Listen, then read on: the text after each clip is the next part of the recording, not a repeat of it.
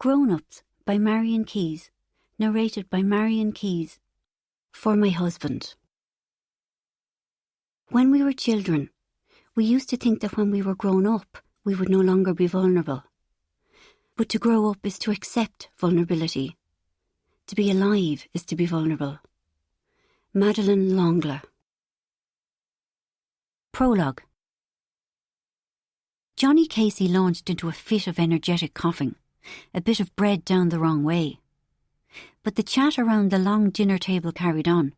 Lovely. He could die here, literally die, on his 49th birthday. And would his brothers, their spouses, his own wife Jessie, or any of the children even notice?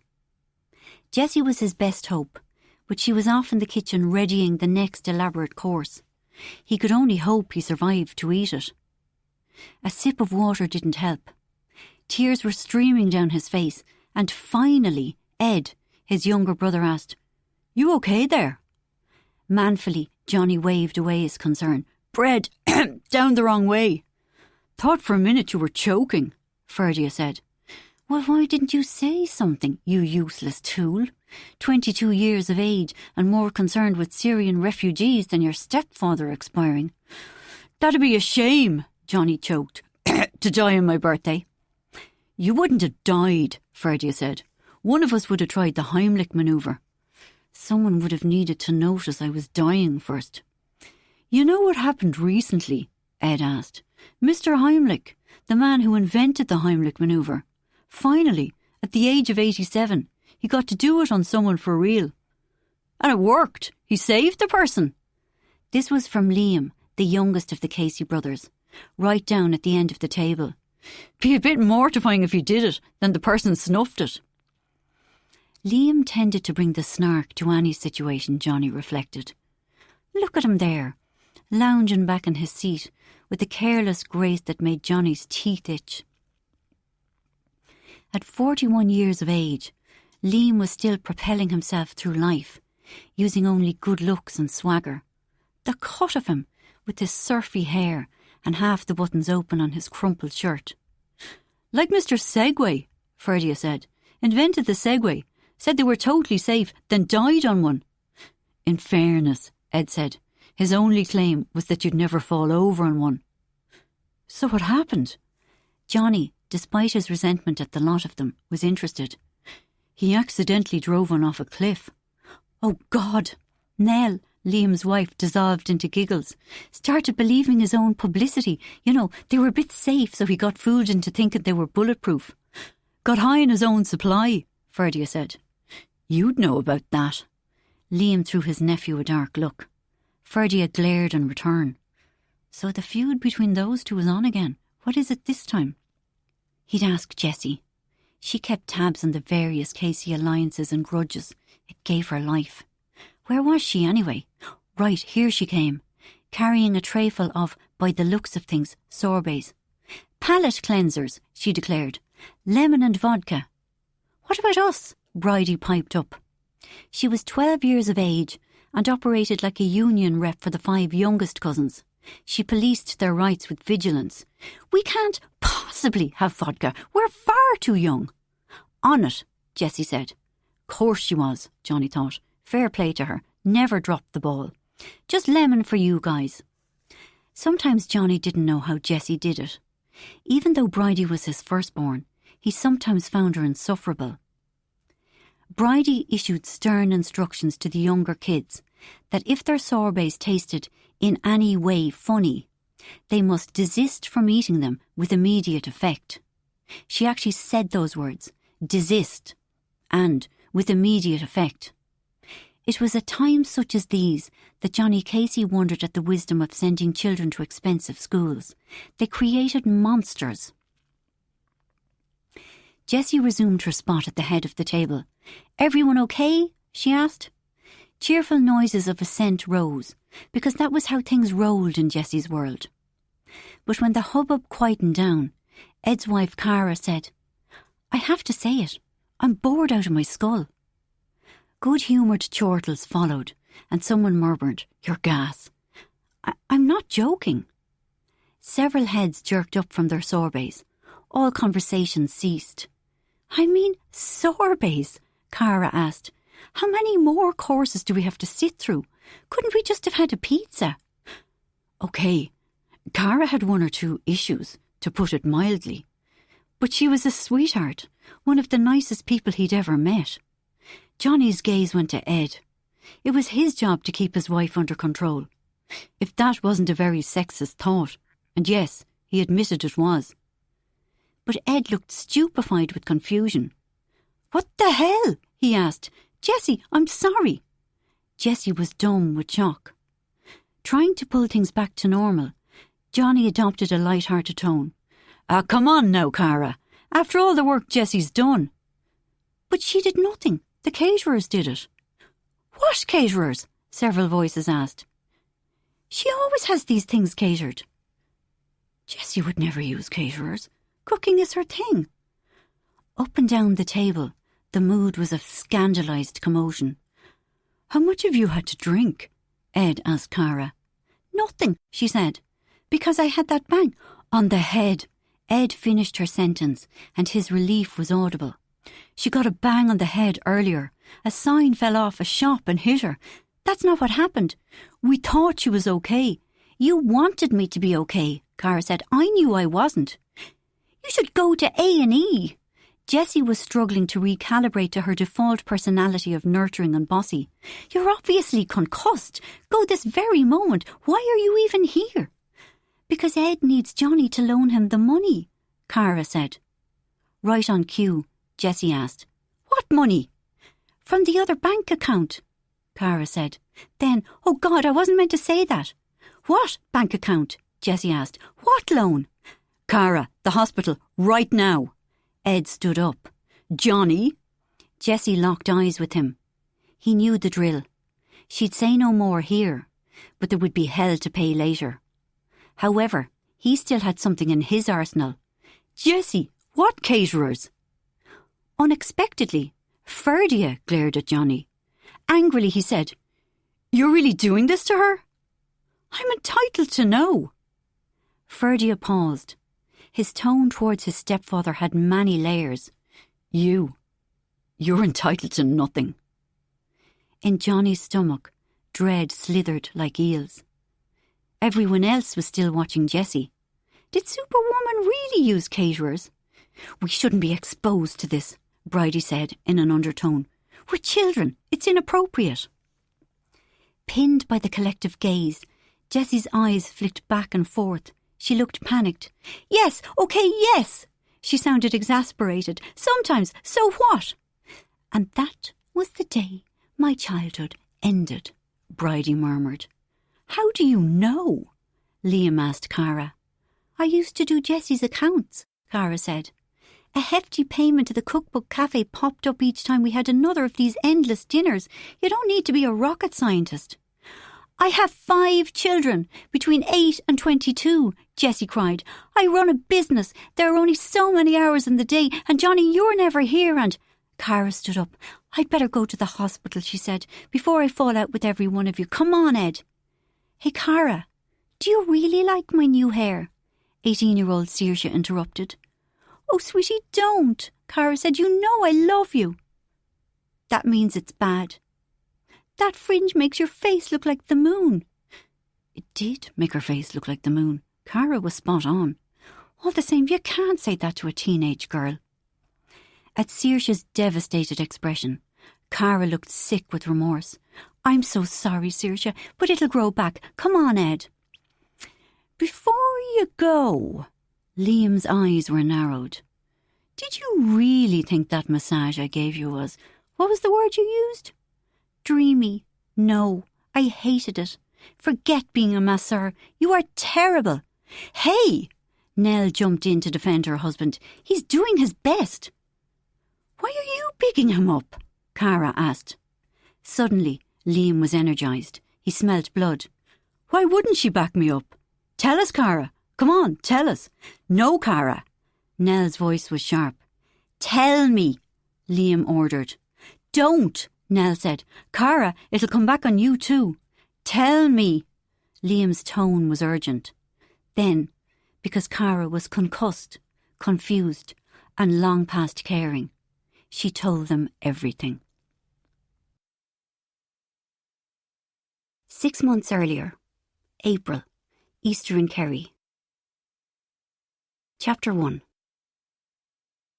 Just after 7 a.m, Cara's internal line rang. Alexander, the doorman, spoke. The Egypt has landed. ETA 3 minutes. Cara turned to her trainee. Vihan, showtime. She tugged at her skirt once more and ran a hand over her chignon. Remember, shadow you, keep smiling, say nothing. Don't show any shock, no matter what he comes out with. I'm way excited for this. I hope he's heinous. Stop. First Alexander being irreverent, now Vihan. In this job, you shouldn't even think these things.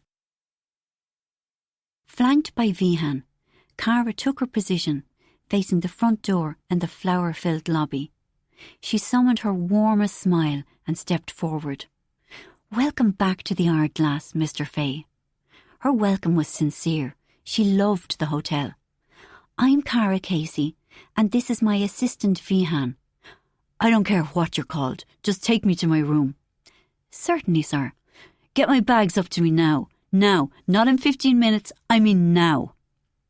Cara made urgent eye contact with Anto the bellboy. Go, go, go. The elevator is this way, Mr. Fay.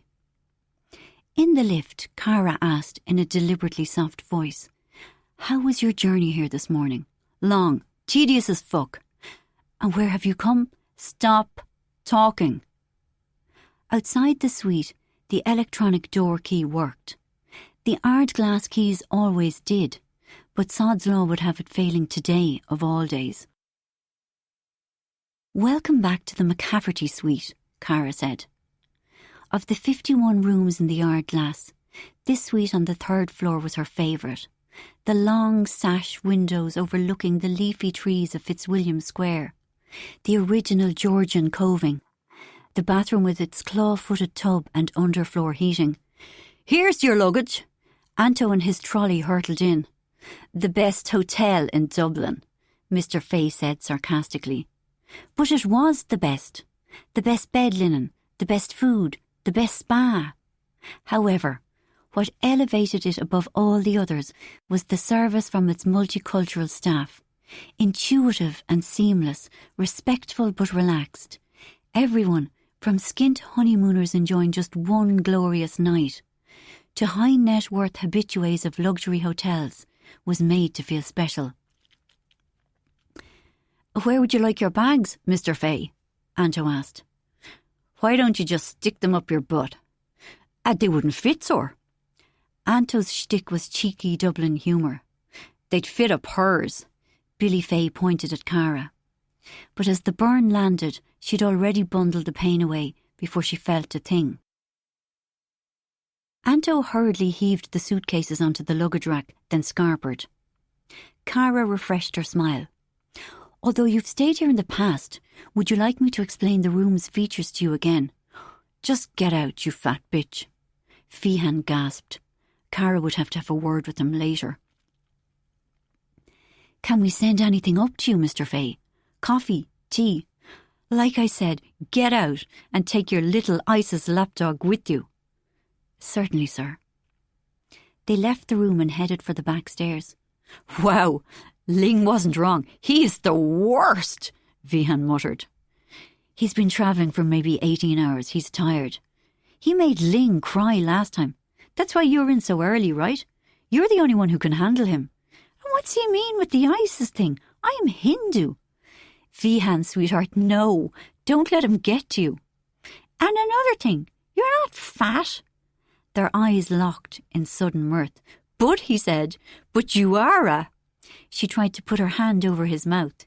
He wrestled himself away, both of them giddy from the release of all that tension. Still laughing, they came into the reception area. Bad? Madeleine asked. Oh yeah, I'm an ISIS and I'm a fat bitch. After a furtive scan to check there were no guests around, they laughed away the remainder of the stress. So, Madeleine interrupted. The competition winners, Mr. and Mrs. Roberts, their ETA is 1 o'clock. Which room have they been allocated? Not sure, Cara said. I'll know when I see them. Now and again, in a radio phone-in, a lucky duo won a couple of nights in the Hourglass. They tended to be people who couldn't ordinarily afford a stay. Cara and her team got very excited on their behalf. They wanted them to experience the full wonder of the hotel. What do we know about them?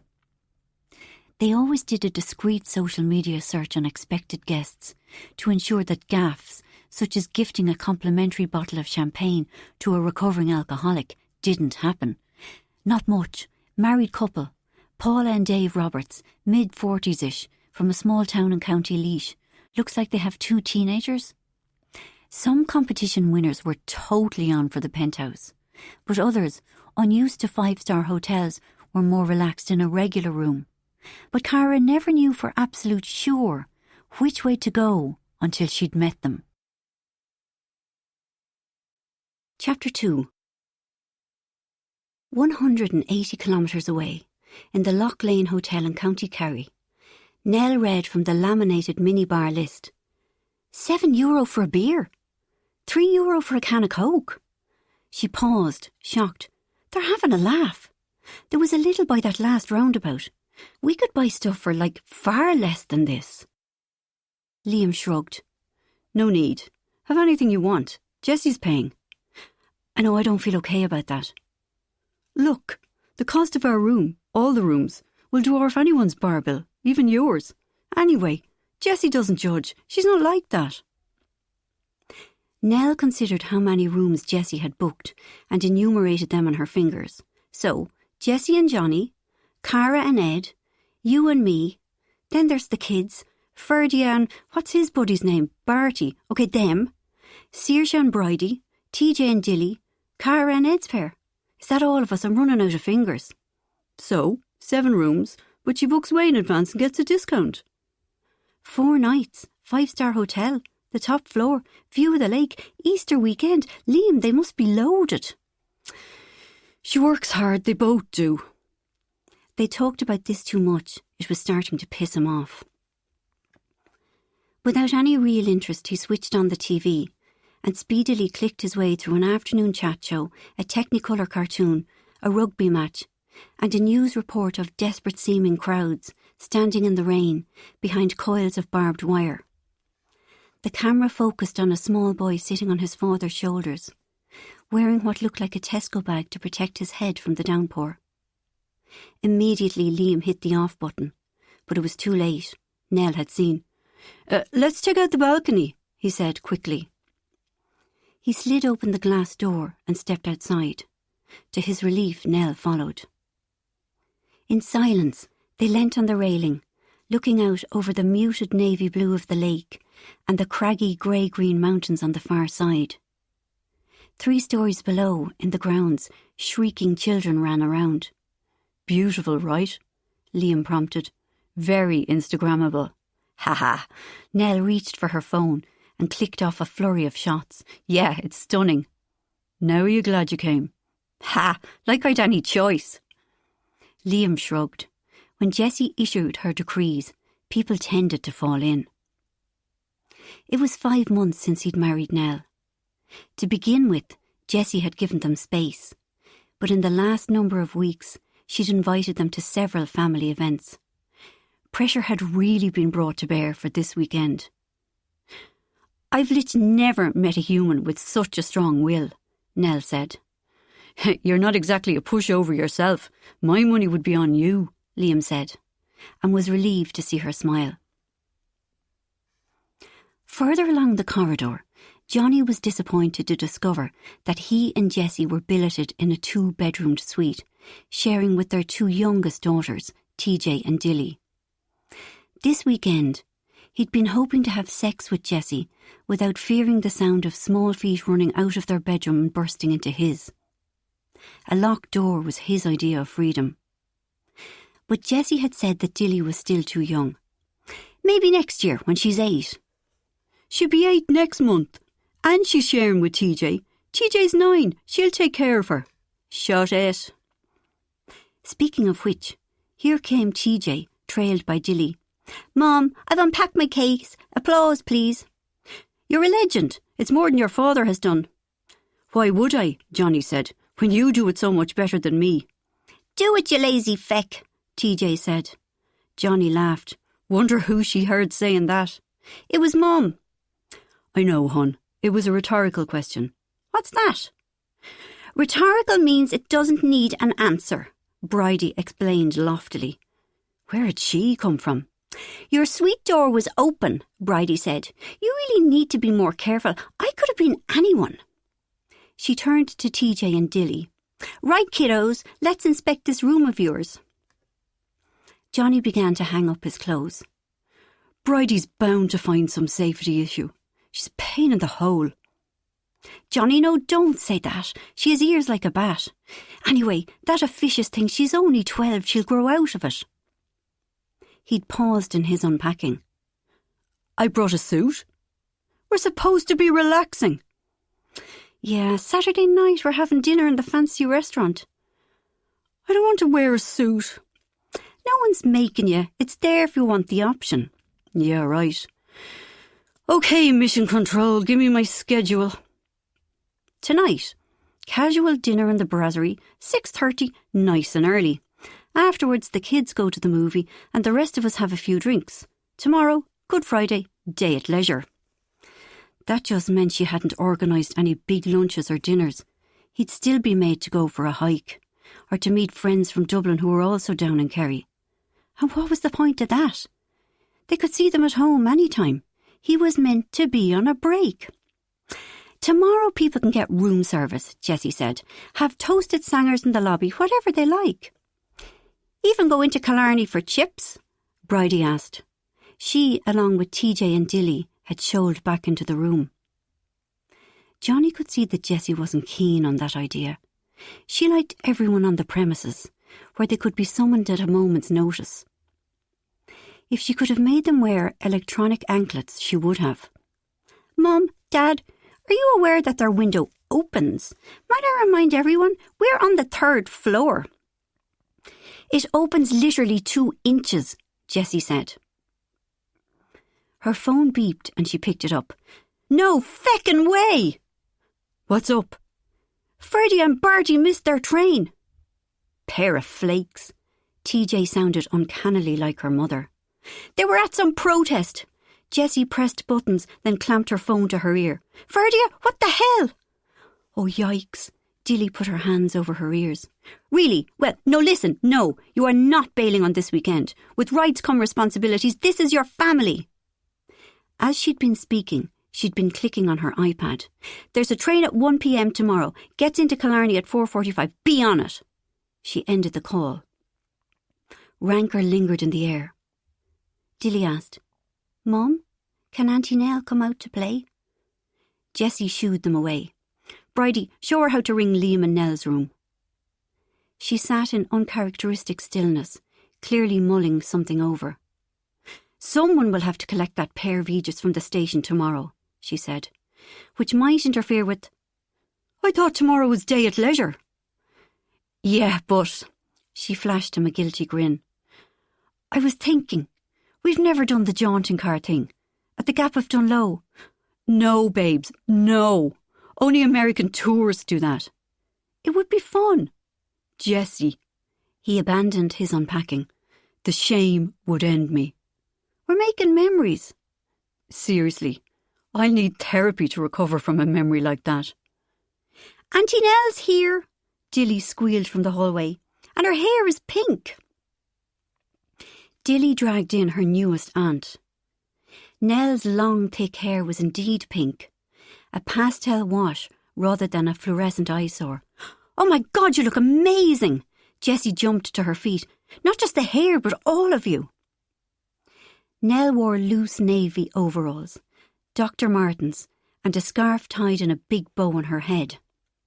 She looked as if she'd been painting a shed, and perhaps she had. Her job involved building theatre sets, so Johnny found it difficult to distinguish between her workwear and her normal get-up. Jessie, Johnny knew, approved strongly of Nell's look. She thought, as a family, it gave them texture. "Thank you for this," Nell gestured awkwardly. "Our room, this hotel. Liam and I could never stay somewhere so beautiful." "Oh, honey," Jessie said, "you're so welcome. We're all so happy you're here." "Thanks." Her face flooded with colour. "Can my hair be made pink?" Dilly asked. "Probably not, Bunny," Jessie said. "You're too dark." 17-year-old Saoirse, 12-year-old Bridie, and 9-year-old TJ were Jessie mini-me's, tall and blonde. Dilly, the youngest, a solid little unit with tangled brown hair, was undeniably a Casey. "Ooh, but what about you, Mum? Your hair is light. Get yours made pink." "I'd kill to look even a tenth as cool as Nell, but there are more chemicals in my hair than in the whole of North Korea. If I add anything else, it'll fall off in my hands." "Not to mention causing uproars work," Johnny said. "Yeah," she sighed. "Oh, Nell, listen, have you booked a spa treatment for this weekend?" No," Nell squirmed. "I've never had a massage." "What? No, that's not right." Nell smiled. "I don't know if it's my sort of thing." "Please, you must have one. Just charge it to the room. Oh, God." Anxiety seized Jessie. "They might all be booked out. We'll do it now. Johnny, ring down to the spa." "Don't," Nell said. "Please." Halfway to the phone, Johnny froze. Which woman was he more scared of? He was saved by TJ. "Are we going or what?" "Going," Nell said. She, Bridie, TJ and Dilly hurried from the suite. "Oh, Johnny!" Jessie was aghast. "She's never had a massage." "She's 30, a millennial. They've no money." I know, but..." Get a hold of yourself. You're talking like she's never seen a banana. Carry on telling me the schedule for this relaxing weekend." "It will be relaxing," she giggled. "God, the state of me. The beatings will continue until morale improves, right?" Chapter 3. At about 1 o'clock, a man and a woman, stiff with self-consciousness, advanced reluctantly into the Ardlass reception area. Cara hurried from behind the counter, wearing her biggest smile. "Mr. and Mrs. Roberts?" That's us." This was definitely not a penthouse situation. These poor people were terrified. Dave's suit had been cut for a younger, slimmer man, and Paula's too formal dress had probably been bought specially. The Ardlass's regular guests tended to breeze in, dressed down in trainers and unstructured athleisure wear, the muted tones and casual air belying hefty price tags. Gently she guided the Robertses to a cluster of armchairs. "Can I offer you coffee, tea, a glass of champagne?" "We don't want to be any trouble," Dave said.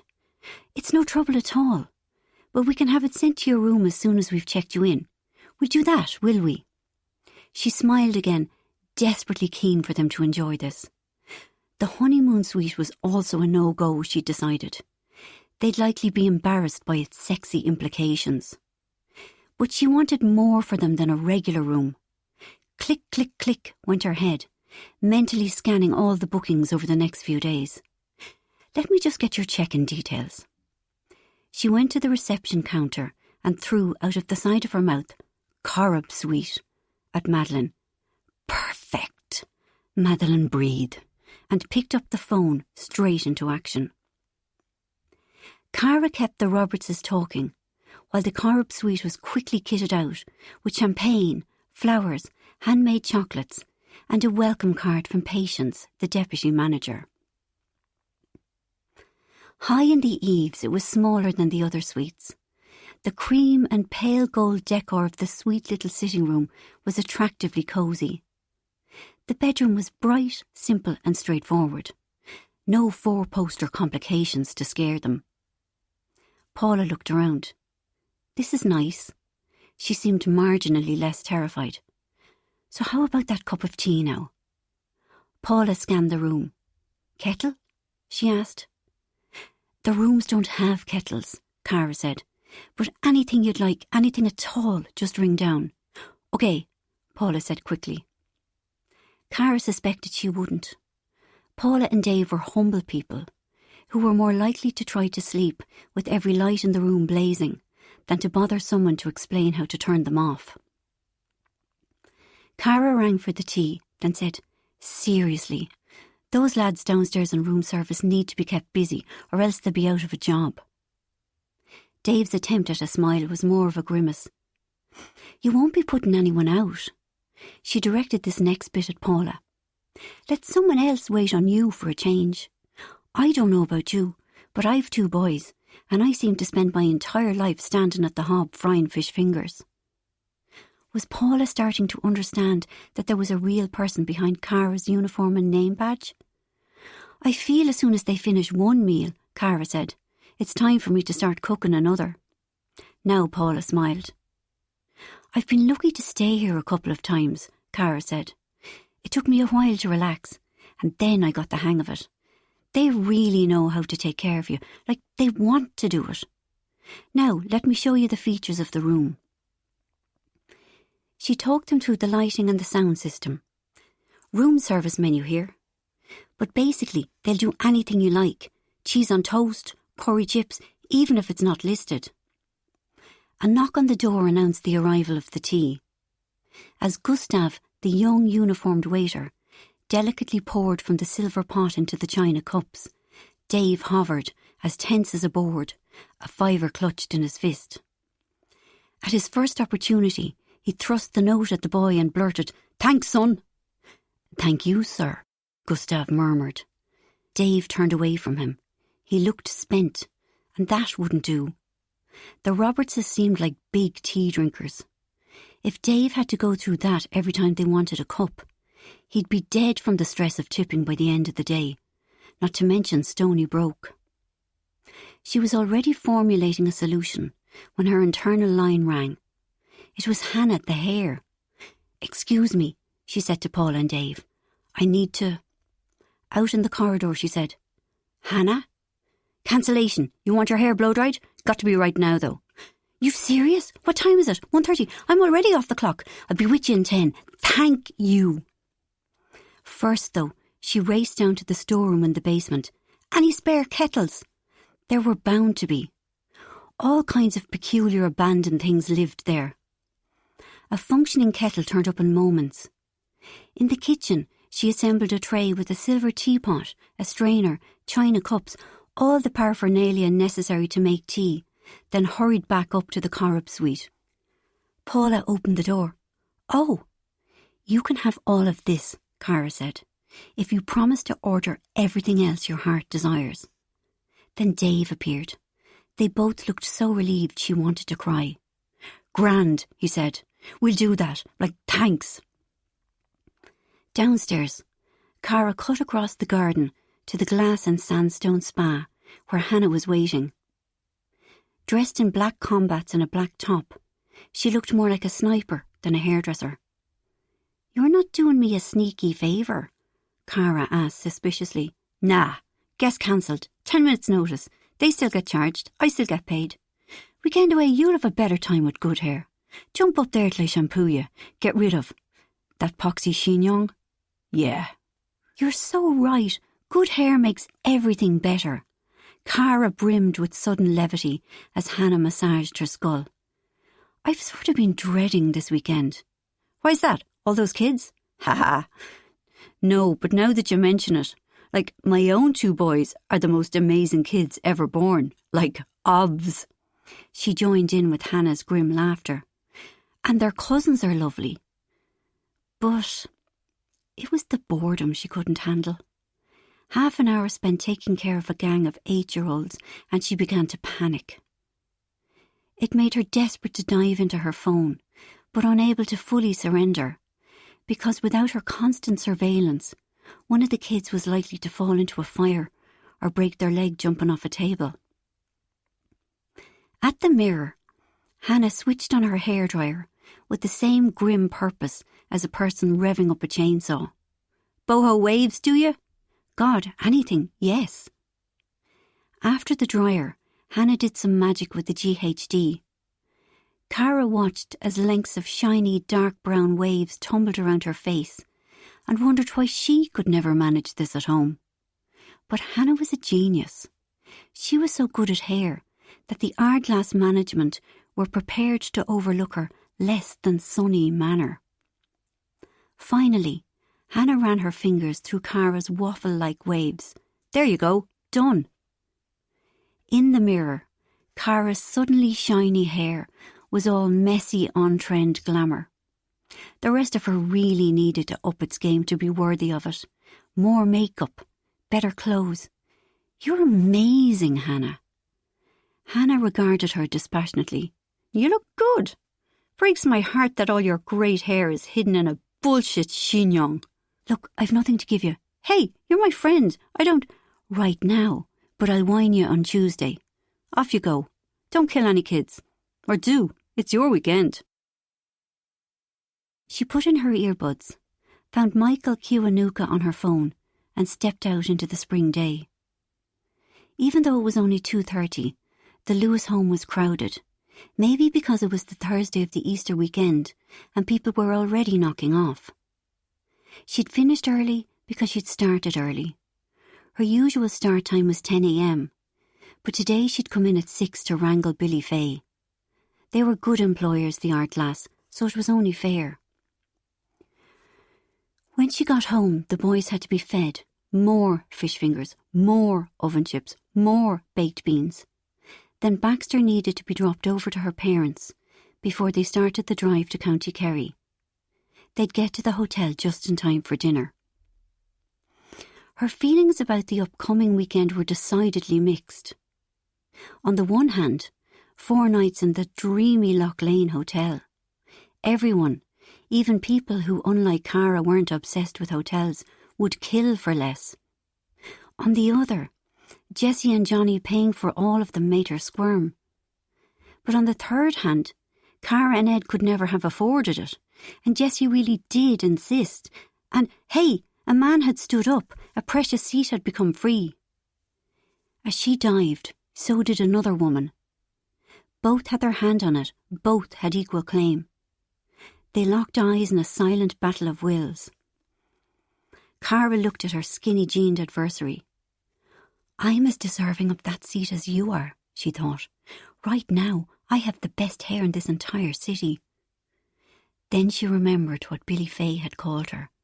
Fat bitch. An upsurge of self-loathing burst its banks and rushed through her every cell. She moved back into the jostling throng, surrendering the seat to the victor. Chapter 4. Oh, Jessie's tone made Johnny pause. What? He asked. That profile in the Independent. It's already up online. I wasn't expecting it for a couple of weeks. Shite. It'll be fine. Forward it to me. In silence they both read. Jessie Parnell is late. By 3 minutes. She sweeps into the PIG cafe on full charm offensive. A finance meeting had overrun. Parking had been tricky, and she hopes I haven't been worried. A friend of mine has a theory about punctual people. They either have excellent manners or they're monstrous control freaks. I wonder which Parnell is. Perhaps both? Parnell is whippet lean, tall, easily 5'9" or 10, and her fitted white coat is pristine. She looks rich, probably because she is. The success story of Parnell's international grocer is familiar to Irish people. Back in 1996, Jessie Parnell, a fresh-faced 26-year-old from County Galway, was just home from a holiday in Vietnam. A passionate cook in her spare time, she decided to recreate Gai Kuon, a dish she'd fallen in love with there.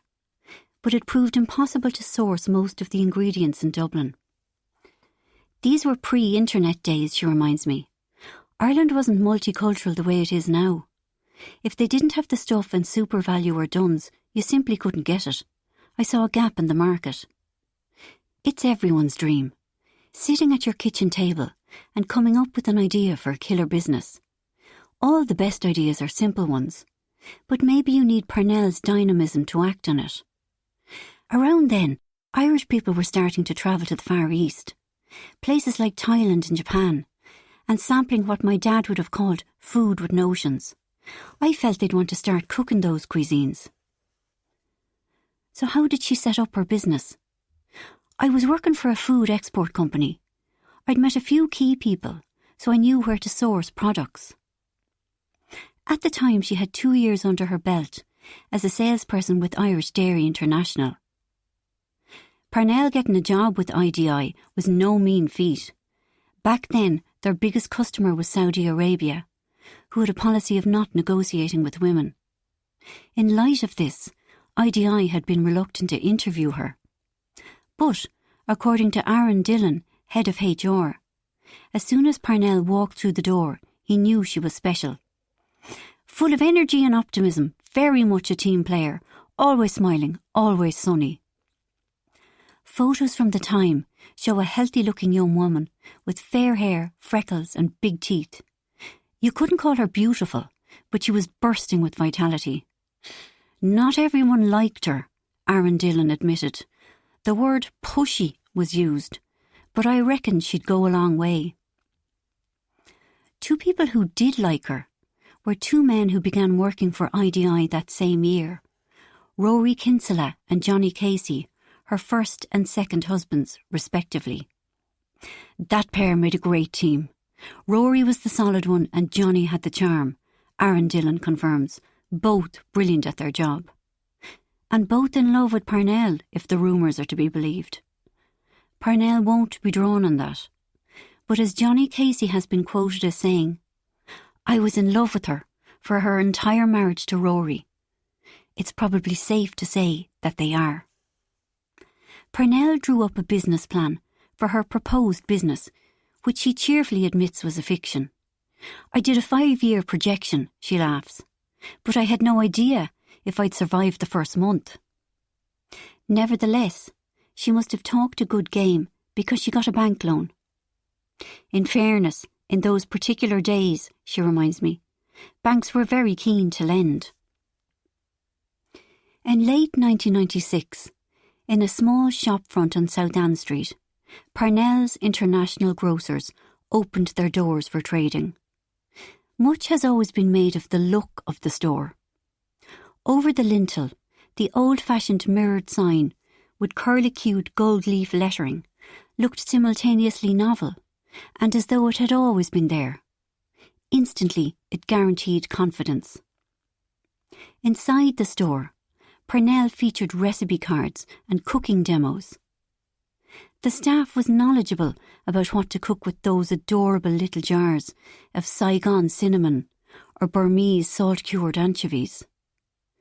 Of course, Irish customers paid a hefty premium for the privilege of buying these ingredients, which could have been picked up in the markets of Birmingham or Brick Lane for 1/10 of the price. Parnell is unapologetic.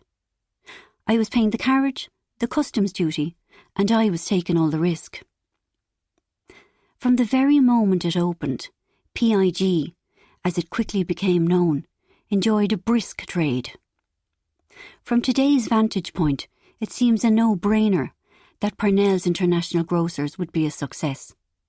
A newly sophisticated population, richer than at any other time in their history. But Parnell says it was nothing of the sort. "I'd given up my job to work full-time on getting the business off the ground, and my flat was my guarantee for the loan. I could have lost everything. I was petrified. It's an audacious thing to set up your own business. Plenty of people would have been happy to see me fail." When I demur, she's insistent. Not everyone likes an ambitious woman. When it's said about a man, it's always in a good way, but a woman, not so much. If I'd failed, the embarrassment would have been as painful as the financial loss. But she didn't fail. She insists, correctly, that a large factor in her success was timing. In 1997, when she married Kinsella, the Cork branch was up and running. At this point, Kinsella left Irish Dairy International to work as a salesman for his wife's company, and less than a year later, Johnny Casey joined them. By the early days of the new millennium, there were 7 stores nationwide, 3 of them, Dublin, Malahide and Kilkenny, featuring cafes. During this time, barely seeming to break stride, Parnell also had 2 children, her only son Ferdia in 1998, and her eldest daughter Saoirse in 2002. When the crash hit in 2008, PIG had 16 outlets around the country, including a fine dining restaurant next to the original site on South Ann Street. In some circles, PIG was known as the land that recession forgot. But Parnell is quick to disabuse me. The recession hurt us the way it hurt every business. 8 of our premises shut. The recession may have passed, but the world has changed beyond all recognition since PIG first opened its doors. How has it remained relevant when the most obscure ingredients can be sourced on the internet and your local Centra stocks Scotch bonnet chilies? Very high quality exotic fresh produce and diverse cuisines. In the last 5 months, we've showcased Uzbeki, Eritrean and Hawaiian food. We've also featured Gujarati cooking instead of generic Indian, and Shandong instead of Chinese. And every launch is supported by the Cookery School. Ah yes, the Cookery School. Perhaps Parnell's greatest achievement. It's a mystery how she continues to woo highly strung, overscheduled, big-name chefs to little old Dublin. But continue she does. In the last month, Francisco Madarona, the chef patron of Orosucio on the Yucatan Peninsula, did 2 days, immediately sold out, of demos of his modern Mayan cuisine. Considering that Orosucio is fully booked for the next 18 months, this is quite an achievement. So how did she manage to bag Francisco? I asked, is her reply. I suspect it's not as simple as that. However, she has a unique combination of charm and dogged determination. It may not hurt that she's a very attractive woman. She's grown into her youthful toothiness. Her hair is a sharply cut bob in an expensive-looking golden blonde. And considering she's 49, her skin is flawless, not a wrinkle in sight. She's refreshingly upfront about her forays into cosmetic surgery. No Botox, but I'm a divil for the laser. I got all my freckles lasered off. It hurt like you wouldn't believe, but it was the happiest day of my life. Now and again I get the face zapped off me to stimulate collagen. Excruciating, but no pain, no gain. Speaking of pain, experts agree that if she'd sold PIG in 2008, apparently 3 buyers with deep pockets made overtures mere weeks before the worldwide crash, she'd have made an eye-watering amount. But she turned them all down. Too much of a control freak? Or perhaps she's not motivated entirely by money. It's common knowledge that her staff are well taken care of, which may explain, despite her reputation as a benign dictator, the almost cult-like loyalty she inspires among her employees. It seems as if she lives a charmed existence, but we must remember that her first husband died when they were both only 34. They'd been married less than 7 years and had 2 young children. Rory died of an aneurysm. It was so horribly sudden, her face clouds. I can't describe the shock. Since then, perhaps she finds it hard to trust that happiness will last. It would certainly explain her non-stop drive. She has never spoken about when her relationship with Johnny Casey started. He was working for Parnell when Kinsella died, and she's credited Casey with keeping the business going during those months after her bereavement. It was only when Parnell became pregnant with her 3rd child, less than 3 years after the death of her first husband, that she went public with Casey. They married that same year, a low-key register office affair, compared to the 120-person extravaganza of her wedding with Kinsella. According to several sources, Rory's parents and 2 sisters, Kiva and Izzy, have never forgiven her. They declined to contribute to this piece. I asked Parnell what it's like working so closely with her current husband. Handy, is her immediate answer. If something crops up about the business, I can address it there and then. I've been known to wake him in the middle of the night to ask if he's remembered to do something. Managing a demanding career with 5 children. How does she do it? With a huge amount of help. I've a housekeeper who comes in every weekday. He does the laundry, housework and after-school childcare. Hold up. He? Totally. Why not? You have to wonder why. This is the woman whose first husband was her employee, then her second, and she didn't take either of their names. So how does she unwind, if ever? My kids and I pile into the bed and watch TV or just catch up. I'm all about family, and I'm at my happiest when we're all squashed in there together. I adore children. I was nearly 42 when I had Dilly. I'd have loved more, but Johnny threatened to go for the snip. Without checking her phone, she knows when our allotted hour is up. I'm treated to a warm, fragrant hug, and then she's gone, click-clacking away in her pristine coat, changing the world. It's fine, Johnny said. It's mean. Like going on about my coat. It's only my North Face cold weather thing. It's practical. And it's only white because all the black ones in large were gone. And I'm not whippet lean. I'm average-sized. She flashed a trying hard smile. And I'm not a control freak. Johnny raised an eyebrow. Babes. Not in that way. He makes me sound like a monster. And I'm only 5'7". Like, why has he exaggerated my height? And that thing about you being in love with me for my entire marriage. I know. Johnny had said it as a quip a long time ago. But it was one of those things that was trotted out every time a new interview was done. Now it's treated as hard fact like the moon landings. He makes me sound like a man-hating, two-timing, slutty, white coat-wearing giantess who sleeps with chefs.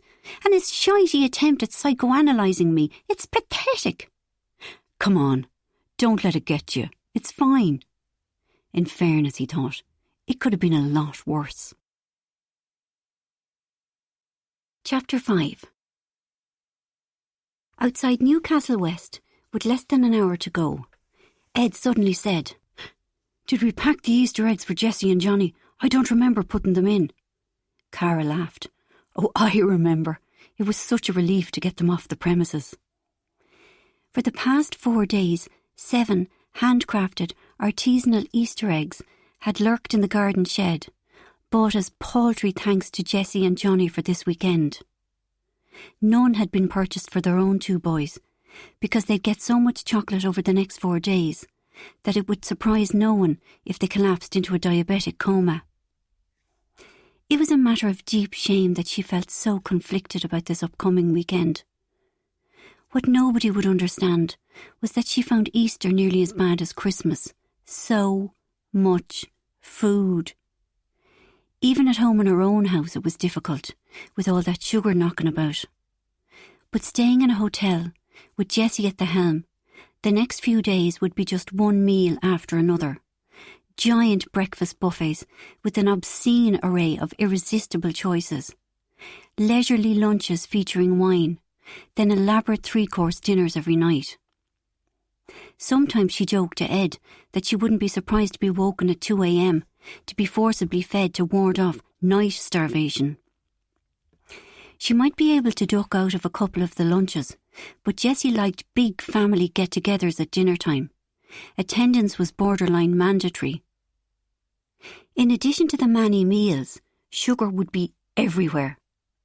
There was the giant Easter egg hunt on Easter Sunday morning, where overexcited children swarmed through the grounds, snatching cream eggs from hedgerows and flinging them into small buckets. Last year, Vinny had found 11, and Tom got 16.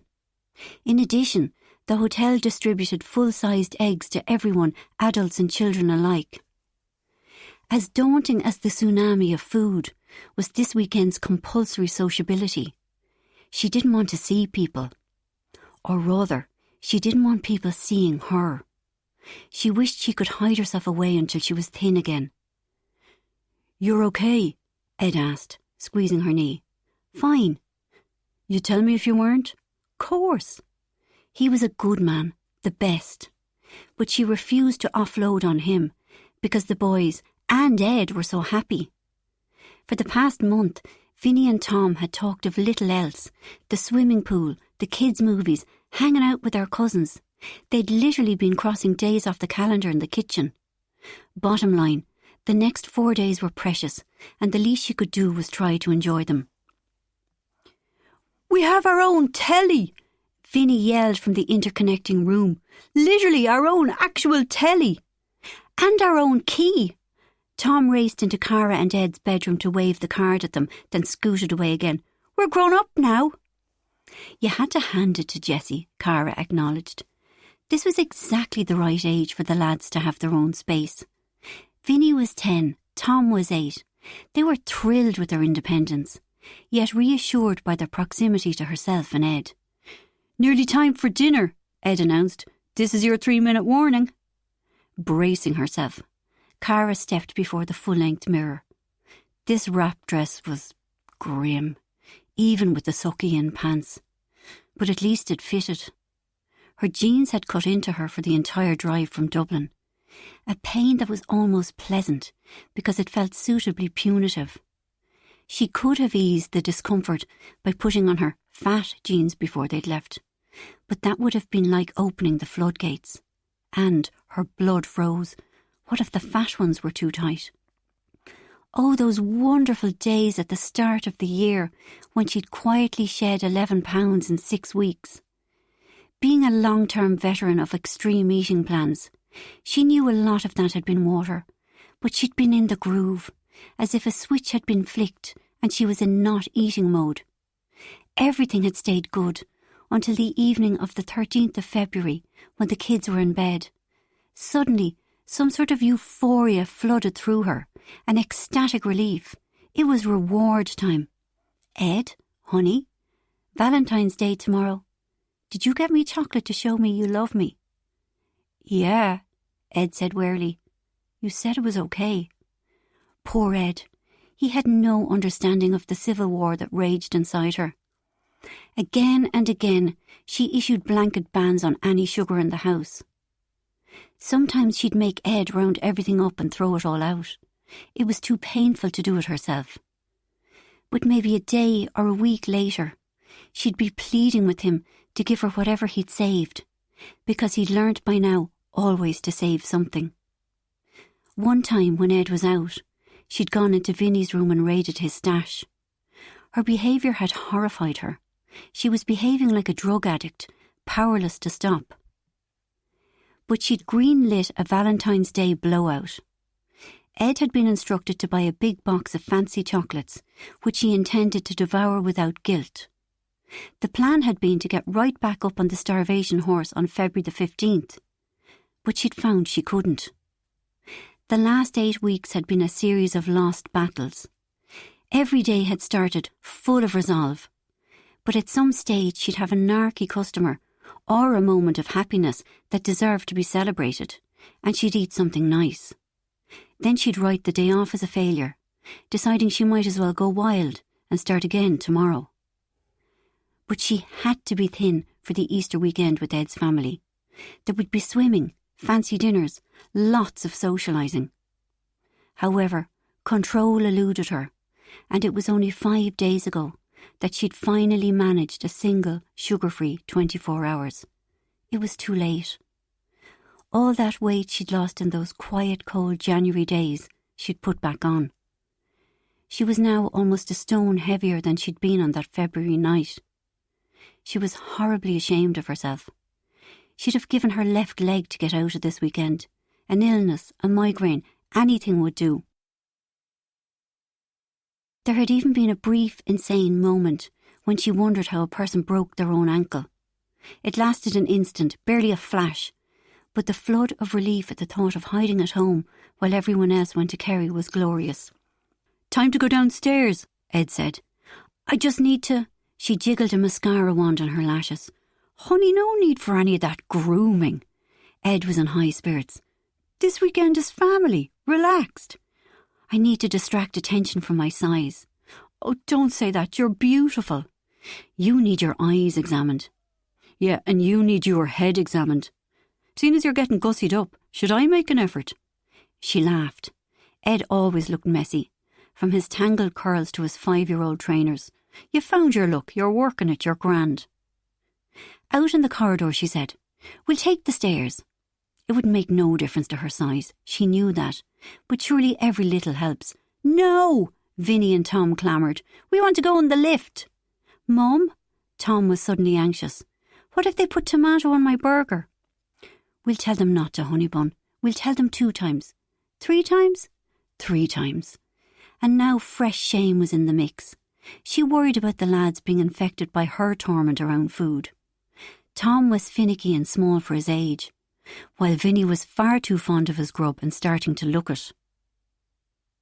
In the restaurant, lots of cases were already milling around the long table. Cara found herself doing the scan, where she automatically checked out the weight of every woman there. She wished she didn't. Jessie looked the same as always. The thing about Jessie was she was tall, and weight was always easier for tall people. Even so, you could tell she never gave her size a moment's notice. And there was Saoirse, 17 years of age. The lucky girl had the same body type as her mum, healthy and sporty, but a long way from being skin and bone. Paige, Liam's ex-wife. Now, she'd been skin and bone. Not scrawny, nothing as tacky as that, but fine-boned and elegantly narrow. The first time Cara had seen her tiny ribcage, prominent clavicles and pretty little face, she'd felt queasy with jealousy. But that had passed quickly. Despite her very important job, repositioning the Irish arm of Parcelfast, Paige was touchingly open about her social anxiety. "I'm no good at this," she'd once confessed to Cara, at a party Jessie had forced them both to attend. "But you're the woman who is aggressively going after the DHL FedEx market share," Cara had quoted at her. "A force to be reckoned with." "I'm just a nerd. I do okay in work situations, but when I have to be me, not so much." It had long been a mystery to Cara how Paige and Liam had lasted any time at all as a couple. OK, they were both extremely good-looking, but Liam had lived an unconventional life, and Paige was entirely by the book. When they'd finally divorced 2 years ago, Jessie had tried to keep Paige in the Casey orbit. But Paige was so keen to consign Liam to her past that she'd found a new job in her native Atlanta shortly after, taking their 2 daughters with her. Jessie had been up in arms, but forced to stand down when she discovered that Liam had agreed to this arrangement in exchange for a rent-free apartment in Dublin. Cara missed Paige. They all did. But Cara's sadness had been laced with a hefty dose of anxiety about what kind of woman Liam would produce next. What with Liam being so sexy, his new girl was bound to be a prestige version, and prestige always meant thin. But Nell had surprised everyone. She was fresh and fun and in no way glamorous. Nor was she a wisp. Her hips and chest were curvy, and she was almost as tall as Liam. Mind you, she also had a flat stomach, toned biceps, and not a hint of cellulite. "Jesus, Cara, your hair," Jessie said. "It's so sexy. You look great. And don't say that your dress hides a multitude, just for once." "Ha ha, but this dress does hide a multitude." Saoirse had been listening to this exchange. Earnestly, she said, "I think you're beautiful." Cara tended to be intimidated by teenage girls, so shiny and insta-ready. But Saoirse was sweet, with an innocence that made Cara suspect she was probably sniggered about by the more sophisticated girls in her class. "Cara, you have dimples," Saoirse declared. "Who doesn't want dimples?" "I'd prefer hip bones." They shared a laugh. "Wait till the menopause kicks in for me," Jessie said. "I'll be ginormous." Cara rolled her eyes. "The menopause will be far too scared of you. You'll sail through it." She sat, and immediately Tom attached himself to her. "Tom," Jessie said. "Hello, honey. You look so grown up in your new glasses. What's that you're reading?" "Harry Potter." "But you're only 8. You're so clever." "I'm bookish," Tom said. "That's just another word for bad at hurling, but it's okay." "You're adorable," Jessie said. "That's one more word for bad at hurling, isn't it?" Jessie had moved her attention to Vinny. "How's Vinny?" she asked. On the far side of the table, he was having a fork-jabbing competition with TJ. "Vinny, what's going on?" "Vinny," Cara called. "Jessie's talking to you." Surprised, Vinny looked up. "Hi, Auntie Jessie." "How are you, sweetie?" I have attention deficit, but it's not bad enough to be a disorder. And I set fire to a wooden crate in the field near the school." "Just testing his boundaries," Tom said. "That's all, and I won't do it again." Menus appeared on the table. Could she skip the starter? No, that would cause a medium-sized outcry. OK, she'd have a Caesar salad, dressing on the side, skip the croutons. Basically, that was only lettuce. For the main course, maybe the fish. Protein was good. No potatoes, though. Potatoes were very bad. But she needed carbs. If she let herself get too hungry, there was a danger she'd binge later. Oh God, here came baskets of bread. Bread was always a mistake. It lit a fire in her, making her crave all the food and stripping her of any power to resist. Look at you! Jessie scanned the length of the table. All the kids from 7-year-old Dilly to 17-year-old Saoirse. Everyone's getting so grown up. We need more babies, Johnny said. Fresh blood. Don't look at me, Cara said. I'm done. And Nell won't, because of the state of the planet. Liam flashed a smile at his wife. It'll be up to the next generation. How about it, Saoirse? Stop, Saoirse squealed. Anyway, Ferdy is older than me. Let him have the next Casey baby. No. Jessie actually went pale. No way. He's got his studies and no, just no. Pity the misfortunate woman that Ferdy brought home to meet his mammy, Cara thought. Where was he anyway? Missed the train, Jessie sighed. The clown. She rolled her eyes, but her heart wasn't in it. She tried so hard to pretend that Ferdy wasn't her favourite child. While I think of it, she said, is anyone free tomorrow afternoon around 4:30 to collect Ferdy and Barty from Killarney station? I'll do it, Nell said super fast. Or I can, Ed said. No, please, let me. Nell was insistent and Cara understood. She was embarrassed by the money being spent on her this weekend and was attempting a frankly impossible rebalancing of the scales. Cara had been the same back in the day. Jessie and Johnny had become an item around the same time as she'd met Ed. Very quickly, Jessie had begun inviting Ed and Cara to come along on their family holidays. But when they'd admitted that the costs were out of their reach, Jessie offered to subsidise them. They'd refused. The whole idea made them uneasy. Jessie didn't give up. Over and over she explained that as an only child, she'd be getting more out of these family holidays than Ed and Cara. Jessie's generosity was sincerely meant, but it didn't stop Cara doing whatever she could to show her gratitude. 7 months earlier, an opportunity had presented itself. Johnny had made a chance remark about keeping track of their online purchasing. It's the returns, he'd said. So much of Jessie's stuff goes back, but I keep forgetting to check if we were refunded. Just set up a spreadsheet, Cara had said. It's easy. I can do it for you. But wouldn't you need access to our emails? Johnny had misunderstood. Cara's offer was merely to set up a spreadsheet, not to track their online shopping. You'd need to come to the house to see them, Johnny asked. Or could you access them remotely? How often could you do it? Once a month? She decided to go with this unexpected acceleration. But don't you mind me seeing all your financial stuff? Course not. Jessie, come here. Cara's going to monitor, that's a lovely word, monitor, very reassuring, our online buying, making sure we get our money back for any returns. Jessie wasn't quite as delighted. Cara, don't judge me. I'm trigger happy, especially late at night if I've been on the sauce, but most of the stuff goes back. Look, I know the couriers cost money, but if I was to get in my car and drive to the shops, the cost of my time and the petrol, well, it's probably better. Stop. I won't do it if it makes you uncomfortable. Jessie had chewed her lip. That needs to be done. It does, Johnny was adamant. And your family, Cara. After a couple of months, when Cara had traced over €1,000 in misdirected refunds, Jessie was fully on board. So much so that Johnny asked if she'd take on more work. Could you do monthly accounts for us? Like, just a breakdown of what we spend the money on. That way, we'll get a handle on where it all goes. The thought of discovering how much they earned and what they spent it on made Cara feel panicky. But how could she refuse? Ed says you do it for the 4 of you, Johnny said. He says you're great. I'm not great. But she and Ed operated so close to the bone that rigid financial planning was vital. Conversely, Jessie and Johnny had no budgeting system. If the bank rings me, Jessie had said, I know I've got to rein it in for a while. Jesus. Is that bad? Jessie had added. It's just that I'm looking at figures all the time at work, so I haven't got the energy for it at home. And I'm useless, Johnny had said. Cara seriously doubted that. It's true, Jessie said. All he's good for is talking, buttering people up, giving them guff. Making deals, Cara had tried to protest.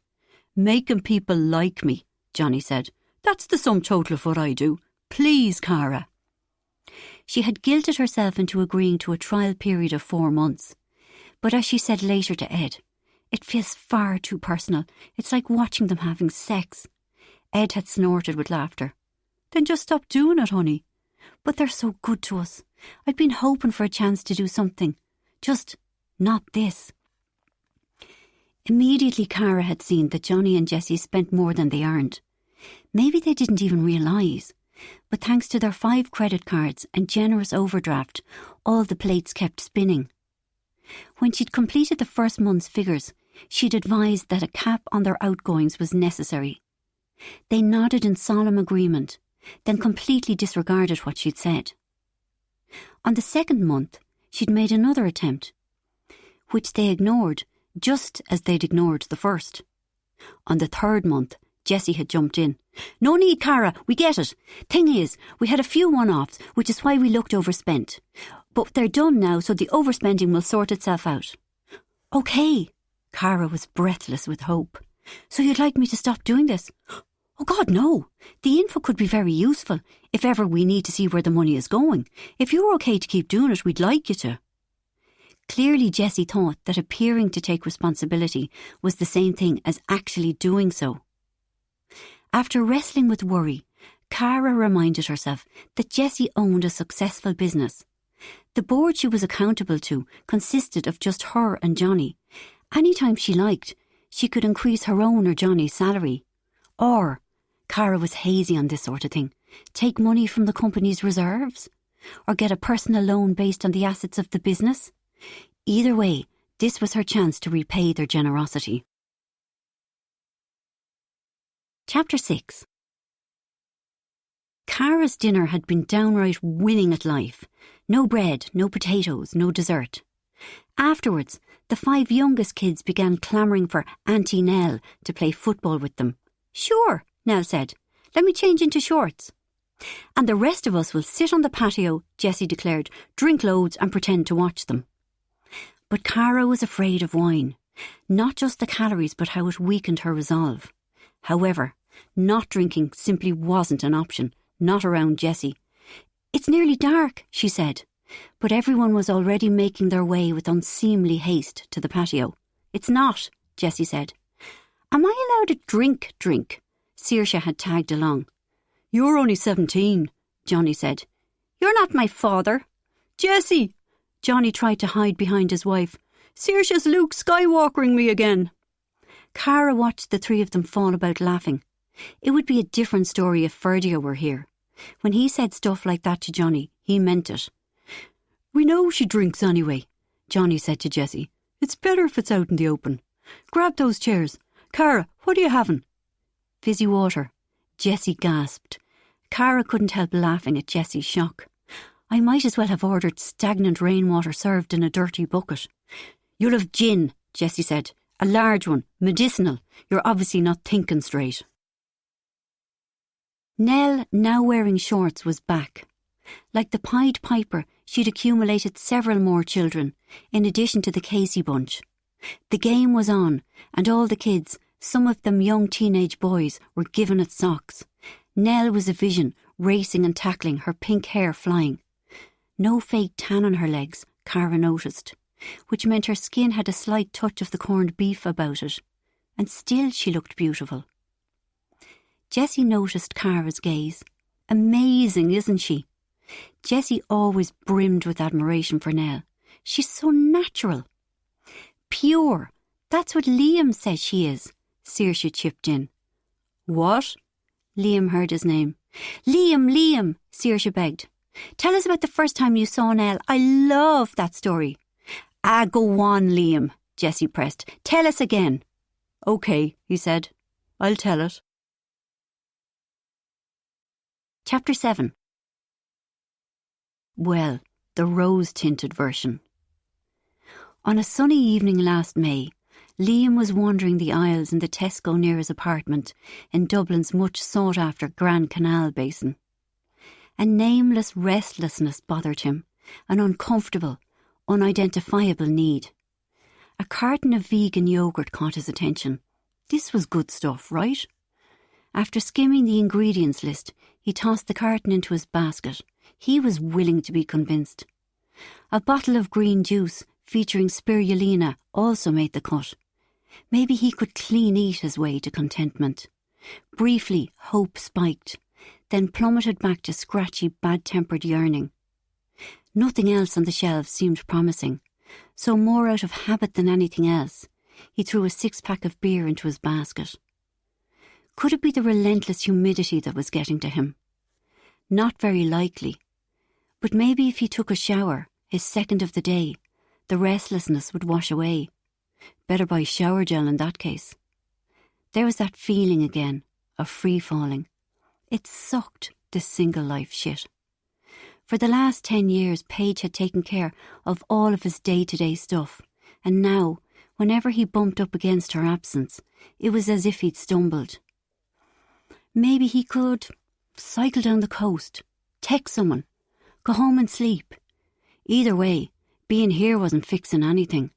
He might as well just pay up and leave. Then he saw the girl. She was tall, with a tumble of thick, fair hair.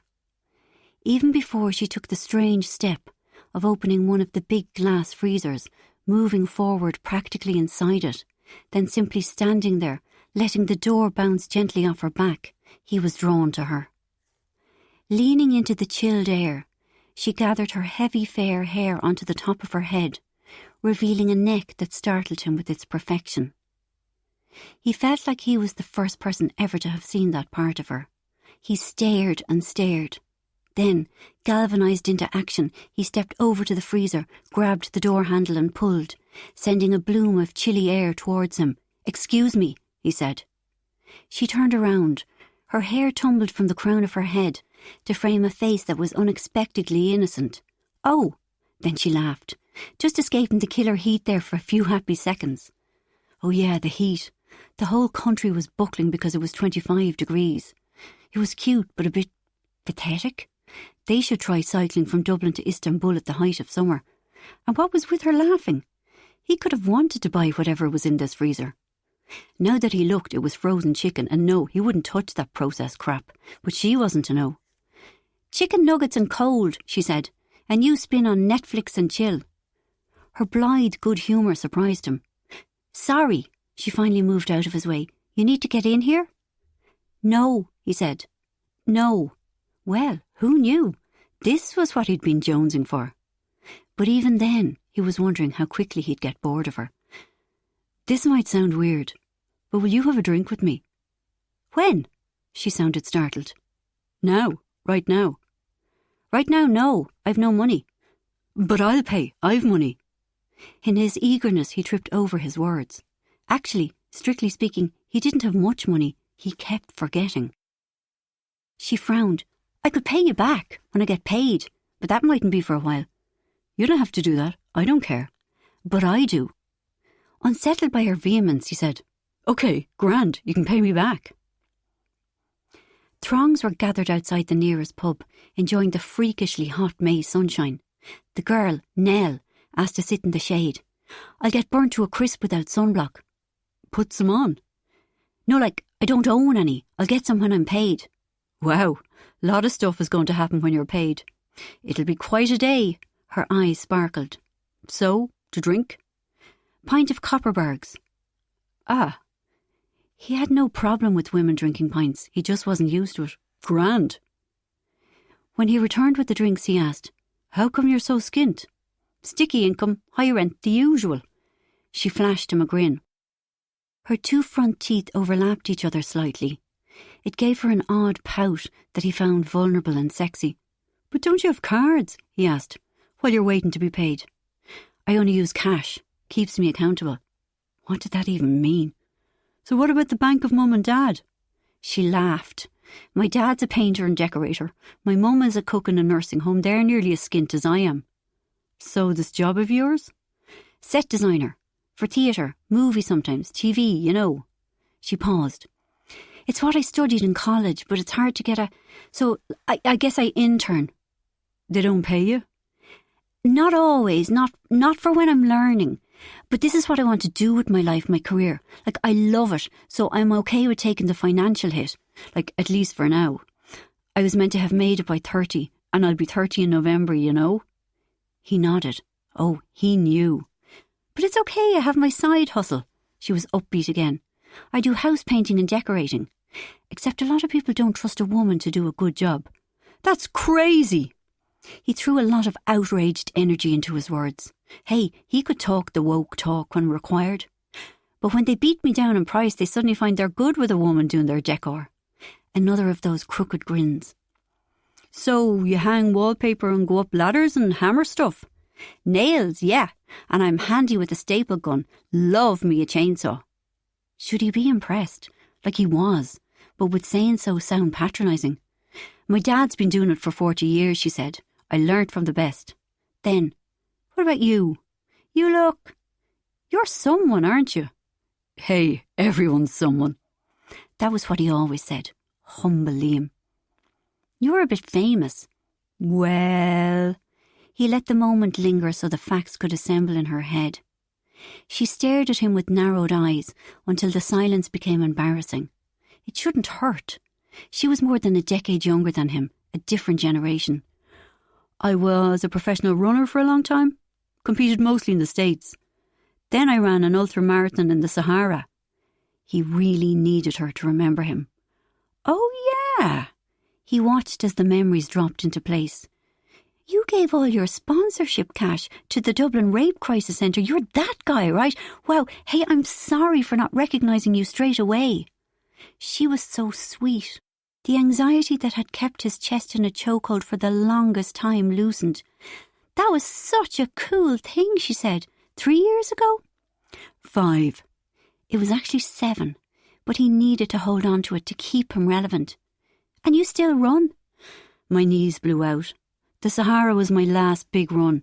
Went for broke, tried to make it count. And you did, raising all that money for such a good cause. But it must have hurt your body stopping you doing what you love. Everything had been easy for him until then. He trained hard, met the right sponsors, enjoyed moderate success. In the early days, everything just got better and better. Then it sort of plateaued. And then it all started to fall away. I stopped winning, a sponsor dropped me, then another, until I was left with nothing.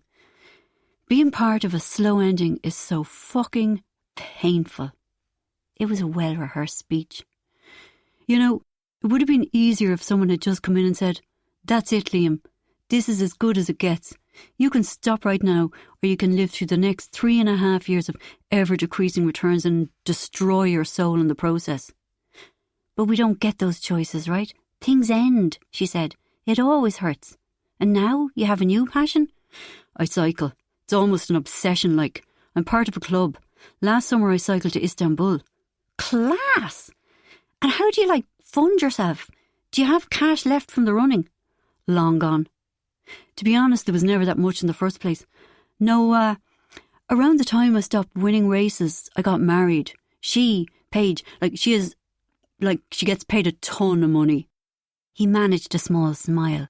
We've 2 kids. I wasn't qualified to do anything else, so I accidentally became a house husband. Respect! She high-fived him. He decided not to mention the nanny and the housekeeper who'd done all of the actual work. Not respect. Everyone judges me. My brothers, my parents, they say I stick at nothing. You stuck at your running career for 11, 12 years? That's staying power. Now you cycle. Sounds like you're committed to that. You're married, you're sticking at... He shook his head. We split up last year, we're divorced. She's gone back to the States with the kids. So here I am at 40, all washed up, managing a bike shop. I've sustained nothing. Not how it works. She seemed very surprised. You lived one life for a while, another life before that. Now you're living out your passion for cycling, and at some stage you'll evolve onto the next thing. This little speech had the effect of an epiphany. He and his brothers had had it drummed into them by their blowhard dad that they needed to dig into a straight arrow career path. According to Canis Casey, you picked your gig early, you got onto the bottom rung of the ladder, and gradually you climbed. Anything that deviated from that model counted as a failure. Although Liam quietly despised that sort of thinking, it was difficult to shake off. But this girl, woman, whatever she was offering a different way of looking at the world, a way that endorsed his choices. "Another drink?" he asked. "Please." "Seriously, no. I'm late on this month's rent, and I need to keep money for food." How could things be that bad? It sounded Dickensian. She saw his astonishment and laughed. That's 21st century capitalism for you. People with degrees in the most developed countries on earth wish they could get work stacking shelves. But you're 40, a different generation, you're not going to get it. Oh, no, he couldn't have her thinking that. Quickly he said, "Oh no, totally I get it. Like, life is tough for 20 and 30-somethings. Like having to move back in with their parents." Well, in theory, iniquities happened. But he didn't believe in it on a big scale. Most people were grand. "So what can be done?" "I don't want to lecture you." "I'm interested." Sort of. "OK. One of the things that perpetuates capitalism is built-in obsolescence." She paused and asked solemnly, "You know what that is?" That tiny little twist of earnestness did for him. Everything we buy is built to break, so we buy new stuff. Our fashion changes and we think we have to buy the new thing even though the old thing still works. So, if stuff breaks, I fix it. He'd never met a woman like her. He'd never met anyone like her. Was it his age, or his circumstances, which he admitted weren't typical? What pleased him profoundly was how different she was from Paige. They were literal opposites. Paige was the ultimate capitalist. Her sole purpose in life was to get people to spend more money, something she was so good at they'd made her CFO of a corporation. "I don't buy new clothes." "Wait, what? You don't buy clothes?" She giggled at his shock. "I do buy clothes, just not new ones." "So you go where? To charity shops? Even for underwear?" She coloured. "Sorry." He'd been inappropriate. "I shouldn't have." He'd expected a smile to say he was forgiven. Even, maybe, a flirty remark along the lines that it was too soon for him to be talking about her knickers. But she had kept her head down and her mouth closed. Chapter 8. Nell, trailed by a clamour of kids, burst into the group of couches. "We're just talking about you," Saoirse said, "about the night you and Liam met." "Oh yeah." Nell flashed a quick grin. That was so not what I'd been expecting. Saoirse focused on Ed, as if she'd only just considered that her uncle had once been young and single. "What about you? How did you meet Cara? Tell us." "Yeah," Liam insisted loudly. "I told my stuff." "Do it!" Cara and Ed shared a look. They'd go with the comedy version. "I'll tell it," Cara said. "I met him in a bar." Pause. "I was drunk." Longer pause. "I slept with him on the first night." Solemnly, Ed said, "Everything that girls are told not to do." "Double standards," Saoirse stuttered. "Girls get slut-shamed when no one judges men." "But hey, I married her." Ed was laughing now, slutty though she was. "Still together 13 years later." Even now, Cara's blood ran cold at the possibility that they might have missed each other. She wasn't meant to go out that night. "I'm too fat," she'd called, as her flatmate Gabby fluttered around getting ready. "You're not fat, you're just not as thin as you were." "Can I wear your denim dress?" Erin, her other flatmate, asked. "Wear what you like." Cara was stretched along the couch, her feet comfortably up on the armrest. "I'm going nowhere." But Gabby and Erin had kept at her. "Life is for living. You'll never meet someone if you stay at home eating crisps." "Who says I want to meet someone?" "We all want to meet someone. Just stop picking bad boys." "I don't do it on purpose."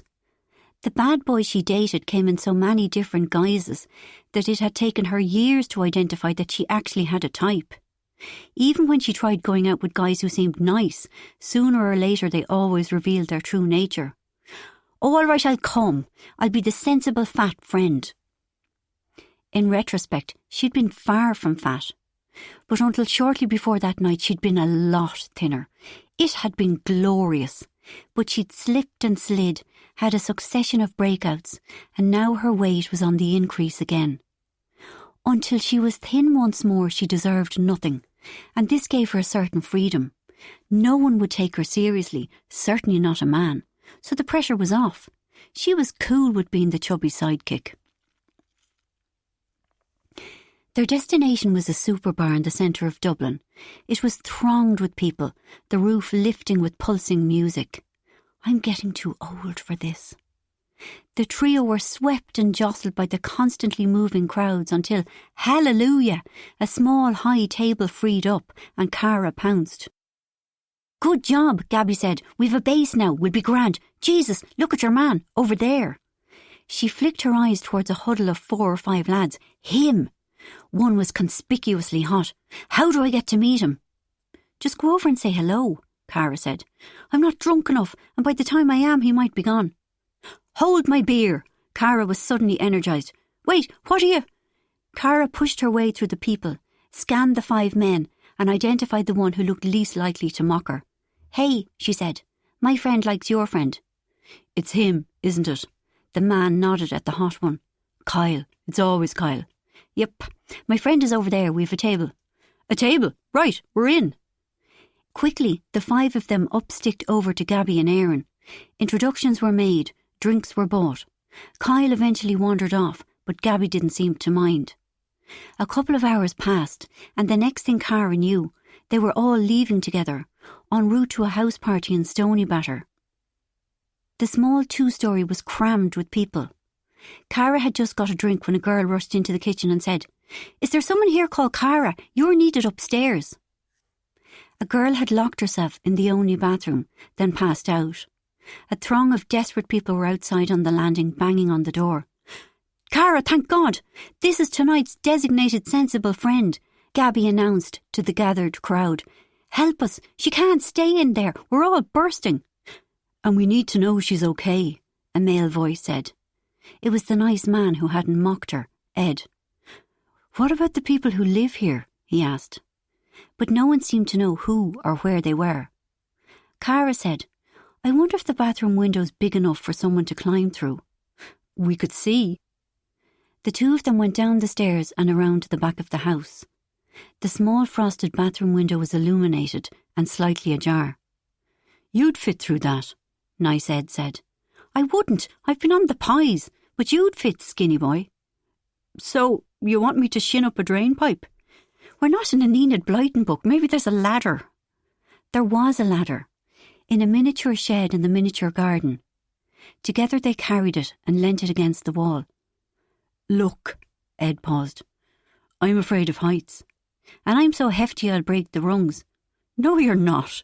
Then, but it's okay. I'll do it. He climbed up while she held the ladder steady. I've got you, she called. You're safe.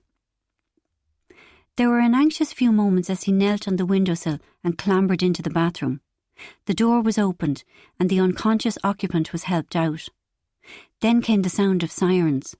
Blue lights flashed in the night air and Cara exclaimed, Oh my God, Nice Ed, it's the police. One of the neighbours had seen a person on the ladder and concluded that next door was being broken into. Already many of the guests had melted away into the night. The police called an ambulance, and by the time the girl was ferried off, almost nobody was left except Cara and Ed. Now what? He asked. Now what? You could come home with me? She looked at him. All of a sudden she was sober. Sorry. She felt awkward. You're nice. I like bad boys. I should have outgrown it because I'm 30 now, but it hasn't happened. You don't know the first thing about me, he said. I'm actually a head case. I get my kicks parading around my bedroom in a gimp mask and wrestling jocks. She laughed at that. Do you even know what a gimp mask is? Okay. He paused, seeming reluctant to give up. It was great meeting you, Cara. You could come home with me. She didn't know why. It was just that he was so nice. In her bedroom she'd said, Nothing is going to happen. Like I said, You're not my type and I'm too sober. Sure. He shrugged super casually and said, we can just hang out. They both laughed at the cliché. Is it okay if I lie in your bed, like on top of the covers? I'll take my boots off, but it doesn't mean anything sinister. Okay, I'll do it too. They lay on their backs, several inches of empty space between them. So, he said, you were very proactive tonight. Ladders and that. How come? Maybe because of my job.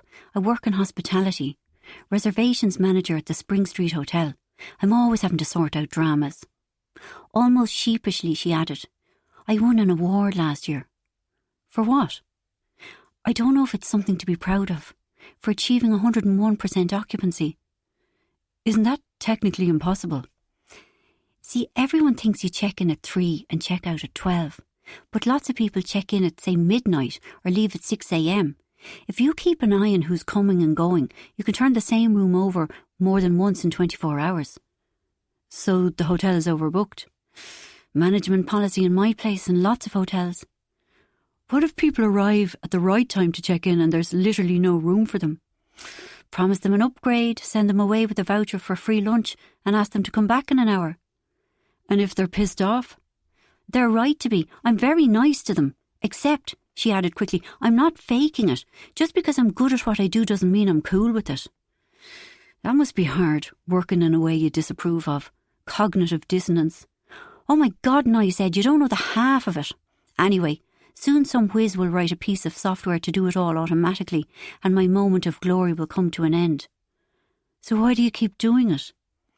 Holding all that information in my head, shifting things around, finding efficient solutions. I guess I enjoy it. And what do you, have you a job? Botanist. A tree hugger? A scientist. Really? Wow. He seemed too sincere, too normal to be a scientist. Mind you, how many scientists did she know? Hey, we should get some sleep. An awkward pause followed. They were lying on the bed, fully clothed. What was the protocol here? You're interfering with my nighttime routine, she said. I listened to a guided meditation to build self-esteem. Work away. Maybe not tonight. Another awkward pause followed, and this one lasted. Into the silence he said, I'm not skinny. Excuse me? She turned her face to his. Earlier you called me skinny. But I'm just lean. Muscle. Plenty of it. That made her smile. I had to do a medical for my job. They measured me with a machine. I'm 31% muscle. That's quite a lot. A ball of warmth radiated from her stomach. He was so cute. I could take off my shirt and show you. Suddenly the air between them had become thick and charged. Okay, she managed to say. Okay, go on then. In the morning, she said, You're still here.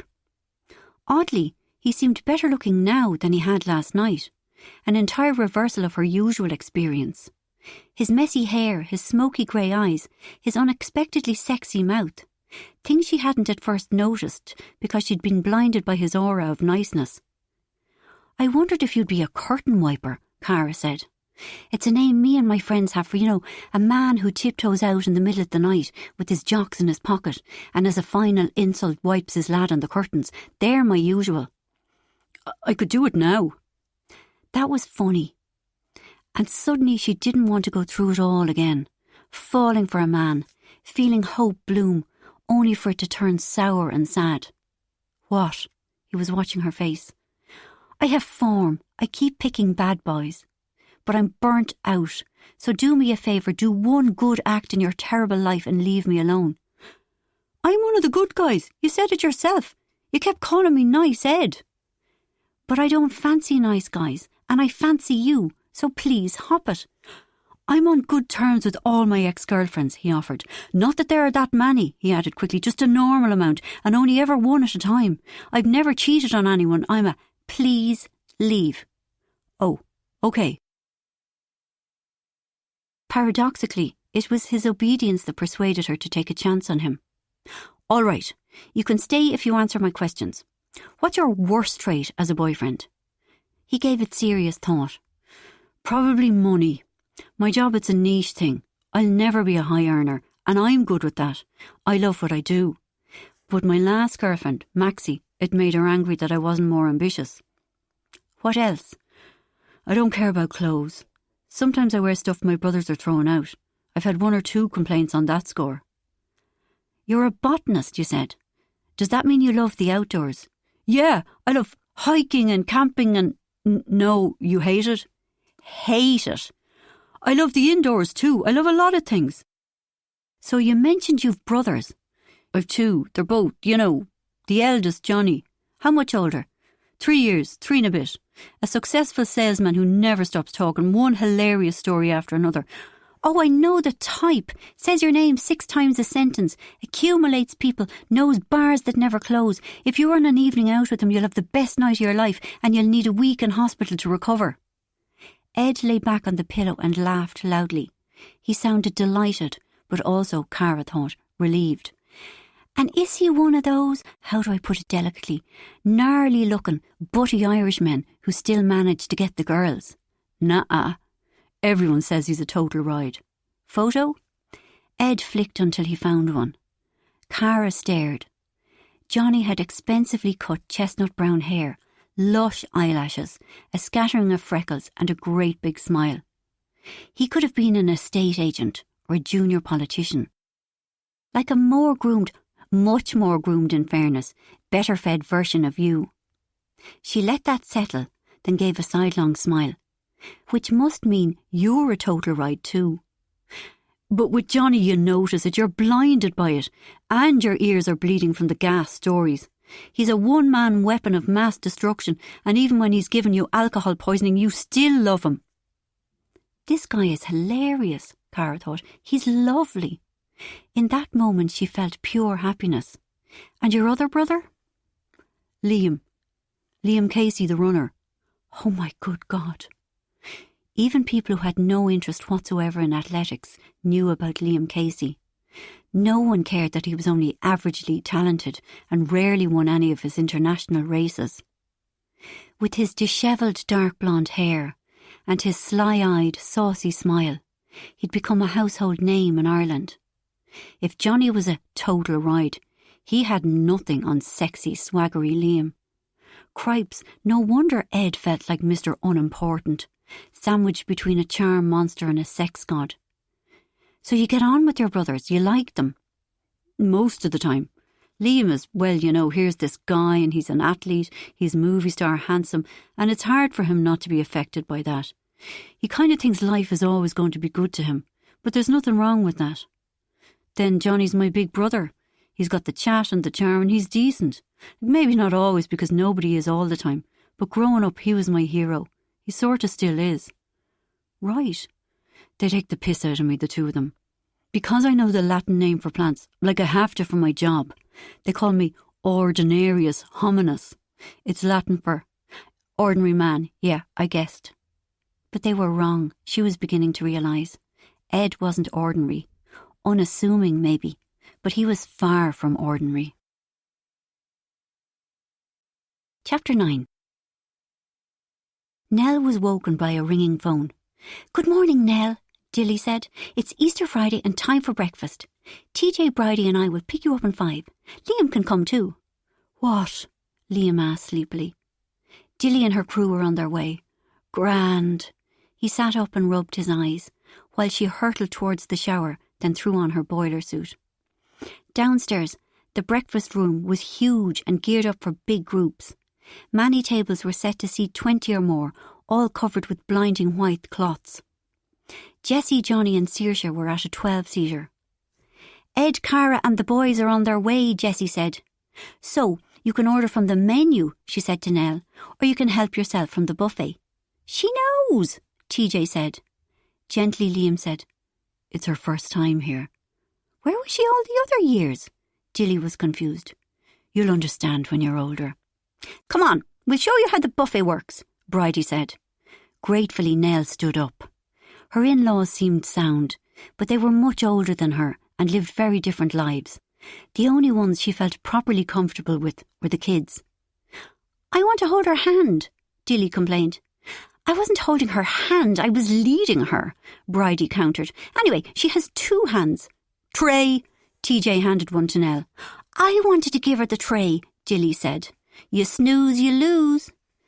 My God, all this food. Nell had seen breakfast buffets before, but never a wonderland like this. That's the fruit, TJ said. We don't bother with that, obviously. There's cheese and ham. That's for the Germans. Smoked salmon and capers here, Bridie said. No clue why. All along there's the disgusting stuff. Sausages, black pudding, horrific. You can skip it, because these are the best bits. TJ led her to a waffle machine. Waffles and pancakes. You can have Nutella or maple syrup, or both, Dilly said. Then you come back for Cocoa Pops.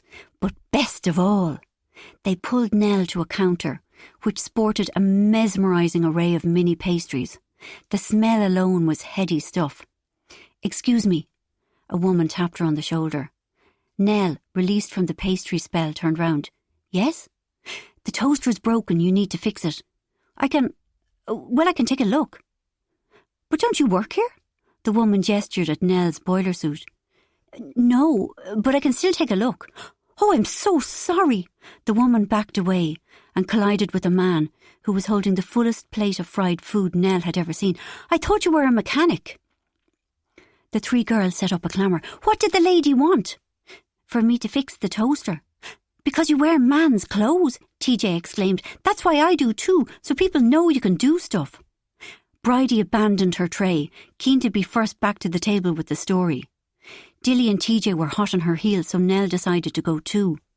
By then, Ed, Cara, Vinny and Tom had arrived, and the story of Nell's mistaken identity made everyone laugh and laugh. So she said, I thought you were a mechanic. Then the lady banged into a man and his rashers went all over the floor. He was pretending he wasn't cross, but he was raging. And a bit of his black pudding plopped into the big bowl of yoghurt. It was so funny. Liam was the only one who didn't seem delighted. Johnny kept making the girls repeat lines. TJ, say again. The toaster's broken, you need to fix it. TJ obliged. Then Johnny said, Now you, Nell. So I said, all doubtful like, well, I can take a look. The gas thing is, Jessie said, Nell probably could have fixed the toaster. Ah, no, electrics aren't my thing. But you'd have tried, Ed said, and that triggered another outbreak of laughter. OK, Bridie said, we need to eat. Come on, kiddos, come on, Nell. 15 minutes later, Jessie said, Killjoy Central here, but our jaunting car awaits.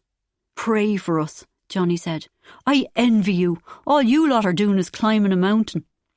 Your packed lunches will be at the front desk, Jessie said. And Nell, you won't forget to pick up Ferdy and Barty from the station. Course not. You'll be back in time from your climb. She directed this at Ed.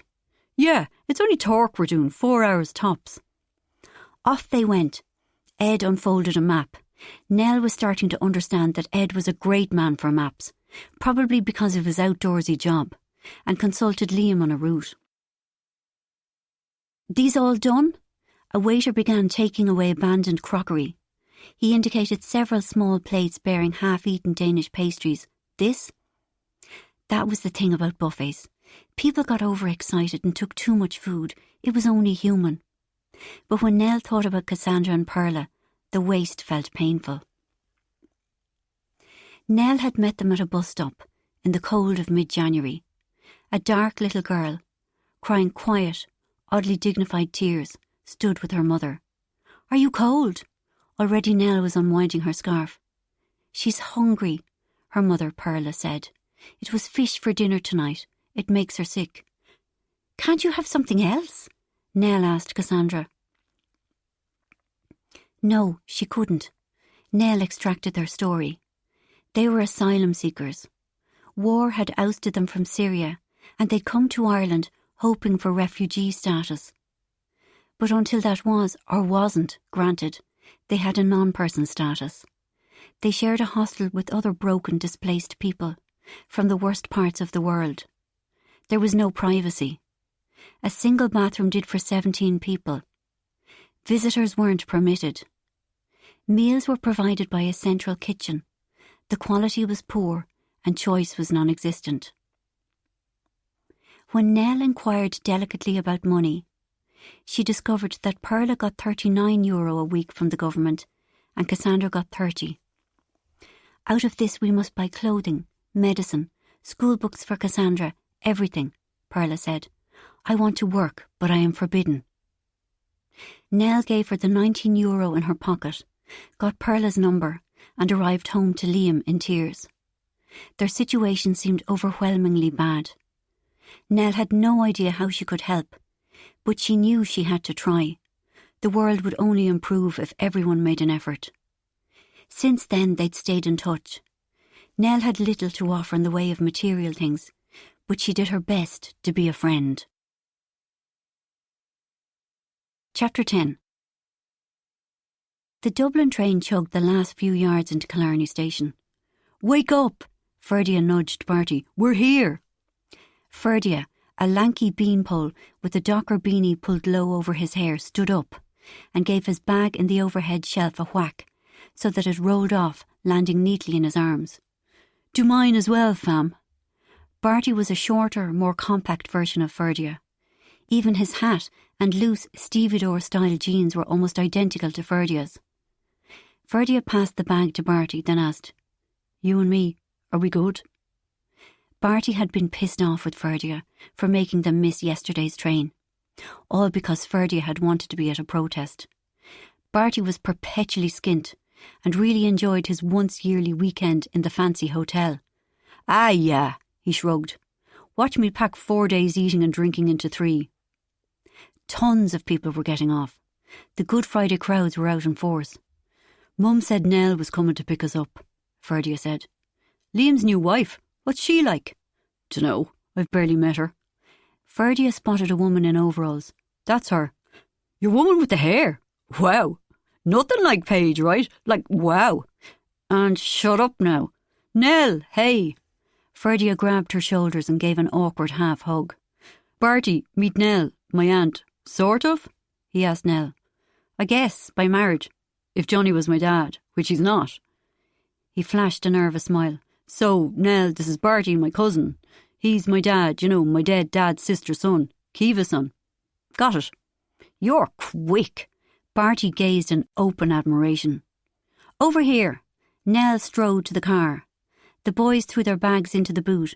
Bertie jumped into the passenger seat, and Nell reversed out in a smooth curve. "Don't say anything," Ferdia thought. But of course, Bertie piped up. "You drive like a boss." Cringe. Nell was old and married to a step-uncle. No way should Bertie be, whatever he was doing, hitting on her. Should be a good weekend. Bertie was being such a dick, a jaunty dick, looking forward to it. "I'm not," Ferdia said. "But Mum would tear me a new one if I bailed." "I get it," Nell said. "You're grown up. You don't want to do kid stuff." "Wait, what? Was she patronising him?" Stung, he needed a moment. "It's nothing to do with going on an Easter egg hunt. I don't want to be here because I don't approve." Nell said nothing, so he told her anyway. "All that money, it's wrong. Every one of us has a roof over our heads." "Ferd," Bertie muttered. "Yet we're spending money. OK, not me, I admit, to stay under another roof while there's a housing crisis in this country." Her eyes met his in the rear view. "You don't agree?" "Ferdia, here's the sitch. When your sister-in-law takes you away for an all-expenses-paid weekend, her son throws shade and wants you to pile on." She gave a little laugh. "Awkward." "So, with 4 nights bed and breakfast and as much chocolate as you can eat, she bought your complicity?" "OK." Their eyes met once again. Hers blank, his fierce, and the rest of the short journey passed in silence. Ferdia's hopes were to avoid his family for as long as possible. But Jessie and Johnny were milling about in the lobby with the 4 kids, obviously just back from an outing. "Perfect timing," Saoirse called. Jessie lit up. "Bunny, you're here!" She grabbed him in a hug. "Mum, don't call me that." He was embarrassed that Nell was hearing this. "You'll always be my bunny, bunny number 1. She smiled at his jacket, his hat, his heavy boots. "You look like you're off to the waterfront to unload cargo from a ship." "And so do you, love." Jessie had moved on to Bertie. "Thank you for coming. We're all so happy you're here." Next she hugged Nell. "Thank you for picking them up." Dilly flung herself at Ferdia and he lifted her into his arms. "Hello, missus. We went on a jaunting car. Daddy hated it." "Daddy did hate it," Johnny said. "He said it was the worst day of his life." TJ leant against Ferdia. "It was cold," Bridie said, "and so boring." "Any safety lapses to report?" Ferdia asked. "No seatbelts in the jaunting car. But," Bridie conceded, "we weren't going fast enough to do any real damage." "That's what I like about you, Bridie. You're fair. She calls it as she sees it, but gives credit when it's due." Bridie pinkened. "Thanks." "Nice work, missing yesterday's train," Johnny said. "You were spared the day from hell." "Ah, stop." Jessie was laughing. "It wasn't so bad. And what's that they say about life? We only regret the things we don't do." Ferdia noticed Nell hovering awkwardly on the edge of the group, excluded from their well-worn familiarity. "Just leave," he thought. "What are you waiting for?" Jessie clasped Nell around her waist. "Look how handsome Ferdia is. Once he fills out, he'll be lethal. And isn't his little beard lovely?" "Mum!" Ferdia didn't know who was more embarrassed, him or Nell. "Speaking of which, Mr. Lethal," Saoirse said, "your girlfriend is here." Sammy was here? His heart leapt. Had she decided they weren't breaking up after all? But how did she get here before he had? "The fake-ass one from last year," Saoirse said, "with the bougie accent." Ferdia looked at Barty, and together they said, "Phoebe?" Phoebe had been both the high and low spots of last Easter. She'd been in the thick of a big family group. A few years older than the other kids with her, she was obviously at the hotel under sufferance just like Ferdia. At the family dinner on the first evening, she was at a similarly long, rowdy table. She looked up, did a second take, and held Ferdia's stare long enough to make her intentions clear. An hour later, when he was taking Dilly to the movie at the kids' club, Phoebe was removing a small boy who was wailing his head off. Another long, loaded look was shared. Ferdia and Sammy were on yet another of their breaks, so heart-sore and defiant, he decided he might as well salve his wounds with this girl. Her name had been easy to find out. You only had to listen to what her sisters were calling her. And yeah, her accent as she answered them was slightly affected. But she was cute, with long russet-coloured hair, bold brown eyes, and as Barty kept saying, a rocking bod. After bribing TJ to ask one of the younger members of Phoebe's group their surname, Ferdia found her on Instagram, but the account was private. Nor could he find her on Snapchat, not without her username. He requested a follow on Instagram, but despite the electricity that snapped between them, nothing happened. Maybe she'll show up later at the boathouse. It was traditionally the place where teenagers congregated for furtive late-night drinking sessions. Ferdia and Barty had emptied their minibar of alcohol and taken it to the lake. Though they'd stayed there until 2 a.m, smoking joints and talking shite, she didn't appear. The next day Ferdia was glued to his phone, moving around to make sure he had a signal. But even though Phoebe smouldered at him in real life across the lobby and again in the swimming pool, there was no response to his follow request. It took until Easter Saturday night before it clicked. She hasn't got a phone. You be high. Serious, I've never seen her looking at her phone. She hasn't got one. Barty was astounded. What are they? Amish? Doing exams soon. In the weeks before the leaving cert, parents frequently deprived their children of their phones to keep their minds focused. That's why she hasn't shown up at the boathouse. She's under curfew. So how are you going to meet her? Barty asked. Send a raven. Get Saoirse to befriend her. Some girly thing. They could talk about periods and stuff. Me? Saoirse's voice wobbled. You ignore me all weekend to stalk that bougie hoe. Don't call her a hoe. And now you want me to be your pimp? She sounded like she might cry. Dream on, assholes. After an uncomfortable silence, Ferdia said, Saoirse, sorry, I off the ball, forgot about you a bit. Sorry. You think I want to be here, watching Frozen 20 times, sharing a room with Bridie? Do you know, I haven't had one drink since we got here and I'm 16. Our bad. Barty and Ferdia were full of remorse. totally like. Chapter 11. A bit shook, Nell let herself into her room. Liam was stretched out on the bed, listening to something on his phone. They were actually on the train? He took off his headphones. Thank Christ. I think poor Jessie would have driven back to Dublin and physically bundled Ferdia into the car if he hadn't come.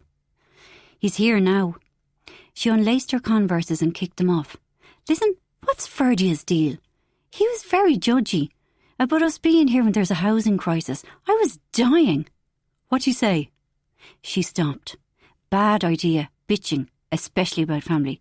No, forget it. It was just a surprise. He's been grand the other times I've met him. Although when had that been? Jessie's New Year's Eve piss-up? The St. Patrick's Day party? Where there had been so many rowdy people that she and Ferdia had barely said hello.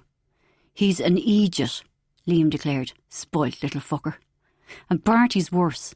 I think Barty's an actual card-carrying cretin. Liam, she gave a guilty laugh. You can't say that word. But he is, and a total mini Ferdia. Every time Ferdia gets a new ink or a new anything, Barty copies him. Check out the rings they both wear. Her phone buzzed. Oh, email, she said. Oh, Liam, it's... Quickly she scanned it and turned a wide-eyed face to him. Liam, I got it. The gig. The show at the Playhouse. Oh, the one about time. Timer, yeah. Wow, he seemed stunned. That's amazing. How much money? Feck all, but I don't care. This is my first time being head designer. They trust me, Liam. They liked my ideas. We must celebrate. How long before dinner? About an hour. Just long enough. Looking him dead in the eye, she unzipped her boiler suit a couple of inches. His whole demeanour changed, becoming still and alert. Like that, is it? Totally like that. With supple grace he unfolded himself from the bed, crossed the room and wrapped his hands around her waist. Softly he said, "Hello." Hello. He cupped his hands around her face. "You are so, so beautiful." Her hands fumbled open his jeans and they steered their way to the bed. Their doorbell buzzed frantically, accompanied by open-handed slaps on the wood. "Open up! Open up!" girls' voices commanded. "What the hell?" "Ignore them," Nell begged. "We know you're in there!" The ringing and slapping continued. Wide-eyed, they stared at each other as the mood trickled away. "You'll want to see this!" Someone, probably TJ, yelled. Admitting defeat, Nell leant her forward against Liam's. "Later? You decent?" "Just about." As soon as she opened the door, the ball of energy that was Dilly, TJ and Bridie hurtled towards her. "Nell, come quickly. You too, Liam, if you want. We're spying on Ferdia's new girlfriend, the one from last year. She's out on her balcony." "Wait for me." Liam tugged his T-shirt down over his jeans. Bridie looked scandalised. "Were you two? That's disgusting. Wash your hands." "There's no time." Dilly was about to explode with impatience. "Where are we going?" Nell asked. "Mum's room," Bridie said. "Ferdia came up to borrow a charger." "Because," TJ interjected, "he'd forget his arse if it wasn't stapled to him." "His mind is on higher things," Dilly was shrill. "That boy is a genius." Saoirse came too. They'd arrived at Jessie's suite. Then she saw the bougie hoe on her balcony. Saoirse greeted them at the door. "She's still out there." Nell hurried in after the three kids and Liam. "So this is some girl from last year?" Liam lunged for Jessie and Johnny's balcony. "Hold on!" Ferdia grabbed him. "Be cool about this. So you and me..." Ferdia took Liam by the shoulders. "We step onto the balcony real casual like. Then look over to the rooms at right angles to ours, one floor below. Act like relaxed." "But Nell's the one we went to get." Ferdia turned in annoyance. "Why don't we all go out for a gawk?" 3 young women in bathrobes and sunglasses were lounging on a balcony. One was painting her toenails and the other 2 were on their screens. Short comments were being exchanged. "Which one?" Liam asked. "The middle one." Even from a distance, Phoebe was the obvious alpha. Nell focused on her some more. And, as if suddenly aware of the scrutiny, the girl looked up. She lowered her sunglasses, saw Ferdia, stared long and hard. then abruptly flicked her sunglasses back into place and turned away. Blushing furiously, Ferdia retreated into the room. "Thanks a million, Nell. That was fucking embarrassing. You couldn't have been more obvious if you tried." "Hey!" Liam said. Ferdia glared at Liam, then at Nell, then at Jessie. "Fuck this shit," he declared, and stalked from the suite, banging the door behind him. Nell was mortified. "I'm so sorry." No, you did nothing wrong," said Jessie. "We should just," Liam said, leading Nell to the door. "We'll see you at dinner." 30 minutes, Jessie's voice was shaky. Out in the corridor, Nell said, "Liam, baby, I'm really sorry. Not your fault that Ferdy is a spoilt prick." Johnny fumed quietly. Fecking Ferdia. At the hotel for less than an hour, and already he'd upset Jessie and Dilly and Nell, and he'd better turn up to dinner. And what was he up to with this balcony girl? He already had a girlfriend. Everyone liked Sammy. She looked unapproachable with her heavy boots and shorn hair, but she was very pleasant. Herself and Ferdia were probably on another of their breaks. The pair of them carried on like Burton and Taylor, big emotional shouting matches down in Ferdia's flat that could be heard clearly up in the house, followed a few days later by a loved-up reunion. It had been entertaining for several months, but now even Johnny was worn out by it. Several subdued minutes later, Jessie said, "OK, gang, we'll go down now." There's something I need to do," Johnny said. "I'll be with you in a minute." Jessie was too downcast to ask what the something was, which was just as well, because he wanted a quick look at the comments beneath the profile on Jessie, simply keeping an eye on how bad they were. Red-blooded male. "Jessie Parnell's a ball-breaking man-hater." Bring back hanging. "Overpriced shite for the sheeple in Dublin 4. Justice for men. "Whip it in. She's bleeding huge." Fat attack. "All the same, I would." Justice for men. "You'd get up on a cracked plate. She's a minger, a right old dog." Dublin massive. "How's she getting them chefs to Dublin? Servicing them?" Fat attack. "I'd take a servicing from her." Justice for men. "Cracked plate, my friend. For his sake, I hope that husband of hers is getting it somewhere else." Red-blooded male. "Course he is. Only have to look at the flash fuck to know he's got a few birds stashed away, probably working for him. Be a fucking fool not to." Death to feminazis. "Rumours he's a bit of a shagger. Don't fucking blame him. She'd have your balls in a plate, that one." Mighty White. "She promotes Islam." Fat attack.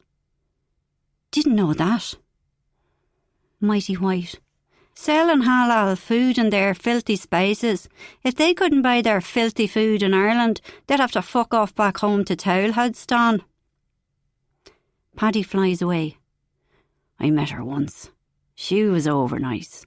Fake." Johnny exhaled. Just the usual bile. He told Jessie never to read these, and she said she didn't, but who knew? Ferdia had stomped back to his room and raged at Barty for several minutes about Nell making a show of him. "But you know your family," Barty had said. "They'd have kept going out and staring like mentlers until Phoebe noticed. I just feel morto that she saw me standing there with tons of other people like a stalker weirdo. Did plenty of staring of her own last year. And hey, at least now she knows you're here. Has she a phone this time?" "She does. I saw it."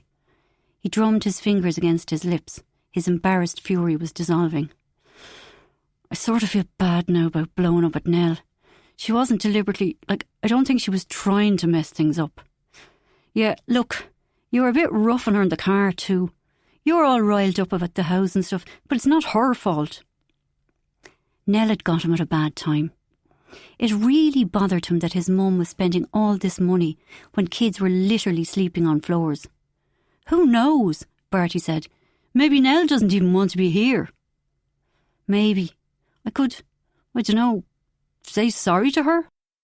Ferdinand never apologised to adults.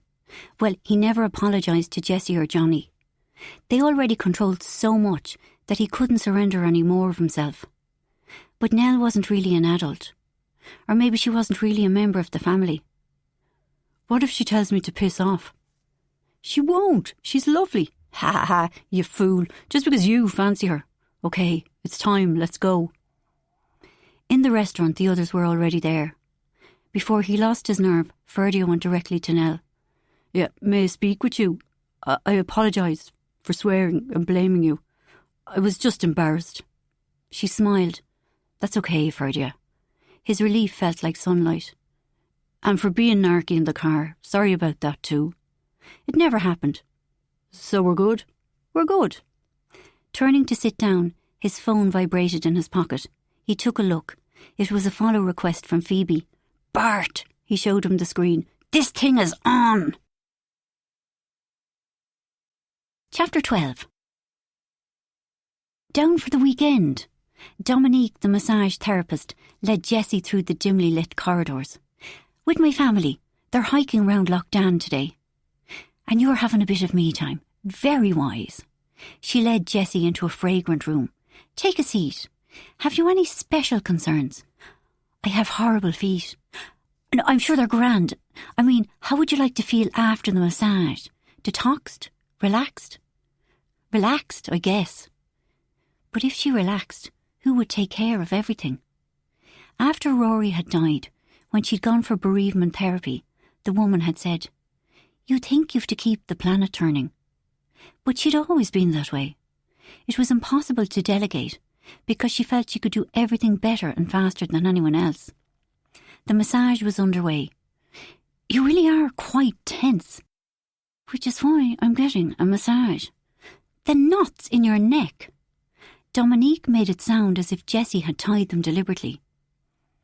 Or maybe she was being touchy and unreasonable. She'd a lot on her mind.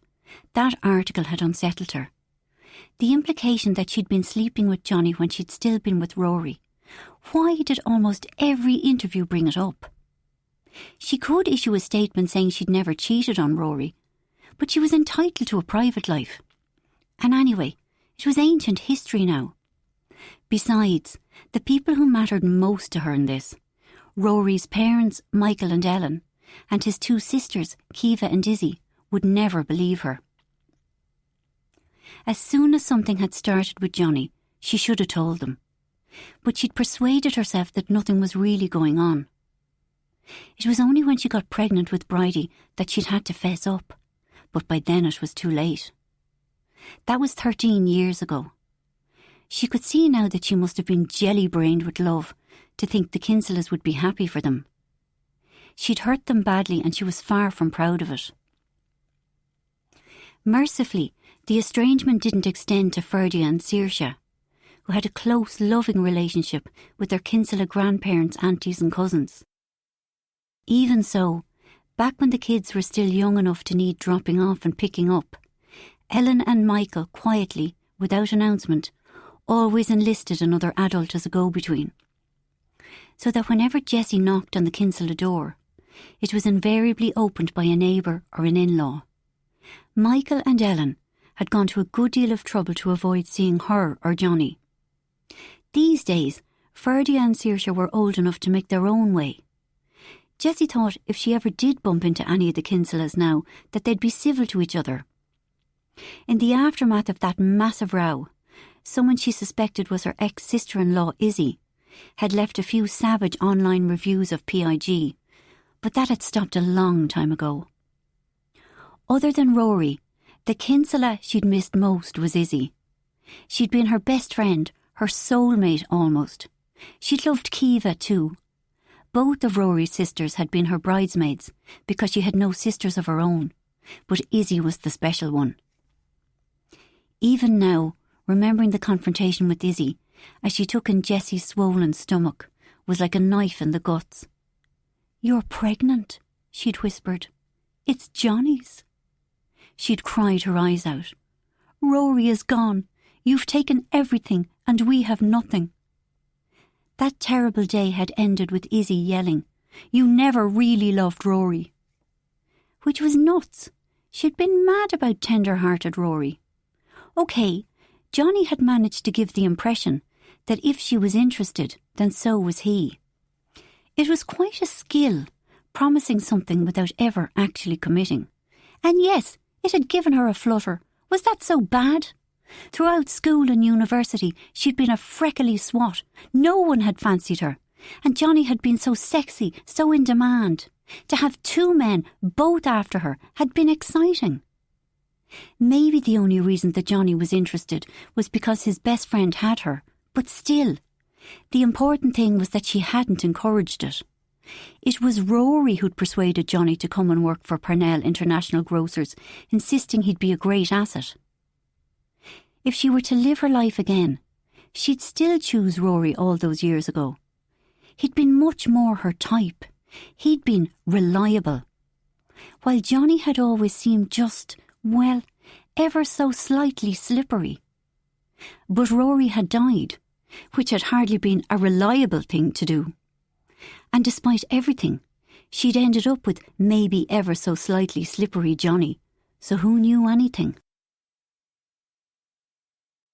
Chapter 13.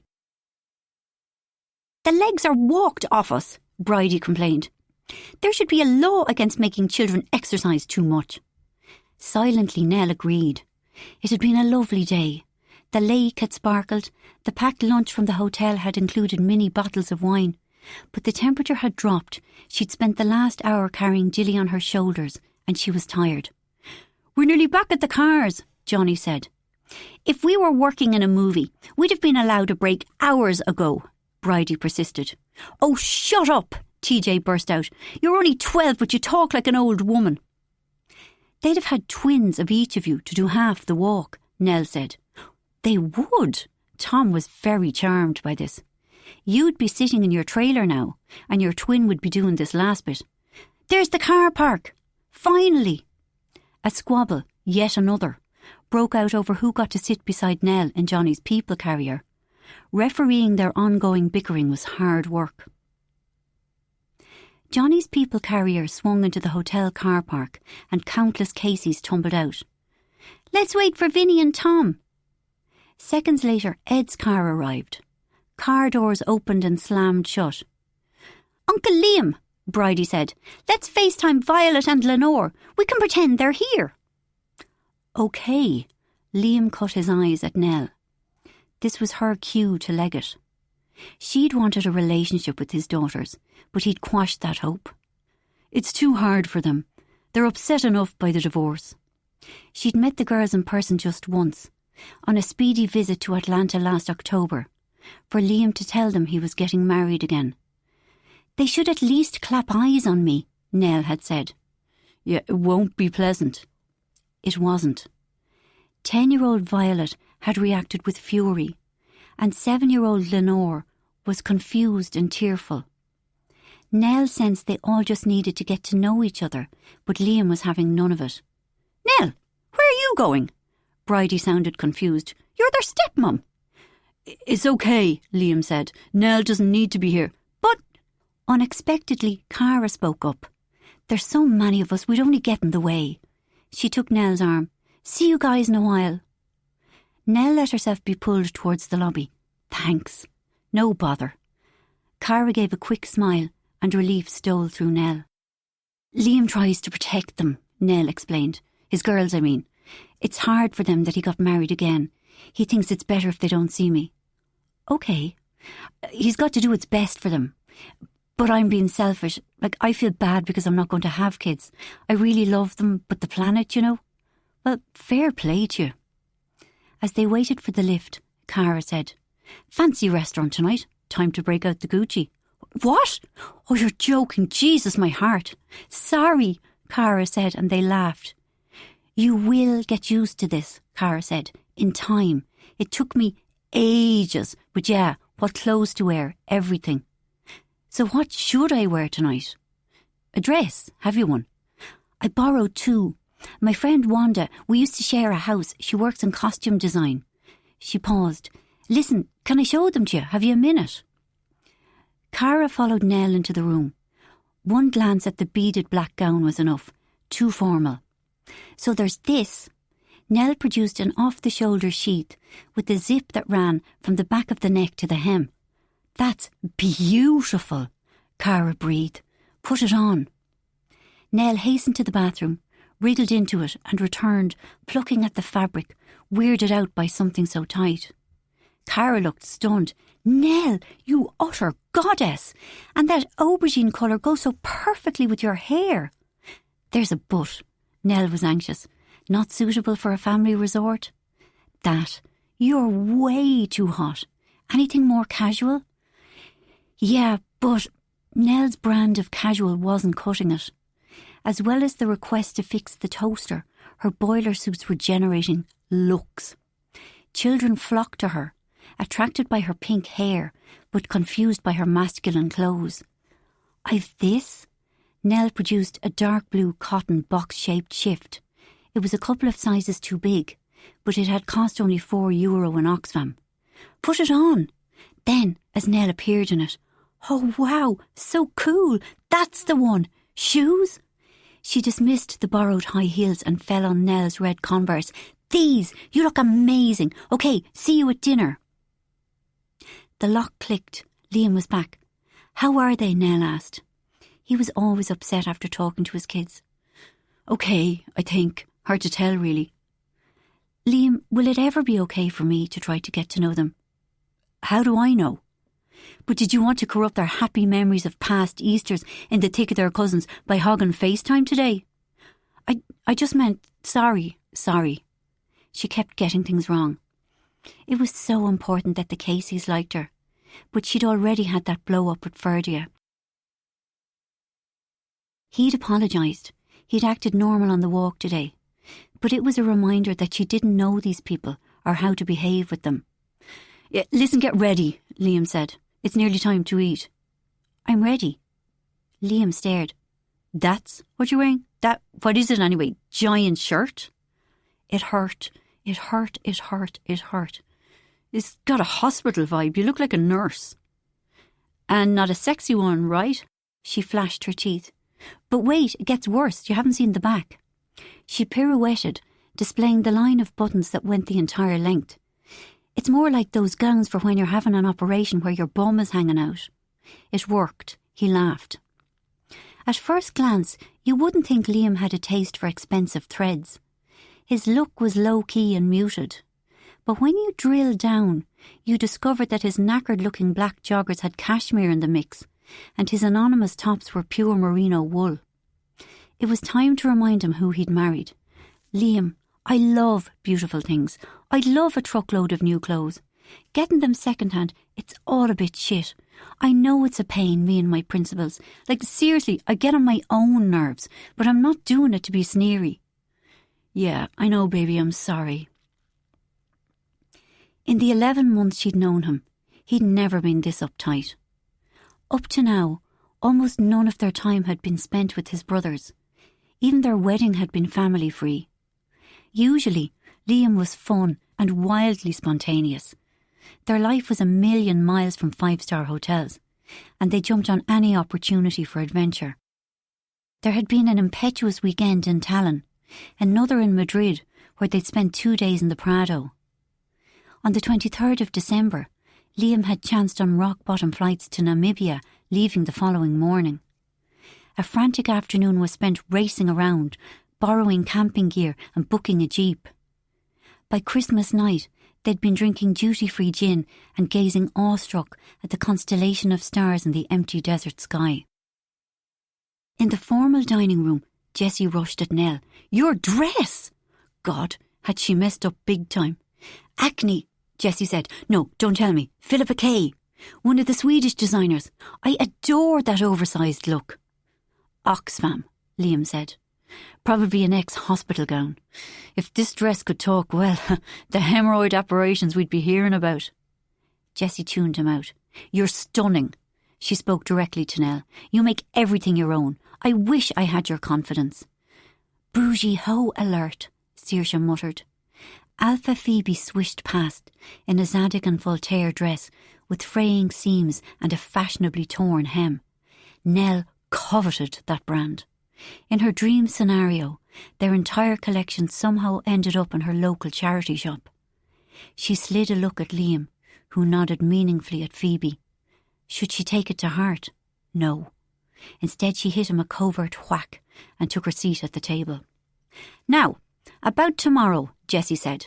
"I know I'm a control freak and that you all call me her commandant, but the Easter egg hunt means a lot to me. Please, could everyone be there? It would make me very happy." Ed, Cara, Liam, Nell, even Saoirse and Barty were in agreement. "Ferdia?" Jessie tried to catch his eye. "Please?" "Yeah, yep." His laugh was slightly weary. Ferdia's phone lit up, the message he'd been hoping for. "Bart," he muttered, "sorry but I'll be needing the room tonight. I don't know how long for." "Phoebe? Grand. I'll just hang out by the lake in the cold, in the dark, on my own." "Sorry her sister is so young." Barty shrugged. "Not my type." Hopefully, Ferdia asked, "Is anyone here your type?" If he could hook Barty up, he wouldn't feel so bad. "I'd take Nell if you were offering. She's hot." Ferdia shrank back. "Bart, she's so not. And she's married to my uncle. Step-uncle. The important part is that she's married." "Relax, Ferd," Barty grinned. "I'm just fucking with you." But what was this almost conspiracy that Nell was amazing? He'd overheard his mum and Cara talking earlier about a visible razor nick on Nell's knee. "If that happened to me," Cara was saying, "I'd have to get into the car and drive all the way back to Dublin." "She's so capable," Jessie this time, "with that job of hers, but so beautiful and wild, and her clothes, fabulous. I never know what to expect." Jessie's non-stop love for Nell's clothes was weird. Or was it patronising, trying to avoid the truth that Nell looked poor? Or was it out of fear? Middle-class Jessie had no frame of reference for someone like Nell. So if she kept insisting how cool Nell was, no one would guess she was actually confused by her. Chapter 14. Phoebe showed up around midnight. Ferdia had been right about last year. Her parents had taken her phone because she'd been repeating her leaving cert. Now she was first-year UCD, studying law and business. "I'm in Trinity," he said. "Third-year economics and sociology." "Trinity? Wow, you in rooms?" "Got my own place." She looked sceptical. It was rare for a third-level student in Dublin to live away from home. "Where exactly is your own place?" "Foxrock." "And your family live where?" "Foxrock." "So you do live at home?" Her triumph made him laugh. "It's a mews near my folks, but it's totally my gaff."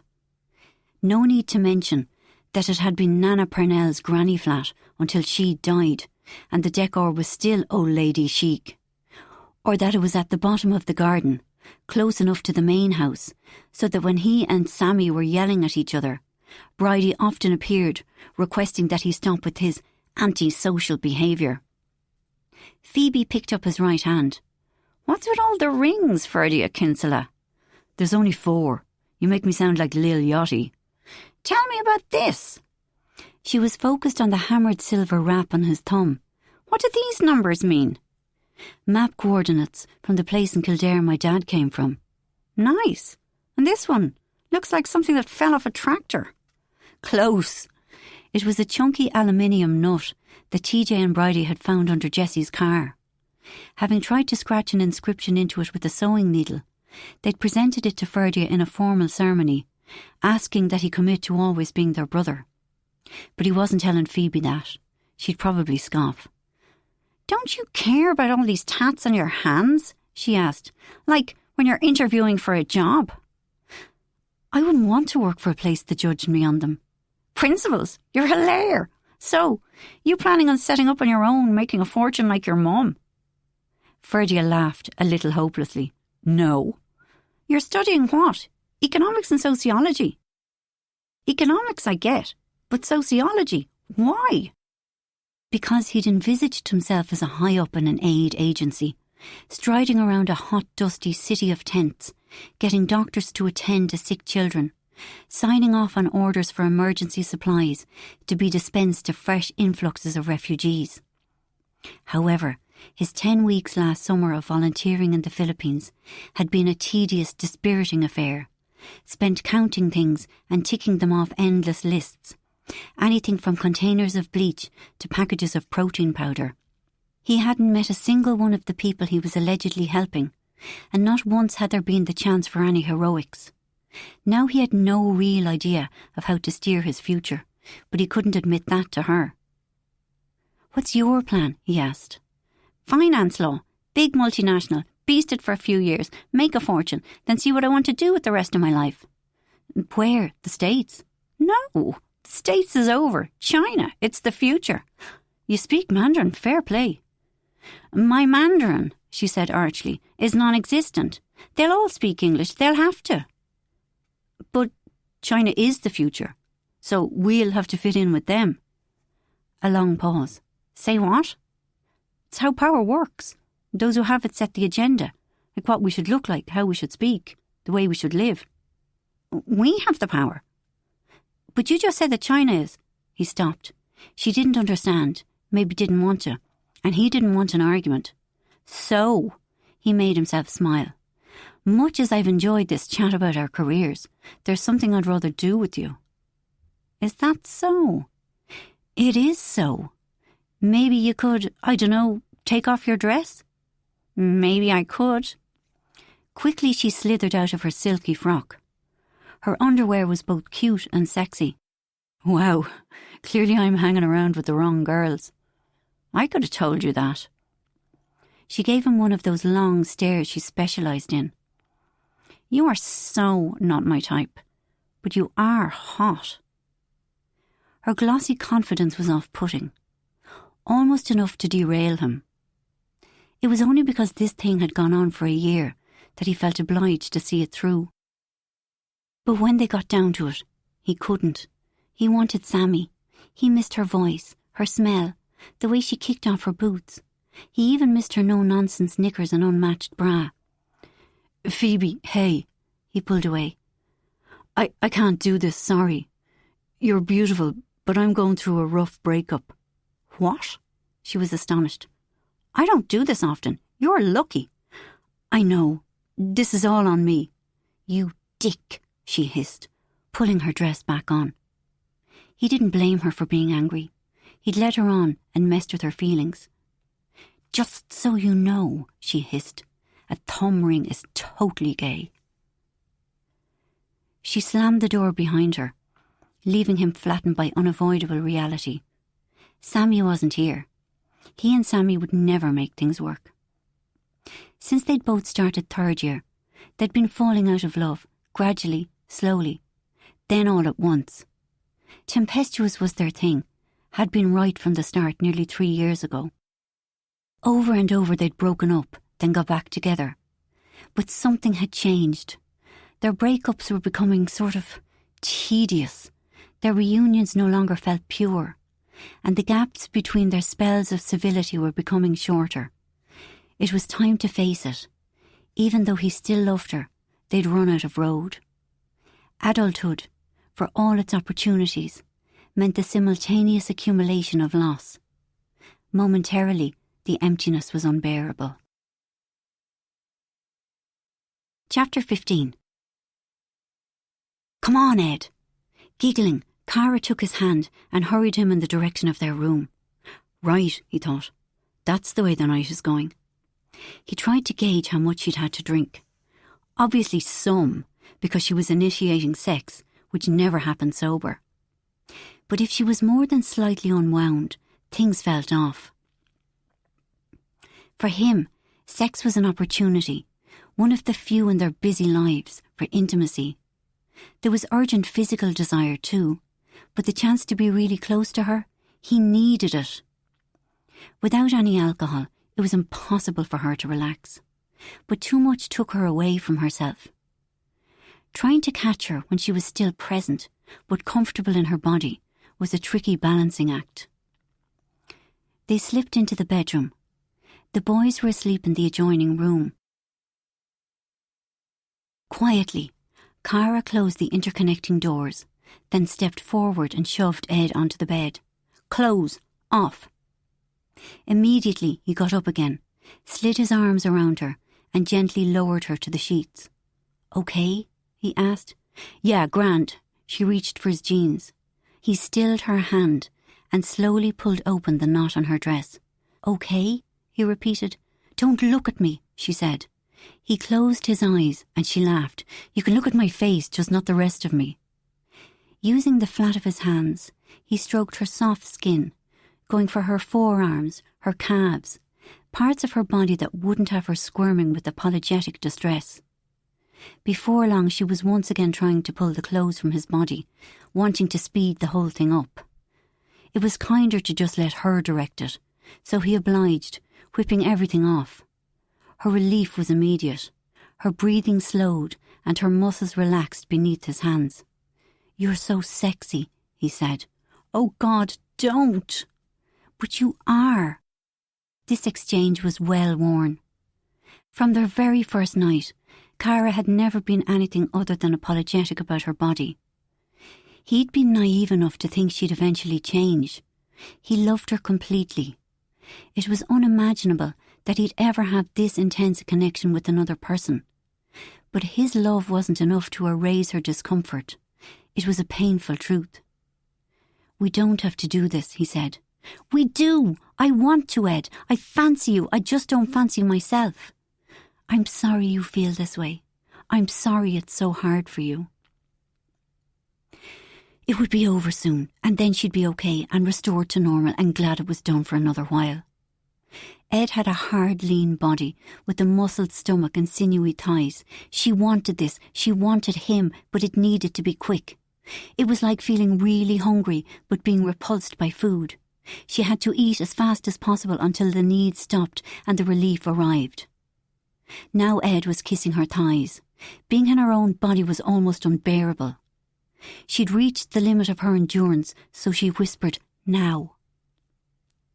It was just her bad luck to fall for a man who longed to kiss the backs of her knees, who wanted to rub fragrant oil between his hands and slide them along her knotted back, kneading her tender spots with his thumbs.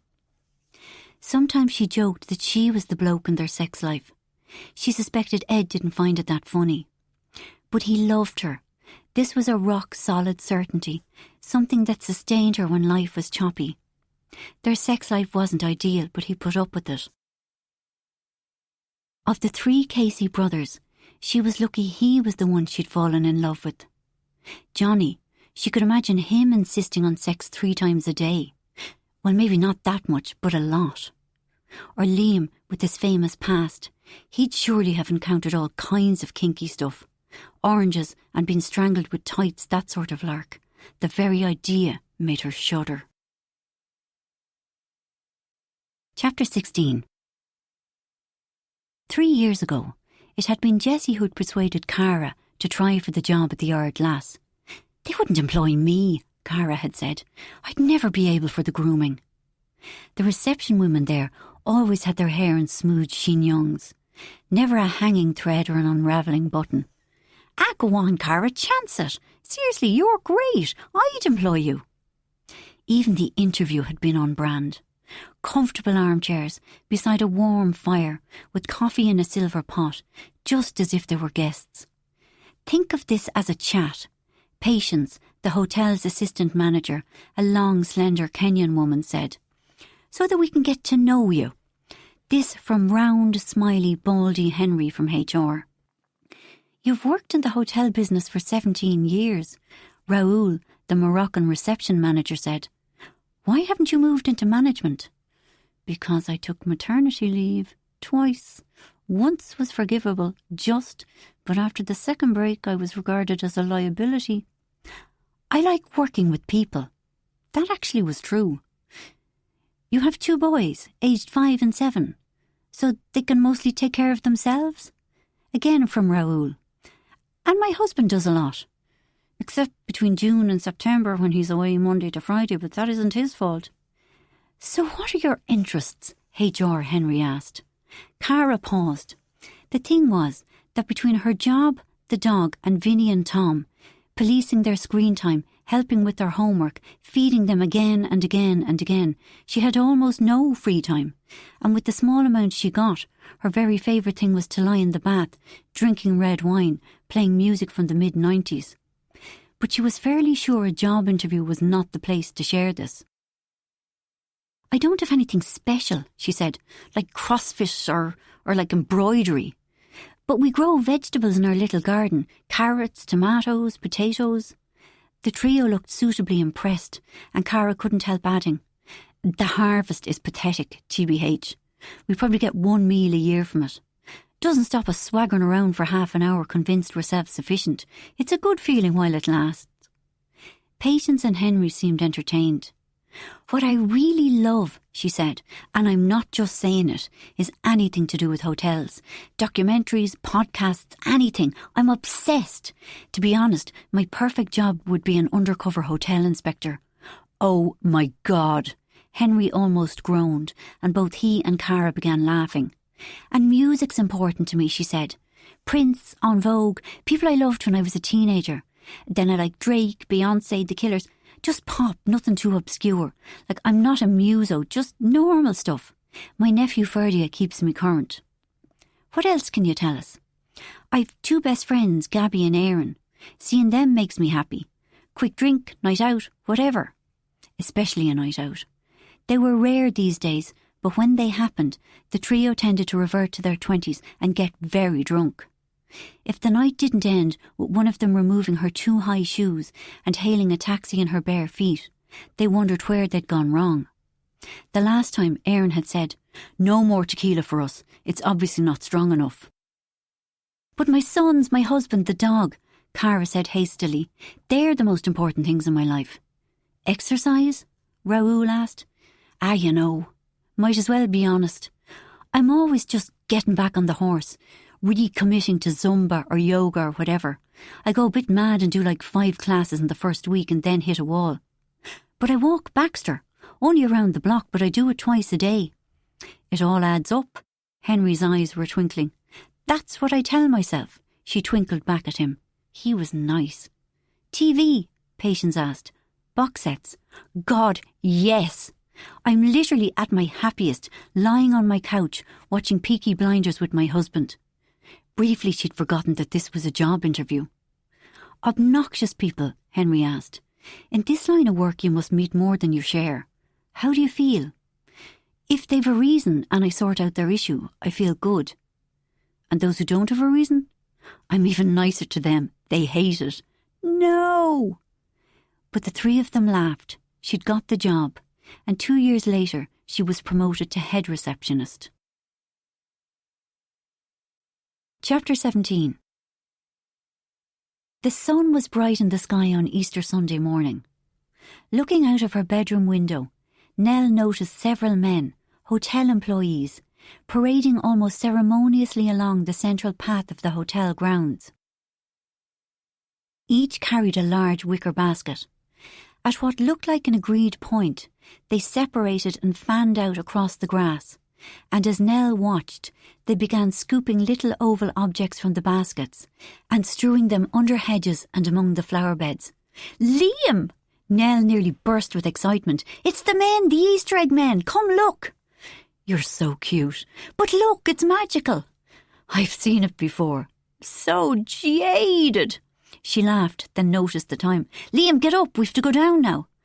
"You go, babes. I feel, I'm missing my girls." "But," Nell said gently, "Jessie will go bananas."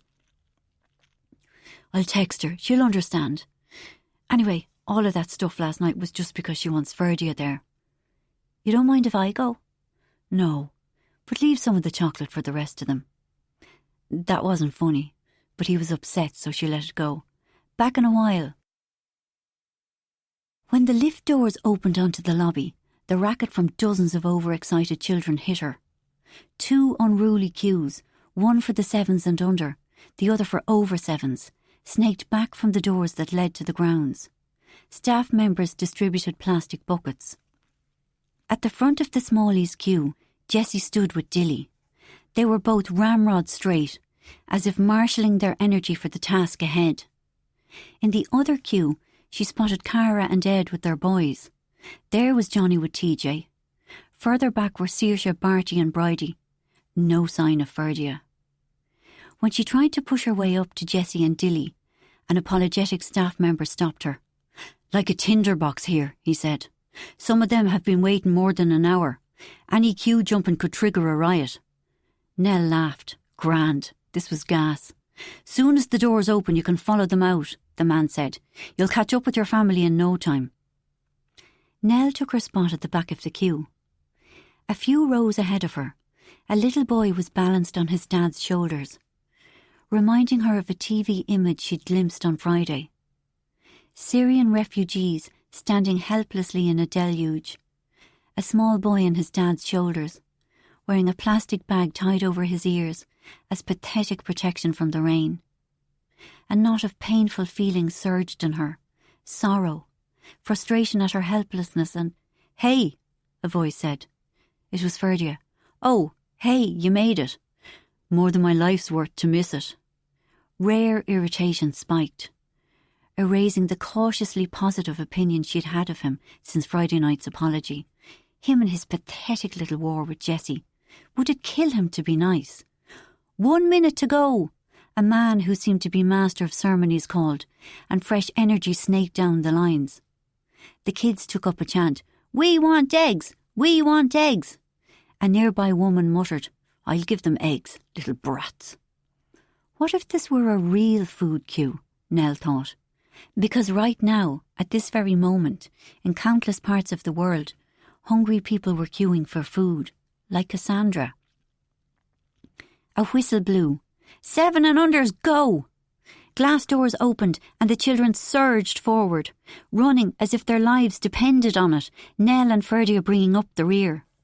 First world children racing for chocolate they don't need. For a moment Nell thought she'd spoken the words in her head out loud, then realised they'd come from Ferdia. He was the worst kind of hypocrite, playing at class outrage while his mum paid his fees and living expenses. All around her, crazed kids were pouncing on hidden eggs and flinging them rattling into the bottom of their buckets. "Now the over sevens!" A whistle blew. Within a second, Nell felt the whoosh of bigger children passing by, and momentarily deep fear stirred. "I'm hunting for food for my family, but losing to a faster, stronger adversary. They'll get so much today they'll be sick." Ferdia was still at her side. "Happy Easter!" Jessie popped up, all sparkling eyes. Then, with a little frown, "Where's Liam?" "Upset," Nell said. "Because of Violet and Lenore." "Oh." Nell watched Jessie process her stuff from irritation to reluctant sympathy. "Oh, okay. Well, at least you're here." Chapter 18. Cara was feeling good. Great, even. This weekend had gone far better than she'd anticipated. On Friday she'd climbed to the top of Torque with Ed, their 2 boys, and Liam and Nell. On Saturday they'd done a full circuit of Lake Dan, which Ed said was 11k and Liam said was 14k, and she'd decided to believe Liam. Both days, as soon as she'd opened the packed lunch from the hotel, she'd immediately handed her cereal bar to Ed. She hadn't even given herself time to grieve it. It was gone as soon as she saw it. This morning, even though she was hurting from the 2 previous days' exercise, she'd shown up for a 7 a.m. yoga class in the fitness studio. Considering it was Easter Sunday, the turnout was high. It was no real surprise to see Jessie, who was dismayed. "Cara, don't put your mat behind mine. I've the worst feet in the world. Seriously, you'll be traumatised if you see them. Take your mat to the other side of the room. We never saw each other, okay?" That had suited Cara well. The class was tough, and she had to spend an embarrassing amount of time recovering in child's pose. But all weekend she'd eaten with excellent moderation. No starvation, because that usually led to a binge. Just plenty of healthy protein, lots of vegetables. No pasta, no potatoes, no bread, other than the sandwiches and the packed lunches. Most uplifting of all, despite being knee-deep in Easter eggs, she'd stayed away completely from chocolate. It was now Sunday afternoon and the end was in sight. She'd be going home tomorrow unscathed. As the light glinted silver off the water of the lake, lots of the Caseys were lolling around in the hotel lawn. "There's real heat in that sun," Jessie remarked. "Vinny, Tom," Cara called. "Where are your sun hats?" "Up in the room." I'll just run up and get them. Cara took the stairs, raced into the boys' room, grabbed their hats, turned towards the door, then noticed the 2 buckets of cream eggs standing on the dressing table. I'll just take a look. Stealthily she crossed the room. I'll just stand here for a moment and look in at them. Keeping well clear, she stretched and silently regarded the cream eggs, with the same painful mix of love and longing that she used to give her boys when they were sleeping babies. I'll just eat one. No, she wouldn't. She was stronger than this. But she should leave now. One, though. Just one. What harm would one do? There was no such thing as one. But the gorgeous feel of it in her hand, the hefty little weight as it lay in her palm, the roughness of the tinfoil against the tips of her fingers, suddenly she was shaking.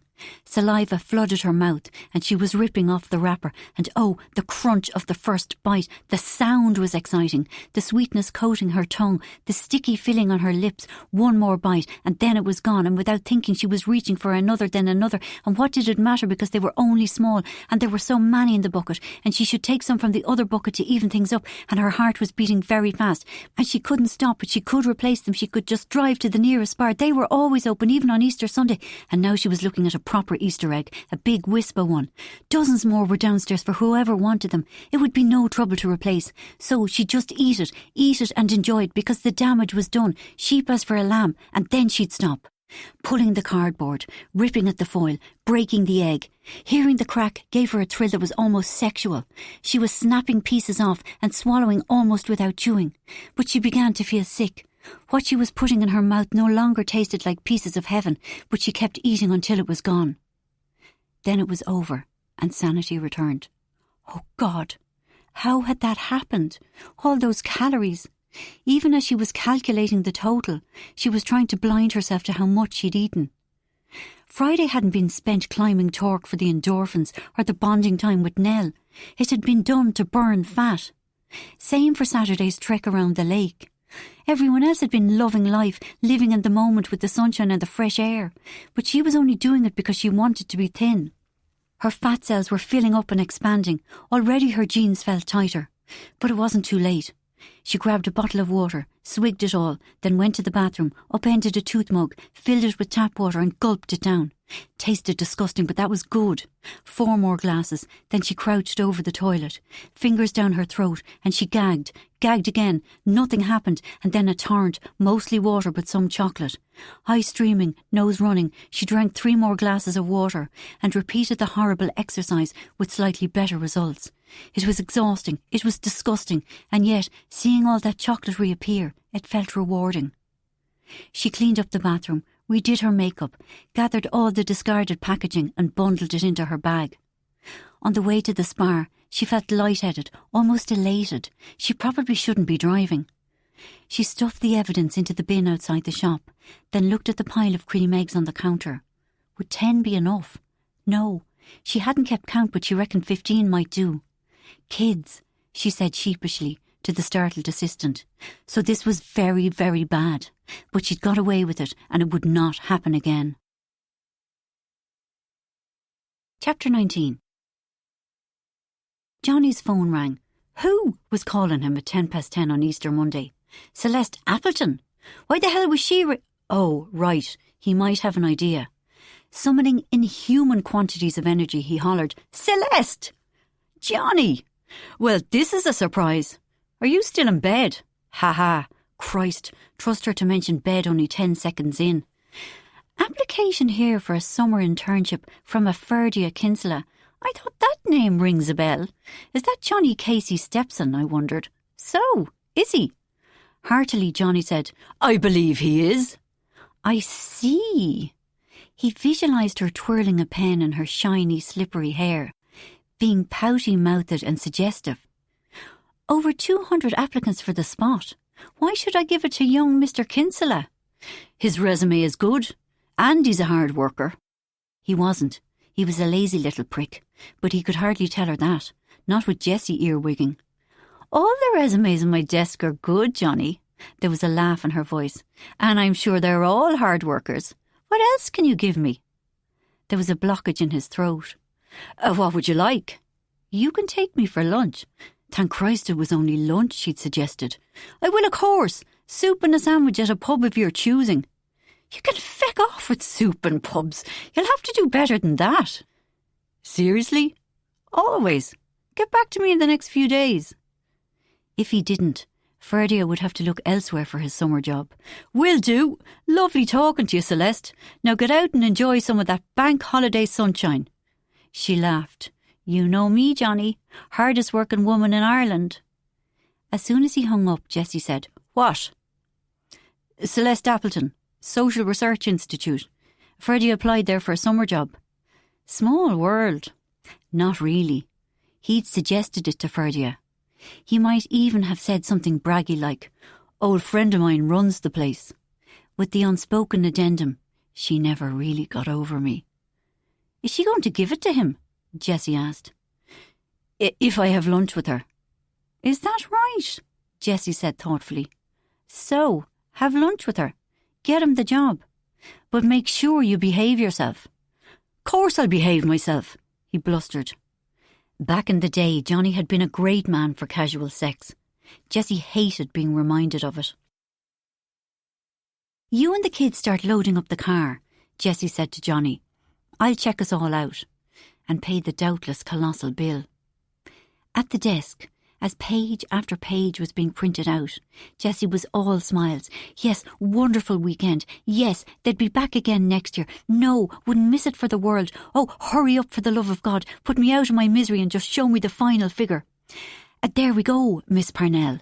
The smiley clerk passed over the sheaf of paper. Jessie jumped right to the bottom of the last page. Shite. She'd been braced for a certain sum, but even with the early booking discount it was more than expected. It always was. Everything okay? The clerk was solicitous.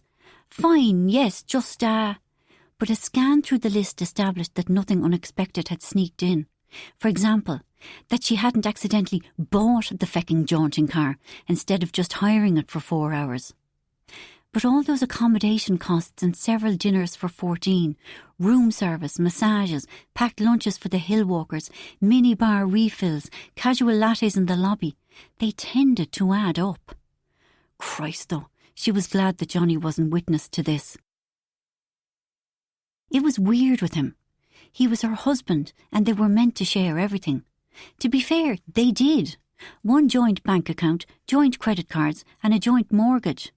Most importantly, as soon as they got married, she'd given him a raise so that he was paid what she was. They already had several issues on their plates. Ferdia hating Johnny, the Kinselas feeling betrayed. They didn't need to make things worse by emasculating Johnny into the bargain. But despite their equality, there were times when she definitely felt more equal than him. She spent too much money, and he didn't like it. He worried. But she felt it was hers to spend. The company was her creation. She, and she alone, had founded it. She came up with the best ideas and she worked like a dog. She didn't like feeling constrained, and she didn't like having to massage the truth.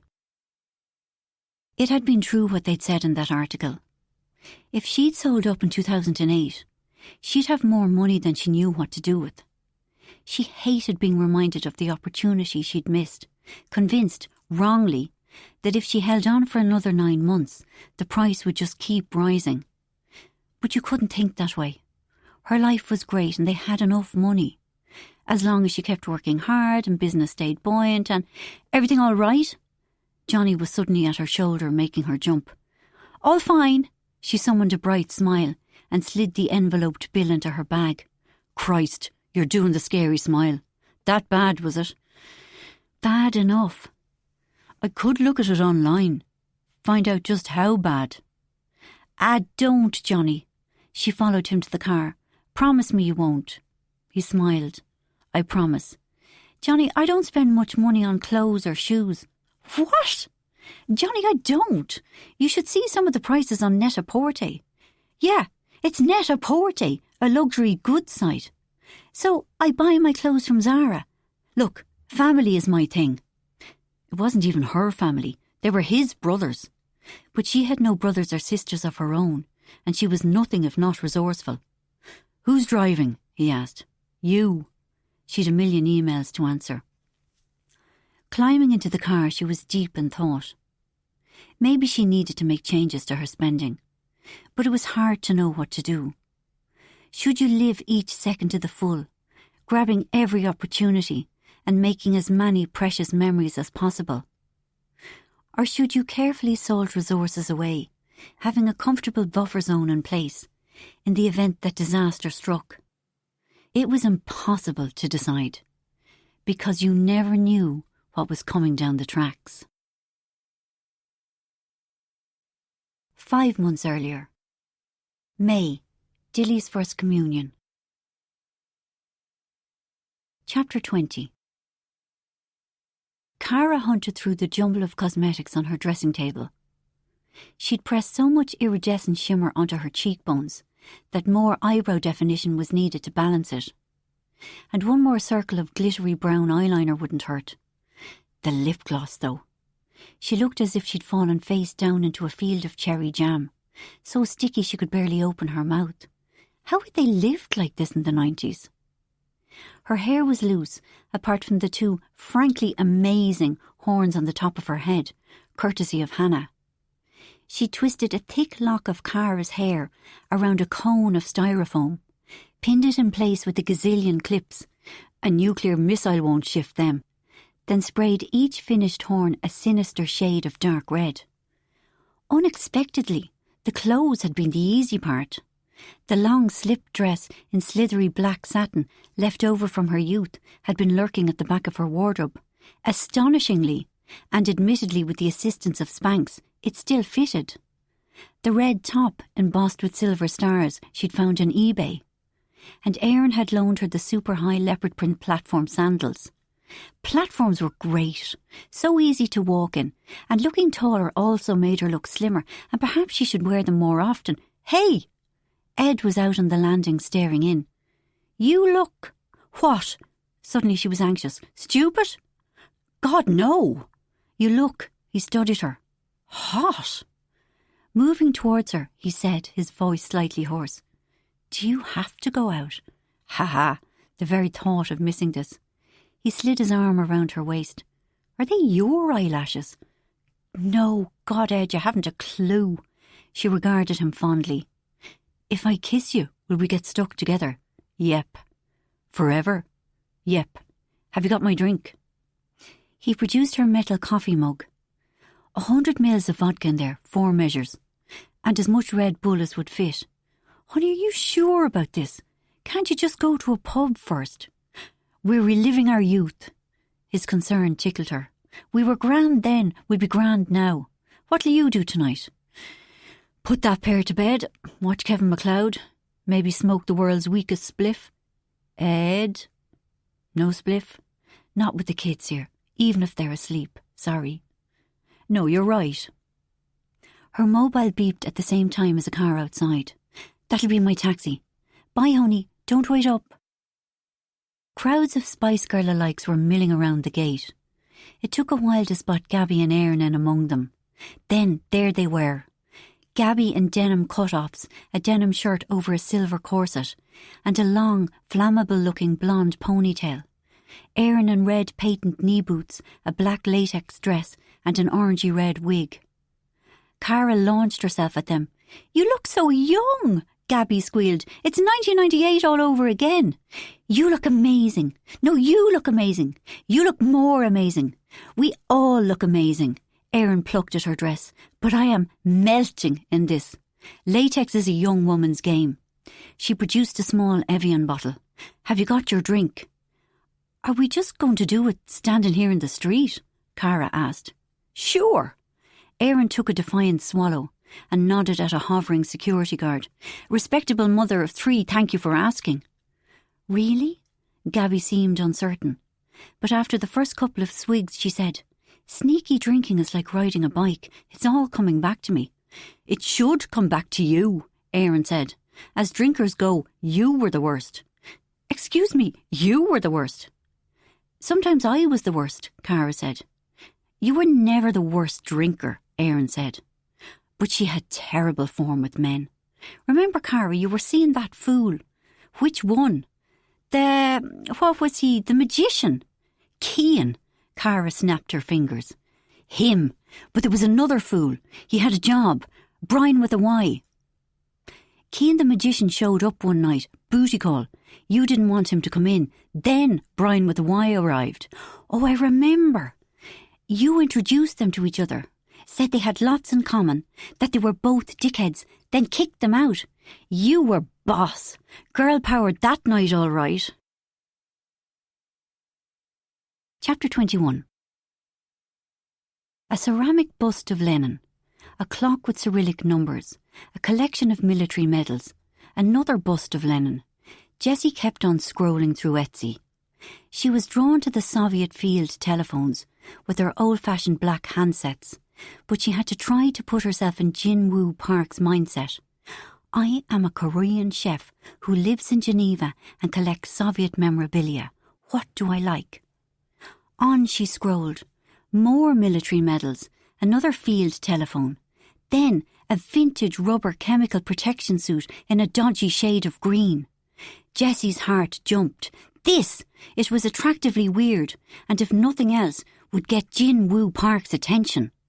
She put it into her basket, then narrowed her search to Soviet memorabilia cookery. A paraffin camping stove stamped with USSR popped up. That also went into the basket, along with some ancient-looking serving spoons and a stack of recipe cards in Cyrillic. Right, that was plenty. She hurried through checkout and the appallingly high delivery charges. She wanted these ASAP. Jin-Woo Park was one of the 4 chefs she was currently researching, in the hope of luring them to PIG's cookery school. He collected Soviet memorabilia, which wasn't too out there. Certainly not as bad as the one who collected human teeth. You had to aim for these chefs when they were at a certain level. Not so successful that they had their own range of sauces in Waitrose, but they couldn't be so up and coming that no one else had heard of them. If you shelled out €500 to spend a day cooking with a famous chef, you wanted to boast about it. And how could you boast about a chef who was a complete unknown? Jin-Woo Park, chef and proprietor of Kalgukso, which offered Swiss Korean cuisine, was in the sweet spot. He'd been passed over by the Michelin star people in the latest round, to much grumbling on foodie boards, so he'd be feeling raw and amenable to flattery.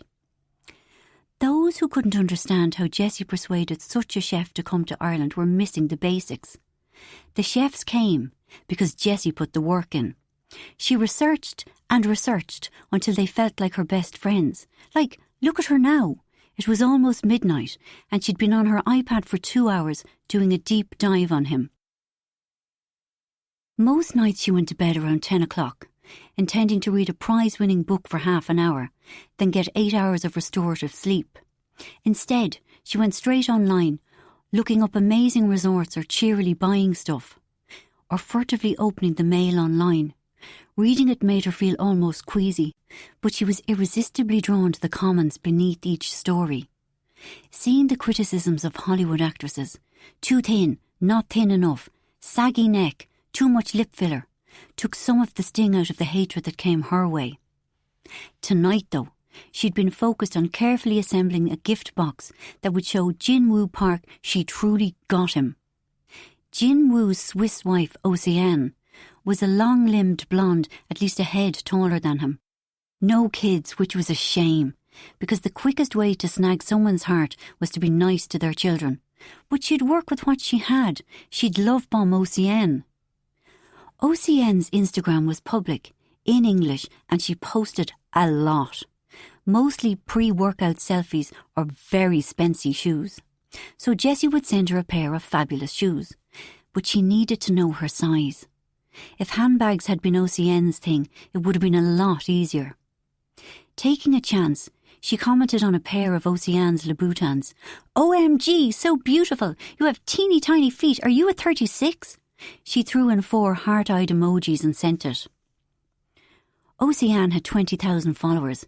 She might not even see Jessie's post. Or she might think Jessie was a foot fetishist and block her. But almost immediately, Océane replied, I wish, lol, I'm 39. What a result. Immediately, Jessie jumped on Net-a-Porter and set about matching Océane's taste with the shoes on offer. OCN liked mainstream luxury brands, Manolo, Jimmy Choo or Louboutin. Nothing too edgy. This season's must-have was the Balenciaga knife, slides with exquisitely pointy toes. They were available in blue or white, and even though Jessie personally preferred the blue, the white seemed more Swiss. Well, if OCN didn't like them, she could always exchange them. Buying these beautiful shoes for another woman was excruciating, but it had to be done. Now the letter. Though it was always personalised, she had a template, a warm, chatty acknowledgement that the chef was very, very busy. But a weekend in Ireland wouldn't be all work. Basically, her letter could be distilled down to: come to Dublin, lash out your greatest hits at a couple of classes, then Johnny and his mates will take you on a never-ending pub crawl. You'll return to Geneva with at least 20 almost unbelievable anecdotes. Yes, you really were stopped by the police in a car going the wrong way up a one-way street. When one of them recognised you as the Korean Swiss chef from the telly, they cancelled the ticket and asked for your kimchi recipe.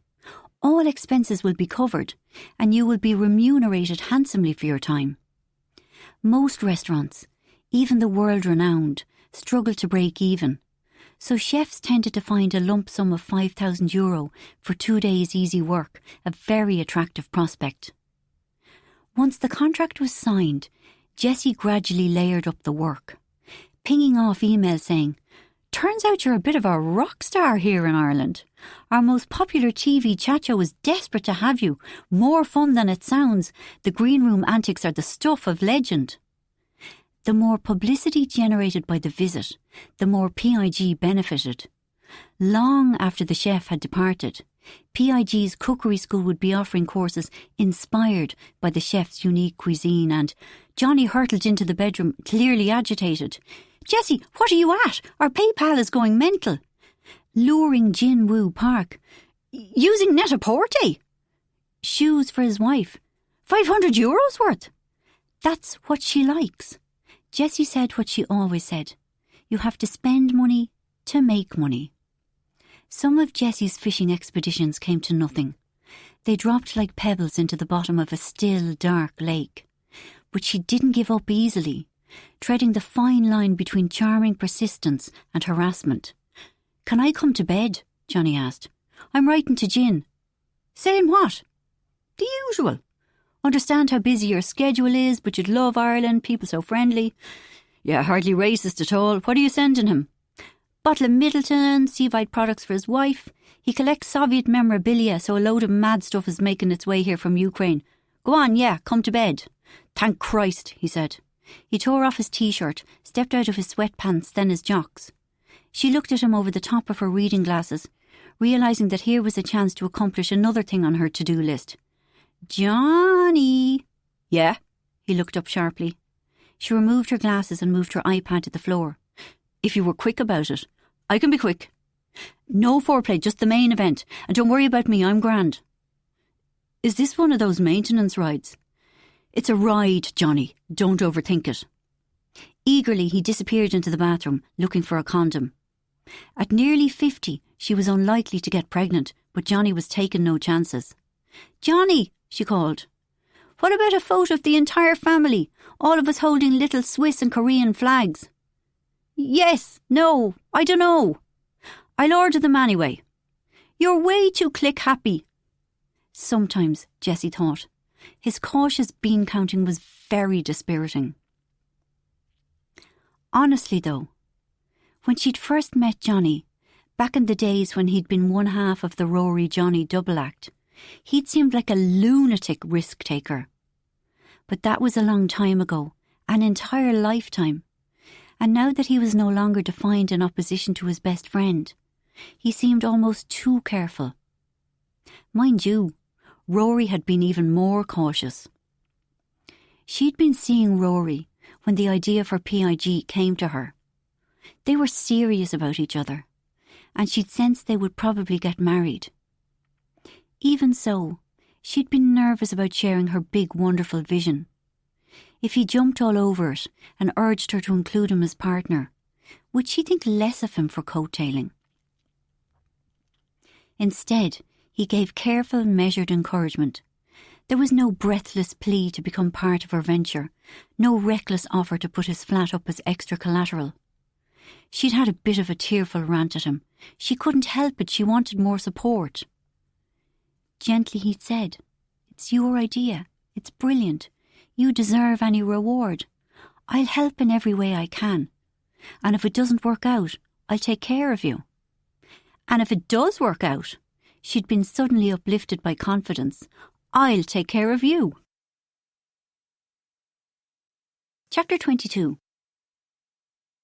"Too low," Nell called from the aisle of the empty theatre. "If the actor misses her mark by a few centimetres, she'll be brained by a giant clock landing on her head. Take it up a bit." High above, on the ceiling walkway, Lorelei shouted down, "How much?" "I'll know when I see it. Wind it back up. Go on, wind. Right, stop. There, yeah. Shout me down the measurements." Nell stepped back to check that all 13 of the MDF clocks still hung in aesthetically pleasing proportion to each other. Moving one had a knock-on effect on everything else. "Is it okay?" Lorelei sounded impatient, which made Nell glance at her phone. "Jesus, is that really the time?" 12:10, yeah. They'd been working since 8 that morning, which made it, Nell counted, 16 hours. But she'd been totally immersed. This was a small project with a tiny budget, but it was hers. Okay, she was doing all the literal construction, but she was the actual designer, and she was getting paid. If she didn't blow the entire budget on the props, that was. Even after all these years, this work still seemed magical. Neither of her parents had known the first thing about art, but as a kid, she'd been the only pupil in her class of 12-year-olds who hadn't sniggered her way through a visit to the Museum of Modern Art. Off her own bat, she'd begun taking out library books about Damien Hirst, Picasso and Frida Kahlo. Articles about architecture, couture or furniture design caught her interest, and all of this caused ripples at home. Petey and Angie were proud but slightly baffled. At the age of 14, Nell had found her true calling. Her mum had got a part in the Raheny Players' production of Tenko.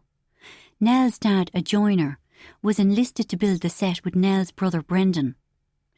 One Saturday morning when Brendan was too sick to get out of bed, Nell was roped in to paint the jungle setting. She was vocally indignant. She had better things to be doing on the weekend. But she was immediately intrigued by how the panels of bamboo and palms slid on and off stage on silent casters, how the scene could be changed in seconds from a forest to a concentration camp.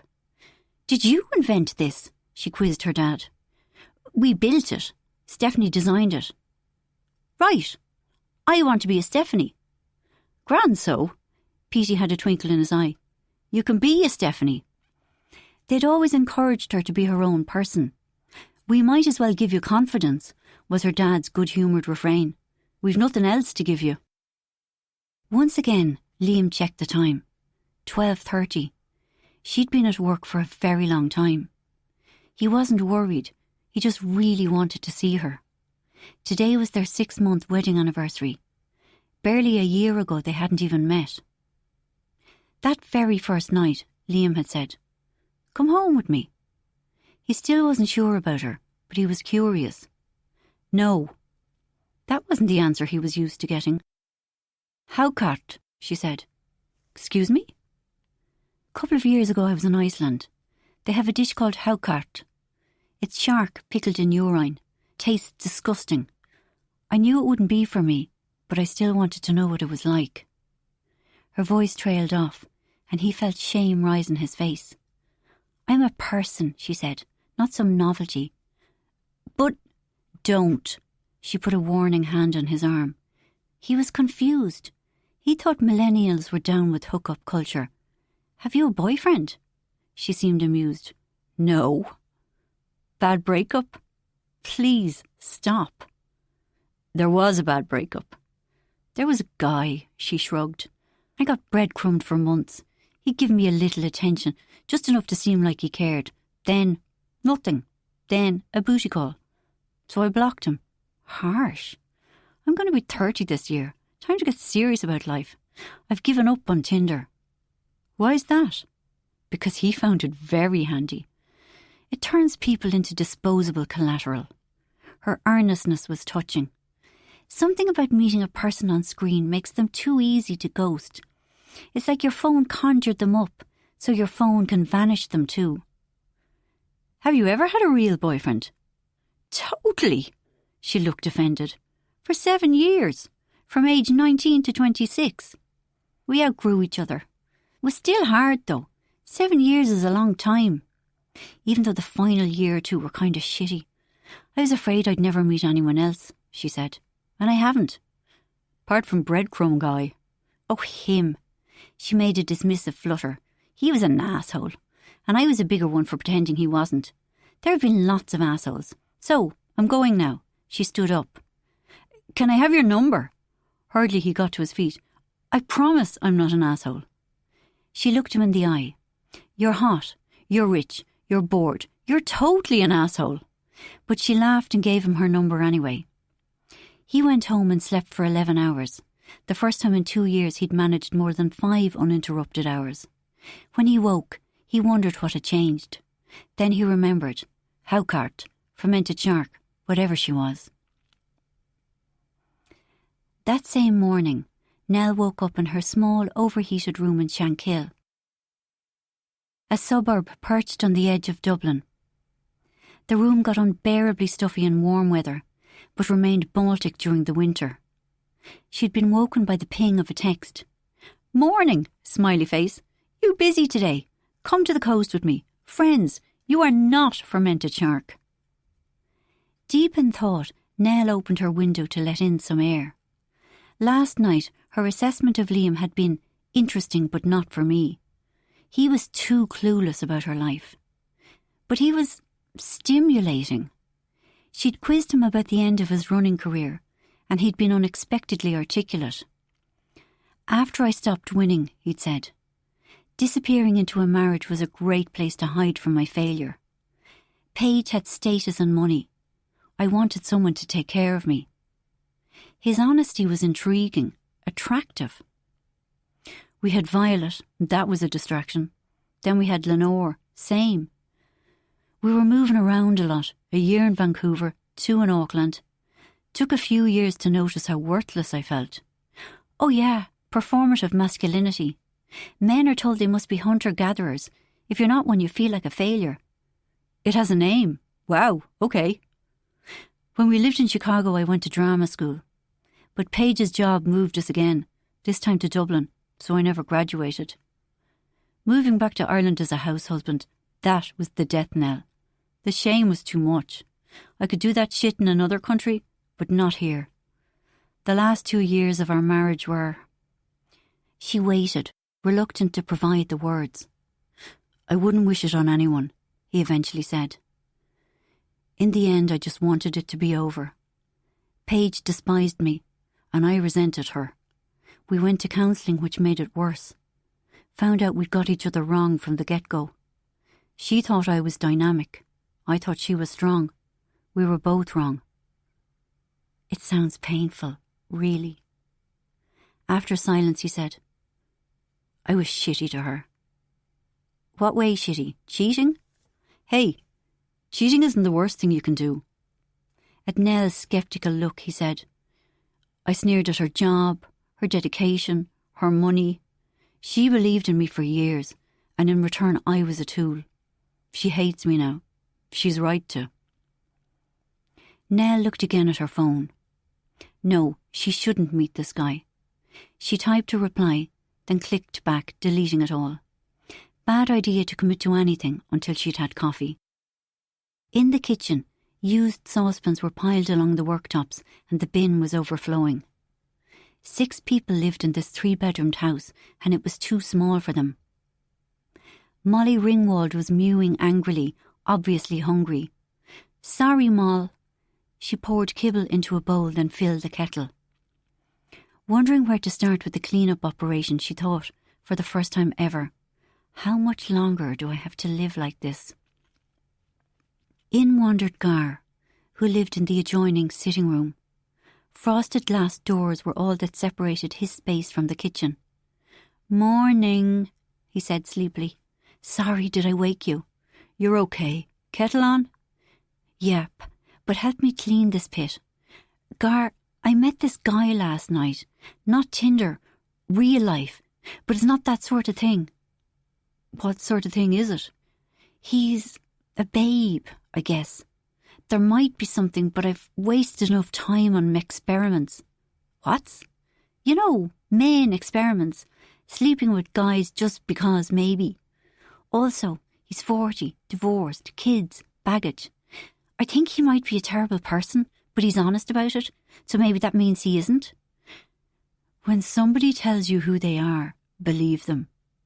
She smiled. "Not what I want to hear. So he wants to hang out today. And I think I want to. So do it. Life's all about adventures. Let's put it out to the universe. If someone in this house can loan me €30, I'll go. Wanda got paid yesterday. The universe says yes." Nell cycled home through the busy city. Thursday was always a big party night, and tonight was even livelier than usual because of the Spice Girls gig. In their underground car park, she slung her bike on the rack.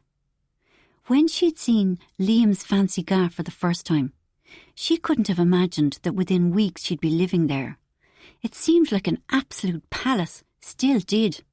Electronic keys, fancy lighting systems, and 3 bedrooms, Liam's, and one each for Violet and Lenore whenever they came to stay, which seemed to be never. That first day they'd gone to the beaches, just friends, but things had changed quickly. It wasn't just his sly, sexy face or his ripped body. It was his optimism that dazzled her. People her own age had no hope in the future, but Liam came from a different world, or maybe a different time, where positive expectations were still allowed. He, likewise, was charmed by her frugal lifestyle, her devotion to her job, and the childlike joy she gleaned from small things. Her principles fascinated him. How she felt guilty about stealing the chilled air from Tesco, or her refusal to use Airbnb because nobody can afford to rent a flat any longer and Airbnb is a big reason why. By the end of the first week, he was saying stuff like, "I wasn't expecting this, but you've really affected me." She was more cautious. On paper they made an unlikely couple. She couldn't shake the suspicion that she was simply a novelty of which he'd eventually tire. When he asked her to move in with him, she laughed uncomfortably. Molly Ringwald would have to come too. Molly Ringwald was her big furry ginger cat. "Molly Ringwald is welcome. Look, you're spending nearly every night with me anyway." But she caved only when a friend of Gar's was evicted and in urgent need of a room. "Okay, but don't corrupt me and Molly. It'll be very hard to go back to a single bed in an overcrowded house." But what finally convinced her they were for real was how he adapted to her life. Last summer they'd spent 2 weeks travelling the wild Atlantic Way on Ireland's rickety bus service, staying in hostels or bed and breakfasts, never Airbnbs. Sometimes they camped on the soft dunes by the sea. One evening, sitting on a sandy beach, as the setting sun flooded the sky with radiant peach light, he said, "I feel so alive, every cell of me, like I've been asleep my whole life and you've woken me up." Still, she hadn't expected what had happened in October, less than 5 months after their first meeting. It was a Saturday morning in bed.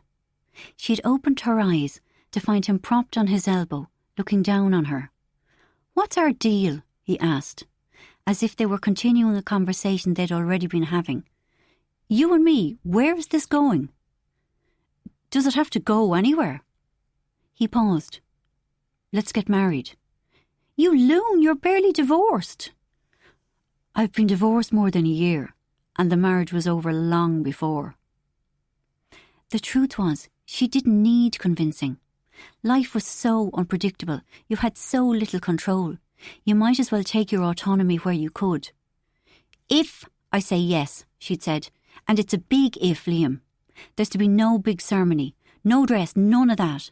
I'm not a white dress kind of person, and I couldn't handle the waste of money. Got it. Thoughtfully he said, something to think about.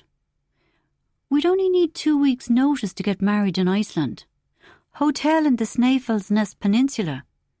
We could do our vows in an outdoor hot tub, with the northern lights in the background. You've already looked it up? I've already booked it. She raced up the stairs, so anxious to see him that she didn't bother with the lift. Sorry. It's okay. He was fiddling on the computer with what looked like his cycling stats. If he was engaged in his stuff, she felt less guilty about hers. Just lost track of time. Happy 6-month anniversary. Liam kissed her, and they said it wouldn't last. He was joking, but there had been a lot of surprise. It's very soon, her mum had said. I'm tired of waiting for my life to start, Nell had said. I'm sure about this. Yeah, but is he? Petey asked. I mean, I like the chap. He's more sure than I am. We're open-minded people. Petey sounded anxious, because they weren't really. They were kind, but traditional. Marriage is a big deal, though. We can always get divorced. She was half joking. Petey took a breath. I suppose you can. You were both younger than me when you got married. But we felt older. I had a job. Your mother had a job. And I know you have a job, love. But we had jobs we got paid for. And I'm not having a pop, I'm just saying. But that's the thing, Dad. I don't know what's going to happen tomorrow. Never mind in 10 years' time. I can only live life with the stuff I know. And I know that I want to marry him. Tell us why you love him, Angie said. He's done so much living, travelling. He's had a career, a marriage, fatherhood twice. He's interesting and he knows stuff. Also, she added, he's a complete fox. Holy mother, Petey half moaned. He treats me like a queen. I've never had that before. Seeing herself through his eyes, she felt free-spirited and bohemian. A sea goddess in touch with nature, instead of someone living a shabby struggle of a life. He's literally beyond my wildest dreams. I hear that's Jesus codswallop. Dad, listen to me. Beyond my wildest dreams. He's great in ways that I couldn't even have imagined. Have you any worries about him? Angie asked. That's shut her up, Petey observed. He barely sees his 2 little girls. That must be tough, but he keeps it inside. She pressed her hand against her mouth. Sometimes he gets narky about me not buying clothes. He likes nice things. But that's it. After a pause, Petey said, OK, well, it's your life. And I like the chap. He likes the chap, Angie said. I like the chap too, Nell said. We all like the chap, Angie agreed. We're trying our best here, Nell. So be happy for me. Petey and Angie looked at each other and came to some mutual agreement. Right so, Petey said. We are happy for you. God's honest. So how much money do I need to ask the credit union for? None. We're getting married, but we're not wasting money on a wedding. What do you mean? I don't get to walk my only daughter down the aisle. Here. We're getting married abroad. You're welcome to come. Where? It better be somewhere sunny. Iceland. In November. Good night. You can expect a phone call from Nana McDermott. She won't be happy. Sure enough, the following day, Nell's Nana rang her, raging about the foolishness of not only marrying in haste, but marrying in Iceland. But I love him so much, Nana, Nell had said. Doesn't that count for anything? I never had you down for an Egypt, Nell. But there we are. As they were drifting off to sleep, Liam said, It's Dilly's first communion on Saturday. We need to give her €200. Is that the going rate for communions these days? It couldn't possibly be. I'm her godfather. After a spell of silence, Nell said, Dilly doesn't need that kind of money. Oh Christ, you're planning something, aren't you? You are. You know Perla and Cassandra, the Syrian woman and her little girl. OK, you know about them.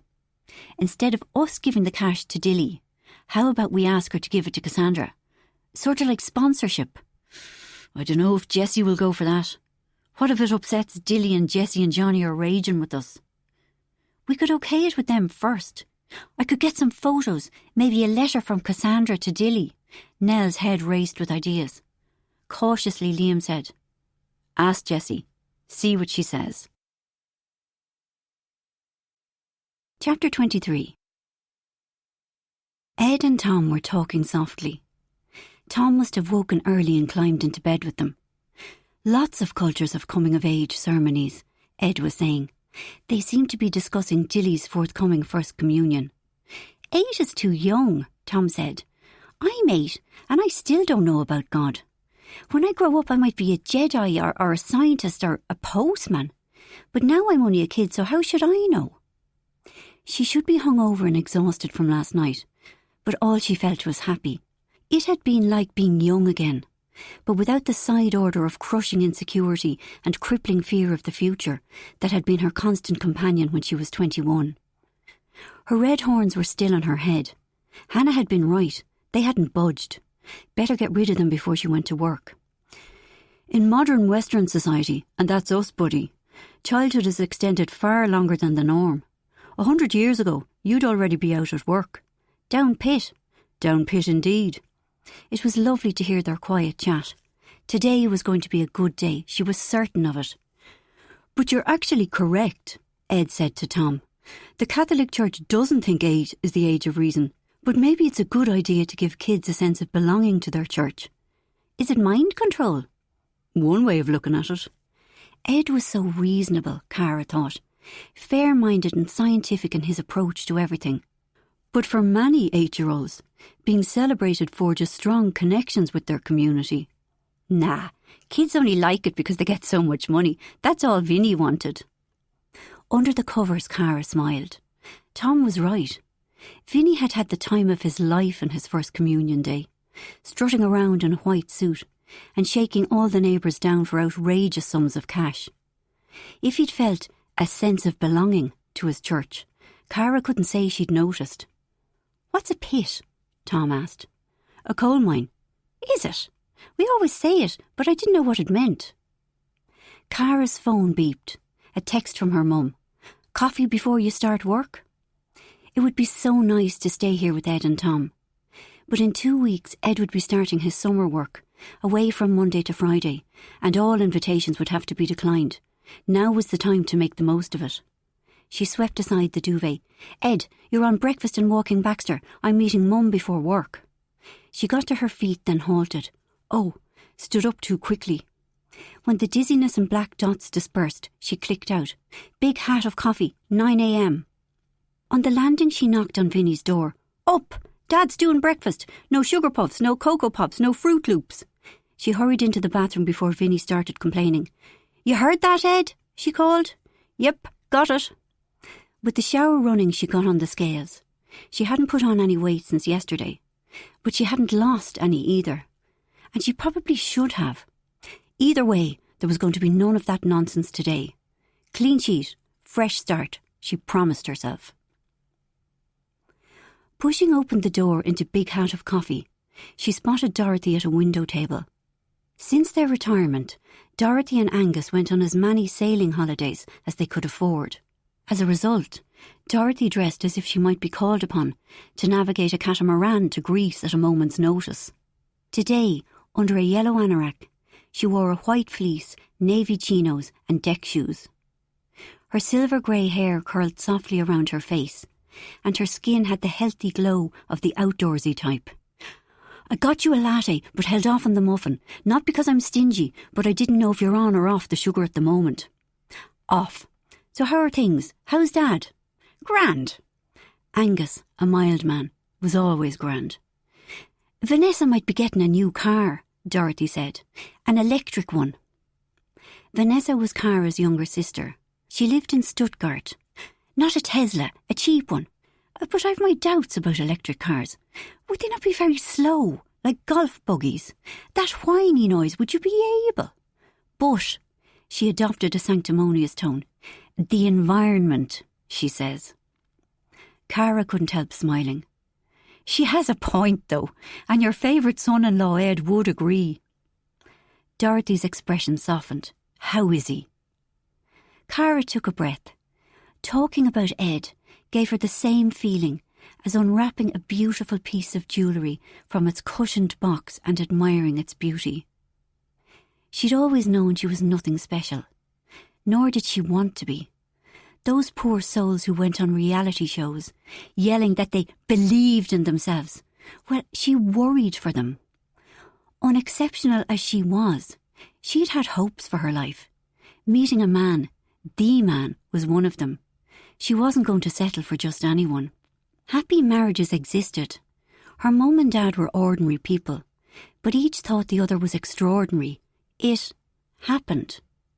Now, the older she got, the more she saw how clueless her younger self had been.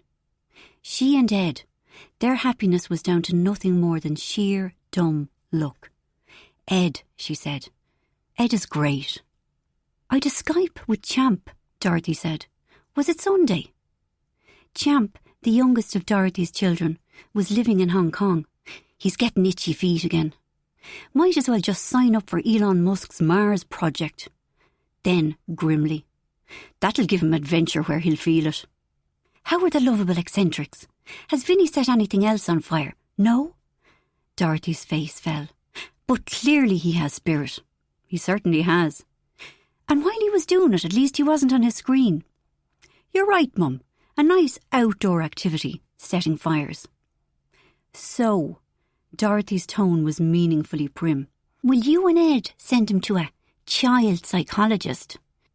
No, he's just a kid experimenting. They try to pathologise everything these days. If I knew what pathologise meant, I'd probably agree with you. And how's Tom? Reading War and Peace yet? I don't know where he gets that intellectual streak from. It's certainly not from our side. So, any news at all? Dilly's first communion tomorrow. This perked Dorothy up. She loved stories of Jessie's extravagance. There's a woman who knows how to do life, she frequently said. Well, flying the Pope in to do the honours? Low-key.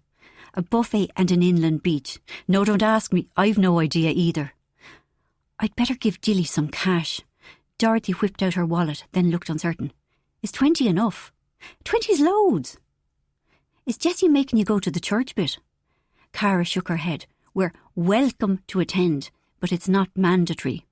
Unlike the buffet and the, what did you call it? Inland beach. But she's great. Dorothy could never disapprove of Jessie for long. Cara's phone rang. She looked at the caller. Work? She turned it face downwards on the table. Yes. Answer it, love. It might be something exciting. A paparazzi man might have made it into the penthouse. More like someone didn't get their gluten-free toast. The phone rang again, and with a sigh, Cara picked up. Madeline's sick, Raoul said. Can you get here early? OK, be with you in 10. She hung up. Sorry, Mum, I've got to go.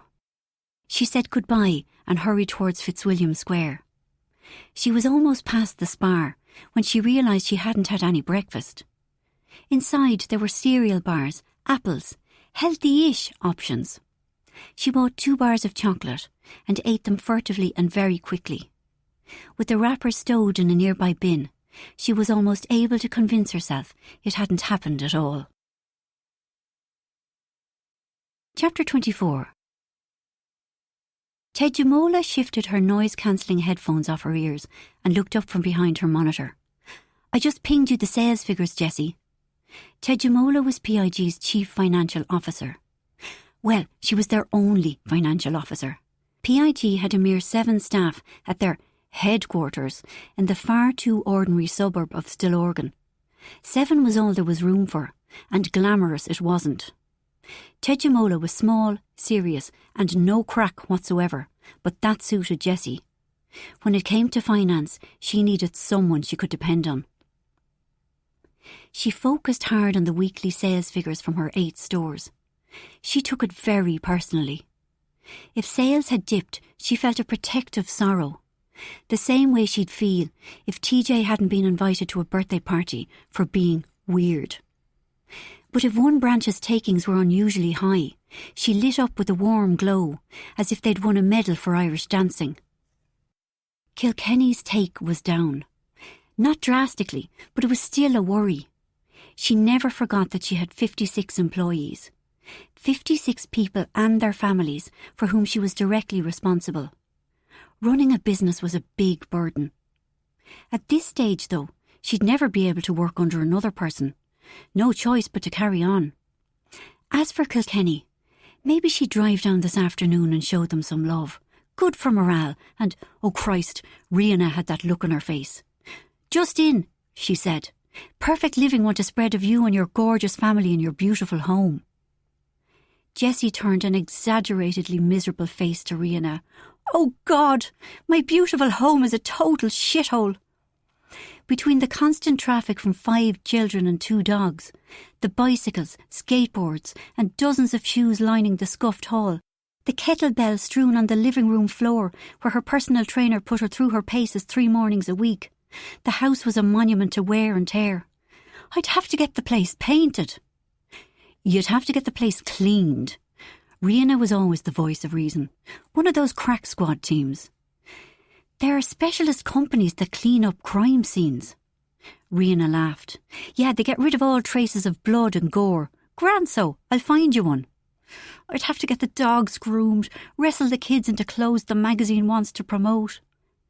There wasn't a hope of cajoling Ferdia. Quite apart from his habitual hostility, his third-year exams were starting on Wednesday week, and it would be a mistake to eat into his study time. But most important of all was TJ. Her decision to dress as a boy would be highlighted by a photo spread. Jessie felt fierce protectiveness and almost unbearable love for TJ. At 9 years of age, she understood herself enough to express her wants. She knew she was a girl, but she wasn't sure she liked it. She wasn't sure if she liked being a boy either, but she was already aware of the limitations of being female and didn't want them. Instead of being called Therese, she wanted to go by her initials TJ, the J referring to her middle name Jennifer. Jessie and Johnny immediately enforced this.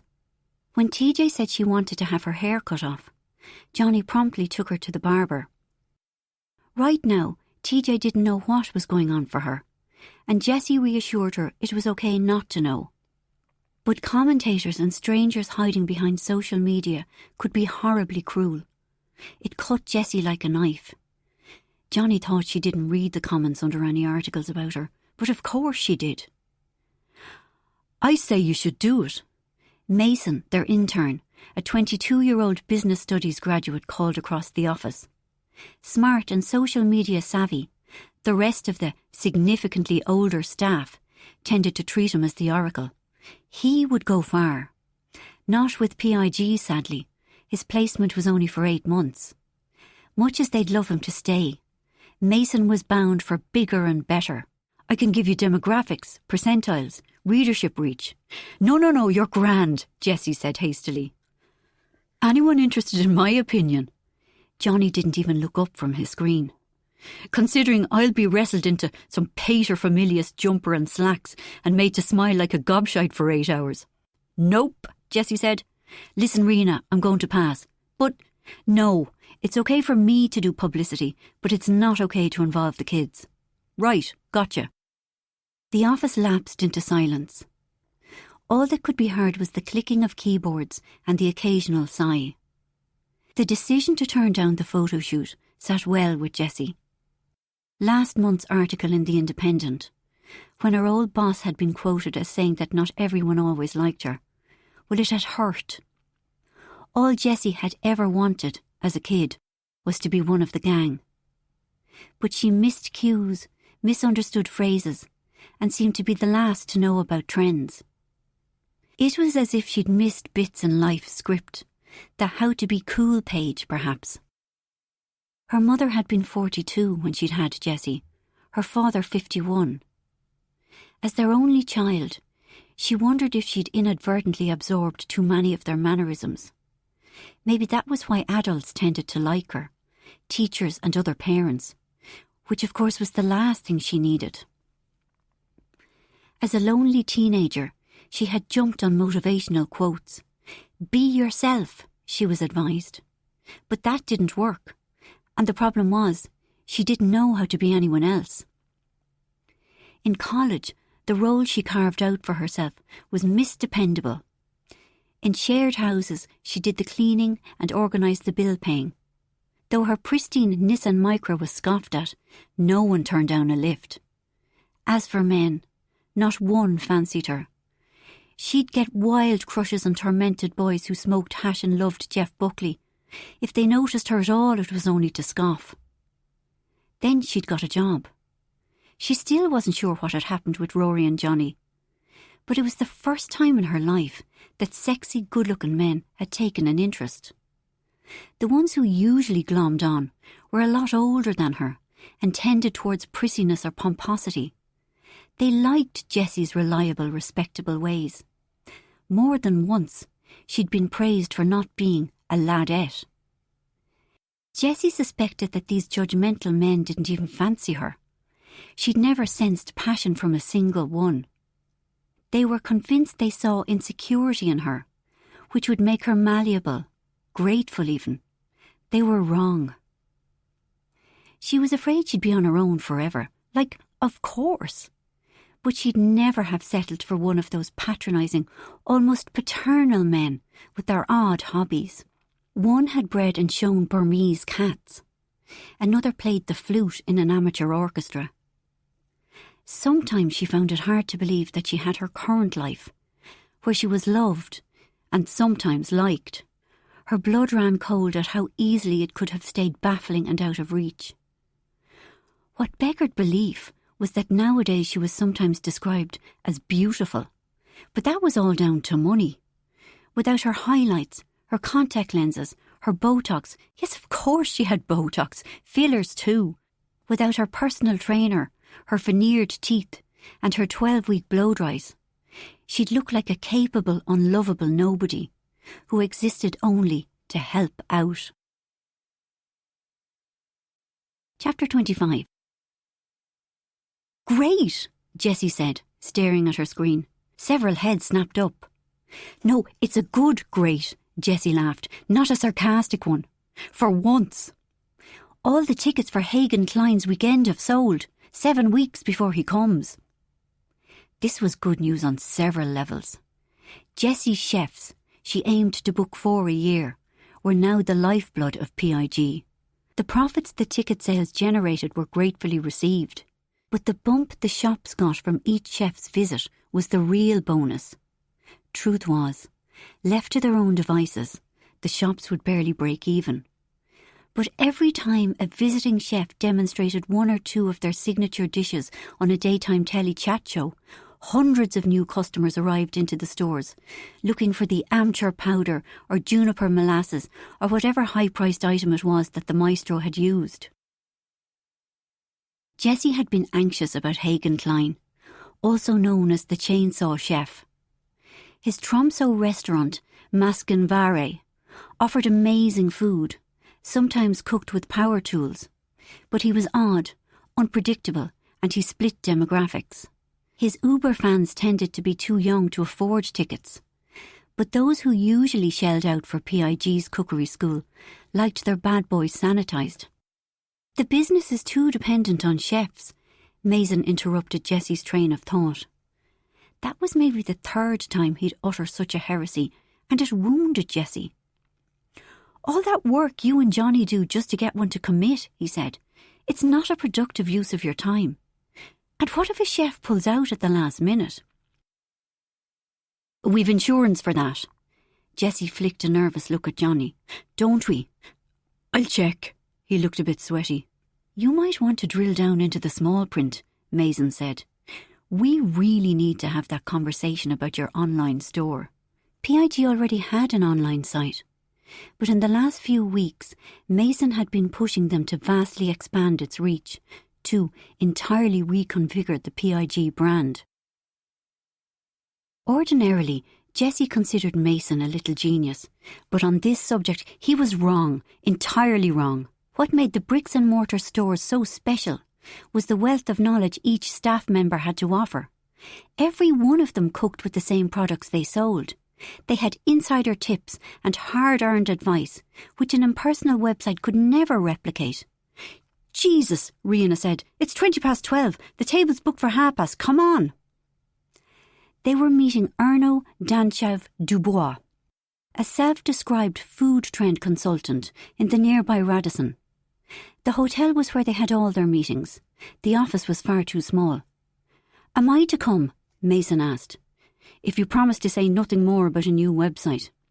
Mason smoothed down his already immaculate clothing, and Jessie couldn't help smiling fondly on him. "Look at you!" In his rolled-up chinos, checked waistcoat, white t-shirt and red dicky bow, he was a sight to behold. He carried a fogyish floppy leather briefcase and wore no socks under his black and white brogues. Even with his mid-century, black-framed spectacles, the smiley little face underneath the neat quiff looked about 15. Nerd hipster, apparently. Erno was bound to adore him. Erno was a rare beast. Food trend consultants existed by accident rather than design. They had usually been educated in several countries, spoke at least 4 languages, knew everyone, and had fallen on hard times. PIG had 4 such individuals on a retainer to predict what trend or foodstuff might take off in Ireland next. But it was an inexact science, and mistakes were made, sometimes drastically. As they piled into the car, Jessie said, "Take Erno's guff today with a pinch of salt. He gave us a bump steer on the Bhutanese thing." "But he was spot on about Colombian street food," Johnny said, "which is why we haven't cut him loose." Erno had both the gin and tonic and a glass of wine before him. He leapt up, clicked his heels together, bowed and pressed his lips against first Jessie's and then Rihanna's hand. Jessie was suddenly reminded of what Ferdia had said the one time he'd met Erno, that he seemed like a bad actor. Next time you see him, he'll be playing Mother Goose in the panto at the Gaiety. As she watched, Erno kissed Johnny on the cheek, once, twice, 3 times, then Mason. That triple kiss was new. Christ. Taking charge because no one else would, she gave the menu a glance. "No starter for me. If I eat too much in the middle of the day, I fall asleep." "Me too," Rihanna said, on cue. Rihanna was great. Rihanna was so bloody great. Jessie would be lost without Rihanna. "And me," Johnny said. Johnny was great too. "Sure," Mason smiled. Mason didn't care about food. Mason was young. Erno was the only one who looked sorrowful. But Jessie was having serious doubts about Erno. After the usual chit-chat, talk of ambassadors, fincas, the new Aman Hotel in Kyoto, they finally got down to business over dessert. Brazil was Erno's prediction for the next big thing. Again? Jessie caught the waiter's eye and decided to signal for the bill. Bit abrupt, maybe, but she wasn't wasting any more time with this nonsense. "Do you not remember? About 3 years ago. Feijoadas left, right and centre. More cassava than you could shake a stick at." Erno was discombobulated. "Of course. Well, Bhutan is about to explode." "It certainly exploded our bottom line for last year's second quarter."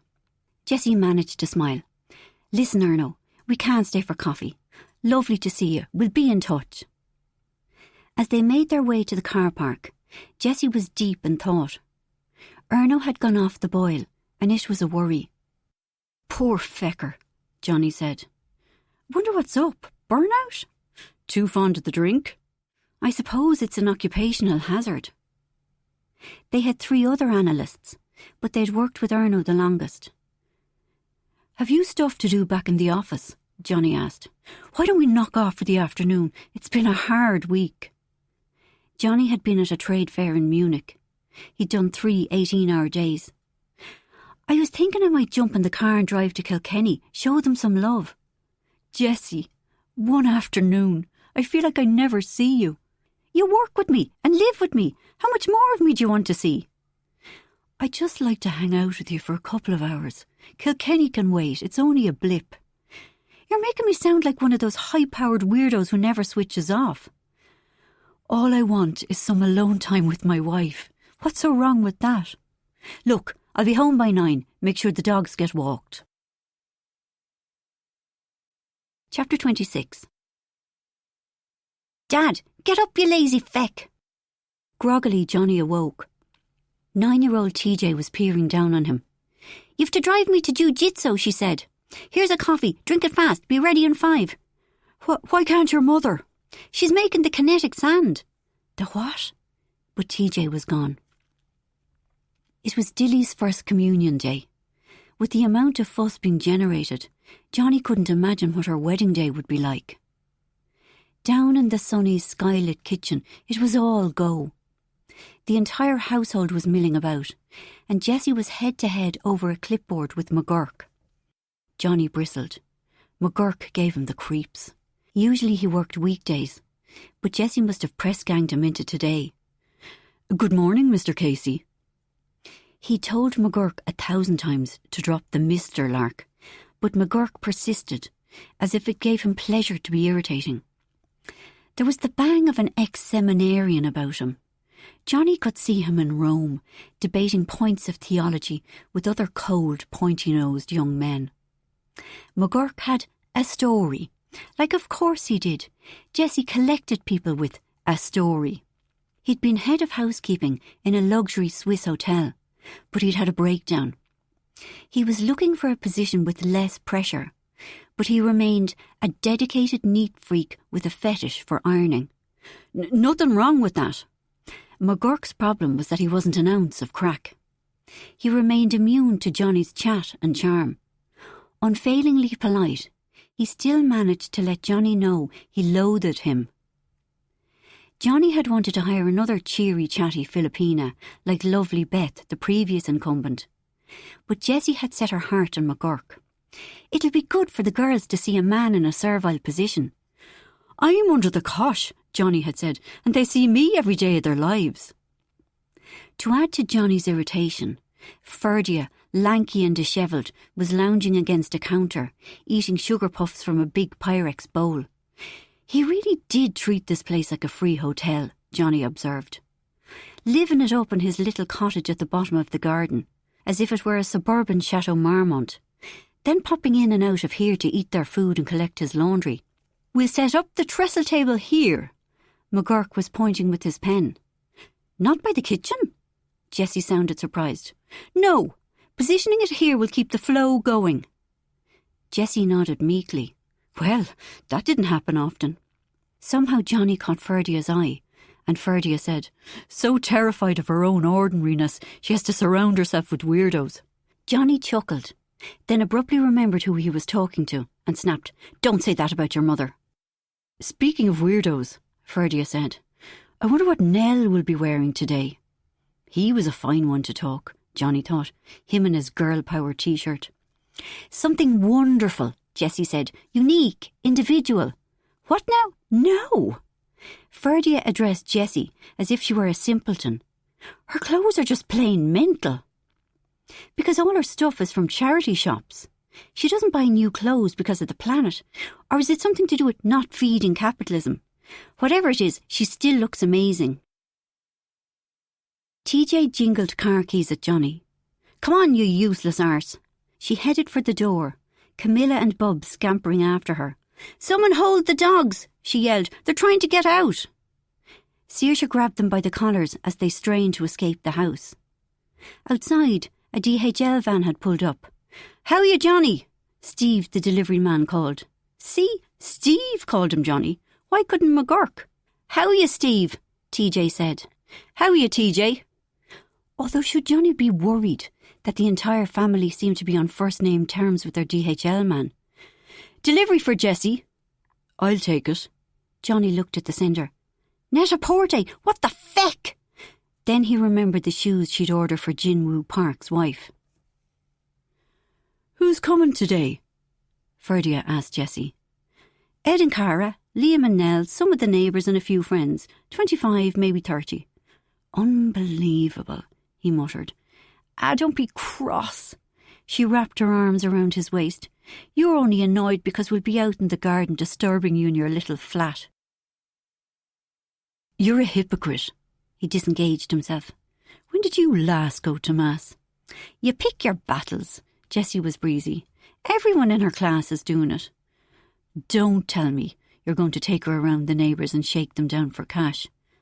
"That's the custom. We did it for you." We weren't so rich then." "We aren't so rich now." For a moment, a teeny tiny moment, she'd pretend the shoes were for her. She'd carefully open the lovely Balenciaga box, peep inside, and pretend. And oh God, look at them.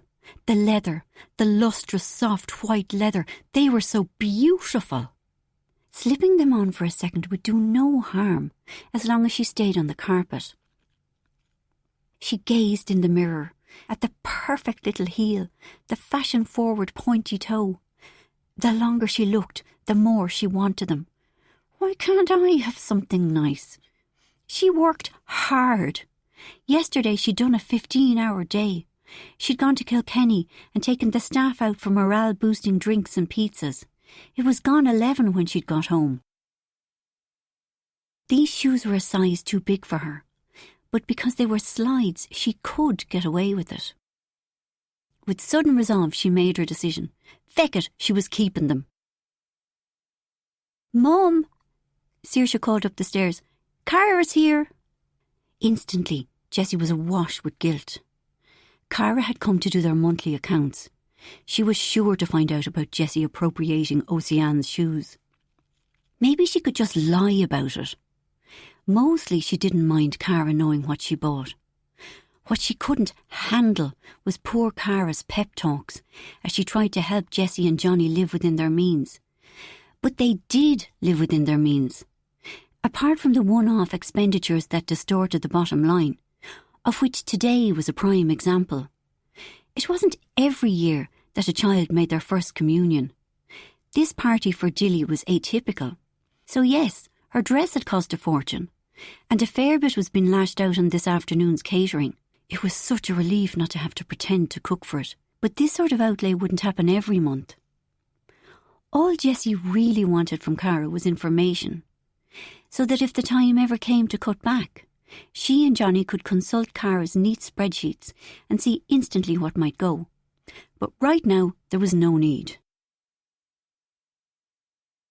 Chapter 27. "We'll be gone for about 3 hours, Jessie said, as the kids streamed towards the people carrier. "You'll have peace and quiet.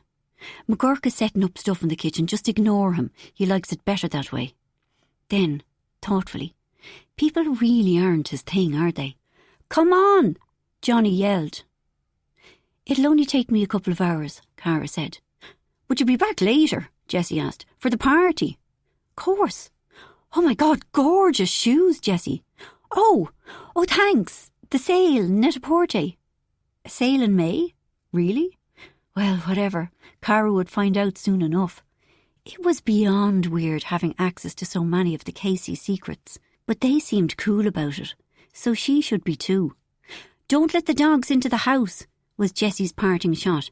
"They'll eat the party food and Camilla is too old. She'll puke everywhere." The front door slammed. Cara sat at the computer in their living room, put in her earbuds, and logged into the Casey's current account.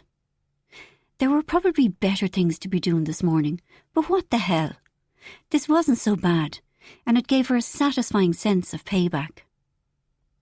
Most of Johnny and Jessie's outgoings were on their debit cards. There was so much, though. Pages and pages. In the main, boring basics. Petrol, groceries, phone bills. But with regular splurges that wildly inflated the overall outgoings. It was fascinating, having a spy hole into the finances of a much richer family than her little foursome. You could just tell that Johnny or Jessie never anxiously watched the meter in the petrol station, carefully timing it to stop at €20, because that was all they could afford. But she didn't judge them. If they had it, why shouldn't they spend it? If she had unlimited money, she'd check into one of those Swiss places that were a cross between a hotel and a hospital, and undergo luxury starvation. She'd be so busy being decellulited and unwrinkled that she wouldn't even notice the hunger. Returning to real life would be tricky though. Maybe she'd hire a person to walk 20 paces ahead of her, sweeping away any chocolate in her path, like a sobriety coach, except for food and... What on earth? Ferdia, dishevelled in sweatpants and a washed-out t-shirt, loomed over her. She yanked out her earbuds. "Christ," he was saying. "Oh, it's you, Cara." She laughed from shock. "Sorry, we scared each other. I thought I had the place to myself.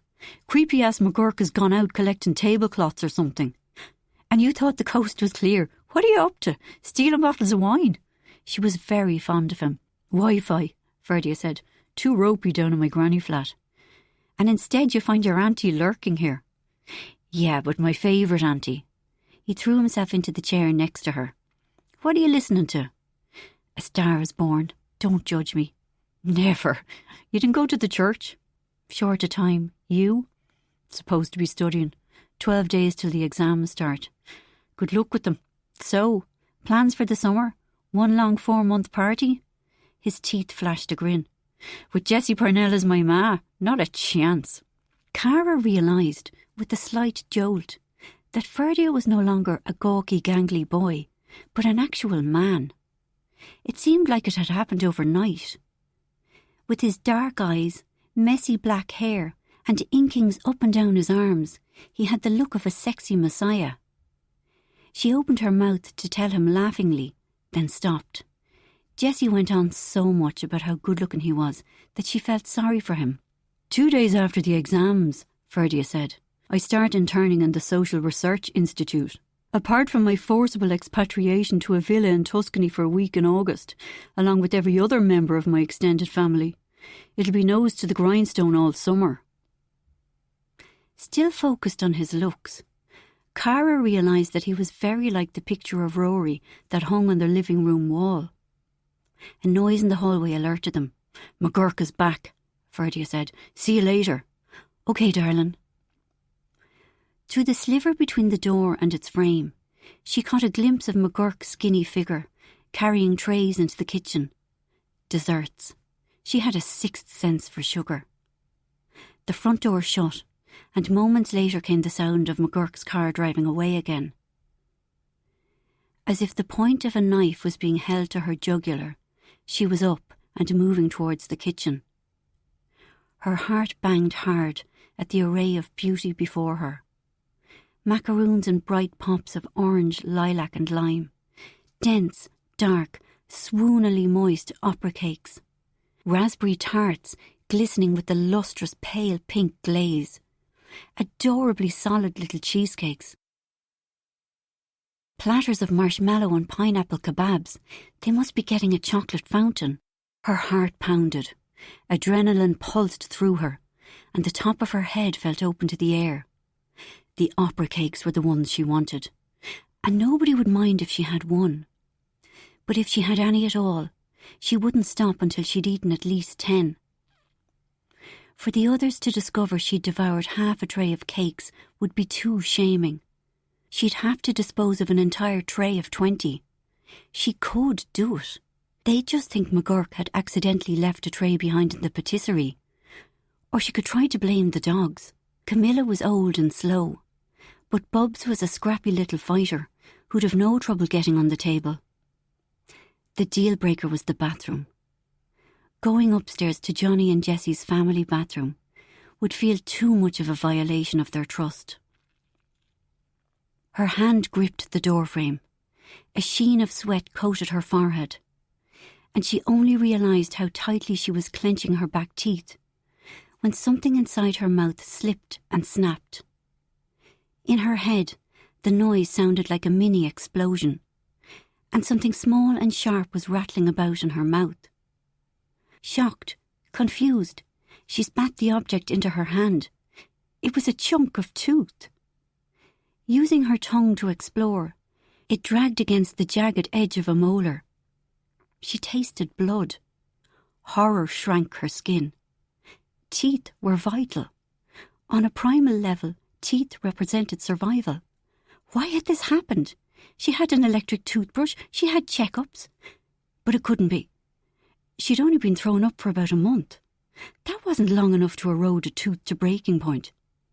Was it? Unwelcome memories of vomiting 3 and 4 times a day assailed her. Yesterday, despite all her early hope, had veered out of control. She had to admit that she'd packed an awful lot into a very short time. Chapter 28.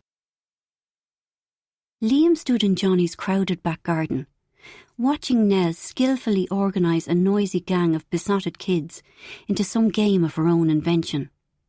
It was only a year since he'd first seen her in that supermarket, but sometimes a year seemed a very long time. Sometimes even a week did. Because within days of meeting her, he'd been poleaxed with love. All of a sudden, he'd understood where he and Paige had gone wrong.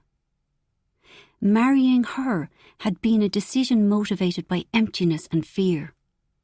His career was over, and a huge part of his identity had abruptly disappeared. He had almost disappeared. Paige had offered a structure, a shape, a new way to be. But his feelings for Nell were entirely different.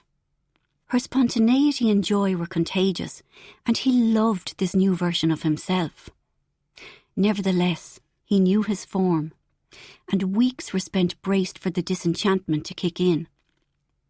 Eventually, cautiously, he'd come to accept that it might never happen. "Hi, Liam." It was Cara, pretty and dimpled. "Oh, hey." Everyone always said how totally lovely Cara was, but something about her made him uneasy. Nell flew past, trailed by a long line of children. They watched her go. "She's magical with kids," Cara said.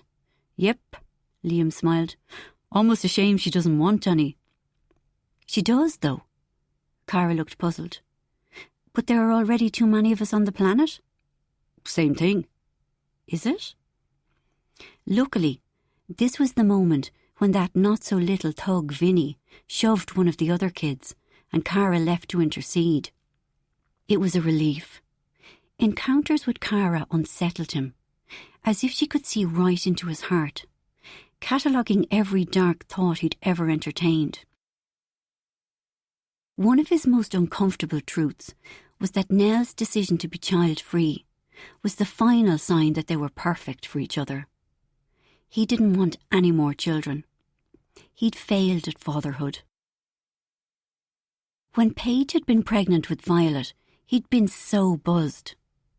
But his crazy elation at Violet's birth had quickly evaporated in the face of her unknowable needs and incessant howling.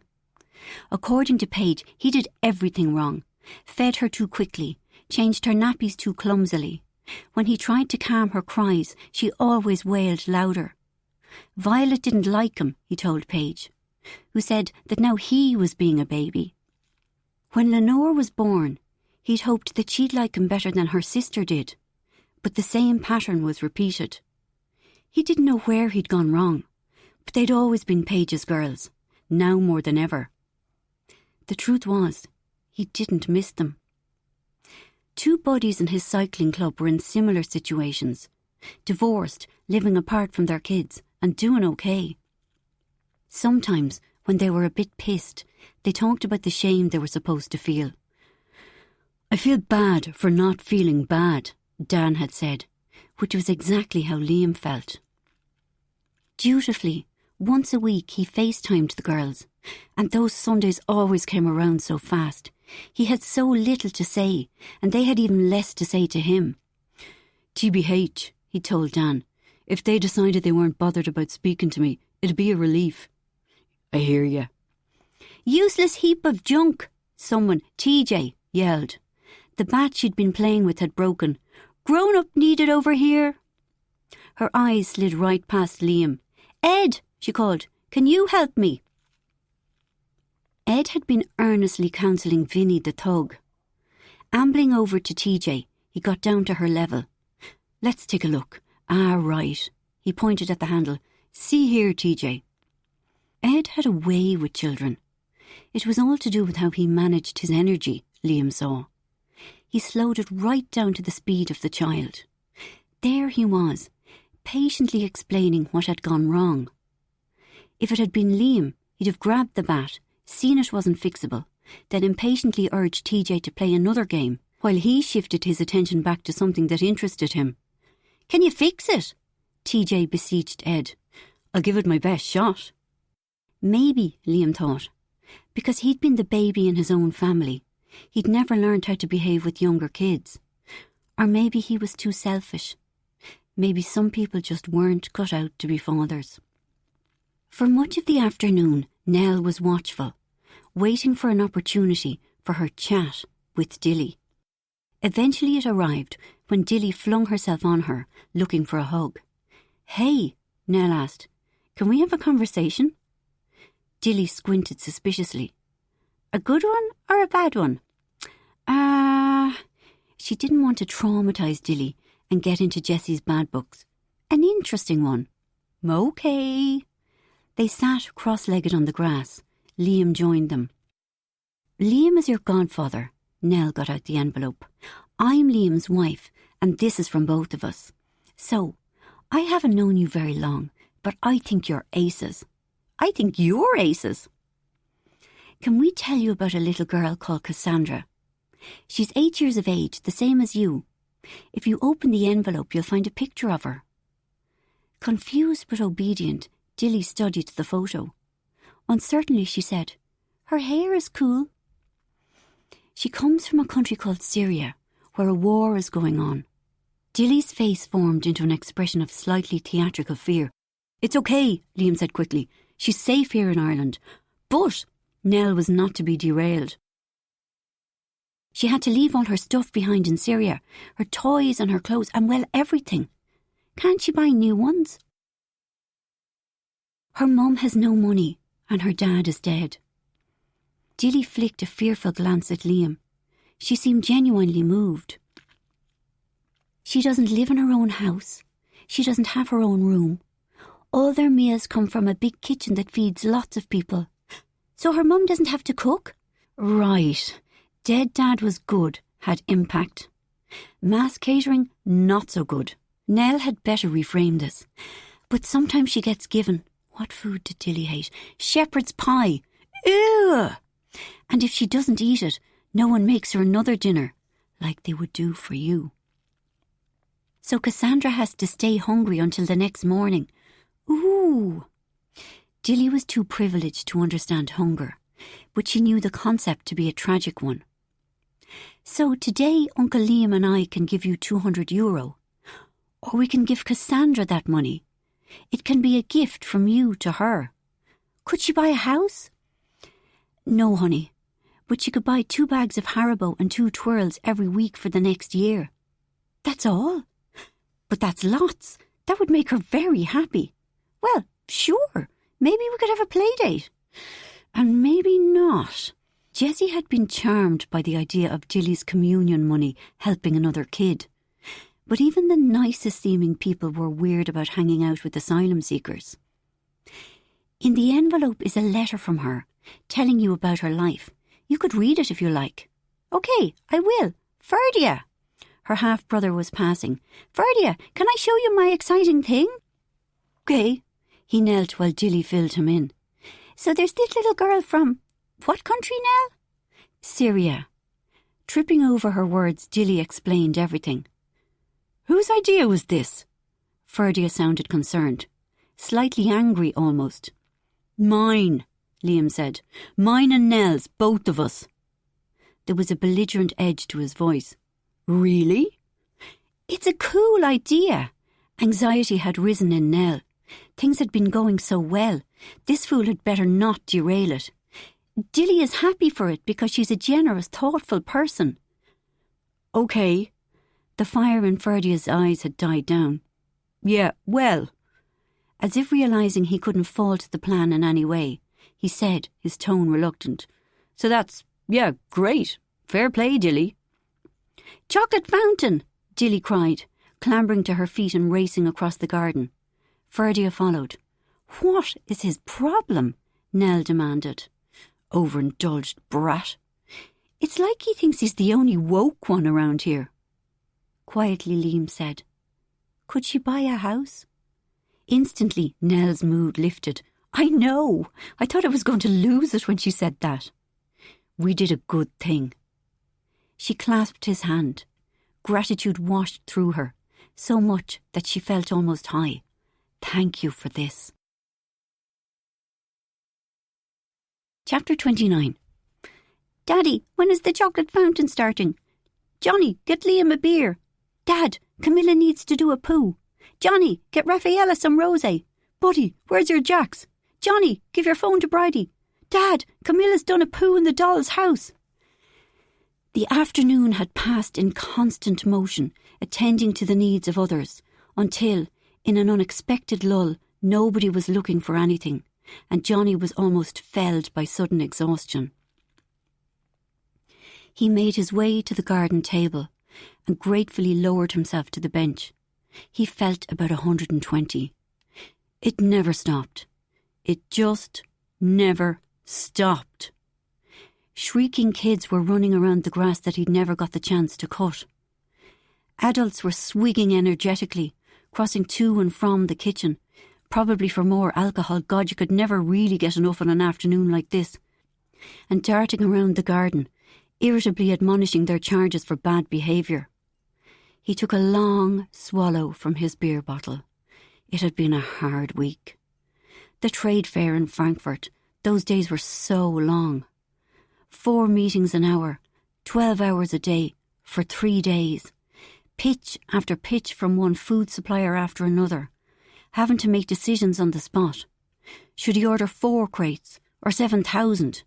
By the end of the first morning his brain had turned to noodles. But this week hadn't been exceptional. Every week was hard. There went Jessie again, striding with purpose. There was something about her that was giving him that fearful feeling. Through exhausted eyes he watched her. It was the shoes. White pointy things that he'd never seen before. Momentarily he was impressed by how she avoided sinking into the grass in the skinny heels. Pure strength of will. Then the fearful feeling returned. There was some story attached to those shoes. Not a good one. He could check, but right now he didn't want to know.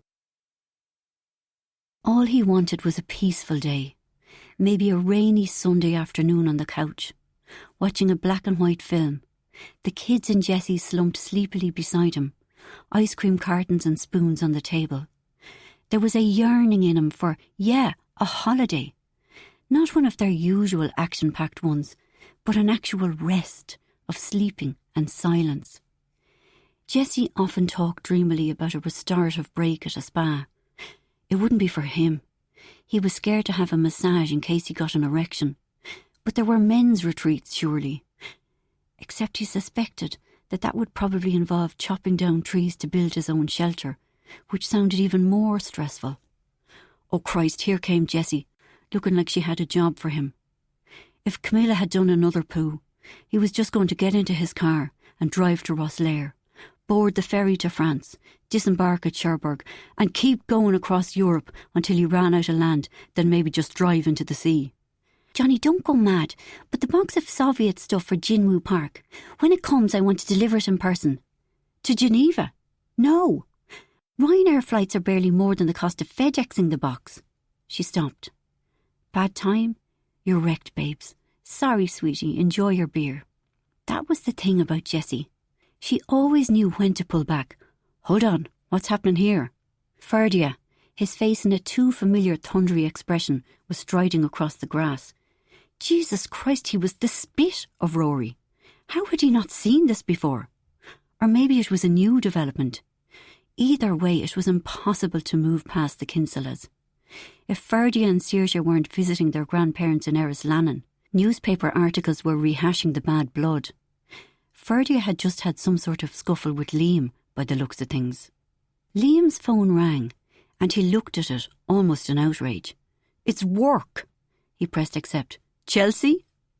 Nell listened to him getting an earful from his manager. Busy. Never got the chance. Then, hey, you do the rosters. Put more of us on. Responsibility. Call me acting manager all you like, But I'm not getting paid what you're getting. More listening. I'll do it tomorrow. A sigh. Monday then. He ended the call. She's raging I didn't bank yesterday's takings. But if she only has 3 of us on, what does she expect? Totally. Actually, Nell worried that Liam's attitude to the woman who managed the 6 Planet Cycle shops was too belligerent. Maybe it's time I moved on. I'm getting all the grief of a manager without any of the money. Liam, don't do anything mad. No, but the sports massage thing. I've been thinking about it long enough. Maybe I should just go for it. Could you work and study at the same time? They were lucky that Paige let them live rent-free, but they still needed money for food, a phone, the essentials. Ah, yeah, it'll be grand. All okay? Jessie was suddenly at their side. Dilly went for it? Yes, thank you. Nell was jubilant. So, there was a sly little twinkle in Jessie's eye. Wanted to run something by the pair of you.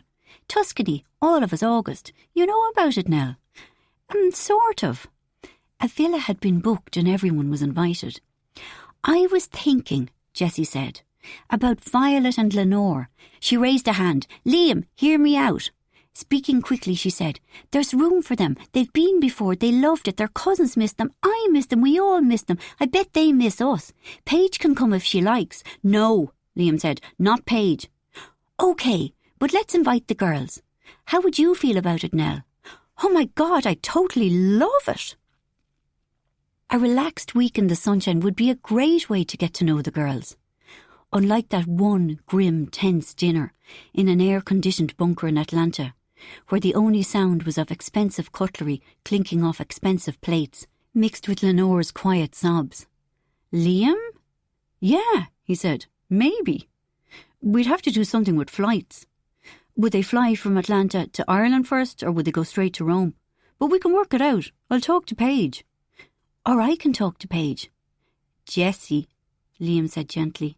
She's my ex-wife. Let me talk to her. OK, you'll do it. Thanks. Delighted, Jessie swung away. That would be amazing. Nell sparkled at Liam. Whatever makes my angel happy. From across the garden, Johnny studied Liam. There was a gleam about him that snagged the eye, as if he'd been dipped in a glossy topcoat. He looked way too glamorous for this suburban garden. Nell, by the same token, didn't. But she was endearing, immensely likeable, taking such joy in living. All the kids were besotted. Just look at her there, twirling in a circle with Tom, her pink hair flying. Would Nell let him have a quiet life, he wondered. She was certainly a lot more easygoing than Jessie could ever be. And from 1 or 2 things he'd gathered, herself and Liam were a great pair for the alfresco riding, beaches and forests and whatnot. But you couldn't be thinking like that about your brother's wife. Johnny's smartwatch beeped, triggering his heart to pound pure adrenaline for a half second. It was as if Jessie had seen into his thoughts and was on to him. But it was just a new email. Listlessly, he scanned it. If he'd had any energy, he'd have felt despair. But all he could produce was dull acceptance. At least the decision had been taken out of his hands. Jessie's 50th birthday was coming up in July. She didn't want a big party like she'd had for her 40th. After that night, she'd admitted tearfully to Johnny, I wasn't sure if anyone there even liked me. I felt like I used to as a teenager. She wanted to spend this milestone birthday with close friends and family, maybe 12 or 14 people. Hefty hints had been dropped about a murder mystery weekend. Jessie loved period crime dramas, the clothes, the backstories, the scandal in people's pasts. Johnny had contacted a world-renowned hotel in Scotland, legendary for these events, but the prices were horrifying, almost £1,000 a head. Another strike against it was the logistics of flying a dozen people to another country. But a 3-hour drive away in County Antrim, a much smaller country house offered something similar. It looked okay, nice even, a Regency-style building. The only worry was the price, disconcertingly reasonable. Shit Advisor was no help. The 37 reviews were either 5-star or 1-star, almost nothing in between. And of course the 5-star raves, which enthused about the delicious food, the warm hospitality and the great costumes, could be fake. Even though the birthday was hurtling towards Johnny at increasing speed, he'd been umming and ahhing between the two places. It was only yesterday that he'd inquired about availability in the Scottish hotel, and now they were telling him they were fully booked. However, reasonably priced Gulban Manor in County Antrim had plenty of room, so Gulban Manor it was. Liam grabbed Jessie as she scooted past. I messaged Paige. She likes the idea. The girls are already booked to summer camps, but she's going to see about moving stuff around. He smiled. You know, Paige, she'll make it happen. Thank you, Liam, thank you. Jessie was almost more grateful than Nell, which was saying something. If you need help with the flights... Jessie, you're way too generous. There was a warning note in his voice. But my stuff with Paige and the girls is my stuff. Let me do this, okay? Okay. Chapter 30. By 7 p.m. the neighbours had drifted home. All who remained were the Casey brothers and their families. The adults gathered around the table in the garden. The younger kids watching YouTube in the living room. For the 1000th time that day, Cara touched her broken tooth with her tongue. Immediately all the conversation around her receded. A tooth, a big one, a molar, had simply snapped in two. Could it really be connected to her throwing up? Worrying about her weight had been a constant nearly all her life. As a skinny, knock-kneed 8-year-old, she knew that too much bread and butter would make her fat. And fat was the worst thing any girl could be. Where had she even got the idea from? Not from her mum and dad. They weren't like that. The girls at school? Well, everyone was always saying they were too fat and wanted to be much skinnier. But had anyone taken it to the extremes that she had? During her final 2 years at school, her first thought on awakening was always, today I won't eat. Despite her poor mum begging her to have breakfast, she often survived on water until late afternoon, when she'd cave and speedily shove food into herself, consuming far more calories than if she'd stuck to regular meals. Her self-loathing was monumental, and although she understood in her head that anorexics live lives of misery, in her heart she envied their discipline. Through her college years in Dublin, she had always felt too big, but the life she was living, little money, eating cheap carbs, drinking pints, gave her no choice. Things only really went to hell when, aged 22, she went to Manchester to do her hotel training. Homesickness, combined with constant access to food, sent her weight soaring. Desperate, she ordered pills to speed up her metabolism, but they made her so jittery she had to stop. A brief spell with laxatives followed, but what they did to her body scared her. And then she'd found vomiting. After she'd gone back to Dublin, she'd moved on to other healthier types of weight control. Boot camp workouts had featured for a while. When she was 29, she'd done a liquid diet for 10 weeks and was the thinnest she'd ever been as an adult. She'd felt amazing. But it hadn't lasted. As soon as she'd resumed normal food, the weight piled back on. The shame had been intense. She'd felt a type of grief to have lost that skinny self. Ever since, she'd been trying to find her way home to that paradise size. Apart from a short relapse after each of her pregnancies, she thought she had the vomiting under control. Why couldn't she eat normally? Why did she have to know the calorific value in literally everything? Why was she always either on the way up or the way down, desperately clawing for control? Or she could try looking at it another way. Why couldn't she accept herself, whatever her size? There were lots of overweight people who were fine with what they were. Why couldn't she be one of them? Cara tuned back into the conversation around the table. Johnny was saying, "This 50th wedding anniversary thing, how much are we dreading it?" Next month, the senior Caseys, Canis and Rose, were holding a weekend of festivities to mark their golden wedding. They lived on the other side of the country in the small County Mayo town of Beltibet. Attendance at the celebration was obligatory. "Is their present sorted?" Liam asked. "Jessie, you're doing it, right?" "Not that it matters," Johnny said. "We could give them actual Fort Knox and they still wouldn't be impressed." "Fuck them," Liam said. "Ah, Liam. Seriously though, why did they even bother having kids? All they ever cared about was each other." Liam had made a good point. In Beltibet, Canis was the town solicitor, a justice of the peace and a local big shot. Every one of his children was a bitter disappointment to him, something he liked to hold forth on.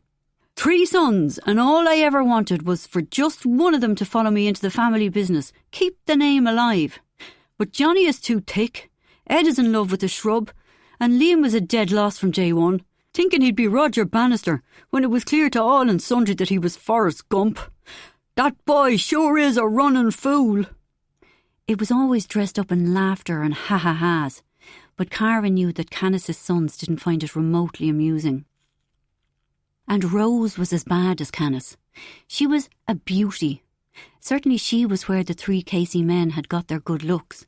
She was also fragile and very proper.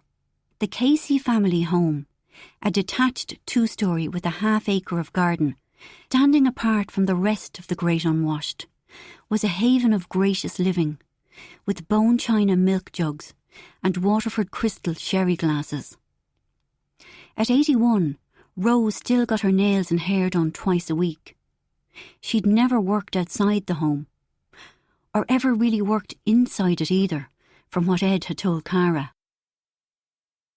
Throughout his childhood, there had been a succession of flustered, overstretched women from the town, Mrs. Dooley and Mrs. Gibbons and Mrs. Loftus, who did the laundry, the cooking and the polishing of the silver. No one knew where Rose had got her notions. She was from the nearby town of Ballina. They weren't great parents, Ed was a matter of fact. "But was it our fault?" Johnny asked Ed, like he always did. "Didn't it bother you?" "It would have been better if they'd been kinder. But when I was about 13, I got it. I'd never be good enough for them, so it just stopped mattering." "Liam?" Johnny asked. "Like I said, fuck them." Liam swigged from his beer bottle, then gave a short laugh. "Look, they were never physically cruel.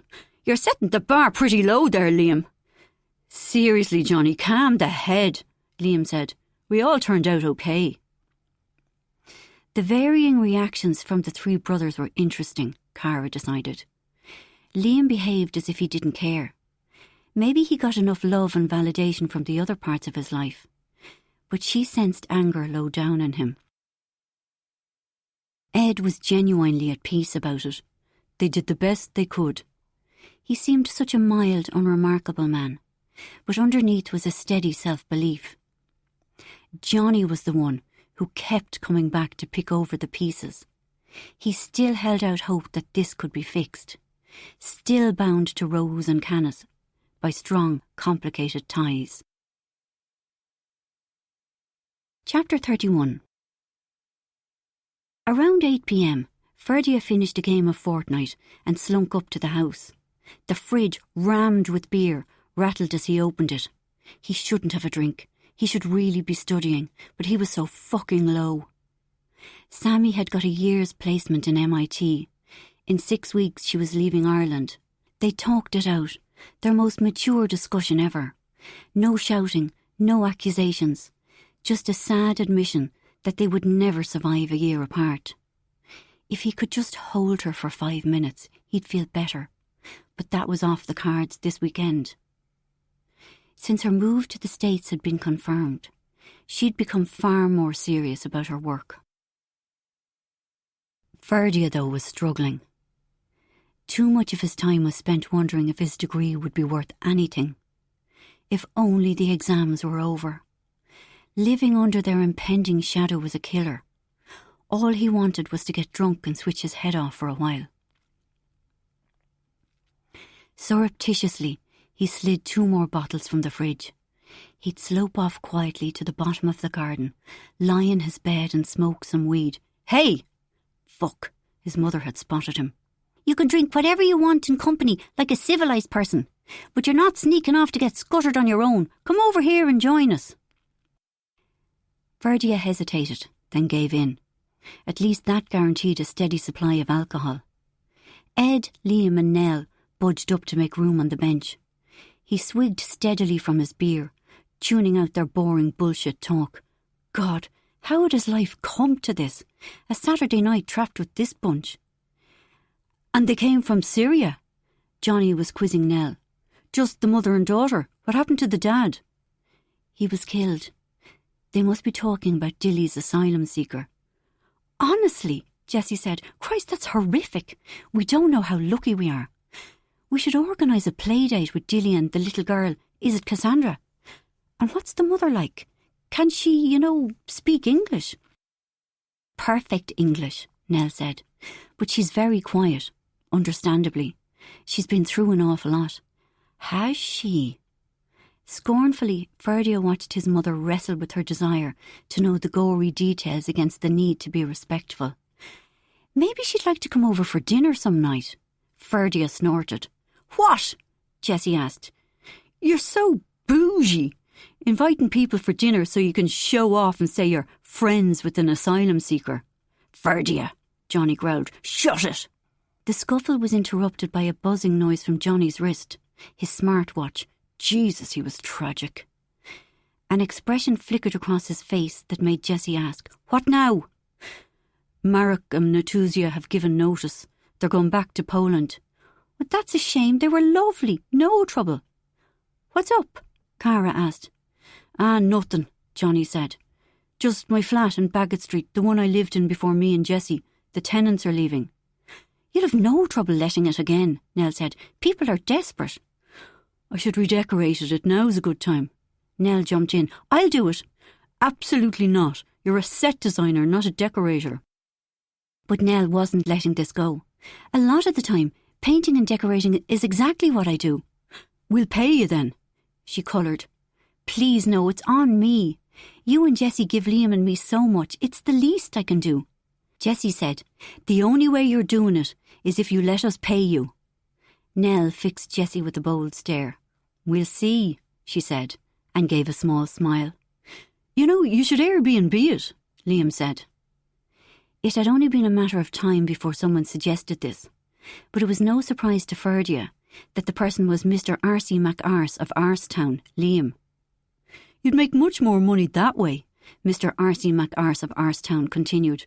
Perfect location, city centre, you'd be full 7 nights a week. Nell looked stricken. No. Johnny shrugged off the suggestion. It'd take loads of micromanaging, organising cleaning and keys, and if a pipe burst or something. I can take care of all that, Cara said. Surprised, everyone turned to her. In work, I've access to great housekeepers, Dublin's finest plumbers, electricians. The Ardglass is 5 minutes walk from your flat. If anything went wrong, they'd be there in no time. But you've a job and 2 kids. I wouldn't have to do anything except delegate. They'd have to be paid, though, the cleaners and such.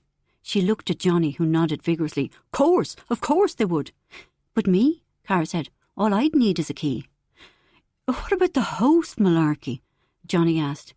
Airbnb reviews are always going on about great hosts who leave them freshly baked apple tarts and baskets of logs for the fire. No way, Ed said.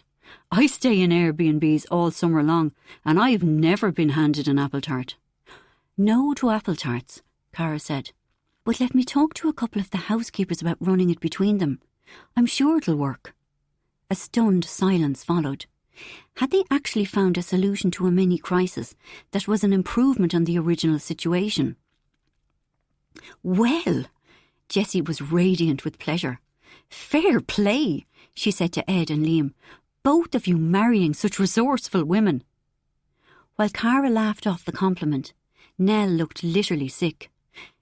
It'd be very handy if you were having an affair, Jessie said suddenly. What would? Cara sounded mystified. Having the key to Johnny's flat, knowing the schedule. You could time your meetups from when no one was staying there. Cara rolled her eyes. Yeah, I'm definitely a fair material. You're too hard on yourself, Jessie said. She looked at Ferdia. Isn't she? Ferdia squirmed, but he didn't want Cara to be embarrassed. Do you mind? Ed said. I am here. Everyone laughed, except, Ferdia noticed, Nell. She muttered something about going to the bathroom and left the table. Seconds later, so did Liam.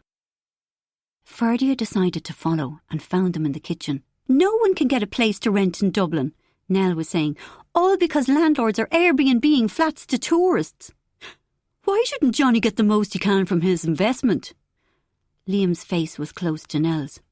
Johnny isn't hurting for cash, but thousands of people in our city can't afford a flat. So he should just give money away because of the greater good. Actually, yes, that's bullshit. He's hardly going to be destitute, Nell called after him as he strode off towards the front door. Then she noticed Ferdia. What do you want? In the face of her righteous ire, Ferdia suddenly felt afraid. Just to say that Airbnb is only one reason why no one can rent a place. We need much more social housing and an end to... I know, but it doesn't help either, does it? Chastened, he slunk away. Chapter 32. Jessie yawned as her elbow almost slid off the table. Go to bed, babes, Johnny said. I look after things. But Cara and Ed were still there, and some weird shit was going on out in the hall with Nell and Liam. I know, we'll head off, Ed said, decent as always. OK, sorry, just wrecked. She said her goodbyes and trailed up the stairs.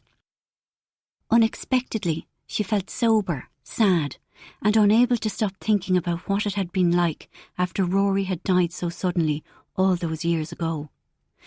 The first year afterwards was a blur. She'd taken almost no time off work. Not because of her very real need to keep earning, but because, and it took her a very long time to understand this, she didn't believe that Rory was actually dead. The kids were far better than her at expressing themselves. 2 nights out of 3, Ferdia woke with nightmares. Saoirse, barely 2 years old, far too young to understand concepts such as alive or dead, yelled the house down whenever she was away from Jessie. She read that children who lost a parent at an early age, even if, like Saoirse, they were too young to remember them, would always feel a loss. Even if they couldn't consciously attribute it, they were more likely than others to experience depression in later life. She worried all the time about the kids, and any energy left over she gave to her job. She wasn't as effective as she'd once been. Her concentration was terrible, her ability to grasp facts slippery, but it mattered as much to her as it ever had.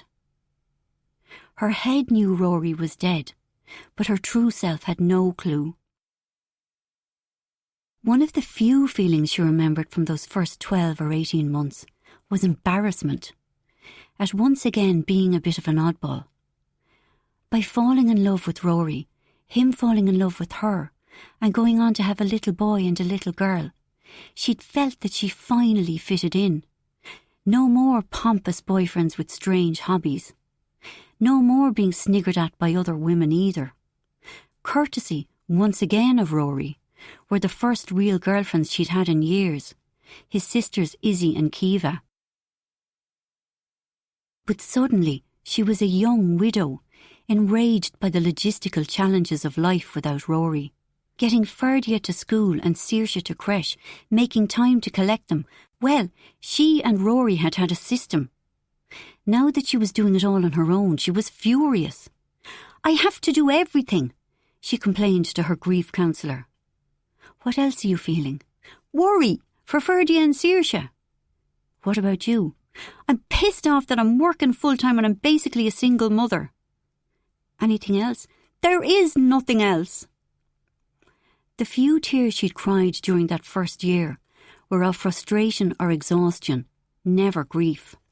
Eventually she got a nanny, choosing a man, so the kids would have a consistent male presence in their lives.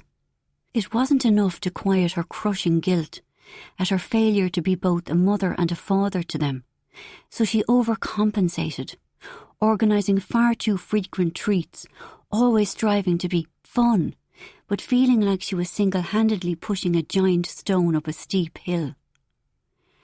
During those months it seemed as if the weather was always misty and grey. One ordinary afternoon, during the second year of Rory's absence, she was in her car. She automatically reached across to hold Rory's hand. They'd always been great hand-holders. When it wasn't there waiting for hers, the full impact of his forever absence hit her. He's gone. He's dead. And I won't get to squeeze his hand later today, or tomorrow, or ever again. The shock felt like a physical blow, and shunted her abruptly into a new phase of life without him. He was dead, and she was ruined. She would never fall in love again. She had her children, her business, and her friends, and they would have to be enough. Trying preemptively to ward off disaster, she worked harder than she had when Rory was alive, travelling incessantly to and from PIG shops around the country. Now and again a frantic feeling seized her with sudden force. It would come on without warning, a type of panic, a sense that there was something she'd left undone, which would have catastrophic consequences if it wasn't addressed. When she tried to identify this urgent task, the juddering agitation tried to burst from her body, struggling against skin, too violent to be contained. At the height of her fear, a voice in her would howl, "Oh my God, Rory is dead!" Those were the only times she'd understand the truth, and it was terrifying. Even so, she rarely cried. She numb-walked through her life, now and again jolting against the appalling reality in a horribly bruising way. "Am I doing it wrong?" she'd asked Johnny, "being a widow?" "You're doing it the only way you know how," he'd answered. Because that was the thing about Johnny. No matter what she needed or wanted, he was always there. Chapter 33. "I'm sorry," Liam said for the 100th time. "You won't stay in Airbnbs because you have a moral objection. Because I love you, I won't use them either when I'm with you. I didn't actually lie. I just kept something to myself." "But you said you agreed with me." "Yeah, because I just met you. At the start of a thing you'd agree with whatever the other person says." He hadn't done anything that every person on earth hadn't done at one stage or another. "All the same, I've disappointed you." He looked sick. "I hate that. But I'm sorry to break it to you, Nell. I'm only human." She swallowed. It would have been far nicer to hold on to her starry-eyed version of the two of them. But maybe she had to grow up a little. "Okay, is that the worst thing I'm going to discover about you?" "Definitely." She sighed. "Tell me about this week in Italy." "Jessie's rented a villa. I was there 3 years ago. It's just outside a Tuscan village that's so perfect it's ridiculous. The villa has a swimming pool in its own olive grove where you can literally eat the olives from the trees. There's a pool table, like an actual wood-fired pizza oven, and an old chapel in the garden. Best bit? Lots of hills all around. The cycling is amazing." "Is it anywhere near Florence?" Her knowledge of Italy was sketchy. "Yeah, about an hour's drive. I can show you on the map." Suddenly excitement was fizzing in Nell's veins. "Liam, could we go to the Uffizi, the art gallery? It's got Caravaggio's Medusa, Botticelli's Primavera, paintings I've wanted to see since forever." "Sure, whatever makes my baby happy." "Would Jessie be pissed if we went off for the day?"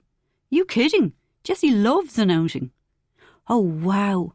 Joy spread through her, right into her fingertips. Liam. Her words were tripping over each other. "How about I get tickets for us all, to say thanks to Jessie and Johnny?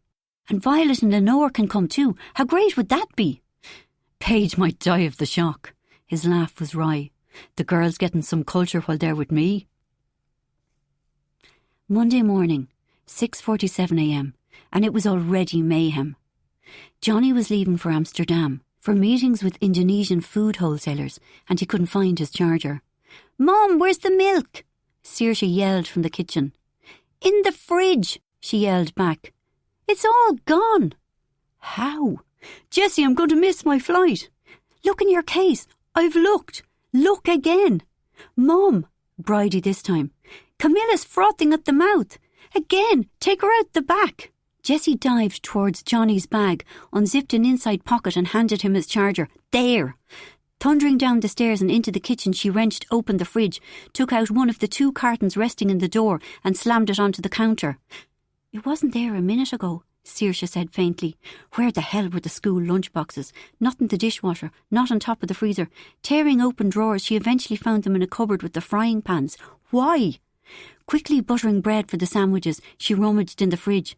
"Where's the sliced cheese?" "Vinny ate it all on Saturday," Bridie said. "Mum, Grosdana is here." "Already?" Grosdana was her personal trainer. Jessie stuck her head into the hall. "Grosdana, hi, 5 minutes." With fumbling hands, she made 4 peanut butter sandwiches. Johnny came to kiss her goodbye, and she jutted the side of her face at him. "Your ear," he murmured. "Always my favourite part of a woman. I'll kiss you properly when you get home." "Which is when?" "Tomorrow night." "Bunnies," she commanded. "Be nice to Dad, he's away for 2 days." "You be nice to him," Bridie said. "I'm making your effing lunches." "Bye," Johnny said. She flung the sandwiches into the lunchboxes, along with apples and protein bars, then hurtled upstairs to change into her gym stuff. First world problems, that's all this was. And to think she had someone to do her cleaning, laundry and afternoon childcare. How hard would life be if she hadn't? Pulling on her leggings, she looked at her phone. A text had arrived late last night from Nell. "So excited for Italy. Can I take you guys to the Uffizi? On me. Just let me know numbers. X." Jessie felt weak. An art gallery. Christ, no. They were not an art gallery family. She despised her little tribe, especially herself, for being so uncouth.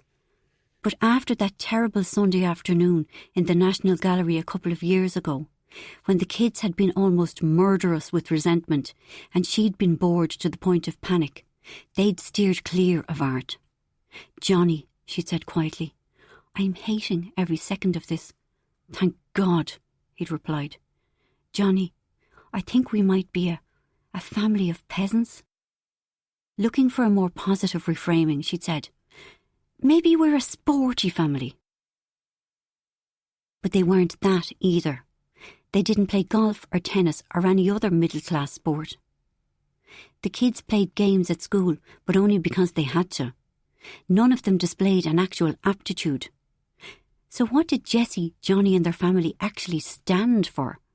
Neither she nor Johnny was interested in the novels that people discussed earnestly, although she dutifully bought them. Cookbooks were the only books she enjoyed. Johnny loved Lee Child and got the new one every year for his summer holidays, and that was him for books. They weren't theatre goers either. All that clattering around on wooden floors and speaking far too loudly. She squirmed with embarrassment for the actors and longed to leave in the interval. Other than that, though, what did they do? Get-togethers. Jessie had seized that word. They were a sociable family. She was a sociable person. Tentatively, she tested that idea. Yes, it was true. And no, there was no shame in it. She'd replied to Nell after Grosdana. But what if Nell booked the tickets in the meantime? Then they'd have to go. God, no, that would be the very worst. She couldn't run that risk. "Thanks, Nell, you're a pet, but we're a crowd of Philistines here. Work away without us. XXX. 4 months earlier, June.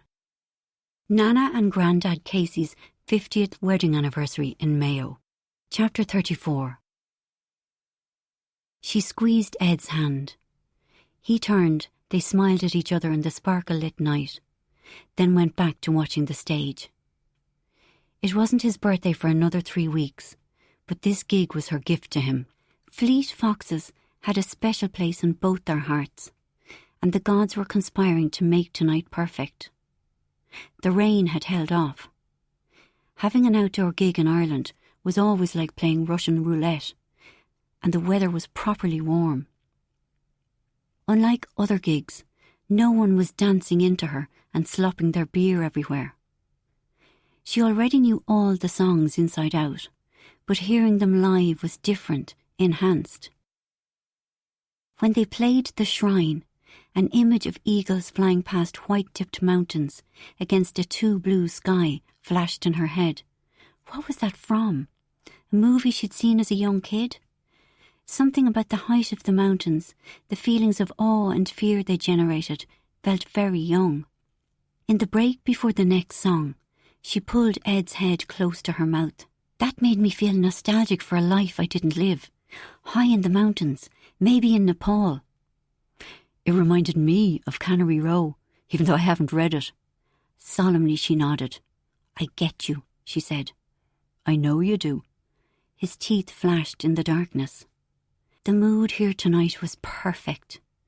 Everyone seemed happy, and no one was messy drunk and shouting rowdy requests at the band. Another song began. She tried to hold on to the poetry of the lyrics, but the next sentence came, equally enthralling, until all she had was the feeling and none of the meaning. But the meaning was the feeling. How profound was that? You okay? Ed asked. I feel a bit stoned, she called, over the noise of the band, just from the music. His sidelong smile, the way his eyes crinkled, the bat of his lashes tipped her into a momentary wonder. What? He asked. You're mine. Of course I am. Good. Thank you, Ed. Good. They held the gaze a moment longer, then both dissolved into laughter. 2 glasses of wine, he said. Cheap date, always was. Song after song played, an unending chain of beauties, each better than the one before. But suddenly it was over. The band were thanking Dublin, then leaving the stage. In alarm she said to Ed, they haven't played Mykonos. She and Ed had discovered the first album in their early days of falling in love. Nearly every track was great, but Mykonos was special. Encore, he said. They'll do it then. You promise? She asked. I can't, ever literal, but I'm 99% certain. Oh, they're back. Here we go. When the guitar chords of Mykonos started, she turned to Ed. You were right. He was already reaching for her. She pressed her back against his chest, and he held her tightly. After the second encore, even when the lights went up and people began drifting to the exits, she didn't want to leave.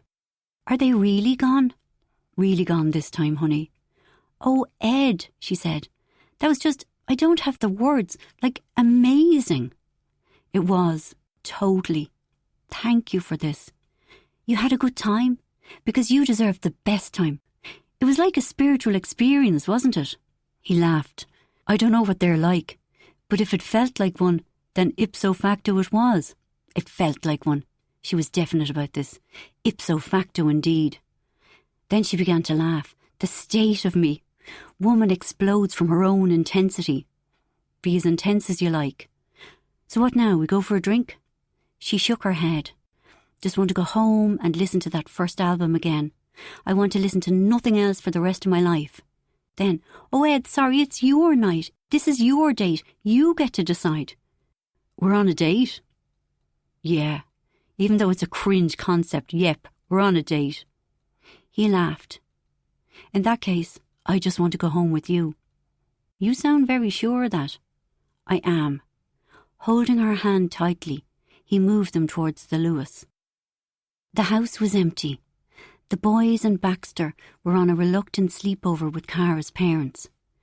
Tonight was everything, Cara said dreamily, wandering after Ed as he unplugged stuff and turned off the lights. The weather! Can you believe the weather? And the crowd were so mellow, no one off their face or pushing or... She yawned. It was totally... She climbed the stairs, Ed following. Absently, she unwound the bobble around her ponytail and threw it over her shoulder at him. Oh yeah? He said. Oh, yeah. In the bedroom, she put on the music. With careless distraction, she removed her clothes as Ed rolled a spliff. Tonight, she was comfortable in her own skin.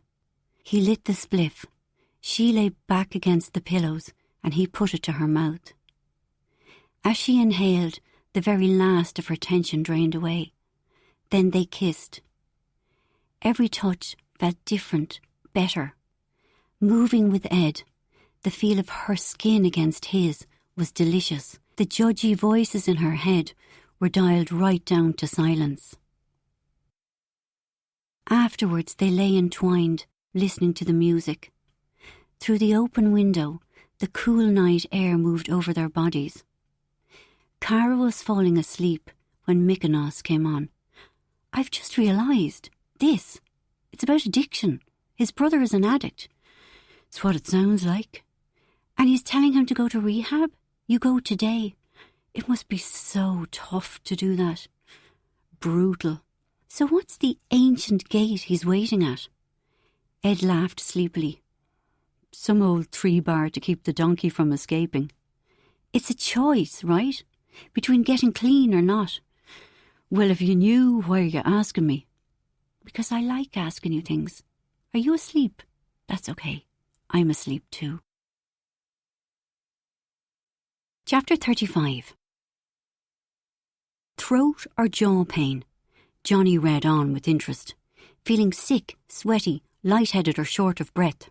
An article titled, "How to Tell if a Heart Attack is Imminent," had popped up in his feed. "I'm only 48, he told his iPad. So much for targeted advertising. But he'd read on, and was now anxiously rubbing his ribcage. Sudden sweats. A sheen of perspiration was suddenly beading his forehead. According to this, you mightn't even get a pain in your chest if you were mid-heart attack. You might just feel uncomfortable. "No, hold on. You've got me all wrong. I run 15k a week." He didn't, though. In theory, he ran 5k 3 mornings a week. But between the school run and the work travel and the sheer, unrelenting knackeredness, he managed maybe 1 run a fortnight. But he often walked the dogs. That counted for something. Coughing or wheezing. Instantly he coughed. He was definitely having a heart attack.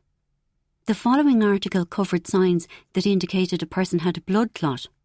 Coughing for no reason. He'd just done that. A racing heart. Well, it was racing now. He needed Jessie. She'd talk sense into him. Well, maybe not, but she'd mock him back into his right mind. Jessie, however, was on a day trip to Geneva, armed with gifts for Jinwoo Park and Ocean, giddily hopeful that the chef was about to sign on the dotted line.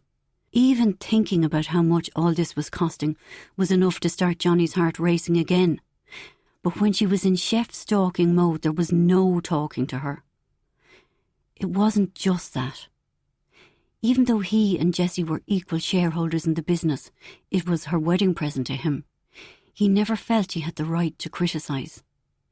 How could he ask her to tone down her spending, either on the business or in real life? Ultimately, she had earned the money. Maybe he'd have a little snooze for himself. It was a Sunday afternoon. The rain was pelting down outside, and for once he had nothing urgent to do. "Oh, Johnny!" Saoirse sidled into the room. No! She was about to ask for something awkward. "I need a favour." A sweat broke out on his face. Now, which one was that? Heart attack or a blood clot?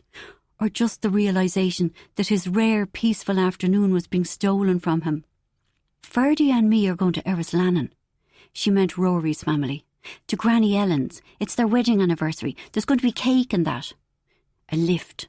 That was what she was about to ask for. She'd point out at the rain and appeal to his kinder instincts. "It takes 1 hour and 50 minutes by public transport, or 25 minutes by car. Google weather says the rain's not going to stop. Would you give us a lift?" Saoirse, can't you drive, or Ferdia? "We're not insured on your shit bucket." The beast? But no, Jessie had driven to the airport in the people carrier. Johnny admitted defeat. "Okay, come on."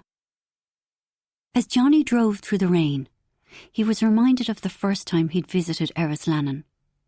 It had been a Friday evening, a few months after he, Jessie and Rory had started working together. They'd had a particularly gruelling week. "Pub," Johnny had suggested. "Pints?" Jessie had shaken her head, gone home to bed. Then, "You know what I want? I want my mammy to make my dinner and put her hand on my forehead and tell me I'm great. But I'm too destroyed for the 4-hour journey to the back arse of Connemara. I'd like that too, Johnny said, but without the mammy. Come down home with me, Rory said.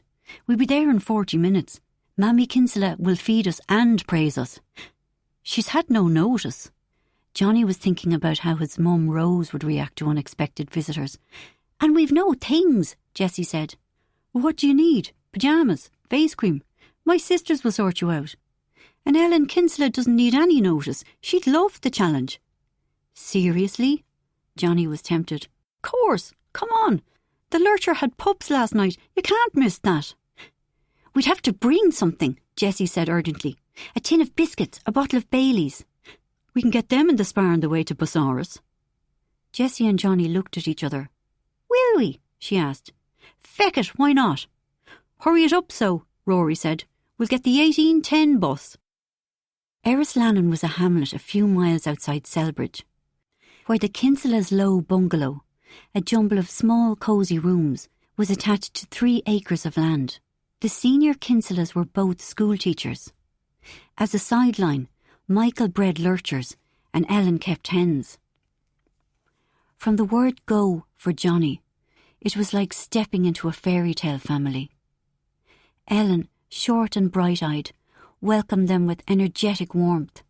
Johnny, Casey, we've heard so much about you. Sorry for arriving in on top of you with such short notice. Haven't you lovely manners? Ellen said admiringly. And Jessie, Colleen Allen, Taras Jock, Michael Kinsella, come out here. Michael, an older but otherwise identical version of Rory, came from the kitchen. With a gentle smile, he pressed hands. His kindness triggered quiet panic in Johnny. Someday he might have to return the favour and invite Rory to Beltibbet, to his awful parents. They treated Johnny like a useless embarrassment and upped the ante for any of his friends. Into the good room with you, Ellen said. I'll shout when the dinner is up. Michael opened the door into a well-preserved looking sitting room with brown velvet couches and a smoked glass coffee table. A heavy crystal tumbler was placed in Johnny's hand. Then Michael was pouring hefty measures of Johnny Walker for the 4 of them. Sláinte. He took a sip. Here's Izzy. Hi. Izzy, tall and lanky, with a thin mobile face and dark curly hair, stuck her head around the door. She focused on Johnny. Hello, you're a bit of a lash. But mind you don't get lumbago from that couch. Then turning to them all. They could slap a protection order on this place. It's a museum piece. She stuck out her hand. You must be Jessie. Jessie took the offered hand, her face glowing. She looked like she'd just fallen in love. Come on for the dinner, Ellen called. In the small, steamy kitchen, mismatched chairs were clustered tightly around the table. Ellen was flinging thick slices of roast ham onto plates. Milk my waddy or stout? Michael asked Johnny. Milk! Johnny was delighted. Rose had never countenanced milk at the dinner table. She said it was a bog trotter's drink. Then Kiva showed up. She looked like her mother, short, fair-haired and gimlet-eyed. I'm the eldest, a nurse, and getting married next year to a fella I've been going out with since I was 18. I'm the boring one. But she laughed when she said it. Izzy here, she's the youngest, a right bright spark, a graduate fast track. I've my own car, Izzy said. I'd driven the 3 of you down if I'd known. She gave Johnny a long, hard look. Especially you. She has no confidence, though, Michael said sadly. Everyone laughed. Ellen, bright-eyed and interested, wanted to discuss world events. That's an awful business in Rwanda. It escalated very fast. Didn't it? Johnny hadn't much of a clue, but he nodded anyway. Now, Ellen complained to the table. What's the point of having children educated to 3rd level if they won't talk about important matters of the day? After Ellen had eventually stopped pressing lamb and roast potatoes on them, she produced a rhubarb tart from the Aga, with custard made on the hob by Michael. Then came tea and biscuits. When the conveyor belt of food finally came to a halt, Johnny said, I'll do the washing up. Right then he'd have walked through fire for this family. "We've a dishwasher, you idiot," Izzy said. More laughter. They played rummy and beggar my neighbour in the back living room, the not good one, Izzy said, until 9 o'clock, when the evening news was put on, and it was time for more tea and biscuits. Jessie slept in Izzy's bed, and Izzy and Kiva shared Kiva's. Rory slept on the divan in the back living room. Johnny got Rory's bed. He slept deeply and dreamlessly on the soft, often washed cotton sheets, and awoke to the sound of rashers and sausages spitting on a pan. "Come over and see the pups," Michael said, when breakfast ended. In the porch there was a jumble of Wellington boots. "Have a rummage around," Michael said. "Find a pair that fits." Outside the day was bright and blowy, and the air was thick with the smell of fresh earth. The pups were in an outhouse in the next field. Tiny little things, still blind, trying to suckle. "Only born on Thursday night." Michael smiled, looking daft with love. "Is there something wrong with that one?" Johnny moved forward to take a better look at the puppy on the margin. "Yeah, he's the runt." Johnny's heart twisted. "Will he be okay?" "Indeed he will," Michael said. "We'll make sure of it." Chapter 36. Extract from the Irish Times Theatre page. Timer, the Helix, the 13th of June to the 11th of July. Undoubtedly, the star of the show is Nell McDermott's set. An immersive, imaginative, almost phantasmagorical experience results from an ingenious partnership of props and lighting, courtesy of Cara McGrath. 13 giant clocks, from sundials to mobile phones, form the centrepiece, but the audience are kept aware of the restless activity of time, thanks to unceasing ambient motion on stage.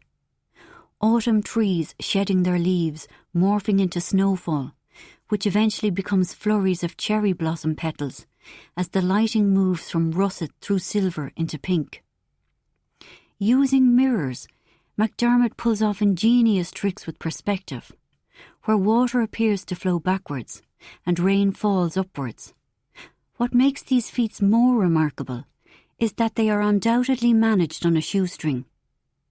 McDermott's undeniable talent and commitment to resourceful work bode well for her future, perhaps in collaboration with Cara McGrath. It was 7:32 a.m. and Nell was late. Her dad was waiting outside Johnny's Bagot Street flat, surrounded by decorating equipment. Sorry. She cycled towards him at speed and hopped off just at the last minute. You're okay, he said. You had a big night last night. Will the van be all right there? Did you pay in display? I've a yoke on my phone, an app. I've to do it again in 3 hours. I'll see you right. It's enough you're giving your labour for free. She put the key into the lock of the red door. Here, I'll take the ladder. In you go there, Dad. Pull everything into the hall. When all of Petey's paraphernalia was hauled across the threshold, she shut the door to the busy street. Immediately everything quietened down. Nell lifted her bike. We're going to the first floor. Careful on the stairs, they're shocking steep, but... In 2 journeys they hefted the ladder, their rollers and bags of equipment up the treacherous stairs to Johnny's flat. The tenants had vacated it just the day before. A cosy little spot. Petey stood in the living room and looked around. Even though we're right on Bagot Street. The feckin' angles of the wall, but... Petey did a walk-through of the kitchen, bedroom and bathroom. These old buildings are all on the slide. If you'd have been asking me to paper this place, I'd be on my way home now. Just painting, Nell said. Freshen the whole place up. We'll do a good job for Johnny, Petey said. I like the chap. Are you still upset about the Airbnb business? Yeah, but it's not Johnny's fault. It's the way of the world, Nell. The way of the world. Maybe. But if Liam had never suggested it to Johnny, some lucky local people would be moving in, delighted with their new pad. That evening at Dilly's first communion, confusion had been the first thing she'd felt when Liam had opened his mouth. Why would he suggest something they were both so opposed to? Then to discover that actually he wasn't opposed to it had led to further puzzlement, then anger. He'd apologised and apologised until her shock went away. But he wasn't exactly the man she thought he was, and that scared her, because they were married. When she'd been persuading her dad to help with the decorating, a short, angry rant had burst from her. About a week ago she'd blurted it out to Gar. "You're a man, what do you think? Am I overreacting?" Did he literally lie, or just nod along with you? I can't remember. Maybe just the nodding along. You set sort of high standards. I should change. No, but so, I'm not married, he'd said tentatively. But they say marriage needs work. What did that even mean? I guess you have to forgive someone for being an asshole sometimes, he said, instead of just dumping them. Working on your marriage had always sounded dull and noble, and vague to the point of being meaningless. Now she saw that this mysterious work meant discovering an unattractive streak in your special person, and accepting that you couldn't change them. "No one's perfect," Gar said, and Nell gratefully grasped onto that. Liam had doctored his value system to present himself in the best light in their early days. But one flaw didn't turn him into a terrible person. "Right," her dad swept his hand around. "We'll start here in the living room. Sugar soap the whole gaff. Give us a nice clean canvas." "So Dad," Nell couldn't dampen down her fizzing excitement one moment longer. "What did you think of my play last night?" Petey and Angie had been to the opening night. "Didn't understand one blind word of it. Time can't go backwards. They're just misleading people." "It's a metaphor." "So your mother kept telling me, if I only knew what one of those is. But..." He held up a hand to forestall any objections. "You did a good job, Nell. Everything flush. Although I'd need to get up closer to see the edges. I was proud of you. Tell me, did you use a mitre box to do those curves on the clocks?" "Joking me. Got me a circular saw." "Ah, here, that's cheating. And what's up?" Nell's phone had beeped with a text, which was taking all her attention. "What is it?" Petey asked. From the expression on her face, he couldn't decide if it was good news or bad. "A screenshot from Gar. Oh, Dad, it's a review in the Irish Times of the play, and they're nice about my set." "Show us." Petey read it. Then he read it again. "In the Irish Times, the paper. Like the paper. I mean, not just this online bit. That's..." He paused. "Do you know something? This might be the proudest moment of my life. It's a pity none of the neighbours ever read the Irish Times. Muck savages, the lot of them. Ring your mother." "Can I ring my husband first?" "Oh, that's right, you've a husband, I keep forgetting. Because you didn't let me walk you up the aisle, the memories never got a chance to embed. You ring Liam, and I'm going down to buy 20 copies of the paper. The paper. Liam didn't pick up, so she rang her mum, who was tearfully proud. When Petey returned with a thick bundle under his arm, he grabbed the phone. "Didn't I teach her well, Angie?" After he got her to agree that it was all thanks to his excellent joinery tuition, he passed the phone back to Nell. When she eventually hung up, she had 3 missed calls. All from the same number, one she didn't recognise, but the congratulations in the air made her reckless. "This is Nell McDermott." "Nell, right.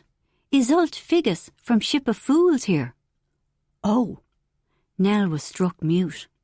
Ship of Fools was one of the most successful theatre production companies in Ireland. "We're putting together a production of Trainspotting for the Dublin Theatre Festival in September. We'd like you to pitch for the design."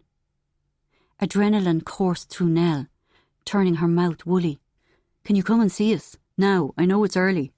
"Sure," she choked out. "Of course." "We're in Dawson Street." "I know. I'll be with you in 10. Unless you need my portfolio? No?" Nell ended the call, and clutching her phone to her chest. "Dad." "You're leaving me here on my own to paint this flat." "Ship of Fools want to see me now.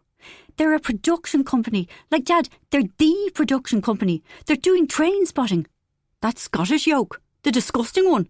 I'll never be right again after I saw that bit about the..." "I've to go, Dad. This is a big deal." A fair play. Go on then, I'll carry on here. Nell hopped onto her bike and cycled 5 minutes across town. Ship of Fools was housed in a suite of offices 6 floors above ground. Exiting the lift into the lobby, seeing the walls hung with posters from past productions, Nell thought she might pass out. They even had an espresso machine. Isolde herself was there to meet her, and took her into an office to meet Prentice Sifton, the other powerhouse in the company. Both were probably in their mid to late 40s, and dressed in trainers' jeans and t-shirts. They looked casual but expensive. Neither was exactly friendly. Business people, Nell realised. That's why she felt so uncomfortable with them. We saw a timer last night. You did a good job. Instantly, Nell melted. Coming from you, that's... I don't know what to say. Do you enjoy the work? Prentice asked. I love it. It's all I've ever wanted to do since I was 14. His smile was slightly warmer. We'd like you to pitch for Train Spotting, Isolde chimed in. We'll email you the script. Only thing is, we'd need to see your ideas by Monday. Nell's euphoria dropped like a stone off a cliff. Of course there was a catch.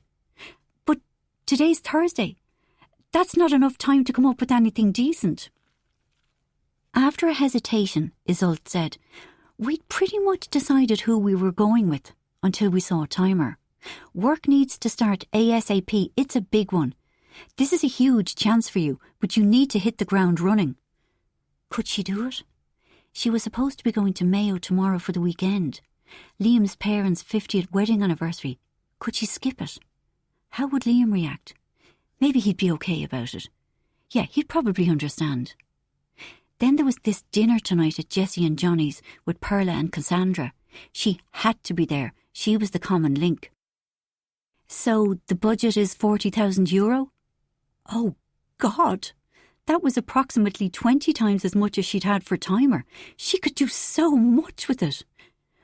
When on Monday would you need to see my pitch? We can push it until 1 p.m, Isolde said. OK, right, email me the script now and I'll... Don't you want to know how much you'll be paid? Prentice gave a slightly patronising smile. Nell literally couldn't think of a thing to say. She'd assumed her wage was included in the design budget. That there was extra money was a surprise.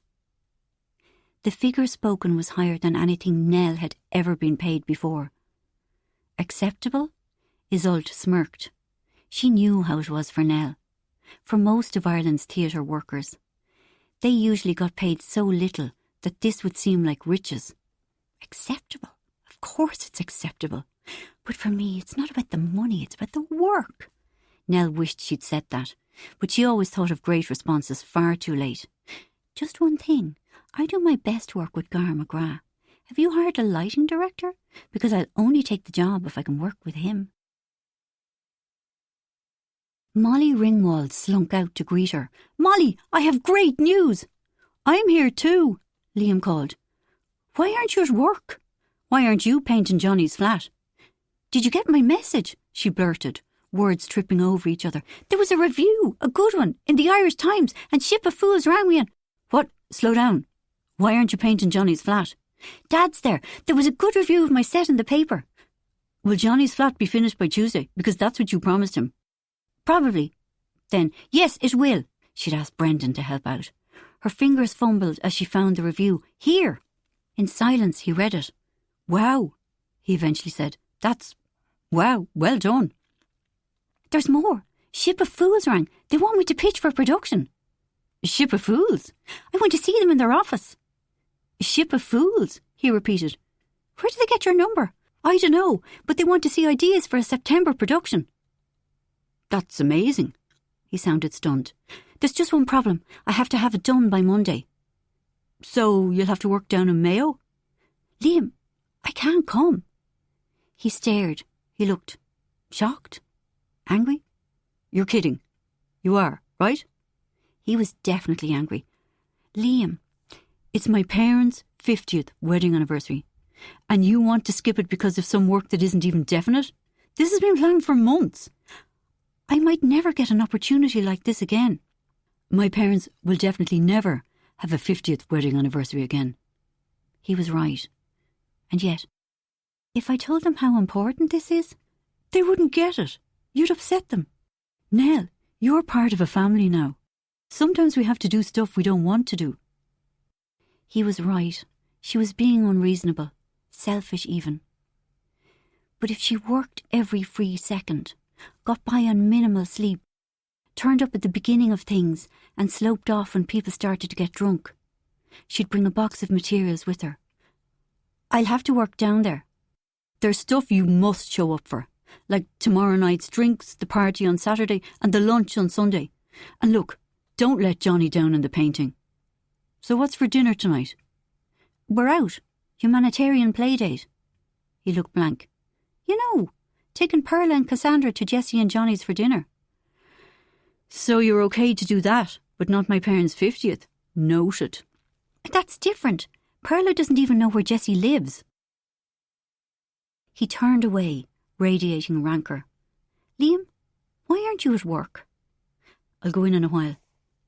You're already late. What's going on? He shrugged. Chelsea takes the piss, and I deserve some respect. She needs to learn what happens if I'm not there. Things fall apart. Another blow struck in the ongoing battle of wills between Chelsea and Liam.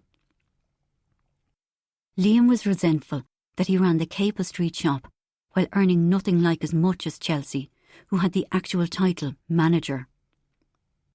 Nell feared that Liam would get the push for being too much trouble.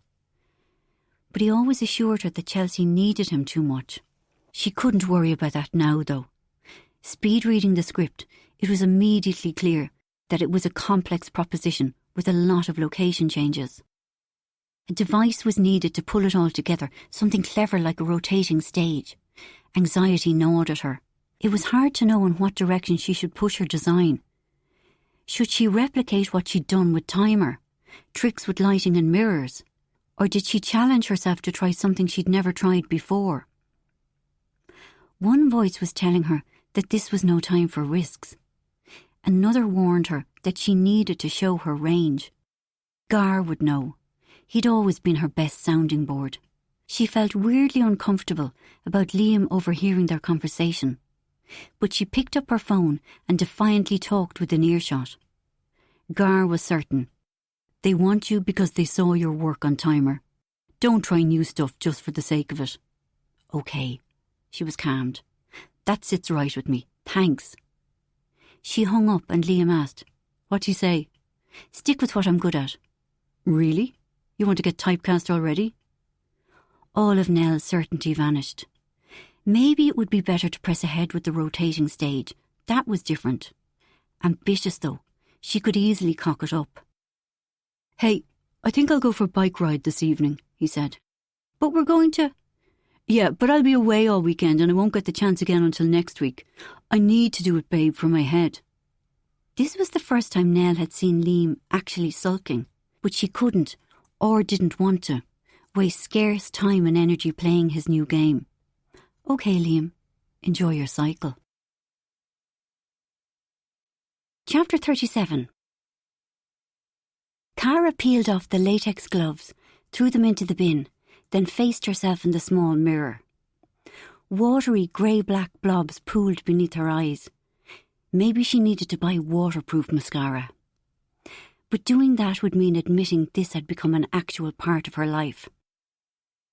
With the cotton bud, she wiped away the stains, then repaired the patches in her foundation with dabs of concealer. A swig of mouthwash, which she swilled energetically. Her worst fear was of someone smelling her. Her chignon had come slightly asunder, so she added a few more clips and a blast of spray. Stashing her little bag in the cupboard, she took a final look, checking that her uniform was clean and neat, then stepped out into the narrow corridor in the hotel basement. As always, there was no one to see her. Walking with purpose and faking a vague smile, she made her way back upstairs to the front desk. She'd been gone 13 minutes. "You missed it," Madeline said. "Mr. Falconer is here." "What? Where? He wasn't due for another hour." "His meeting finished early, but it's okay. Vihan took him up." That wasn't meant to happen. She would never abandon her post at a busy time. There was always a chance that a guest would arrive early. Everyone knew that. But the urge had been too strong, so she'd taken a risk. Here was Vihan now, with Ling. "Where were you?" "Upset tummy." "Again?" Madeline said. "Oh." She, Vihan and Ling regarded Cara. They seemed suspicious, or perhaps they were just worried. "Sorry," Cara said. So how was he?" She knew Mr. Falconer of old. "Complaining about the weather. It's too sunny. He doesn't come to Ireland for the sun." Some people would find fault with anything. Trying to box away her guilt, Cara got on with her morning. Gabby had left her a voice note. "Cara, meet me for a quick coffee at lunchtime. I hate my children. I need to rant." Her heart lifted in anticipation. Then her mood veered off in a different direction. She adored Gabby. But today there was something else she needed to do. Again? So soon? She'd done it already today. And she needed to do it again. It was only 12:10, but Tesco in Baggot Street was overrun with office workers, queuing to pay for their lunch. She jigged her knee, finding the waiting almost unendurable. It was always like this. The closer she got to eating, the more the need intensified. And, thank you God, a till had freed up. She scooted forward with her basket. Self-service tills were the best things ever, because no one could judge. Beeping speedily, she slid a donut, a giant cookie, then bar after bar of chocolate past the scanner. She hadn't paid much attention to what she'd flung into her basket. Quantity mattered more than quality. And her 2-litre bottle of water, of course. She couldn't forget that. €29, though. That was a lot. Oh, what the hell, she'd stop soon. The day was warm and sunny, and she sat on her bench in Fitzwilliam Square. It was perfect. Only a 4-minute walk from the Ard Glass, but not on a direct cut-through route. It was unlikely she'd be spotted by any of her co-workers. The donut first. The ecstatic relief of those initial few mouthfuls. Next, the giant cookie. Then the chocolate.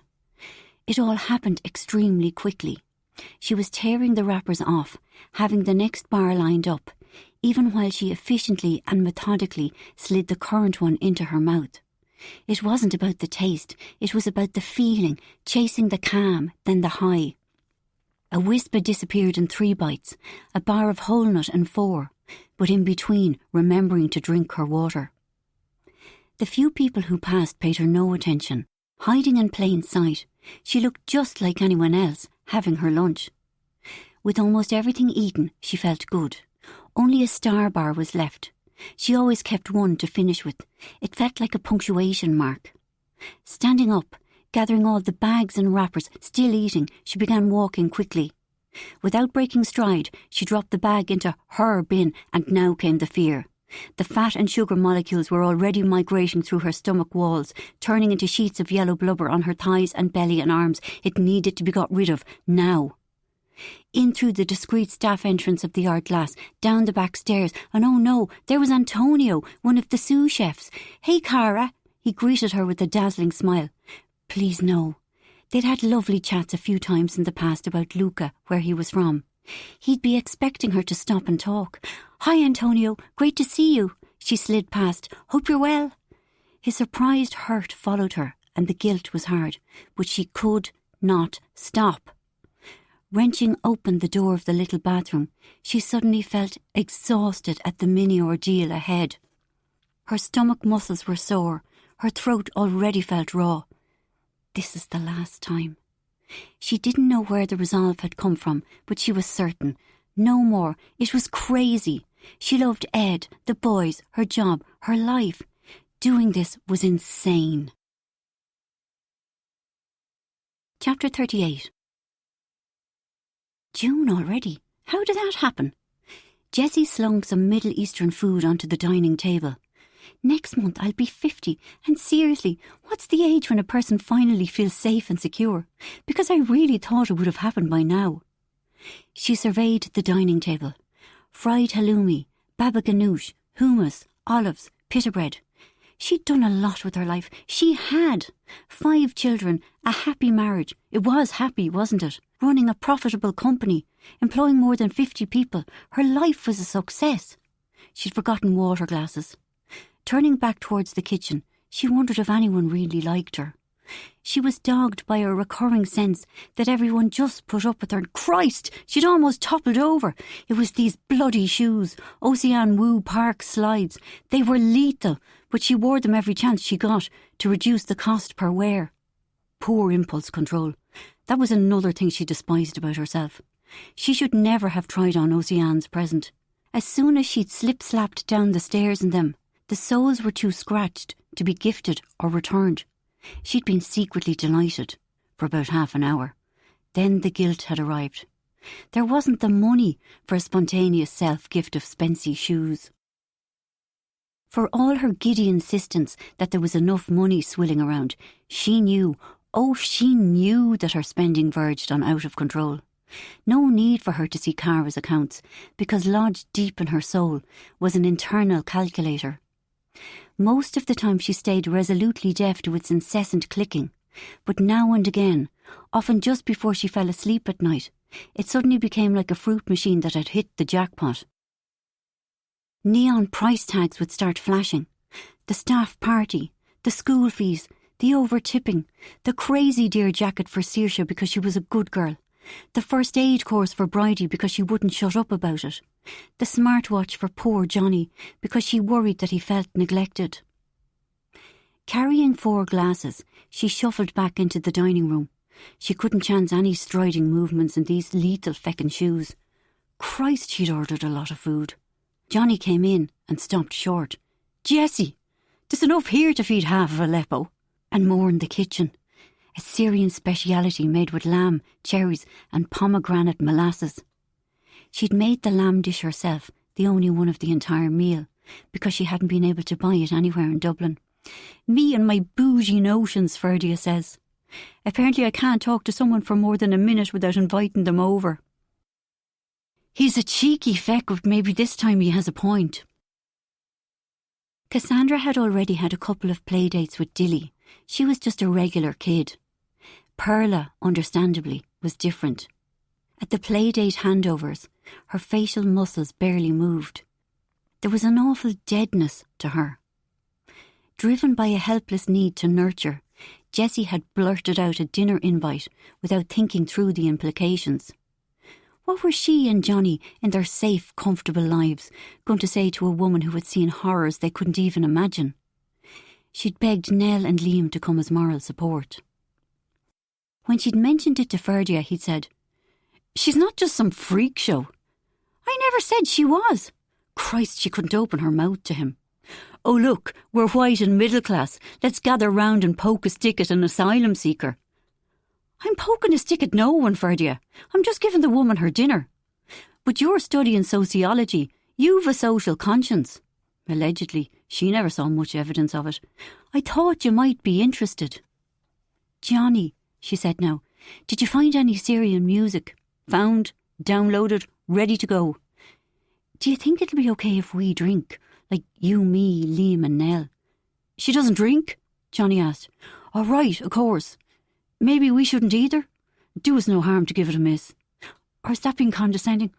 I'm way out of my comfort zone here." "Johnny, babes, I'm kind of dreading this."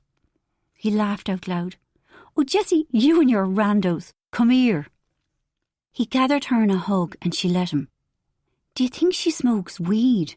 Jessie asked, leaning against him. "Could we get some from Ferdia?" "Are you serious?" "Jesus, I dunno. I just want her to have a nice time." The doorbell rang. Dilly and TJ thundered down the stairs, claimed Cassandra and ferried her off.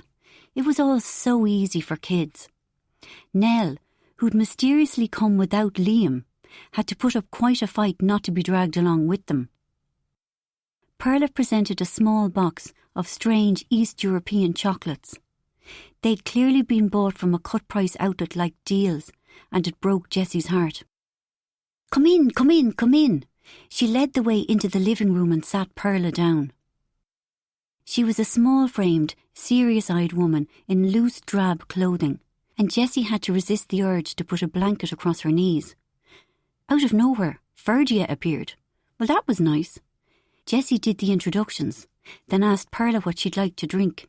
We have water, apple juice, Diet Coke. White wine, please, she said. Oh, sure. What do you like? Dry, sweet. Do you have a Sauvignon Blanc? Indeed we do! Johnny was almost bellowing with relief. Perla accepted the glass, took a sip, closed her eyes and sighed. Wine. I've missed you. After another mouthful of wine, bigger this time, she looked around at the startled faces and said, I know you have questions. Please ask them. Jessie, Johnny and Ferdia were silenced with embarrassment. OK. Perla took another gulp. I'll start. Why am I drinking? Sorry for presuming, Jessie said. We just thought Muslims weren't allowed.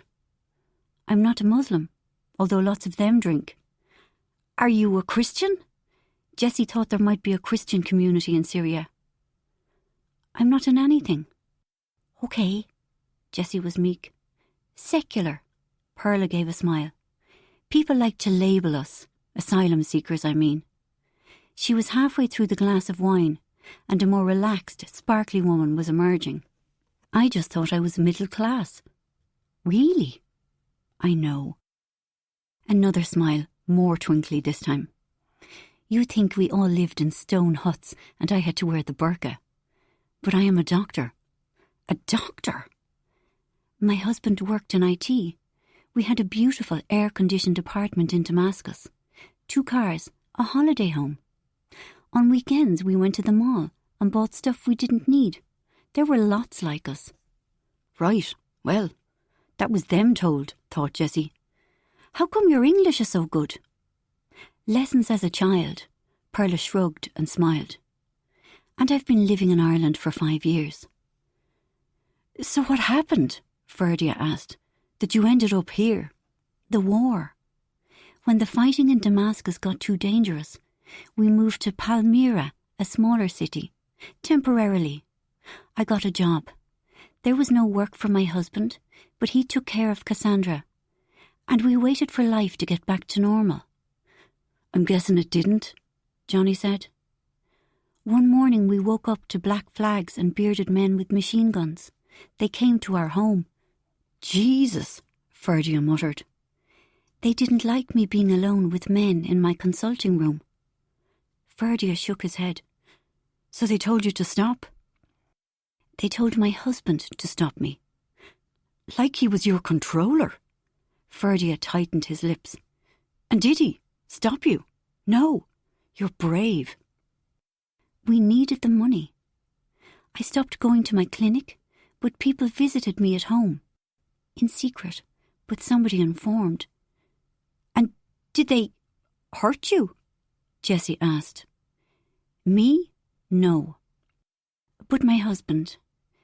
They took him to the square and they killed him. She swallowed. Eventually. What happened? Jessie asked in a near whisper.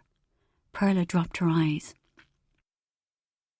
Ferdia glared at Jessie, who quickly muttered, Sorry, I'm so sorry. After a period of respectful silence had elapsed, Jessie said gently, We're so sorry for all that you've suffered. Let me get you more wine. Thank you, Jessie. Perla gave a small smile. More wine would be very, very good. Unexpectedly, they all got quite drunk quite quickly. Maybe we should eat now, Jessie suggested, before they were entirely incapable. The younger kids joined them for the starters, before losing interest in asking for ice cream. What about the special Syrian lamb? Jessie demanded of them. It's coming now. No, Bridie said. We've had enough. We're kids. We don't need as much food as adults. Cassandra wants ice cream, Dilly said. Fine. Jessie was too tipsy to care. You know where it lives. Jessie, followed by Johnny, went into the kitchen to fetch the lamb dish. Fond of the wine, isn't she? Johnny said, getting another bottle from the fridge. Jessie rounded on him. Wouldn't you be? I wasn't saying. I only meant it's good. It's normal. She's normal. Sorry, I'm a bit pissed. Everyone oohed and ahed at the smell of the lamb, but Jessie insisted Perla taste it first. She took a forkful, chewed, swallowed, and paused. "Who made this?" "I got the recipe from the internet," Jessie said. "Is it all right?" "It's so good." Alarmingly, Perla began to cry. "It reminds me of home." "Oh, now. Jessie clucked around her. "I'm crying too." "And me," Nell said. "And me," Johnny said. "I'm sorry," Perla said. "I'm just a bit drunk." "Cry away," Jessie urged. "No one here minds. Cry your heart out. Is it awful being an asylum seeker?" "Mum," Ferdia said.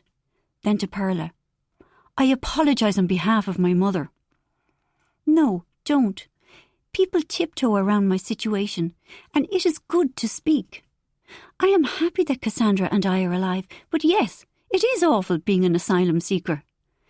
"Is it true that you have to sleep in a dormitory?" Jessie asked. "That you get terrible food served in a communal canteen?" "All true. The food is usually disgusting." She swigged from her glass and almost smiled. "There is no privacy, ever. People from 11 different countries live in the dorm with us. We all have different manners, so it's a challenge. But what truly kills any joy in life are the countless small indignities." "Like what?" Jessie asked tentatively. "Like..." Perla eyed Johnny and Ferdia. "I apologise to the men for saying this. I do not mean to embarrass. But not having the money for tampons is particularly depressing." Johnny began an intense staring competition with his knees. Ferdia swallowed hard, but remained steady. Jessie looked appalled and said, "I never even thought of that." "No money for soap, no money for paracetamol, no money for new socks for Cassandra when the old ones fall apart. The relentlessness of the struggle makes me want to go to bed and never get up." "Why don't you work?" Jessie asked. "Ireland's crying out for doctors." "Mum!" Another explosion from Ferdia. "Asylum seekers can't work." "But there was a Supreme Court decision. I read about it." Jessie was sick of being made to feel stupid. Ferdia interjected. "They have to pay €1,000 for a permit. And there's a list of 60 jobs they can't take. Hospitality, taxi driving, cleaning," Nell said. The kind of jobs that people with language difficulties can usually get. Ferdia and Nell did a 1-2 exposition on the sneaky ways the government had effectively blocked asylum seekers from working. "God, that's awful. I didn't know," Jessie said. "I'm sorry for not knowing." By way of an apology, she filled Perla's glass again. Chapter 39. While maintaining the basic psychoanalytic paradigm, Kay Horney draws attention to the fact that the girl grows, knowing that the man for the society has a heavy price in the human and spiritual terms, and thus the cause of masculinity complex in women should look at individual and... Jesus, he literally nearly nodded off there. The 2 weeks Ferdia had been at this job felt more like 2 years. All he'd done was read long, tedious reports and reduce them to 1-page bullet points for the directors. He was studying sociology because he wanted to make an active difference to people's lives. A trained monkey could do this shit. But he couldn't walk away. Johnny had as good as got him the internship because, according to the boss lady, Celeste Appleton, she used to be his girlfriend. Earlier this week, Johnny had actually showed up at the office, giving Ferdia a moment of extreme confusion. Taken Celeste for lunch. Old friends, he'd said, trying to let everyone know that he'd once doinked Celeste, the pathetic old melt. Less of the old, Celeste had said, applying a perfect mouth of red lipstick without a mirror. That was kind of cool. A lot about Celeste was kind of cool. She was hot in a porny office ball-breaker kind of way. She stalked around in spiky shoes, silky blouses and narrow skirts, wearing sexy black-framed glasses. Her hair was beautiful, some sort of shiny dark colour, and she wore it gathered in a heavy bun at the back of her neck. Sometimes, partway through most of the tedious reports he had to summarise, he fantasised about opening Celeste's hair slide, just to watch that hefty weight of hair tumble slowly down her back like a molasses waterfall. Thank God it was Friday. Wow, did he really just think that? How quickly he'd become a serf. Today they'd let him come in early and work through his lunch hour, so he could leave at 3 to catch the train to Westport. A concession they made probably because of Johnny. It was insane making him go to Mayo for Nana and Grandad Casey's wedding anniversary. They weren't even his granny and Grandad. But his mum had begged him to come. She was tragic, her need for a fakey happy family. She should give it up, because he would never like Johnny, and Johnny would never like him. Saoirse didn't feel the same, probably because she was too young to remember Dad. She seemed quite happy to be part of a big Casey clan. Ed was okay, though. Ed was sound. Liam, on the other hand, was a clown, literally worse than Johnny. The only reason Ferdia was going to Mayo this weekend was that Barty and Sammy were coming too. Barty was one of the most important people in the world to him.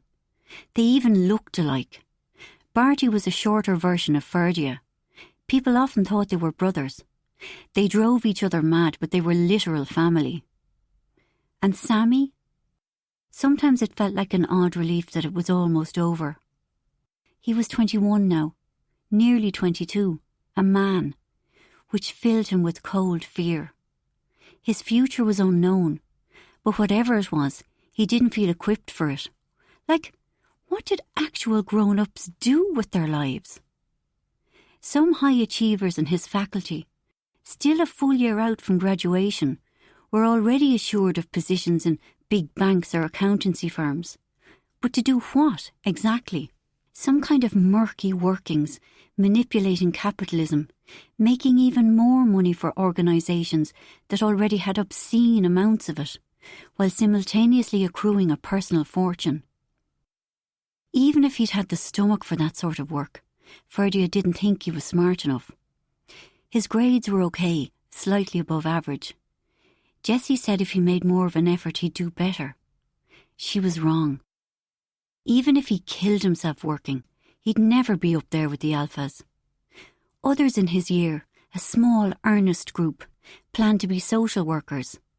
Their dedication was admirable, but he wanted to help on a bigger scale. However, last summer's stint counting barrels of cooking oil in the Philippines had shown him the reality of working for a big charity.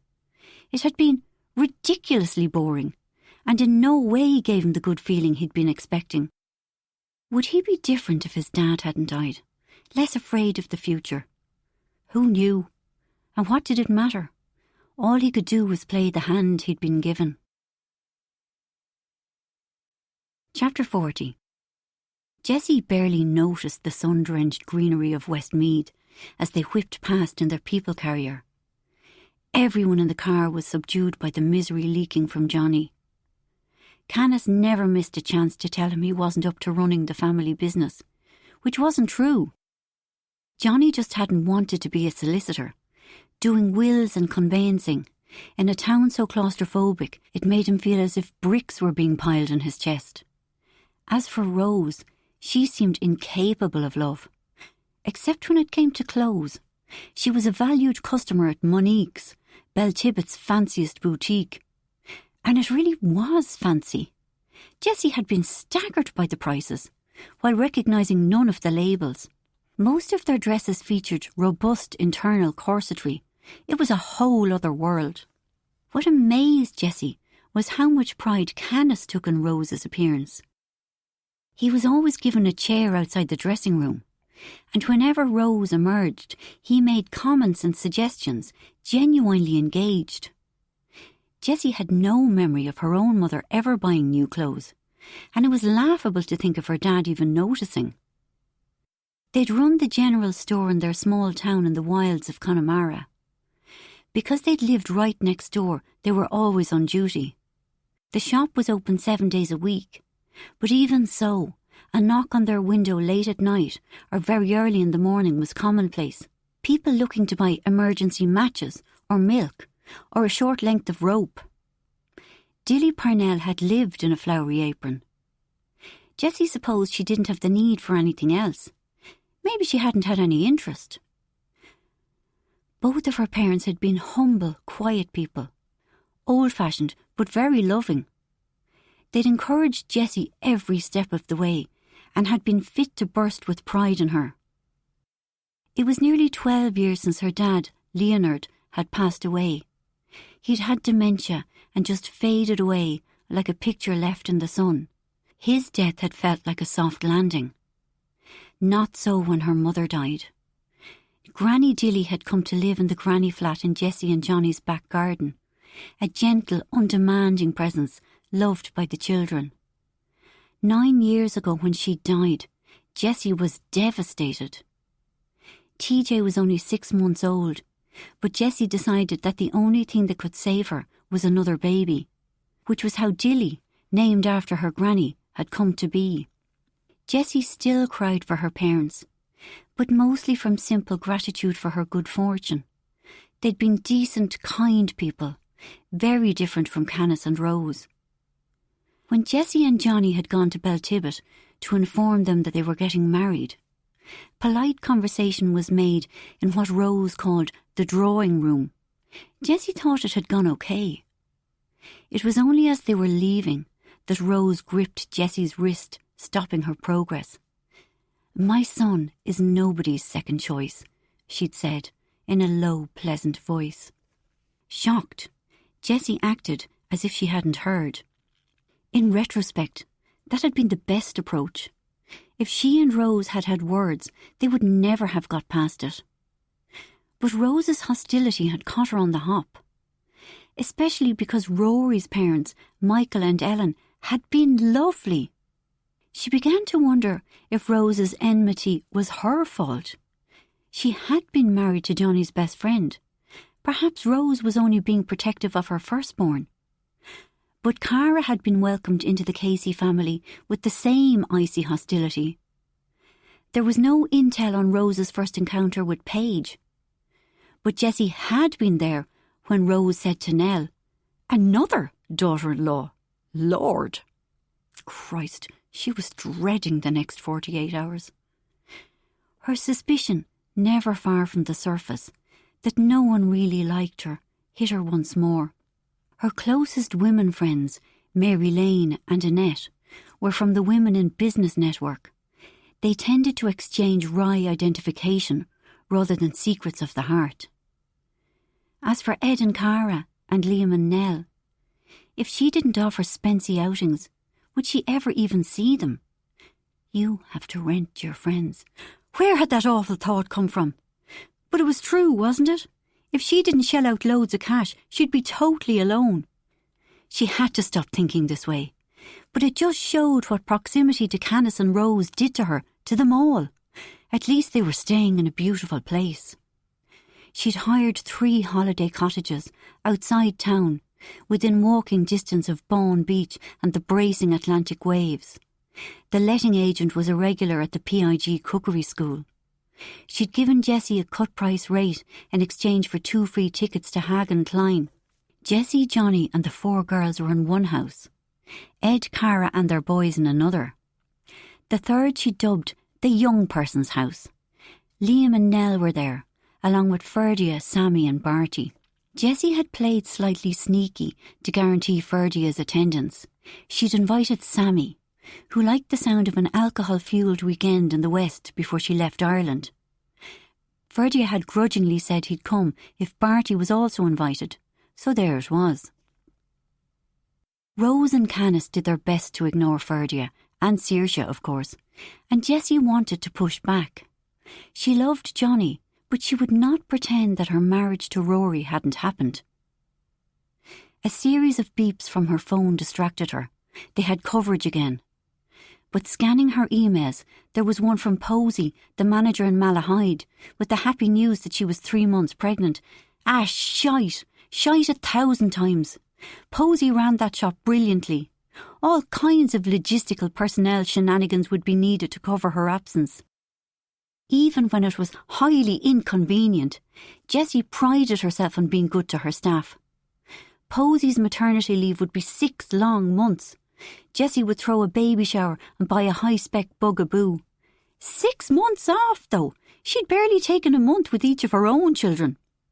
Now she'd take a quick look on Facebook. But that also gave her a shock. God!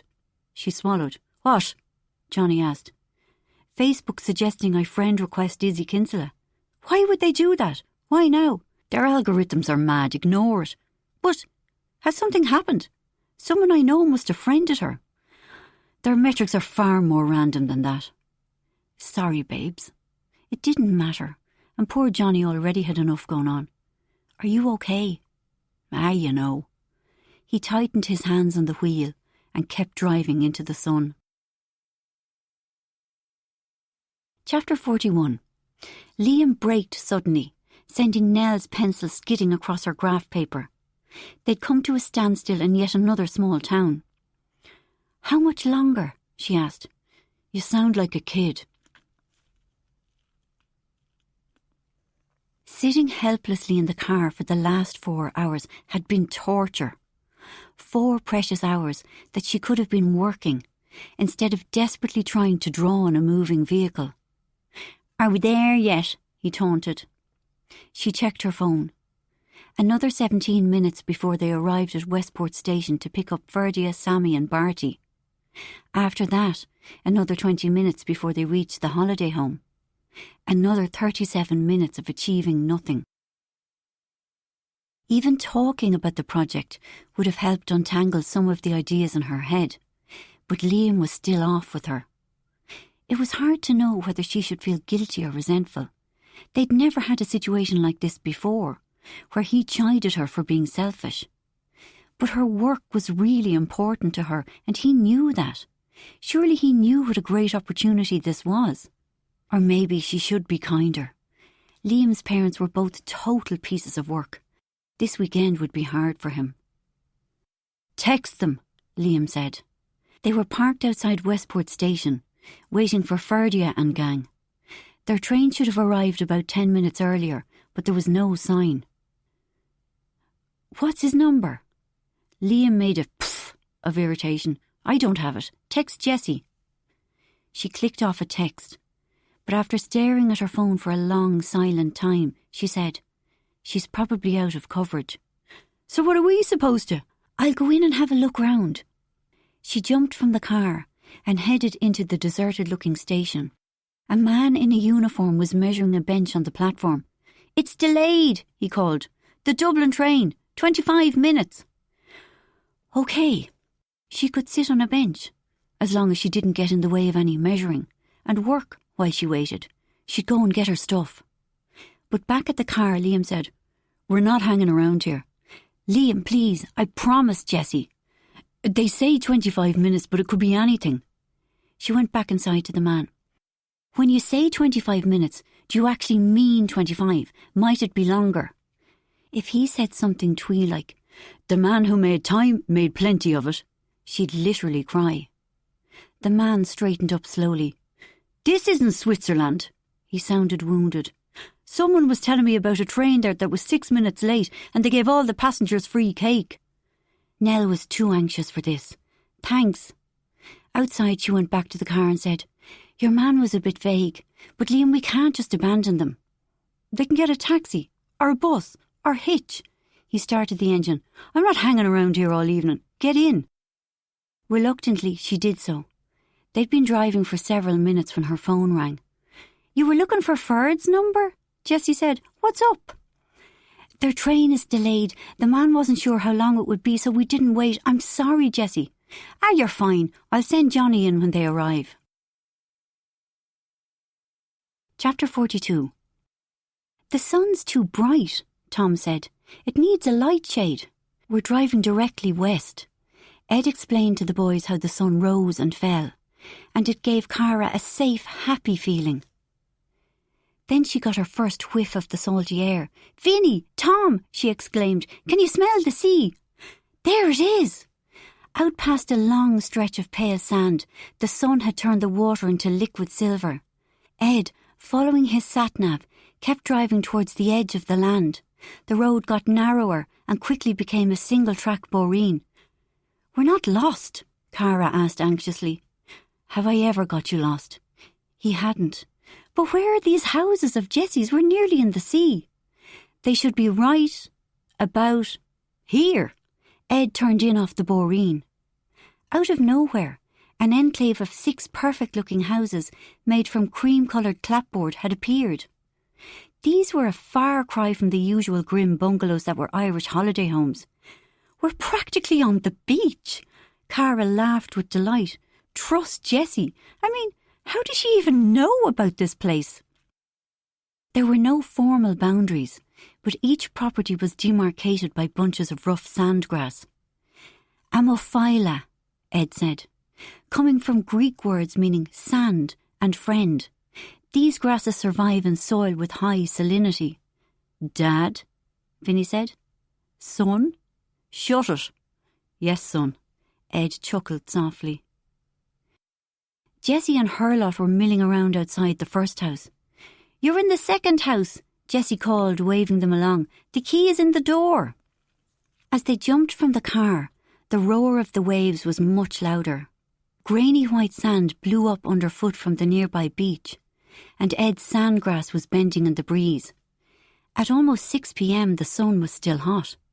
"What took you so long?" TJ and Dilly came running over to Vinny and Tom. "I can't believe you're even later than us," TJ exclaimed. "Daddy drove really slowly," Dilly exclaimed. "He doesn't want to be here." "Because Nana and Grandad are nightmares. Are you coming for a swim?" "Course," Vinny said. "Can we, Mum?" Tom asked. "Bring your stuff in first and then off you go." Cara opened the front door of the little house and the 4 children swarmed in ahead of her. Inside it was airy and light, with hardwood flooring and Hampton-style furniture in pale blue and cream. Marine motifs abounded. Behind each house sat a slab of salt-roughened decking, facing directly towards the water. "My God!" Ed, hefting a suitcase into the double-height hall, stopped abruptly. He dropped the bag. "This is incredible. Too bad that—" "What?" she asked. "You okay, honey?" You know." He squinted towards the sun. "This is amazing. But Mum and Dad..." Cara was surprised. He so rarely got rattled. "I know." She went to him and hugged him. "Especially Dad," he mumbled into her hair. "Being round him is like being around an unexploded bomb. I'll be over by Sunday." "Say it," he said. "I've got you." She squeezed him tighter. "You're safe." "Thanks." He pulled away and flashed a smile. "I can cope now. Right, bedrooms." "Can this be my room?" Vinny called from somewhere in the house. "Is it the biggest?" Cara called back. "Does it have an ensuite? Because then the answer is no." "I need my own bathroom." With that, her mood dipped. She'd managed to forget about food and all that other stuff. It was no surprise that now she found herself navigating to the kitchen. The fridge was filled with wine, beer and other essentials. "Ed, look!" Jessie's doing, no doubt. And here came Jessie now, in a floaty beach dress, carrying a glass of rosé and accompanied by Bridie. "This place!" Cara exclaimed. "I know, right? This weekend is going to be awful. No offence, Ed, but when Canis and Rose have once again broken our spirit, at least we'll have somewhere nice to lick our wounds." "Seriously though, was it really spendy? I feel guilty." "Would you stop? I got it for half nothing from a customer. Anyway, spending money calms me. I needed to stay somewhere nice for the sake of my sanity. And I'm not booking my crowd into a swanky gaff, leaving the rest of you in some shithole. We're all in this together." "But you got that wine and beer in." Cara took a wad of notes from her bag and pushed them into Jessie's hand. "No!" "Yes!" "Christ, you're strong-willed when you want to be," Jessie grumbled. "Thanks, hon." The 4 younger children stampeded into the kitchen. "They're in here!" Dilly wrenched open a cupboard door. "Deadly!" Vinny had found a stash of biscuits. He tore a packet open and shoved one into his mouth. "Hey!" Bridie called. "You can't go for a swim now. You'll get cramp." "You'll be fine." Cara whipped the packet away from him. "Get your togs and go." Returning the biscuits to the press, she couldn't help taking a glance. Tons of stuff in there. Chocolate, Haribo, what looked like cupcakes. "Ice cream in the freezer," Jessie said. "Oh, no. We all need every possible prop to get through this weekend." "Cara, Ed, take a good long look at me now. This is the last time there'll be a sober sighting of me. I plan to start drinking, get scuttered, and stay that way until Sunday afternoon. I'll be in a constant process of topping up." "Maybe it won't be so bad," Ed said. Jessie gave a hollow laugh. "You think?" It was harder for Johnny and Jessie, Cara knew. Canis was nasty to all three of his sons, but it cut Johnny to the quick. And while Rose was hostile to her three daughters-in-law, she definitely had it in for Jessie the most. "OK," Jessie said. "I'll get my swim out of the way, then make a good run at the drinking." She looked at Ed and Cara. "You coming?" "I am not." Cara made her voice good-humoured, but no way on earth was she putting on a pair of togs. "What about you, Ed?" Jessie's phone rang. "Ferdia? You're actually there?" "No, Liam couldn't wait, but hang tight, I'll send Johnny in." She hung up. "Ferdia, train was delayed." "I'll go," Ed said. "It's no bother." No, are you sure? Just Johnny's not in great form." "Course." Jessie, surrounded by children carrying togs and towels, strode off towards the water's edge. Ed got into the car and drove away, and suddenly Cara was alone in the sunny little house. She wasn't quite sure what to do. She could unpack, but that would only take 5 minutes. Maybe she should sit on the deck and simply be.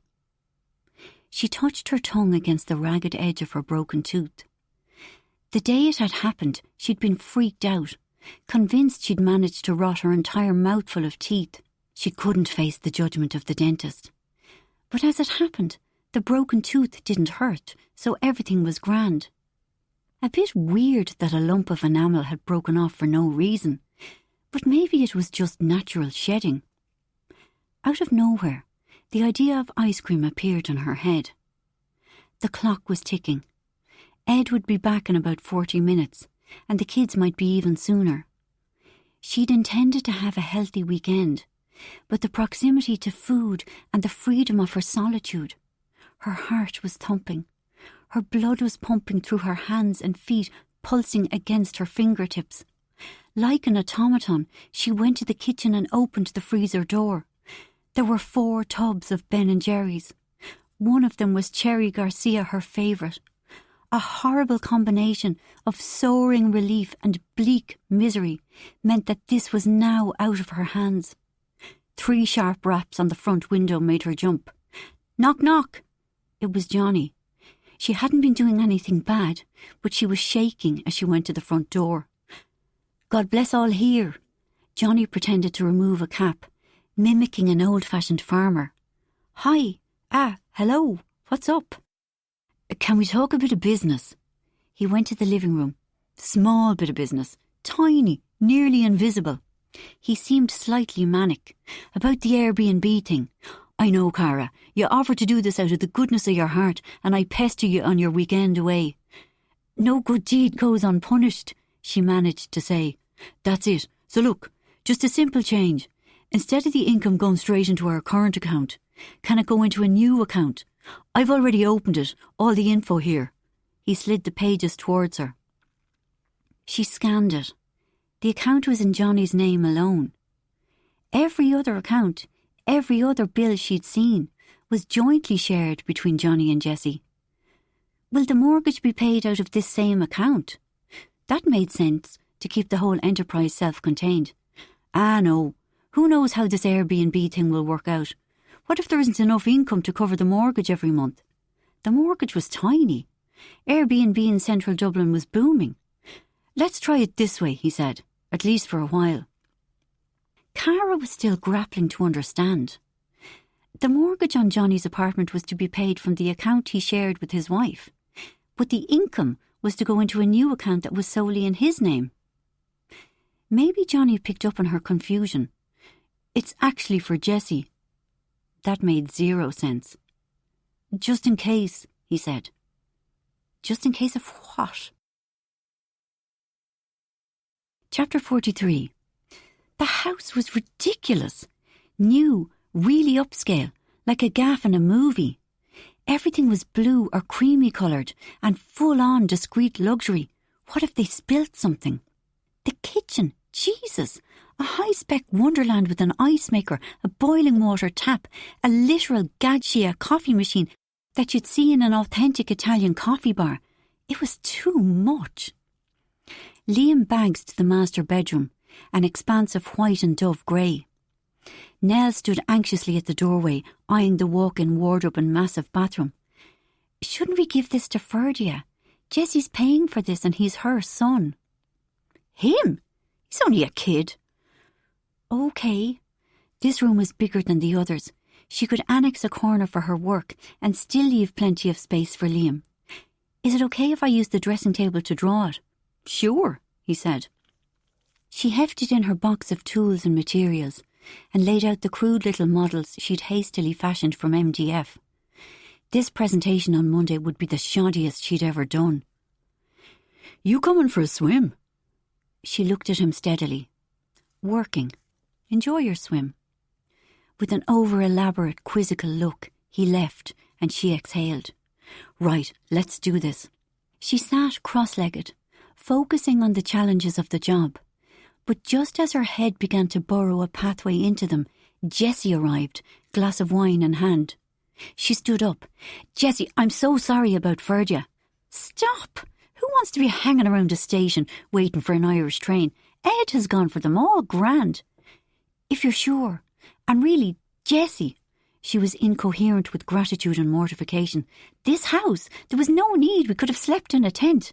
Ha ha, you young people. No, we need a bolt hole. This weekend is going to be brutal.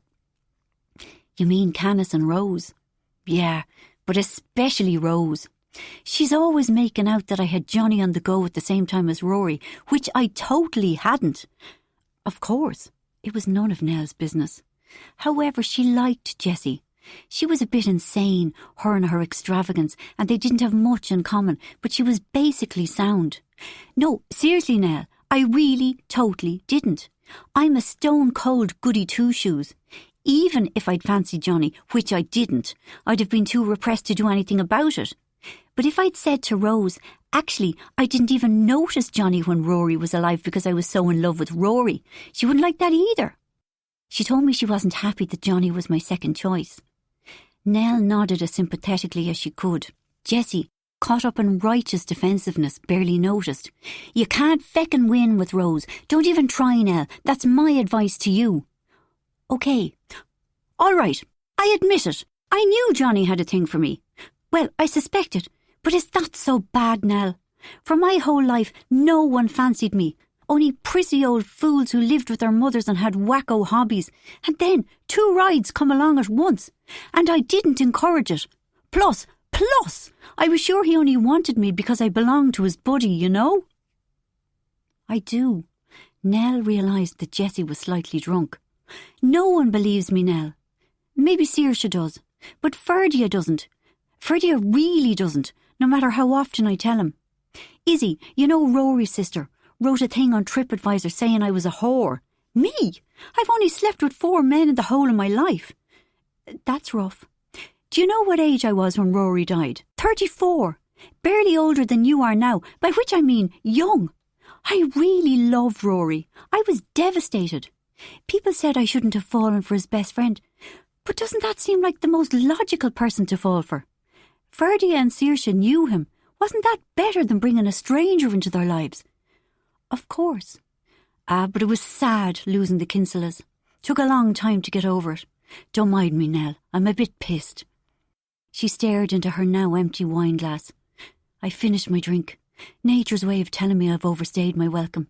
Right, I better go down and feed the bunnies. See you later. For some reason, Lately, Jessie couldn't stop thinking of those early days with Rory and Johnny. Within weeks of each other, the three of them had started in sales at Irish Dairy International. Almost the same age, doing the same job, in friendly rivalry with each other, they'd bonded instantly. The three amigos, they'd actually been nicknamed that. From the word go, they'd had so much fun. Johnny was the charmer, chatty, entertaining, generous with compliments and widely regarded as very sexy. For one of his birthdays, the girls in marketing photoshopped his picture with a star glinting off his smile. Rory was the steadier of the two, amusing and witty in a quiet way.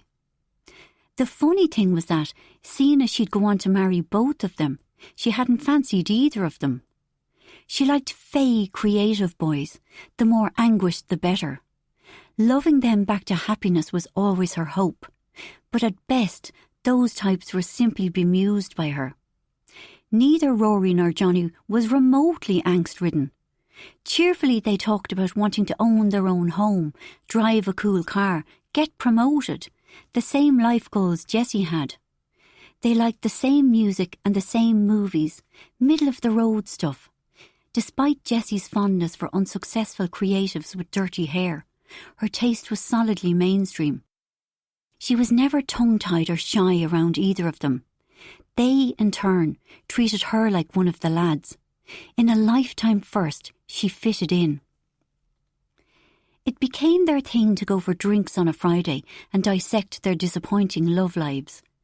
Rory and Jessie seemed to specialise in unrequited crushes, while Johnny was a commitment phobe who accumulated obsessives.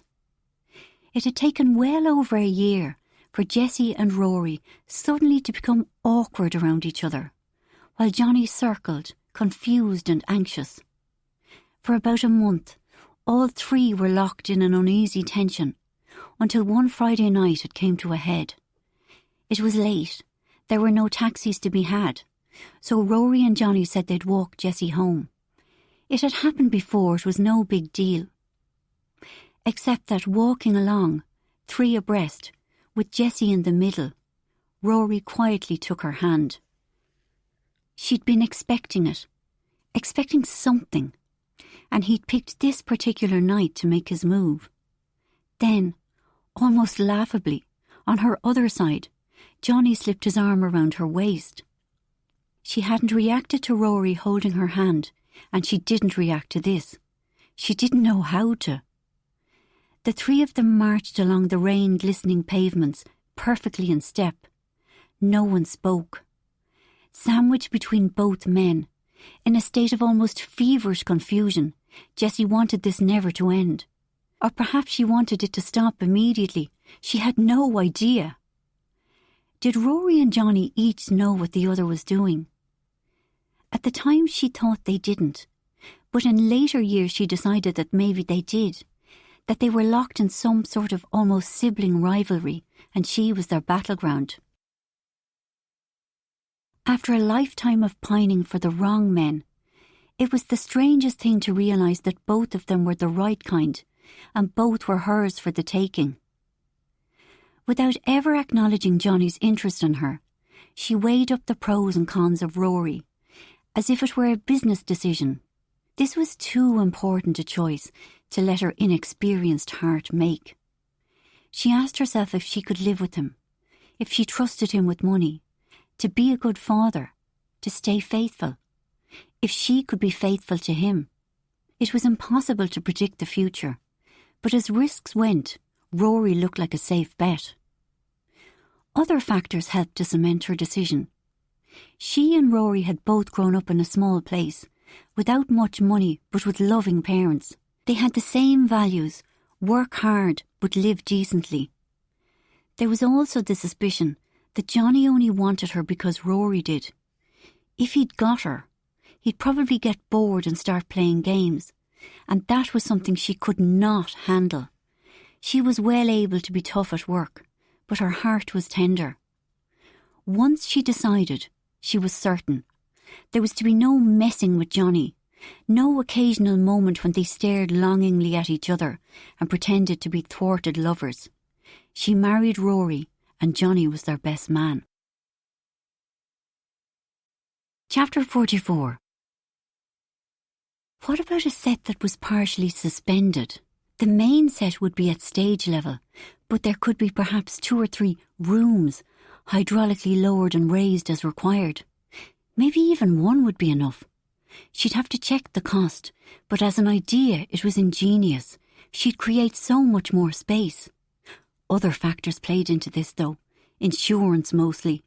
Covering themselves against actors falling off and injuring themselves might be prohibitive. Liam burst into the room, breaking her train of thought. "Back from my swim," he said. "Amazing out there, you'd have loved it." "Guess I would." She angled herself away from him and towards her drawings. "The sun is so hot, like being in Greece, except for the water. Baltic!"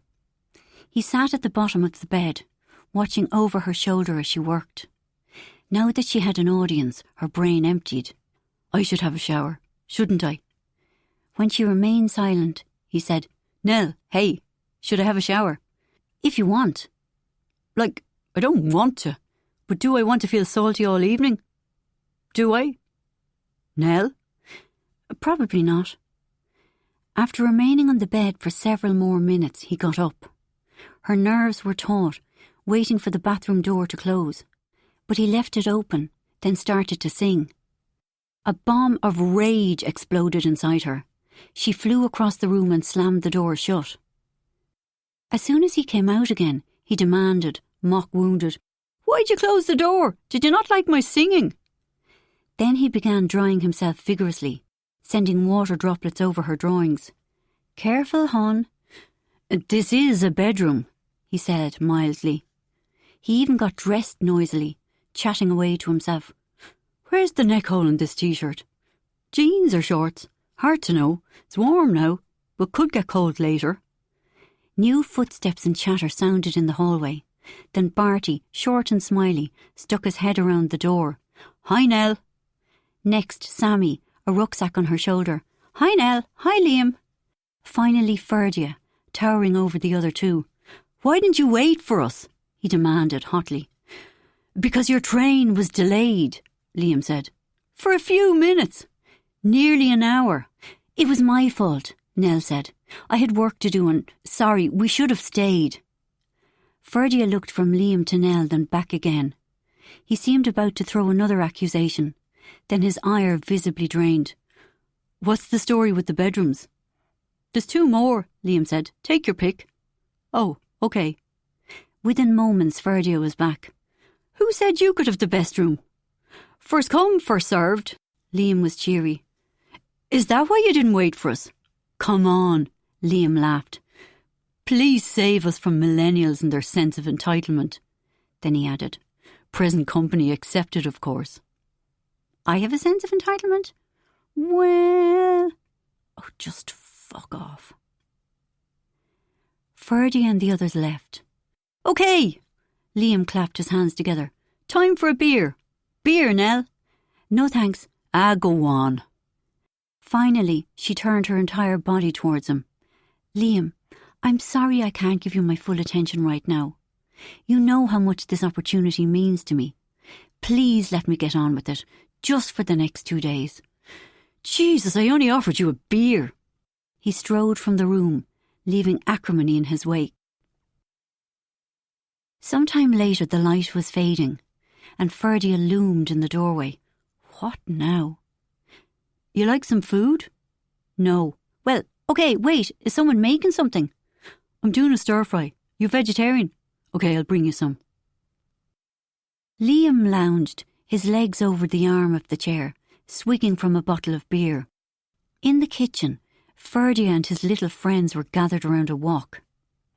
In good form, he idly scrolled through Facebook, half-read 2 articles on cycling, took a look at Twitter, and realised that the 3 kids had moved outside to the deck. He twisted his body to get a better look. Wait had they a joint on the go out there?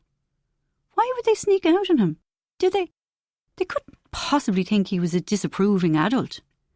He swung his feet to the floor and went outside. Barty had a reefer in his hand. Suddenly Liam was angry. This was bad manners. "Hey, why are you sneaking around with your doobie? Not cool." Ferdia and Barty exchanged amused glances. "Yup, it's not cool." Barty wheezed with mirth and passed the joint to Ferdia. Liam's stare was cold. The little prick. "Give him a toke," Barty said to Ferdia. "Go on, give the old fella a toke." At this, Sammy lay back on the deck and laughed and laughed. "Sorry," she tried to say to Liam. "I'm sorry." She sat up again. "I'm not laughing at you, I'm just a bit..." Stung and confused, Liam was trying to figure this out. Sammy was laughing at him. Barty did think he was old. It was total bullshit. Liam knew he was cool. He'd always been cool. "You keep your little joint, kiddos," he said. "Careful you don't get too stoned." Tonight was the relaxed part of the anniversary celebrations. A session and sing-song in Canis Casey's favourite pub. An open bar had been laid on for the townspeople who hadn't made the cut for the lavish dinner on Saturday night. Nell had had the foresight to borrow appropriate clothes. Tonight was a crisp cotton shirt dress in pale grey. She wound her pink hair into a bun on the crown of her head and shoved her feet into her ancient Birkenstocks. In the living room, Liam was lounging on an armchair, several empty beer bottles on the floor beside him. Doritos bags littered the table. Sammy looked up. "Nell, you look fucking amazing." "Thanks, son. Hey, Liam, we better get going. You guys coming?" "Yep," Ferdia said. "Free bar, right?" Liam narrowed his eyes at him. "Say what?" "Say what? Ferdia replied. "Oh, for God's sake.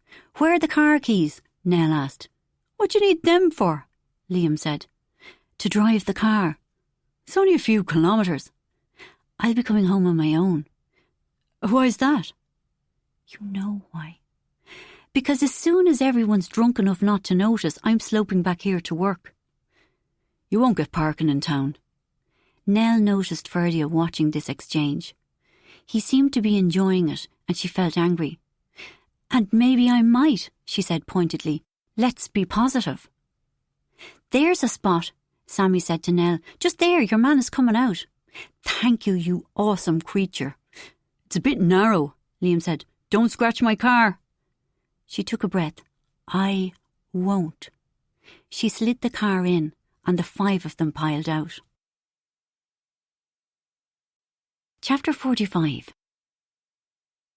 When Liam pulled the pub door open, a roar of heat and noise hit them. The place was rammed. Nell spotted Canis standing about halfway down, big, balding, boomy, a pint in his hand. He was loudly holding forth, surrounded by those who probably depended on his patronage for a good portion of their livelihood. Bursts of raucous laughter accompanied his every remark. Rose, beside him, perched on a high stool, dressed in a spangled cocktail frock, was similarly garlanded with sycophants. Liam pushed his way through the crowd and Nell followed. "Congratulations, Rose," she said politely. "Congratulations, Canis. 50 years, that's, awesome." She wasn't certain if a hug might be in order, but the imperious bow Rose gave her disabused her of any such notions. "Who's this?" her mother-in-law asked, with a cold smile. "Ferdia. Oh, Jessie's boy. Good Lord, you've got very hairy. And here's Barty. Honestly, I feel I see Barty more than I do my own flesh and blood. Not that you're my flesh and blood, Ferdia." Nell hiked Sammy forward to introduce her, then set her free. Time to end this chat before Rose got really nasty. "What'll you have to drink?" Canis bellowed at Liam. "Pint, thanks," Liam said. "Nelly, my girl?" "Fizzy water." "Not drinking? What's up with you?" Canis winked. I'm not pregnant, if that's what you're getting at." His eyes bulged. She'd shocked him. Shocked several people, she realised, to go by the sudden lull. "Young lady, I beg your pardon," Canis blustered. She smiled and repeated, "A fizzy water, please." It was produced in jig time by a nervous-seeming boy. He reminded her of a barkeep in a western, poised to duck down behind the counter just before the shooting started. She took her drink, smiled again at Canis, at Rose, at Liam, then pushed away from the bar, feeling their eyes on her back. Being stone cold sober was hard when everyone else was knocking them back, and everyone really was.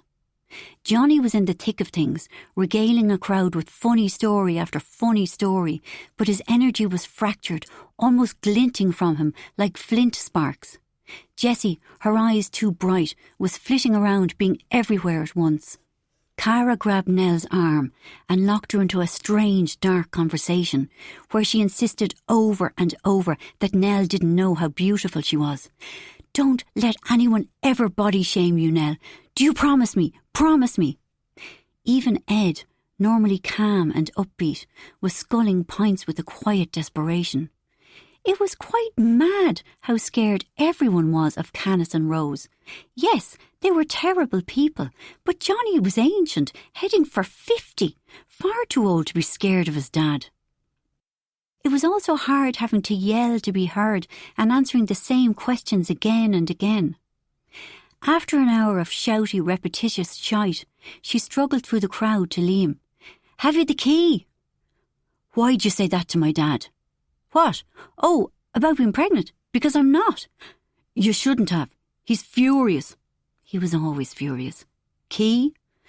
"That little fuck Ferdia took it." She had to push hard through the dense knots of people until she reached Ferdia and his gang clustered in a corner, down near the back. "I need the key." "Why are you leaving?" "Work. I've a big deal presentation on Monday." "Woohoo for you!" Steadily, she looked at him. "Key?" "I was trying to be funny." He was sheepish and clearly drunk. "Epic fail." "You're gas," she said, with polite sarcasm. "Key." He handed it over. "How will we get in?" "Knock. I'll open the door." "What if you're asleep?" "Oh, but you won't be, right? You have your big deal presentation on Monday to prepare for." She rolled her eyes, fought her way back down the pub, then slipped out into the mild night, exhaling with relief. Chapter 46. Ferdia opened his eyes into darkness. He felt he'd been asleep for a long time, during which the world had altered irreversibly. But it was only 1:43 a.m, less than an hour since he and Sammy had gone to bed. Now he was wide awake, with so much of the night still to get through. The reality of losing Sammy had settled in him, like a ball on a lottery wheel coming to a final rest. It was too hard to stay here with these thoughts. Sliding from the bed, he located some sweats and a t-shirt on the floor, grabbed his phone, and slipped out onto the deck. Listening to the rush and hush of the waves, he lay on a lounger, and his eyes began to adjust to the dark. The white foam of the wave caps became visible, and "What the fu—" A noise behind him, a rat. A woman's voice, Nell's, said, "Who's that? Ferdia, you gave me a fright." "You gave me a fright." His heart was pounding hard. "What are you doing out here?" "Having a fucking heart attack, thank you very much. Why are you here?" "I'm stuck on my work thing." She took the lounger next to him. "I came out to ring my friend." "Work away." "I know, I'll wait." They sat without speaking, the only sound that of the sea roaring and pulling. When his heartbeat slowed down, he said, "Nice parents-in-law you've got." Her clothes rustled as she shrugged. "They'll be dead soon." He snorted with involuntary laughter. "Did you really say that?" "I don't know. Did I?" "So what are you doing sitting out here on your own?" The darkness made it easier to admit things. "Sammy's gone away on Tuesday. We're officially done, and I feel, He felt rather than saw her nod. "Aren't you going to hit me up with some patronising shiz about young love?" he asked. "I'm only 30. I'm young. To me, you're old." Quickly she sat up and swivelled her body so she was on the edge of her lounger, much closer to him. "Here's some patronising shiz for you, Ferdia. You haven't a clue." "That's totally an old person thing to say." After another long silence, he asked, "So what's this job? What do you do?" Set designer for the theatre. Oh, he'd had a vague idea she did some sort of painting and decorating thing. Set designing sounded more interesting. You like it? Love it. It's all I've ever wanted to do. How does someone even get that sense of purpose? I haven't a clue what to do with my life. You're studying what? Sociology and economics? You must have picked them for a reason, did you? Yeah. So? He was reluctant. There was a chance this story could make him sound sanctimonious, and he didn't want her mockery. Okay, remember 2008, the financial crash? I was 10. I was going to this private school, and in the first term back after the summer, 5 kids just disappeared. They'd be there one day, and next day they were gone. No one told us why. We never got a chance to say goodbye. They just left like normal one day and never came back. It was weird and kinda awful. Mum's business was in trouble and shops kept being shut down, so I was waiting to be one of the disappeared. Wow. You know who Kiva is? Bertie's mum? She's a nurse. I heard her telling Granny Ellen that lots of men were showing up in A&E with botched suicides. They cut their wrists but did it wrong, stuff like that. Then Bertie's dad's company went into receivership and it was really bad. They'd have been kicked out of their house if Izzy hadn't jumped in to help. Then one of my mates from school, his dad hanged himself because he owed so much money. Jesus, Nell murmured. I used to watch the news, trying to understand why decisions by some people made life so hard for a ton of others. I wanted to help, so economics and sociology seemed like the right mix. But nearly everyone on my course either wants to be a social worker or to make a fortune working for a multinational. I want to work for a cause, one I believe in. Or at least I did. What do you mean? Last summer I volunteered for Feed the World and all I saw was the inside of a warehouse. Like I didn't meet one human I was supposed to be helping. And I know that's really uppity, me saying, I'll decide how I'll do my compassion. I'm just saying. Ah, you're after the warm glow, right? I'm a good person, and I've made life so much better for these lovely poor people. That it?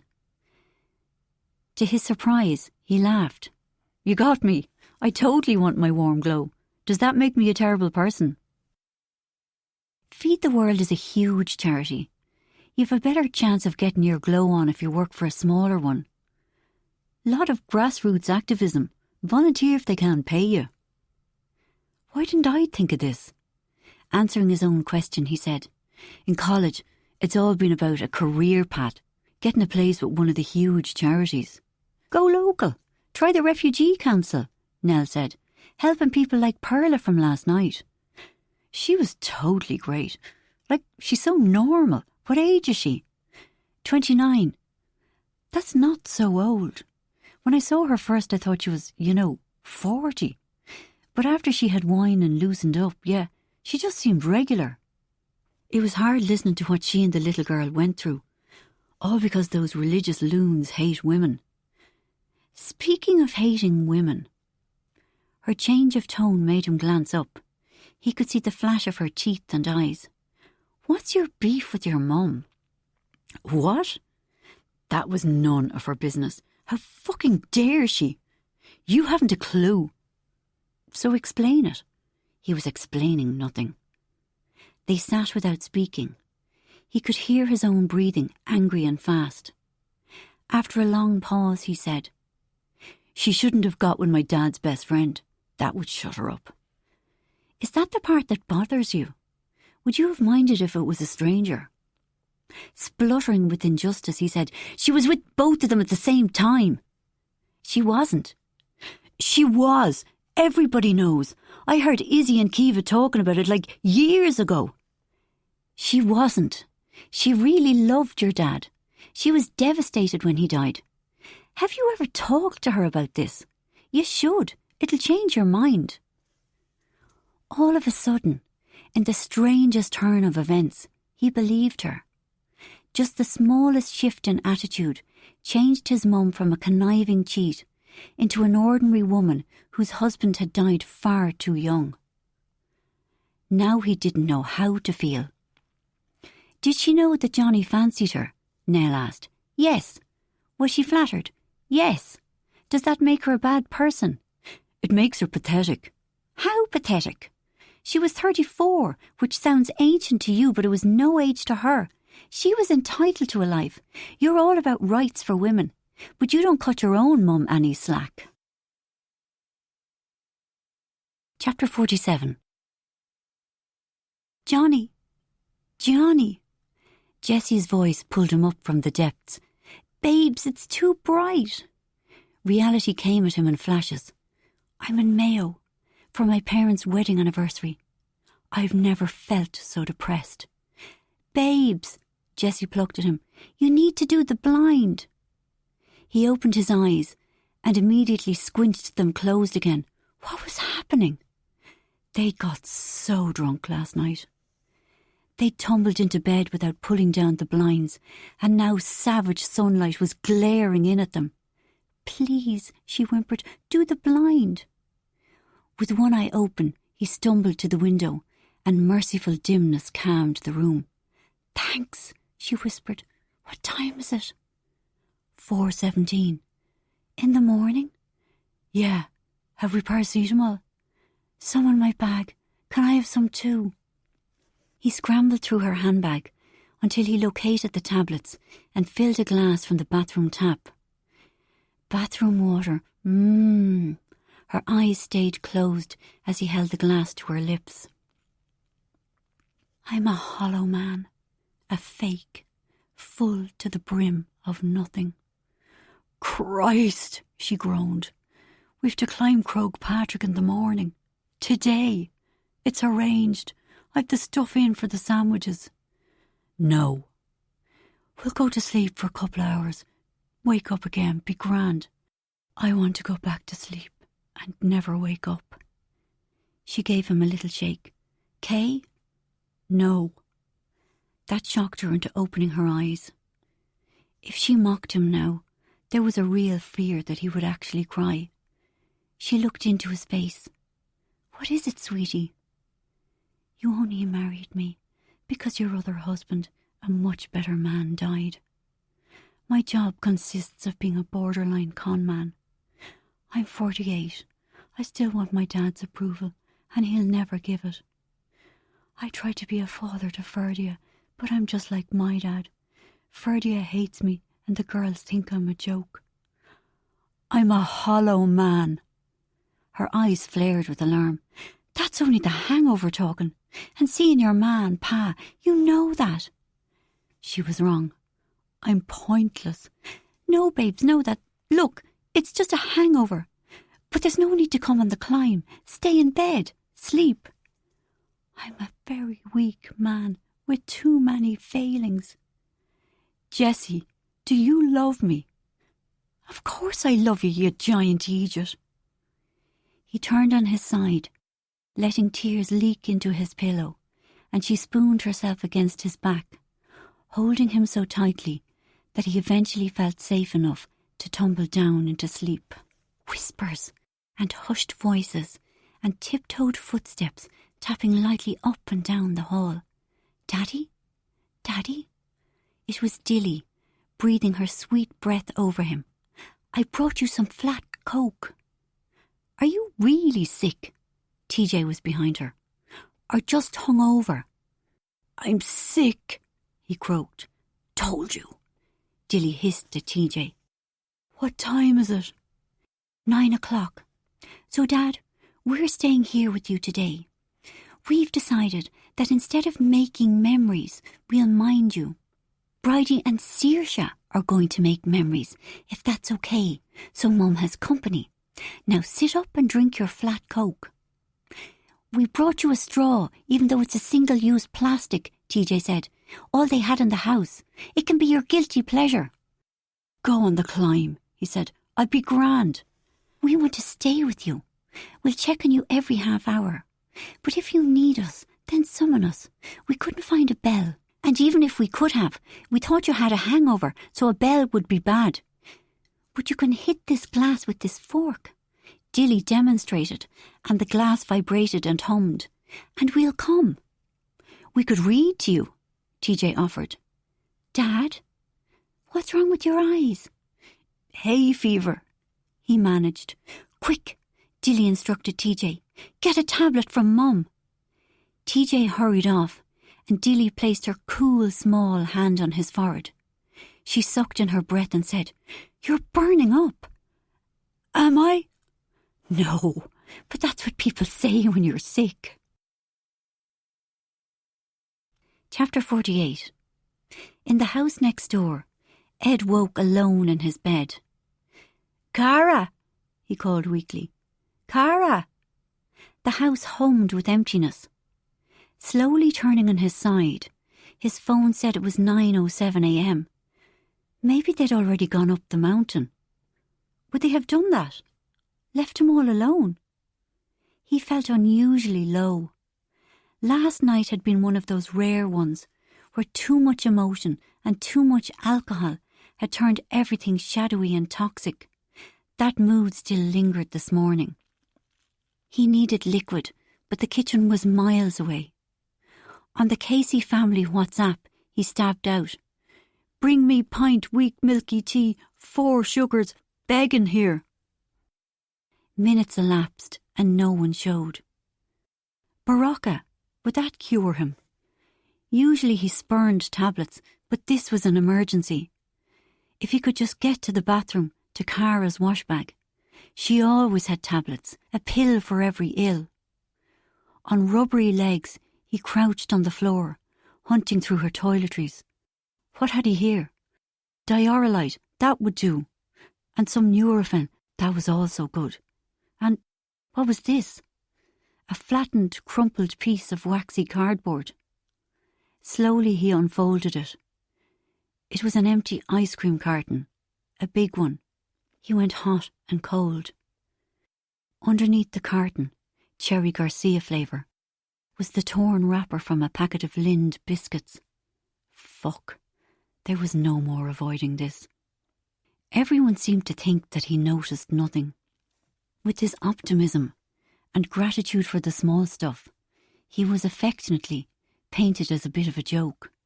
But Ed noticed plenty. It was in Kerry at Easter that he'd first sensed something was wrong with Cara. On the Sunday night, when the two of them were settling down to sleep, he caught a faint whiff of something sour, a throwback to when the kids were babies, the smell of sick. The logical thing was to ask her, but instinct told him to say nothing, not yet. From then on, he had been alert. Immediately it was obvious that she was hiding something. From the very first night they'd met, she'd either been abstaining from sugar or fighting a drawn-out battle. This binary state had become a fixed part of their lives. But lately, neither had been happening. No more cheery statements like, 15 days without chocolate, am I skinny yet? Nor were there any sheepish orders for him to produce whatever emergency chocolate he had stashed about the house, her saying with desperate hope, Look, the weekend is ruined. I might as well eat what I want to get back on the horse on Monday. Then came the morning, maybe 4 weeks ago, when he'd been hunting in the bathroom for a fresh razor, unwilling to believe he'd actually run out. He'd opened the door of a high-up, rarely used cupboard and found himself face to face with a collection of about 20 bars of chocolate. The incongruity of those shiny, colourful wrappers lurking in the dark space made him feel as if his world was falling away. Shortly after that, he'd once again caught a faint whiff of sick from her. A long time ago, she'd told him about her 18 months in Manchester, when she used to binge eat, then make herself vomit. Seized by a tender sorrow for that lost girl, he'd elicited a promise that if she ever felt drawn back to it, she would tell him. But as far as he knew, it had been consigned to her past. Until now. He was a scientist. He dealt in facts. The simplest explanation was the one most likely to be true. Cara was overeating, then making herself sick. Bulimia. He might as well call it by its correct title. She was bulimic, she had bulimia. Either way, he'd hoped it would go of its own accord, because he didn't know what to do. He'd come to accept that a thread of darkness ran through Cara, like an underground stream. Once upon a time he'd thought that their love might lift her permanently into the light. But although she frequently seemed content, there were times when she withdrew emotionally, leaving him going through the motions alone, waiting for her return. This was one of them. In the last few weeks, he'd spent a lot of time online. Cara was right about one thing.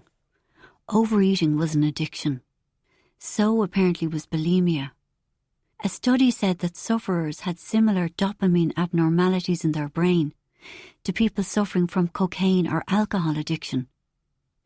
But as far as Ed could see, food was nothing like as dangerous as alcohol or drugs. Drugs and drink could kill, but food only became an issue at the extremes, if a person was morbidly obese or dangerously thin. Cara was neither. He'd held out hope that she'd snap out of this as suddenly as she'd started. But yesterday, when he'd come back from fetching Ferdia and his mates, he'd found her in the kitchen, hurriedly, furtively, crunching something in her mouth. Her cheeks bulged and her eyes were frantic. She didn't explain what was happening, and he hadn't asked. Why not? Because he hadn't wanted to shame her. If she wasn't ready to tell him, was it right to blow her cover? He sensed it would be a bad idea to force it, a little like waking a sleepwalker. However, finding these wrappers, stashed in a place where she thought he wouldn't look, meant something needed to be done. He was worried for her health. He was worried about what her trouble with food might be doing to Vinny and Tom. But it was more than that. He and Cara were best friends. Even when she disappeared into herself, he was prepared to wait it out. She knew he would. It gave her solace, she'd once told him. But by doing whatever she was doing now, she'd removed a part of herself entirely from his reach. The Baraka forgotten, he climbed back into bed. Chapter 49. When Johnny woke again, he felt less apocalyptic. News reached him that the climbers hadn't set off yet. According to TJ, Ed was in a bad way. Auntie Cara said she'd never seen him so drunk as he was last night. We've all been swimming while you and Uncle Ed were sleeping, but Uncle Ed's getting up now. You know what, bunnies? I'm coming on the climb. No, Jilly yelped. You'll have a relapse if you get up too soon. I'm getting Mum. She pointed at TJ. Don't let him out of that bed. But as soon as she'd scampered away, TJ nodded towards the shower. Go for it. Jessie was waiting when he emerged from the bathroom. You sure about this, babes? She was more solicitous of him than he ever remembered her being. The shower helped, and maybe the exercise and the oxygen will too. You only regret the things you don't do, right? She paused. I'm a nightmare. How do you put up with me? Surprisingly, considering how drunk so many of them had been the previous night, there was a big turnout for the climb. Apart from Nell, who had some deadline, everyone was there, even Ferdia and his cohort. Perhaps it was the weather. The sky was a perfect blue, and the heat of the sun was cut by a balmy breeze. Assembling in the car park at the foot of the mountain, Johnny had to bend over, his hands on his knees, waiting for the dizziness to pass. State of you, Ferdia mocked. Do you need a sick bag? Call yourself young. Johnny strove for a cheery voice. In my day, we would have been up until 6 in the evening.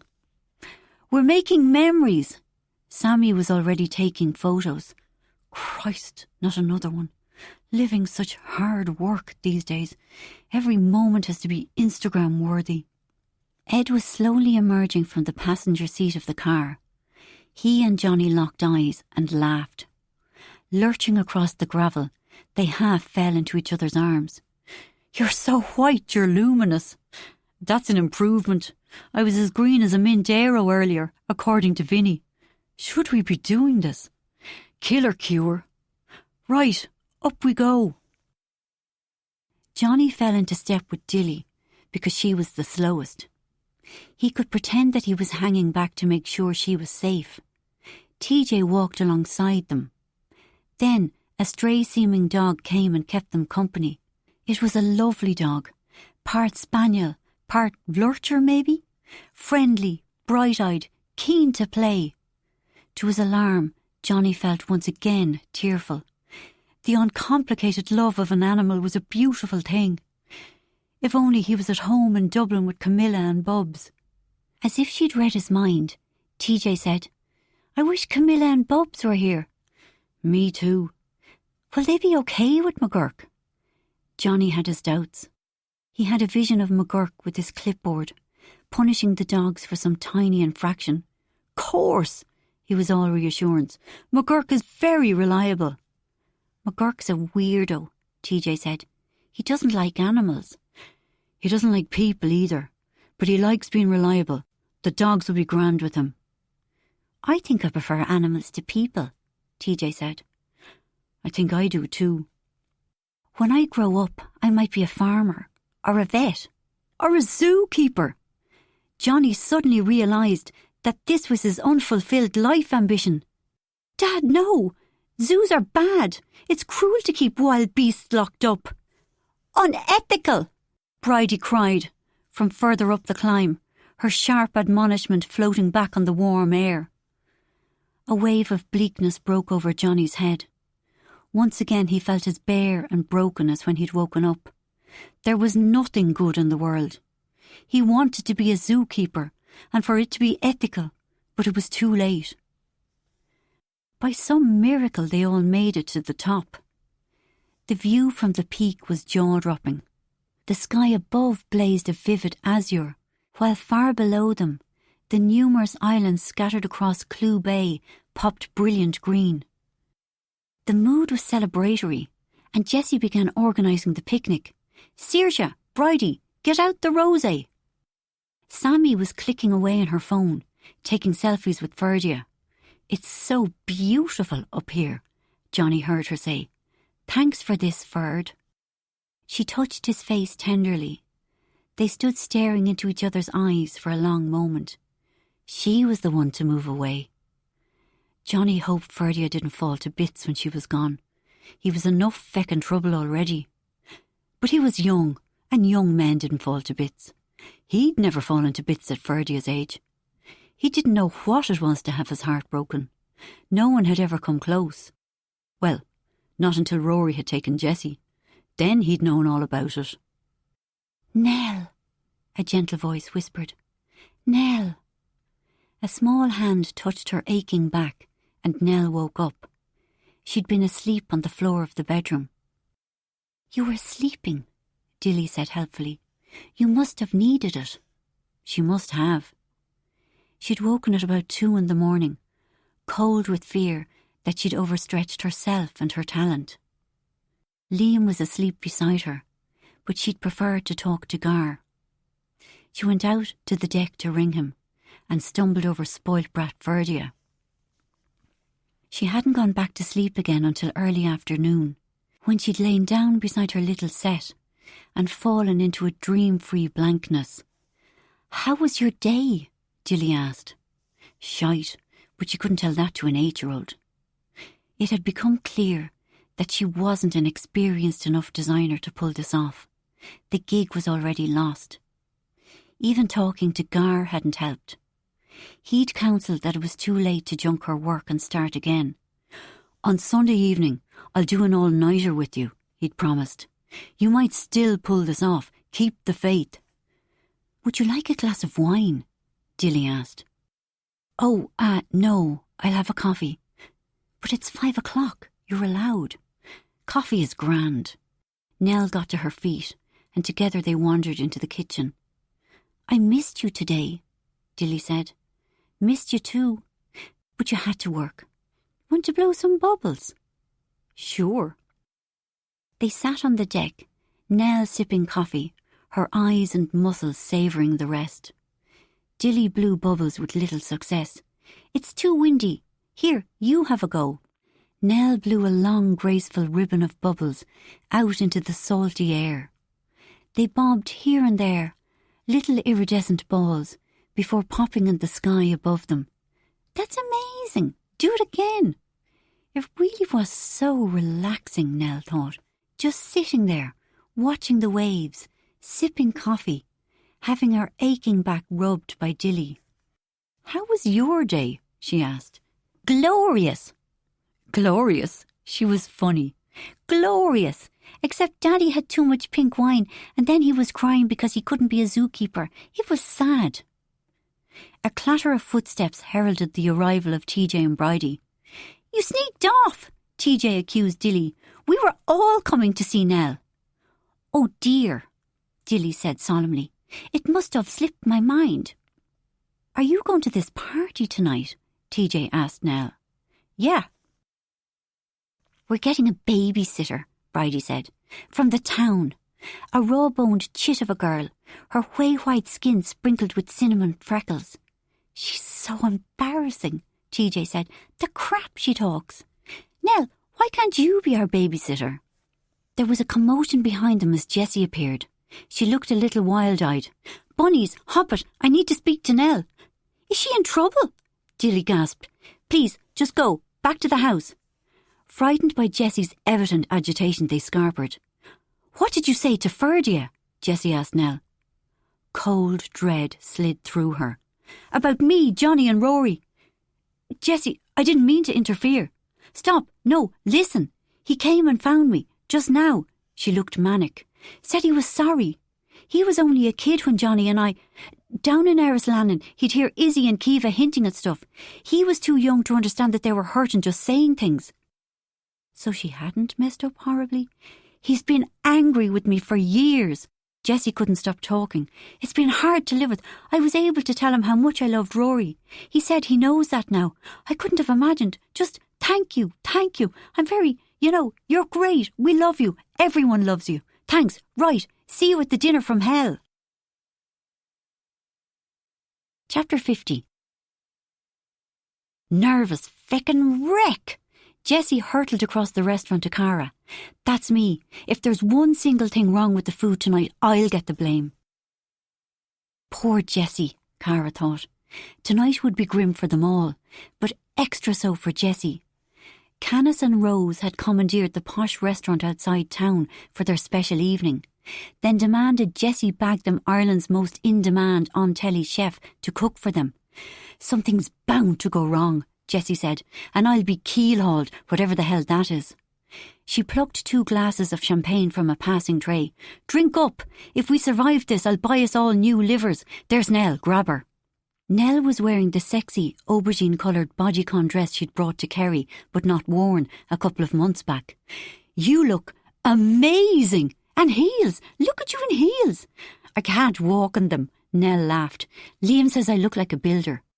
Don't mind him, Jessie said. Oh, sweet Christ, Rose is in the house. Cluster close to me, daughters-in-law of doom.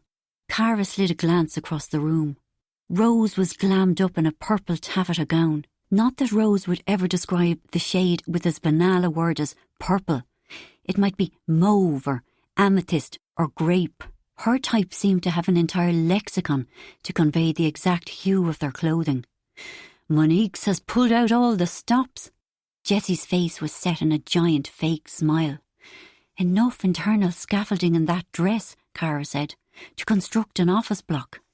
Smile, she's probably watching.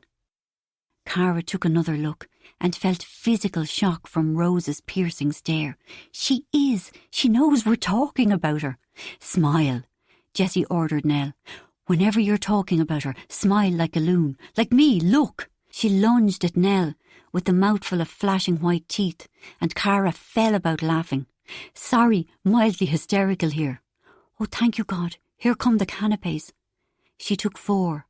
Even though decorum decreed she should choose only one, or even better, none. But the food would calm her.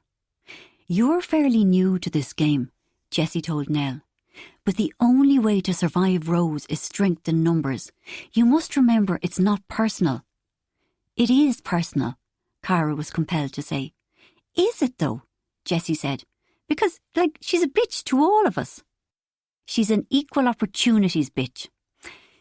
If a mother-in-law bitches in a forest, Jessie mused, but there's no one there to hear her cackle. Ah, no, this analogy is going nowhere. Where's that lad with the champagne? But let me tell you, Nell, not all mothers-in-law are like Rose. I had another, one of the nicest women I've ever met. Who are you talking about? Johnny approached. My mother. Jessie turned to him. Yeah, right. Then all of them laughed far too hard. It was a long night, and she ate everything.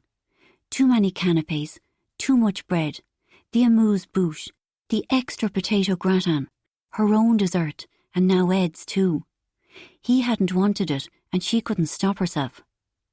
Canis was standing up to make his speech. This'll be good, Cara heard someone say. He's gas, a real comedian. Canis beamed around the restaurant. Look at them all, the great and the good of Beltibet. Enjoying your dinner, are you? Because if you're not, take it up with Jessie over there. She's the one to blame. Cara threw Jessie a sympathetic look. I've lived in this town and worked for the people of this town all my life. Cara zoned out a bit as Canis made bitchy stabs at various poor bastards who had the misfortune to live in the same place as him. Then zoned back in when Canis started talking about his family. As you know, I've 3 sons. Johnny, bit of a flyboy, wants life to be one long party. But all credit to him, married into money. So what if the wife is a bit of a sergeant major? Can't he muffle the noise by stuffing his ears with fivers? He paused to let everyone laugh. Sure, I'm only joking, Jessie. He twinkled at them.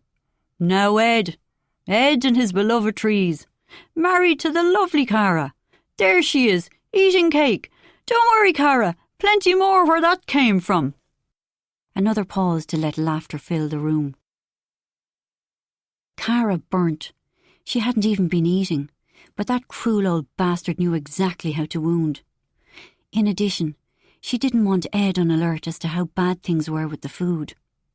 Although only yesterday he'd interrupted her when she was desperately trying to swallow the remains of a packet of biscuits and he hadn't noticed a thing.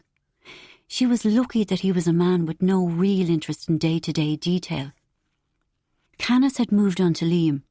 Liam thought he'd be the next Usain Bolt. Run a race. Sure, that idiot couldn't run a bat. And would he listen when I warned him he'd need a profession to fall back on? Indeed he did not. Do you know what he does with his time now? He cycles. Where was it you cycled to that time, Liam? Istanbul, that's right. Took him 31 days. He paused for a breath. You can fly there in 4 hours. Howls of laughter erupted. Canis beamed benignly around the room. I'm only having a bit of crack. But seriously, folks. He reached for his wife's hand. Rose, what would I have done without you? 50 years married. I've been a lucky, lucky man. Ladies and gentlemen, please charge your glasses for Rose Casey. People were dabbing tears from their eyes as they stood up. To Rose Casey.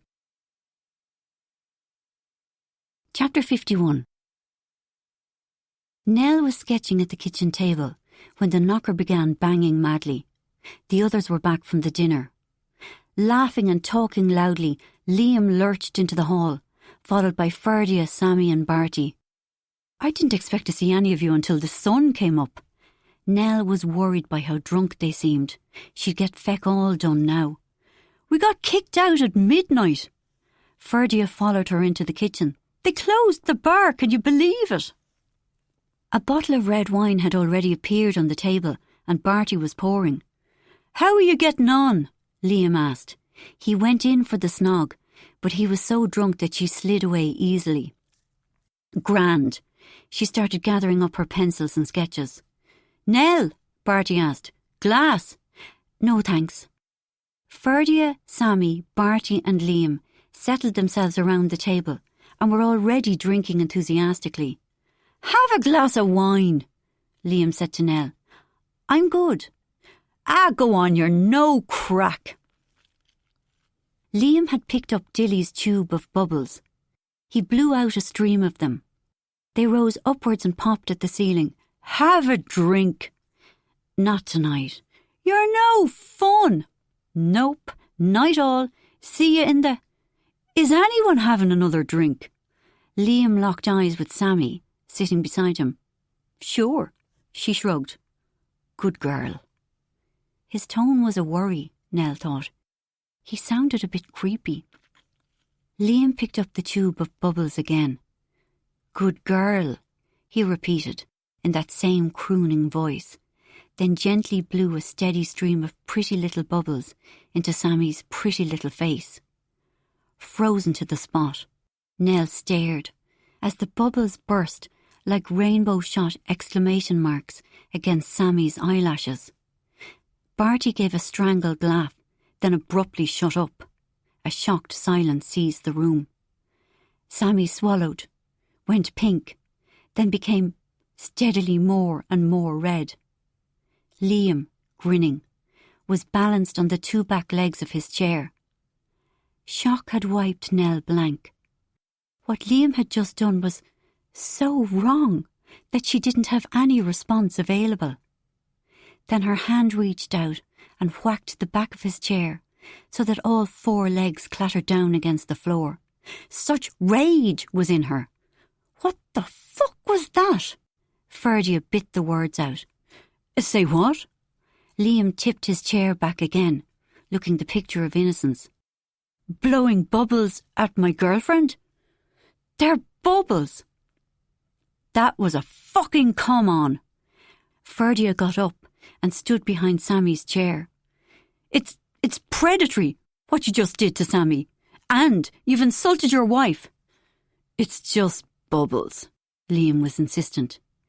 He was nothing like as calm as he was pretending to be. Nell knew him too well. Liam laughed at Ferdia. Look at you, the big man protecting his girl. You're a fucking asshole. No, you're a fucking asshole. Getting all up on my grill about a few fucking bubbles. Calm the fuck down, would you? Liam was very, very angry, Nell realised. Had been ever since she told him about the call from Ship of Fools.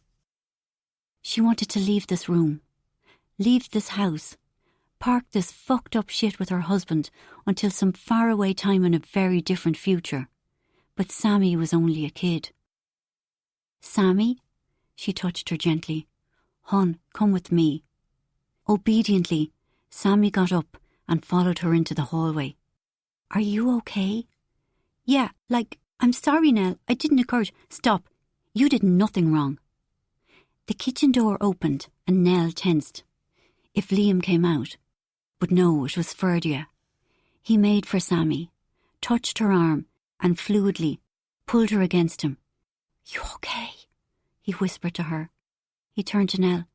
Are you okay? Probably not, but this wasn't about her. Good. You? Yeah. He cradled the back of Sammy's head as she pressed her face against his chest. They were young and beautiful and clearly loved each other. Watching them, Nell felt bereft. Chapter 52. I love dogs, Johnny slurred slightly. Dogs are just pure goodness. I'm serious, Jessie. I'm going to be a dog minder. Okay, Johnny, but now go to sleep.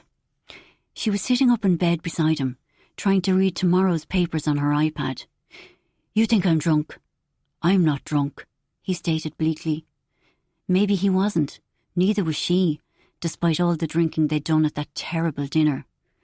I'll be 50 next year. 50 years old. He was lying flat on his back, addressing his remarks to the bedroom ceiling. And I've done nothing of worth. That's crap. She didn't look up from her screen. What about our girls? They think I'm a joke. And they're right. There's nothing to me, Jessie. Surface all the way down. That's me. Surface all the way down. No wisdom, no substance. That's why I wanted you, Jessie. You were so sure of everything. But I can't keep mooching off you. I've got to find my own worth. Babes, stop. It's just being around your parents. Rory, he was another one. He had worth as a person, like. Me and him were a great team. I had the charm. He almost spat the word. But Rory was the substance. Johnny, you'll feel differently in the morning. I've felt like this for a while now. I'm hollow. There's nothing to me. Jessie, do you love me? Of course I love you. Sweetheart, what is it? Are we real? Or are we just colleagues who got married to halve the hotel costs when we're travelling for work? Johnny! This was so unlike him that she struggled for the right words. Has something happened to upset you? Ah, no, don't mind me. I'll go to sleep now. Turn off the light. It's off. But it's bright. Is it the sun? Even the sun is laughing at me. Within seconds he was snoring heavily. She carried on reading, now and again giving him curious, anxious looks. Poor Johnny. Having Canis Casey as a father would dent the most robust of personalities. Was it any wonder that Johnny had become so attached to Rory's dad, Michael Kinsella? He'd been such a lovely man, calm, wise, kind. Well, until Johnny and Jessie had fallen for each other, and all of that calm, wise kindness had been turned off like a tap. Sometimes she wondered if Johnny still missed him. On weekends like this, she was sure that he did. But Johnny had been presented with a choice, Jessie or the Kinsellas. He'd picked Jessie. Occasionally, Jessie marvelled that they'd ended up together at all. After Rory's death, she had seen Johnny non-stop, but she'd never considered him as a man. She'd been allotted one love, and he'd died. Her work was what had kept her going. At the time, the pressure to keep expanding was relentless. Her big focus was Limerick, but premises there were few and far between. Naturally enough, the day a suitable site came free, she'd been up several times in the night with Saoirse. She didn't trust herself to drive. Wait until tomorrow, Rihanna had advised. But it was spring 2007, boom time, and premises went fast. Johnny, as he so often did, offered to drive her. It was early evening when they arrived in Limerick. The site looked good. The next step was for the architect to take a look, but Clelia couldn't come until the next day. Johnny, Jessie asked, I don't know if I could handle a 7-hour round trip home and back for tomorrow morning. If I can get the nanny to stay over with the kids, could you stay the night? They'd gone for a sandwich, Jessie peppering Johnny with questions. You don't think the economy is top-heavy? And you don't think I'm opening shops too quickly? And you don't think people have stopped cooking? When they went to the hotel, one of a chain, clean and cheap, Johnny saw her into her room to check that no one was under the bed or in the bathroom. I'm pitiful, I know, she said, as she always did. You're not. He looked into the bathroom. All clear. Night. See you for breakfast. Night. As he shut the door behind him, she called out, Johnny? He reappeared. You don't think the site is too big? Wearily he shook his head, and she remembered that he was only her employee, a person with no vested interest. She was asking too much of him. Sorry, I'm treating you the way I treated Rory. Not quite. What? Oh, right. Her skin felt hot. Ah, stop. You were only interested when I belonged to your friend. Now I'm available, you wouldn't want me. After a silence, he said, I do want you. I do want you. Hold on. Hold on. Oh, fuck. He'd rubbed his eyes. I shouldn't have said. But you should, Johnny, and it's said now. Sudden sensations were flowing through her. She visualised them later as snakes of electricity, as if a giant lever had been flipped over and she had been shocked back into life. Listen, she clambered off the bed. Wait, will you? She didn't know what she was thinking. She wasn't thinking. That was it. She was motivated by instinct, emotion, anything but thoughts. Stay the night. She'd reached him. Here, with me. Ah, no. She gave the door a gentle push, cocking her head to listen as it softly clicked shut. Then she placed her hand on his jaw, rasping her thumb along his stubble. He was such a ride. His face was a mix of desire and confusion. Jesus, Jessie, I don't know. We're still alive, she said. People will judge us. Feck that. She'd always played by the rules, and Rory had died. Anything could be taken from you in the blink of an eye. Who'll judge? Everyone. Right now, I don't care. Right now. And he seemed like a broken man. Neither do I. The surprise reveal of his body as she slowly undid his buttons, savouring every second, stroking her hands in wonder along his honed pecs, down his sides to his hip bones. Casting the cotton shirt back off his shoulders, she reached for his belt buckle and then his zip. He'd stood like a shop dummy, as if all of this was happening to another man, then abruptly reached for her, pulling her hard against him, his hands pressing on her back. The first touch of his tongue against hers felt so heady she thought she might faint. His lips butterflied along her skin, moving from her mouth to her neck as shivers shook her body. Down her back, a rope of energy uncoiled, as his hands opened her dress, helping her to step out of it. This was the first time in more than 2 years that her skin had had any sensation, instead of feeling coated in a thick, rubbery lagging jacket. Lying on the cool white sheet, his skin touching hers, thigh to thigh, stomach to stomach, calves intertwined, felt almost unbearably pleasurable.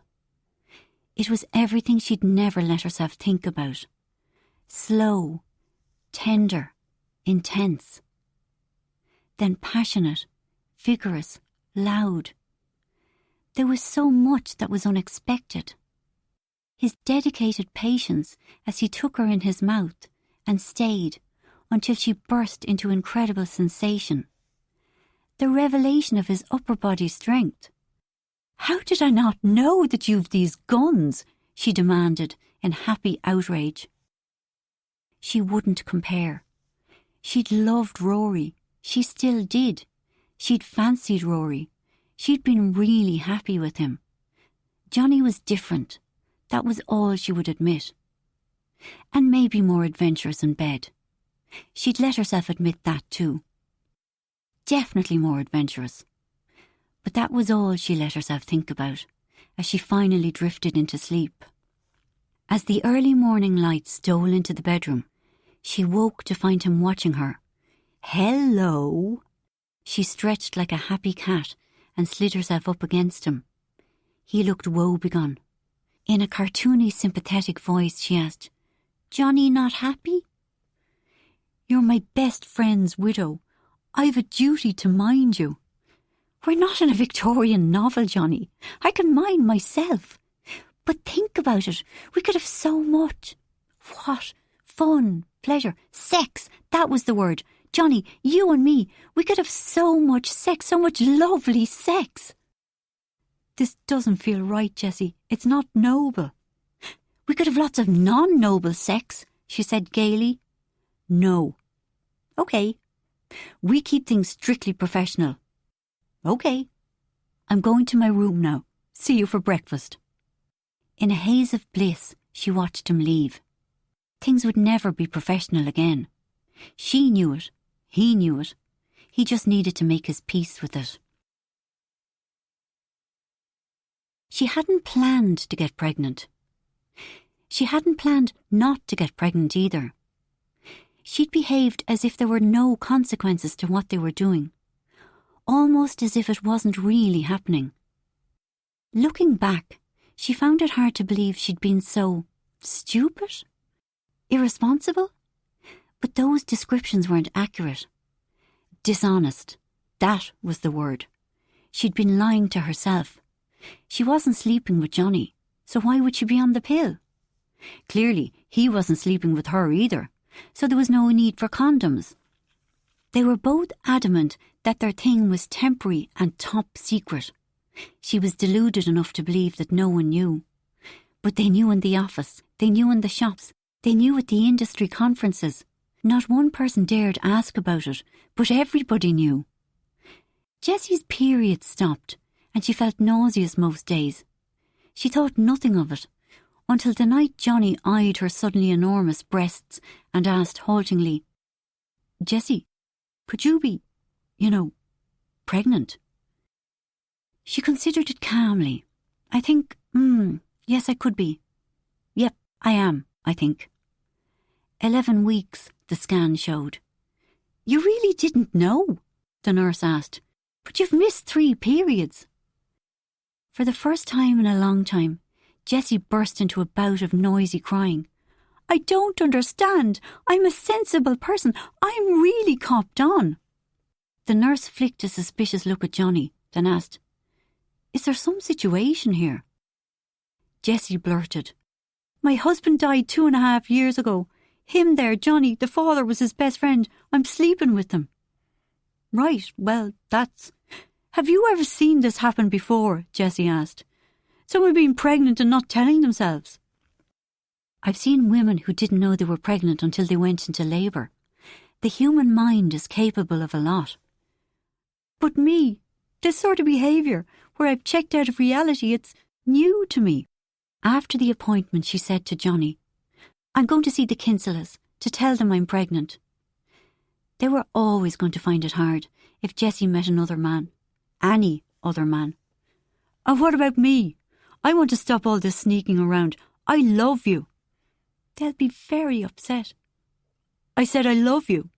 "I love you too." She was distracted. "OK, we'll go to see them together." Because they'd been worried that their chemistry might be obvious, they'd taken to visiting the Kinselas separately in the months since their fling had started. "We're having this baby. We need to be brave." It had been terrible. Worse than either of them had anticipated. "I didn't think I'd feel so ashamed," she said to Johnny on the way home.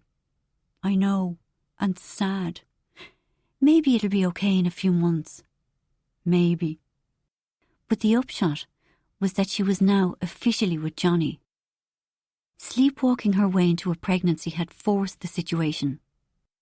What was also official was that she and the Kinselas were estranged, and that was hard. Back in the present, she looked at Johnny lying beside her. Even in sleep he appeared anxious. Maybe they needed some together time. But the mad thing was, they were together for almost every second of every day. How much more togetherness did they need? She and Johnny were doing all their stuff side by side, the work and the kids and the social life. But were they on parallel paths, never connecting? Fear corkscrewed in her stomach. These thoughts were scary. But look, she told herself, if that's the case, do something. Fix it. Organise some alone time, some one-on-one. Be nice to him. Ask questions. Try to prise him open and find out what's up. As she returned to her iPad, she still felt unsettled. Something caught her eye on the news page, and her heart plummeted. Hagen Klein goes into rehab. What the hell? Hagen Klein was lined up to do their next cookery school in 3 weeks' time. And according to this paper, he'd gone into rehab for amphetamine abuse. No. Like, poor Hagen Klein and all, but poor Jessie too. If he didn't come, and how could he if he was in rehab in Norway, their quarterly take would plummet. Her immediate impulse was to ring Mason, because he knew the answer to everything. But no, he'd take this as proof that Jessie's way of running PIG was completely wrong. Shifting PIG's current setup to a company that operated almost entirely in line was a natural evolution, according to Mason. He was confident that public goodwill for the shop would translate into online sales. As far as Jessie was concerned, the two ideas were entirely different. Because what no one knew about Jessie, except Jessie herself, was that she wasn't an entrepreneur. Entrepreneurs were people who noticed gaps in a market. They could suss out weakness had nerves of steel and negotiated like demons. Jessie had a reputation as a resourceful business person, but all she was someone who turned her hobby into a living. In her innermost heart, Jessie suspected that her only talent now lay in bagging chefs. If they turned PIG into an online grocery, she would be literally redundant. Chapter 53. Nell, what are you doing out here? Blearily, she opened her eyes. Ferdia was staring down at her. A beautiful pink gold light filled the sky. The sun must be nearly up. Sleeping, she mumbled. Trying to. But, for feck's sake, you let Liam have the room. I was hardly going to share a bed with him. She'd taken a pillow and a throw and slept outside in one of the loungers. It was surprisingly comfortable. You could have had Barty's room. I'm good. Is Sammy okay? Or you could have slept in with her. Just go away, Ferdia. I need to sleep. Later she was awakened again, this time by Liam. Nell, baby, I'm sorry. Please talk to me. Angrily she sat up. What the hell, Liam? I just felt left behind. What if you get really successful and you don't want me anymore? What if I'm too old and boring and you're really in love with Gar? Gar? Cop on! Gar is my best friend. And you know what my work means to me. I thought you'd be happy for me. I'm jealous of your passion. And it was a weird night, Dad being such a spiteful old bastard. And there's something else. Violet and Lenore aren't coming to Italy. Paige says she can't move the dates of their camp. When did you find out? Like 10 days ago. I'm sorry for not telling you. I was just gutted. All of it together, it made me be a dick. Forgive me, Nell. It's sad about your girls. But Liam, what you did last night was very wrong. To me and to Sammy. Tell me what to do and I'll do it. Anything so you'll forgive me. Apologise to Sammy. And Ferdia. Ferdia's only a kid. I won't apologise to him. He's a grown man. And what about Sammy? You scared her, Liam. Did I? But if you don't make it right with the two of them. At that moment, Ferdia and Sammy emerged from the house, carrying their rucksacks, followed by Barty. Ferdia asked, Nell, can you drive us to the station? Not staying for the lunch? No. Liam intervened.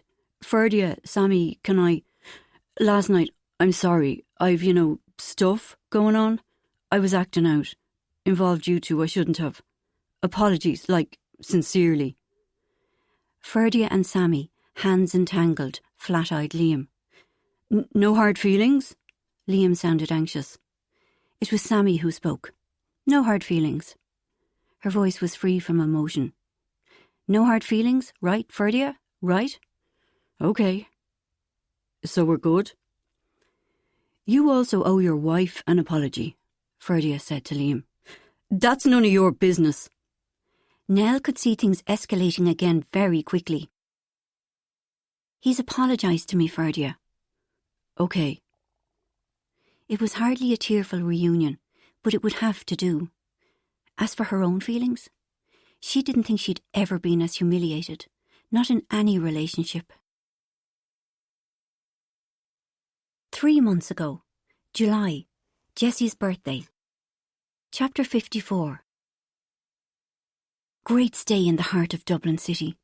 Cara was quick to respond to my questions, and her associate was welcoming at check-in. The apartment was super clean and looked freshly decorated. Beautiful, stylish, well-equipped, more like a luxury hotel suite. Close to amenities, restaurants, bars and shops. Johnny read it again, his chest aglow with pride. 5 stars they gave it for cleanliness. 5 stars for location.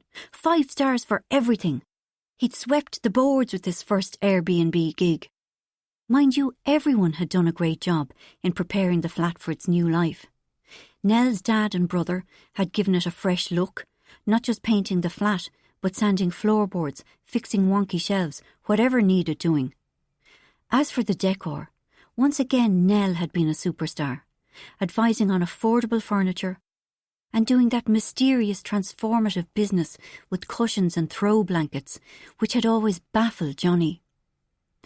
It was a guilty relief that, because of the Hagen-Klein shit show, Jessie had been too busy to get involved.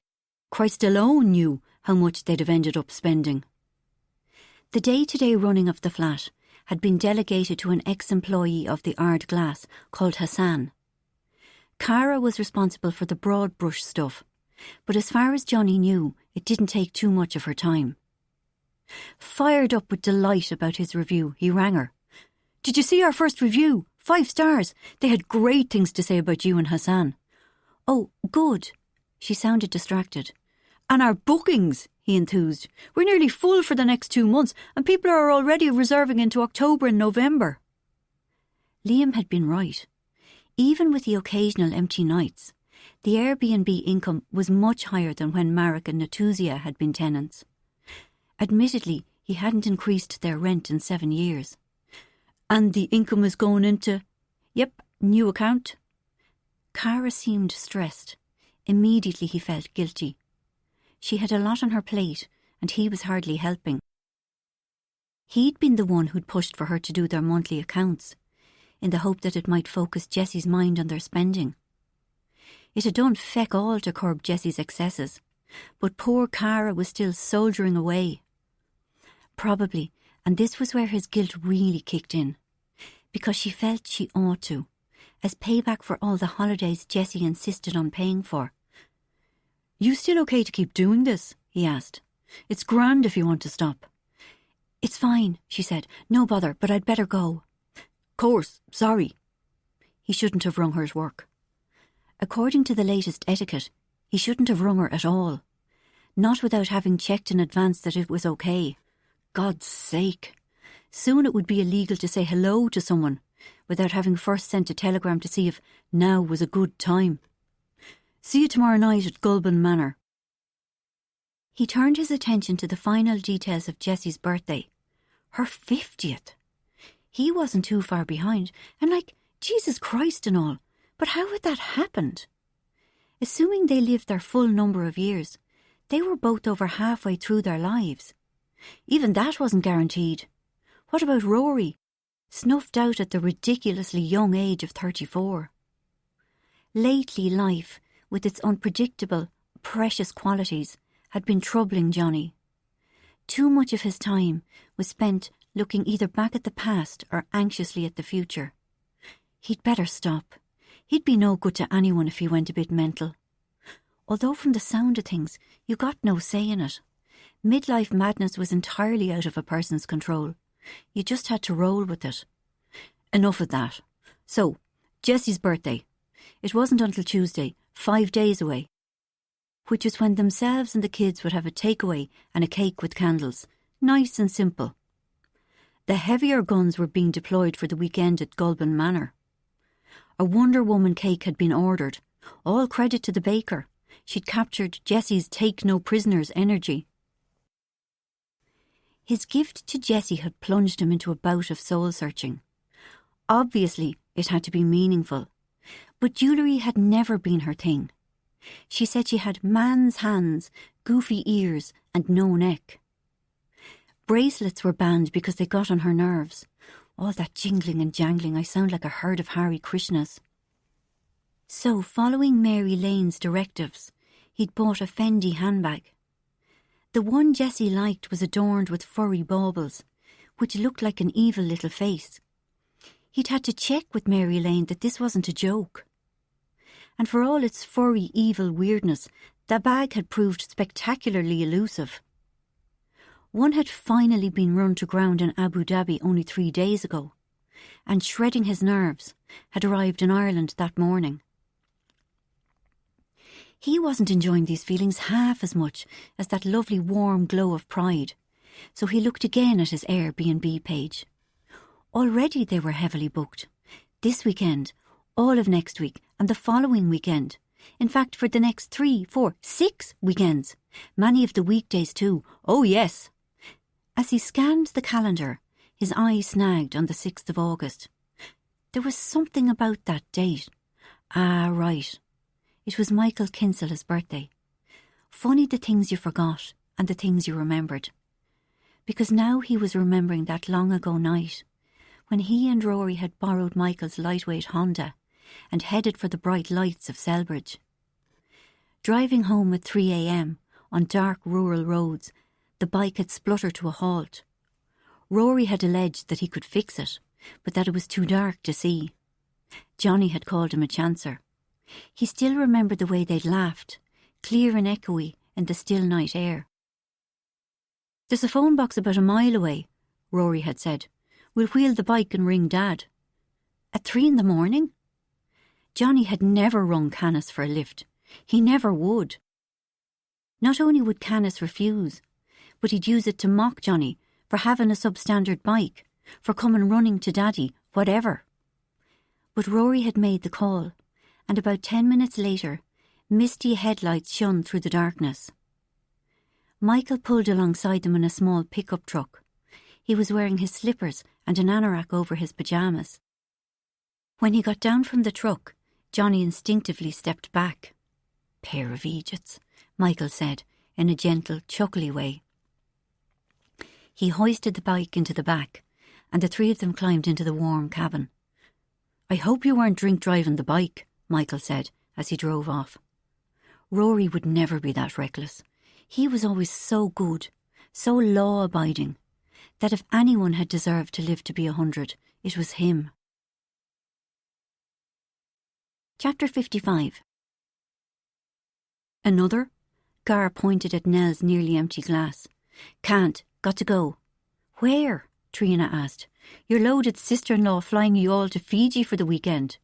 "Stop," Nell scolded, even as everyone laughed. "It's a thing for asylum seekers. A public meeting, speeches and, I don't know, fundraising maybe." "Fair play," Lorelei said. "I wish I was as sound as you." "So no trip to Fiji?" Trina asked. "Would a fancy villa in Tuscany in August do you?" There was an odd little silence. "Tuscany?" Lorelei wrinkled her nose. "No offence, but won't it be just tons of old people boring on about wine?" "No!" Nell laughed. "It'll be beautiful and sunny, near to Florence. Me and Liam have tickets for the Uffizi, and we might go to Rome another day and like art, dude." "You and Liam going to the Uffizi," Wanda cooed. "I want your life." "But she has to spend a week with her in-laws," Trina said. "Isn't it freaky that Nell has in-laws?" "Seriously," Nell said, "they're cool." "But are they not a bit like old?" Nell laughed. "I'm married to an old man. I'm old by association." "Jesus H," Wanda said. "Liam Casey is so not old." Nell accidentally made eye contact with Gar, then looked away quickly. She didn't want to talk about Liam, and definitely not with Gar there. In many ways, she was closer to Gar than anyone else in the world. He'd never said one less than pleasant thing about Liam, but she had a niggling suspicion that he wasn't crazy about him. Age difference? Divergent lifestyles? Maybe he just thought she'd got married too soon. Whatever the reason, she suspected that Gar wouldn't be one bit surprised that things had gone weird for Nell and Liam. She did not want to go there. "Seriously," she said, "gotta go." "Will you come out with us again soon?" Gar asked. His voice was soft yet pointed, and she was mortified. "Yeah, like, course. God, I'm sorry. I miss you. I miss you all. The whole thing with Liam, it was intense there for a while, but I'm back to normal now." She wrapped each of them in a tight hug, spending longest on Gar, because he was the one she loved the most. "Sorry," she mouthed into his face. "I'll be a better friend."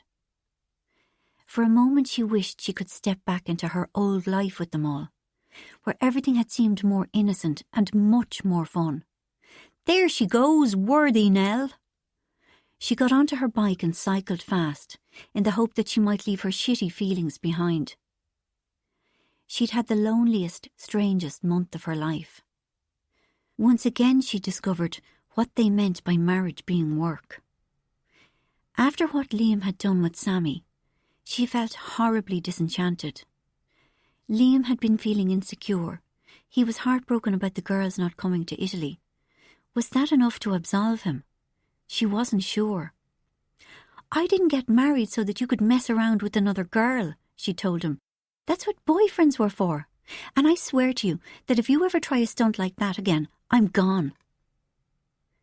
They'd had a long searching talk, in which he debased himself with remorse. Enough time had passed so that she had mostly forgiven him. It had changed her, though. She was far less starry-eyed. Maybe that was how it should be. But how should she know? She was too ashamed to tell anyone. Her mum would go crazy with worry. Gar would probably tell her to leave Liam. As for Wanda, every time she saw Nell and Liam she yelled, "Goals!" The only creature she could talk to was Molly Ringwald. The bottom line was that she loved Liam less than she used to. Or maybe she'd never loved the real Liam. None of this was the way that love was depicted in movies. In real life, when your person disappoints you, you have to readjust yourself, and not them, so you can keep loving them. Maybe, and this was another scary thought, Liam was having to do that too. She moved through the busy function room. It was her first time at a public meeting about asylum seekers, and it was nice to know she wasn't the only one who cared. She recognised a politician from one of the smaller parties, maybe the Social Democrats, and a woman who might be from the Refugee Council of Ireland. Where was Perla? Maybe she hadn't arrived yet. As she made her way to the top of the room, her attention was caught by a striking-looking man, half a head taller than everyone else. Was that Ferdia? Jessie must be here. Good on her. Someone called her name. Barty, who was all smiles. "Barty, hey!" They shared an awkward hug. She and Ferdia nodded at each other, and Nell looked around. "Where's Jessie?" "Dunno," Ferdia shrugged. "What are you doing here?" "Perla's doing a talk for this, so, supporting her. You?" "Same." He coloured slightly. "Supporting Perla." Then he blurted, "You don't mind, she's your friend, really." "We're not at school. I mean, more than one person can be friends with her." Nell had intended to sound jokey, but it came out sounding snide. "Here's the woman herself," Barty said. Here indeed was Perla, smiling prettily, her hair bouncing over her bare shoulders. Wearing a flax-coloured sundress that Nell had previously seen on Saoirse. "You look nice," Barty said. "Recognise my dress?" She turned her sparkling eyes on Ferdia. "It was your sister's. Jessie insisted I took it."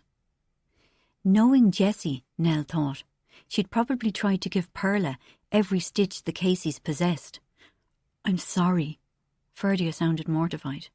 "No, I am grateful. You were all very kind to come." "Are you nervous?" Nell asked. "I feel excited."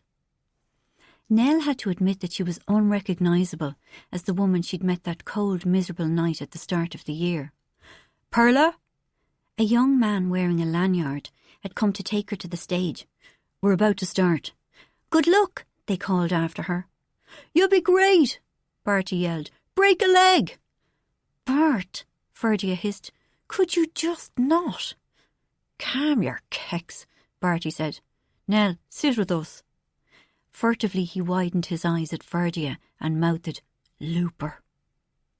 Positioned between Barty and Ferdia, she was suddenly afraid she was going to be felled by an attack of inappropriate, uncontrollable laughter. "How's things?" Barty asked. "Haven't seen you since the weekend from hell in Mayo." He was gas, she decided. Zero sensitivity, but hilarious. "That was a bad one," Nell admitted. "And now he brings me to this. Sometimes I wonder if he hates me." Her smile dimmed. This thing tonight was meaningful. It wasn't right to slate it. "How's Sammy getting on?" she asked Ferdia. "They're being mature," Barty said. "Aren't you, Ferd? They'll always think fondly of each other." "It's true." Ferdia surprised her with a smile. She said to say hey. "So how's your summer going?" That was a sore point. "Did you get that job?" He'd clearly just remembered. "Down in Mayo, weren't you doing some project?" Yep, I was. She cleared her throat and made herself speak cheerily. I didn't get it. Ship of Fools had been gentle, but weeks later it still hurt. You overstretched yourself, Prentice had said, almost sadly. It's a shame, Nell. We wish you the best for the future. There was a lame attempt to argue her case, but he was right. She'd tried to do something she wasn't experienced enough to pull off. And the person responsible for that, she felt, was Liam. He was the one who'd urged her to take things in a new direction, while her own instinct had told her to stick to what she was good at. In her heart she knew the only person to blame was herself. But the sting of losing the gig was rolled up with her general disillusionment. So she shook her hair back all cheery. Hey, just wasn't meant to be. That sucks. He sounded sincere. You really wanted it, right? Yeah. Then she blurted, I was devastated, even now. Her confidence was in bits. Give it time. His voice was halting. It sucks. But dude, you need to get back on the horse. Right.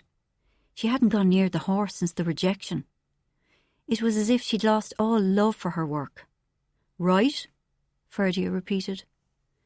Actually, the smaller productions for September's theatre festival would be looking for people. Maybe she'd send a couple of texts, see what came back.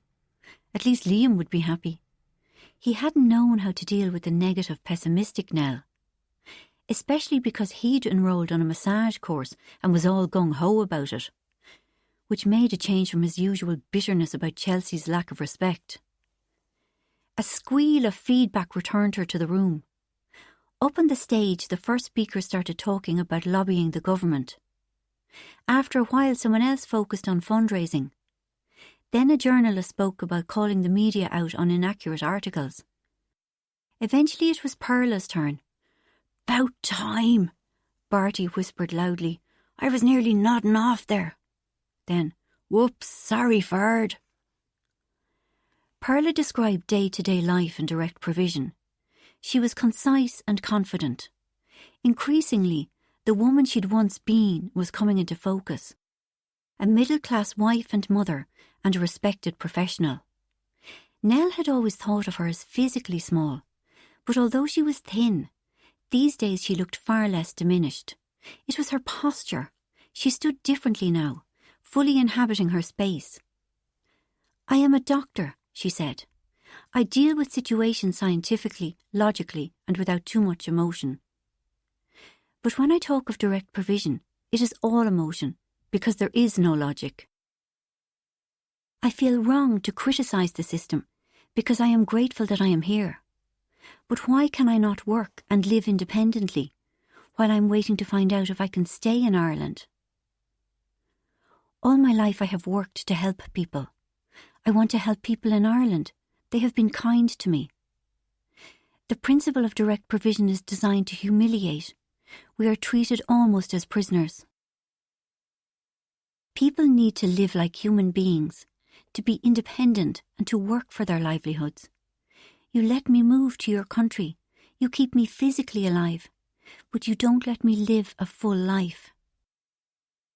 Please try to imagine yourself in my situation, and remember that the only difference between you and me is the look of where we were born." She stopped, smiled briefly, and said, "Thank you for listening." Instantly, Ferdia got to his feet, clapping enthusiastically. Perla bounded over, giddy and energised. "It was okay?" "More than okay," Ferdia said. "You were great, really great." So, Ferdia liked Perla? Liked? "We going for a drink?" Ferdia asked. Perla literally turned out the empty pockets of her dress. "It's not looking good." She gave a goofy little grin. "It's on me," Ferdia declared. Wow, seemed he really did like her. And did she like him back? They certainly seemed comfortable with each other. Nell's worry was Jessie. She was cool, much cooler than Nell had first realised. She was clearly fond of Perla. But she might turn on a hairpin if Ferdia fell for Perla, a woman 8 years older than him who already had a child. Right now Nell was high in Jessie's estimation, but as the person who'd brought Perla into the Casey's life, she'd get the blame if things went sideways. Maybe she was jumping the gun here. They might just be friends. "I've to head off," Nell said. "Enjoy your night." "See you for Mum's birthday thing," Ferdia said. "You're going?" She was surprised.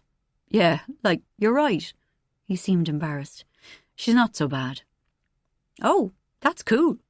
What character did you get?" "Quentin Ropain Redford, racing car driver and eligible bachelor." He rolled his eyes. "You?" "Generva Macquarie, an adventuress." "What's that? Someone who does extreme sports?" Nell laughed out loud. "I think she's a swizzer, a woman who pretends to be rich." "Who schemes to win wealth or status by unscrupulous means," Ferdia said, reading from his phone. "Wow, that's a bit." "Thank you, Ferdia. It is a bit." "All the women's roles seem decorative or menial," he said. "Saoirse's a showgirl, Mum's a secretary, you're some grifter. It's so not cool." "No." She kept her face solemn. "It's not cool, Ferdia. Not cool at all." Chapter 56. "It's a fancy dress party?" Patience asked. "Worse," Cara said. She was trying to explain the concept of a murder mystery weekend to her non-Irish colleagues. "We've been given identities, like people from Agatha Christie books, vicars, explorers, retired majors. We dress up and stay in character all weekend. A couple of people will be murdered, and we have to figure out who did it." Patience's smooth brow puckered. "White people are weird," she eventually said, and went off to her office. "Who's your character?" Zachary asked. "Do you know yet?" "Madame Hestia Nix, renowned spiritualist." She'd been terrified that she'd have to squeeze herself into a short dress or a fitted evening gown, so she'd pleaded with Johnny for a role that didn't require figure-hugging clothing. Johnny had protested that the hotel made those decisions, but Cara had insisted, "It can't hurt to ask." He'd come back and said, "Would a spiritualist do you? Sort of like a fortune teller." "What does a spiritualist wear?" Ling asked Cara. Floaty stuff, scarves, jingly bracelets, black coal. I provide the clothes and the hotel provides the props. I suppose things like a crystal ball. Maybe tarot cards." "What's the hotel?" Vihan asked. They were all very interested in hotels. "Gulban Manor in Northern Ireland, Antrim." "Never heard of it," Ling said. "Well," Vihan sighed, "not everywhere can be the Ardglass." In fact, Cara had been able to find out almost nothing about Gulban Manor, save the location, which was 2 miles from the nearest village. The website gave no information on room amenities, specifically minibars, except to say, Gulban Manor offers a variety of accommodation, from generously sized family rooms to fun, themed spaces. That meant she'd have to sneak chocolate into her luggage, just in case the urge to overeat came on her. And with a sinking heart she realised that it probably would. Despite her incessant resolutions to stop, she didn't seem to be able to. It was scaring her now. Every day, at least twice or 3 times, sometimes even more, the longing overtook her. Being out of her routine seemed to make her more susceptible. Her ribs ached, her throat felt raw, and all of a sudden her broken tooth had begun to throb. Fond as she was of Jessie and Johnny, she was worn out by these elaborate weekends. After those horrible few days in Mayo only a month ago, couldn't Johnny have done something simpler? Her time with Ed and the kids was limited and precious. Johnny had decreed that this party was a no-kids thing, which meant that the lads would barely see Ed for 2 weeks in a row. As for finding a decent gift for Jessie, usually she gave spa vouchers for the Ardglass because she got a 50% discount and because everyone was in love with that spa. But she needed to up her game for a 50th. The Hourglass gave an annual 2-night stay to many of their employees, which could be bartered with staff in other hotels around the world. By doing a deal with the woman who managed a small gem of a hotel in Finland, she'd got a 2-night stay for Jessie and Johnny in a suite overlooking Helsinki harbour. And Tina and Carl would have a dreamy weekend in the Hourglass at a time of their choosing. Lucky feckers. Peak time for a complaint was 20 or 30 minutes after a guest had arrived in their room. That was when the relief of finally being in their own private space wore off. Suddenly they found themselves back in their body, redirecting all their habitual dissatisfactions at their new surroundings. They might decide that actually 700 square feet was too small and they needed an upgrade. Or, beautiful though the view over the square was, they didn't like the sounds of the traffic. It was 15 minutes since Mr. O'Doherty had been shown to his suite. €5 says he will want a second bathroom, Vihan said. No, Ling said. My bet is he will want a higher floor. €5? Vihan was sharp-eyed with delight. Guys, Cara said, we can't bet actual money. This is only okay if we do it for fun. So what's your prediction? Vihan asked. It won't be straightforward. It'll be something about the decor, that it's too beautiful. Which rooms are ready? Cara picked up the latest list from the housekeeping team. She was already mentally shuffling bookings. Today, only 2 rooms in the whole hotel weren't reserved. The penthouse suite and the mezzanine roof garden. Some of today's expected guests had requested specific rooms, so they couldn't be changed. But there was a certain leeway with the others. So long as they got the grade of room they had booked, or a better one, they tended to be happy. Most of their guests were decent. It was just the occasional arse like Owen O'Doherty who took delight in finding fault. What's keeping him? Ling asked. He's taking a shower, messing up the bathroom, so housekeeping will have to do it all again. It's been 29 minutes, Vihan said. I think you're wrong. The phone rang, but it was an outside call from Jemmy, one of the drivers. Good morning, Cara. I'm with Mr. and Mrs. Nielsen. We should be with you in 4 minutes. Thank you, Jemmy. Shite! The honeymooners will be here in 4. They're early! By almost an hour. Vihan, get Madeline back off break. Ling, get the flowers and the paperwork. And what now? Anto darted into the lobby, exuding panic. Incoming, he said. People carrier. A man, a woman, 3 kids. The mother is in a sari. The Ranganthans? They weren't expected until tomorrow. Unless... Oh God, no! Second people carrier behind with the luggage. Tons of it, like an LV shop on wheels. It was then, with impeccable timing, that Owen O'Doherty decided to call. This room sucks. I'm sorry to hear that, Mr. O'Doherty. Cara grabbed Vihan and scrawled on a pad. Get hospitality now. The Ranganthans would need to be fed and watered while their booking mix-up was untangled. Mr. O'Doherty, is there anything in particular about your room? Try all of it. Too many tassels and flowers and shit. It's fugly and, old-timey. Here came Mr. Ranganthan, trailing his wife and 3 children.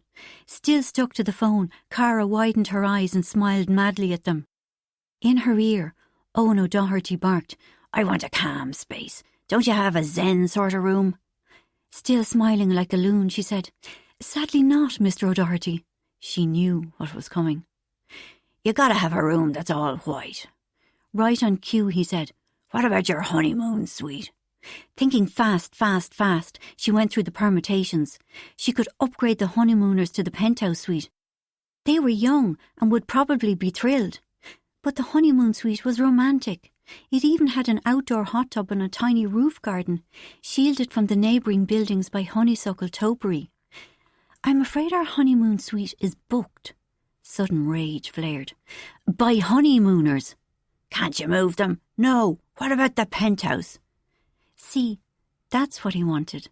Not just the penthouse per se. Just to be the most important person staying in the hotel. And the thing was, she could move him there. But the Ranganthans were here, milling about impatiently in front of the desk. And even though it was her fault that they didn't have a reservation for tonight, she could fit them in the penthouse and the connecting room on the lower floor. If she moved the people who'd been booked into the connecting bedroom to another, she could actually move them into Mr. O'Doherty's room, which meant that the mezzanine was still available. "We're fully booked tonight," she said. "But juggling things around, there is another room I could free up. It's bigger and has a roof garden. However, the decor is similar to your current room. Very old-timey." She couldn't keep the scorn from her voice. He'd stayed here in the past. He knew what their look was. "Why don't you view it? If that's to your liking, we can move you there. You'll take a look? Well, that's..." In exaggerated fashion, she cooed into the phone. "Peachy! Vihan will be with you shortly. Gimme 5, I just took a shower." She put the phone down, ready to devote herself to the Ranganthangs, and her heart banged hard when she found Patience standing behind her. Had she overheard her sarcasm? "Mr. Ranganthan, Mrs. Ranganthan." She hurried to greet them all. "Isna, Hiya, and what was the youngest one called? Karishnya." The by now familiar routine. Latex gloves in the bin, cotton buds, concealer, mouthwash, comb, clips, hairspray, finish.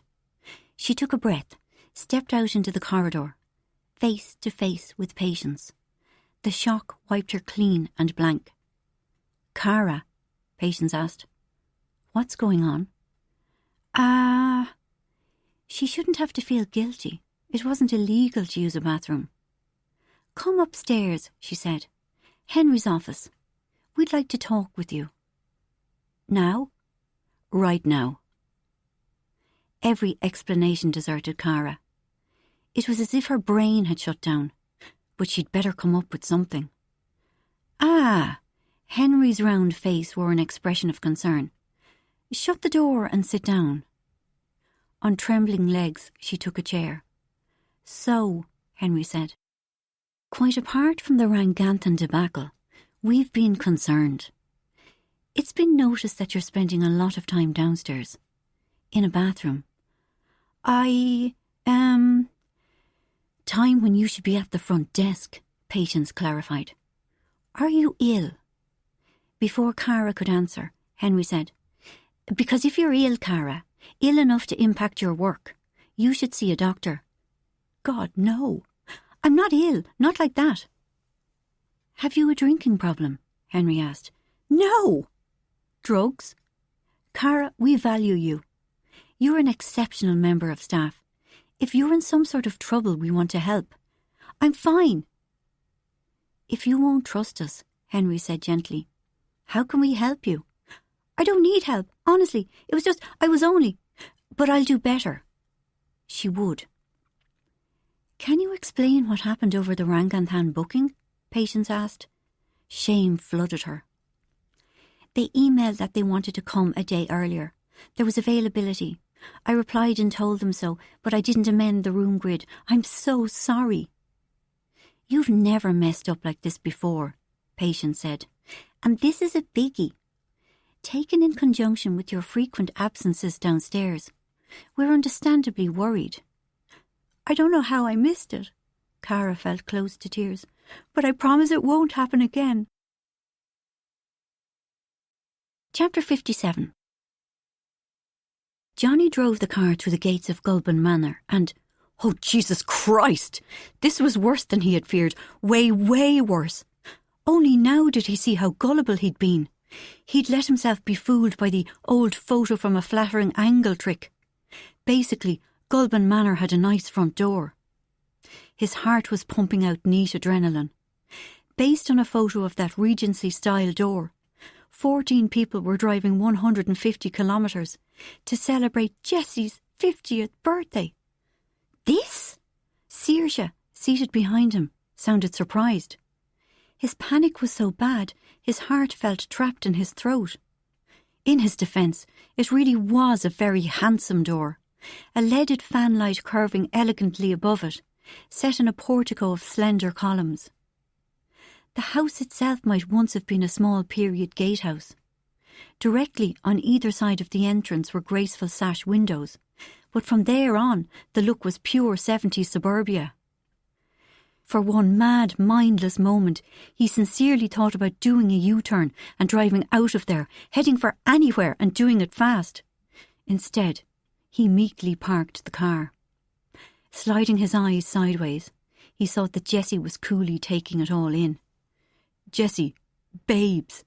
His voice was low and urgent. "If this is a disaster, I'll make it up to you." "It'll be fine." She sounded uncharacteristically quiet. God, no! She was giving him the "I'm not angry, I'm disappointed" treatment. Feeling sick, he got out, Jessie, Saoirse and Ferdia trailing after him. In the photo, the front door had been a clean, creamy colour, but in real life it looked as if it had been cured in nicotine. The paint was flaking, the knocker was loose, and a short, solid man, laden with shopping bags, hurtled past him, shouldering it open. They landed into a gloomy hallway. The man, a round-faced, apple-cheeked individual, surveyed Johnny and his crew. "Are you?" "Hoping to check in?" Johnny said faintly. "Oh aye, no bother. I'll just stick these in the freezer." He indicated the overflowing bags. "Tomorrow night's canapes. Can't have them going bad. Then we really would have a murder on our hands." "Micah!" he yelled up the stairs, making Johnny jump. "Maria! Come down! The first ones are here!" He turned back to Johnny. "Welcome to the Gulban Manor Murder Mystery Weekend. I'm Clifford McStitt, the proprietor, with my wife Maria. Here's Mike and I." A teenage boy descended the stairs, with the same round apple-cheeked face as Clifford, obviously his son. "Mommy'll be here in a second," he said. "She knows about the bookings." And here came Mammy, who looked surprisingly similar to her husband. Her hair was even cut in the same pudding bowl style. The three McStitts could have been triplets. "Welcome." Her smile was warm, and Johnny clung to the small bit of hope this gave him. Maybe it wouldn't be a total disaster. "Johnny Casey, right? You're booked into our Empress suite." She turned a few pages in her notebook. "For the weekend, you will be Dr. Basil Theobald Montague, once eminent heart surgeon, now with a stain on my reputation, yes. Your wife, Jessie. You are Rosamond Childers, secretary to MP Timothy Narracott Blot and thoroughly good sport." Maria was pleased. "You've read your potted histories. Good. And you've brought suitable clothing. Very good. I'd say you'll enjoy yourself. People said it was fun the other time." The other time? Only once? Christ on a stick, this was a nightmare. It was crystal clear now that he should have sprung for 14 flights to that criminally expensive place in Scotland. Maria had turned her attention to Ferdia. "My goodness, you're some hunk, hey? My goodness. Who does he look like?" she asked Micah. "Oh, please." Ferdia was mortified. For a couple of excruciating seconds, Micah and Maria studied him. "He has the look of the Poldark lad," Maria declared. "Aidan Turner, he does, aye." "And you're here on your lonesome?" Maria asked. He'd wanted Barty to come, but there wasn't enough room. "We were going to put you in the studio apartment," Maria told Ferdia. "But looking at you now, I think it'll be too small." "What?" "Are you on your own?" she asked Saoirse. "You are. Micah, take this young lady to the studio apartment and we'll sort Aidan Turner here out with something more suitable." "Clifford!" she howled, in the direction of the corridor her husband had disappeared down. "Clifford!" Clifford burst through a door at the same time as Johnny heard a car parking outside. "Take Mr. and Mrs. Casey to the Emperor suite and look lively. Another lot have just arrived." To Johnny and Jessie, she said, "When you've settled in, come to the drawing room to get your name badge and props." "I'm sorry," Johnny said to Jessie. "I fucked up on an epic scale." The Empress suite wasn't a suite. The only thing that was in any way empressy about the room was the curvy headboard on the bed. The rest was bog-standard white melamine. What made it even more horrifying was that this weekend wasn't just family. Rihanna was coming with her wife, Kaz, also on their way from Dublin, expecting a stylish murder mystery weekend in a luxury country house hotel, were two of Jessie's friends and their husbands. "It's clean," Jessie said. "That's something." What if I could get us into the Loch Earn? Fired by desperate hope, he reached for his iPad and tapped urgently. "That's 5-star. Oh, no Wi-Fi. I'll just go down to..." "Johnny, stop. We're staying. Let's unpack and then we'll go down." She opened the wardrobe and said, "What the hell?" The wardrobe was full of clothes, probably Clifford's and Maria's. "That's it," Johnny said. It was definitely the Loch Earn for them. "Mum, Johnny." Saoirse's voice came from outside their room. "Just come in," Jessie called. Because there was no lock on the door, yet another issue. "You have to come and look," Saoirse said. "I'm crying. It's the funniest thing ever. My studio apartment is a kitchen. I'm literally deceased. A kitchen with a washing machine, a camp bed where the table should be. Come on." Suddenly energised, Jessie jumped up and grabbed Johnny. On the way they met Ferdia. "Hey, are your rooms a bit mad?" he asked. "Mine has 5 single beds in it, put together like a Tetris game." "Wait till you see where I'm at," Saoirse said. Saoirse was right. Her bed was in a pleasant little fitted kitchen with a microwave, knife block, toaster and such. "Have you a bathroom?" Johnny asked. "Out here." She led them into a hallway where they met Nell and Liam, who were being shown to their room by Clifford. Everyone seemed in high spirits, except for a bristling hostility between Ferdia and Liam. Johnny had heard about the carry-on with Sammy that awful weekend in Mayo. He hoped there would be no argy-bargy this weekend. Things were bad enough. "You two are in the Swiss suite." Clifford opened the door. Terrified of what he might see, Johnny stuck his head around the door. Christ on a bendy bus. "Give me a look," Jessie pushed forward. "Stop! This is too funny." It was a small kids' room with a treble bunk bed, a double on the bottom, with steps leading up to a single. "Swiss," Jessie declared. "Why is it Swiss, Clifford?" "Because of the mezzanine element, hey." "Mezzanine? You mean the top bunk? That's the mezzanine?" "Aye." "It's very cute," Nell said. "Bless you." Johnny could hardly speak. He hurried to the entrance hall to beg Maria to give the best rooms, whatever they might transpire to be, to the non-family people in their party. There were 3 halfway decent double bedrooms, 2 with en-suites. Jessie's friends Mary Lane and Annette, along with their husbands, were to be given those.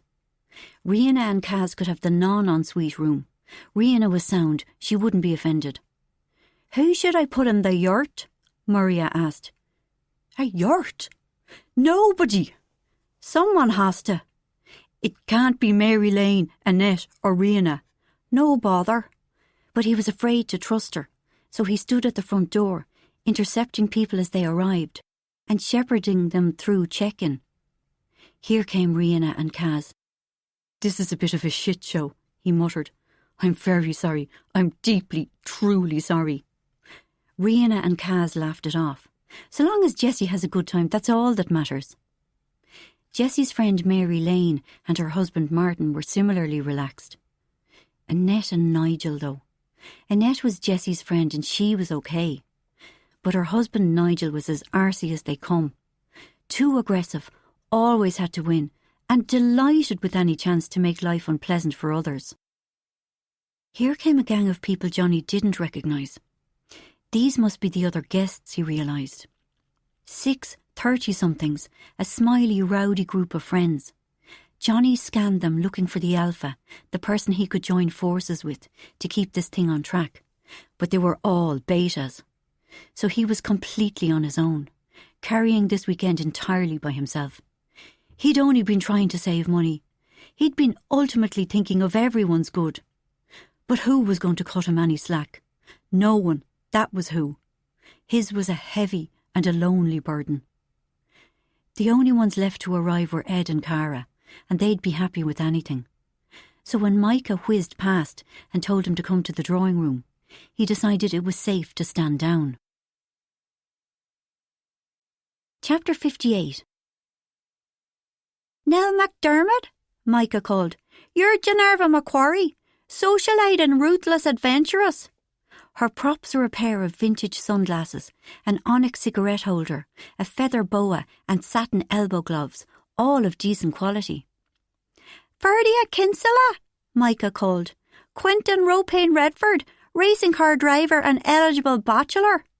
Ferdia was given a pair of driving gloves, a fake Cartier cigarette lighter, an elaborate-looking watch and goggle-style sunglasses. For the weekend, become your alter ego, Micah winked at him, and expect the unexpected. Mary Lane's husband Martin, or MP Timothy Narracott Blatt, was accessorised with a silver-topped cane, a monocle and a top hat. Liam Casey, you're Vicar Daventry. Liam received a white dog collar, a set of buck teeth and a Bible. Feck's sake, he pawed through his haul.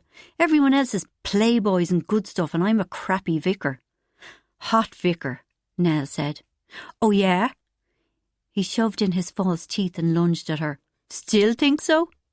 She waved him away. I'm going to the room to get changed. Johnny intercepted her, with the aspect of chief mourner at a funeral. Nell, I apologise. This is a bit of a clusterfuck. No way, she said. It just isn't very, Johnny and Jessie, but it's going to be the best fun.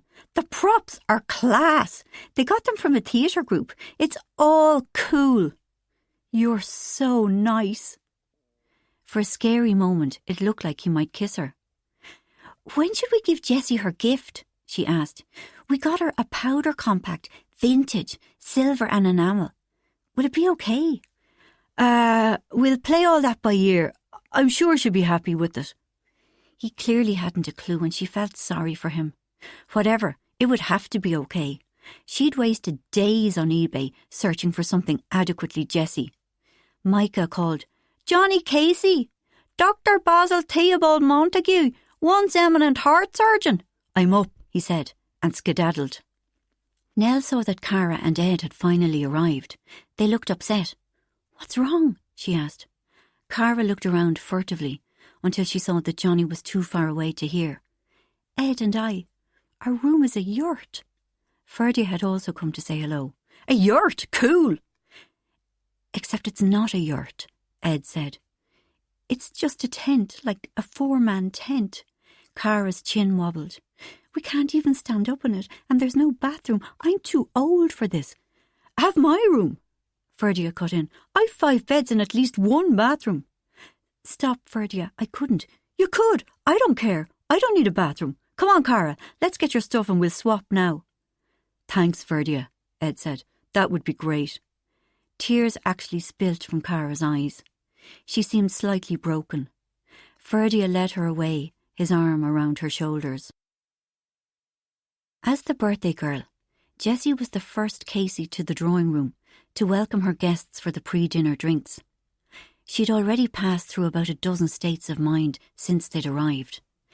To begin with, she'd been surprised. Surely this wasn't the country house hotel, where her much-anticipated 50th birthday weekend was happening. When she understood that it was, she felt violent disappointment. It was only when she saw how mortified Johnny was that she felt some sympathy. It was a horrible thing to organise a disastrous weekend, then to have to see it through. But very quickly she'd moved on to fury. She'd hinted long and hard about the world-famous place in Perthshire, and this was a million miles from it. Johnny was happy to spend lots of money on everyone else, her money, but he wouldn't spend it on her. She could have organised the weekend herself, and she'd have made sure they all went to Scotland. But she'd wanted to be surprised. Well, she was fucking surprised, all right. But her anger would have to be parked for the next 2 days, because it wasn't just about him and her. Other people were tangled up in this shit show, and she was obliged to be mannerly. There were times, though, more and more often lately, when she wondered about Johnny. Anonymous creeps online were always saying he was a cheater. Not just because he was good-looking and charming, but because, as the main breadwinner, she'd emasculated him. What other choice did he have, they reasoned, but to be unfaithful? Was this shitty weekend a passive-aggressive punishment? Was everything finally catching up with them? Persuading him to sleep with her, that night in Limerick all those years ago, had been pure spontaneity. He'd been there, his hair rumpled, his tie askew. She'd made a jokey remark. He'd said, "I do want you." And bam, she'd gone from dead to alive, from nothing to everything. Out of nowhere had come that astonishing spurt of lust, that flood of longing. "Oh my God, I'm a woman and you're a man, and let's have sex because I bet sex with you would be pretty amazing." She'd wanted him, and she didn't give a flying fuck about the consequences. Like buying a fabulous coat she didn't need and couldn't afford. But sleeping with Johnny wasn't like buying a Tory birch coat. Tory birch coats could be returned and her money could be refunded.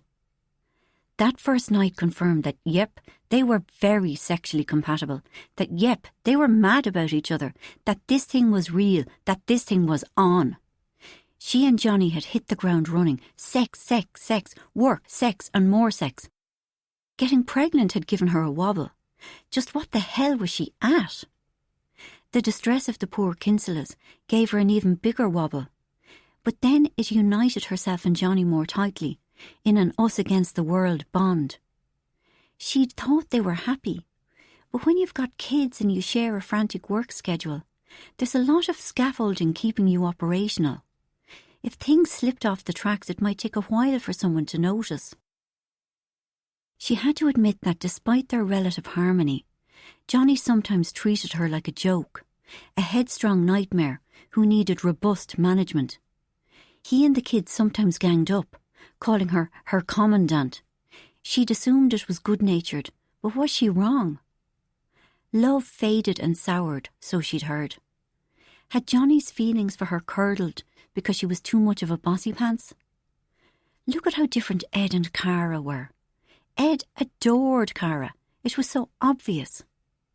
There were no grand gestures from him, but he behaved as if he were the luckiest man alive.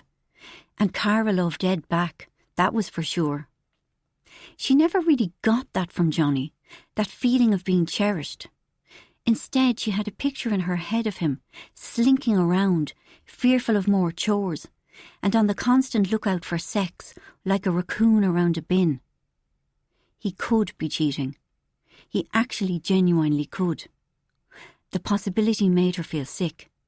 He had no shortage of opportunity. He travelled a lot without her. God knew who he met. People fancied him. She'd seen it in action. Jealousy surged like hot lava. Again she thought of him, like a raccoon nosing around a bin, wondering if he could persuade her into bed.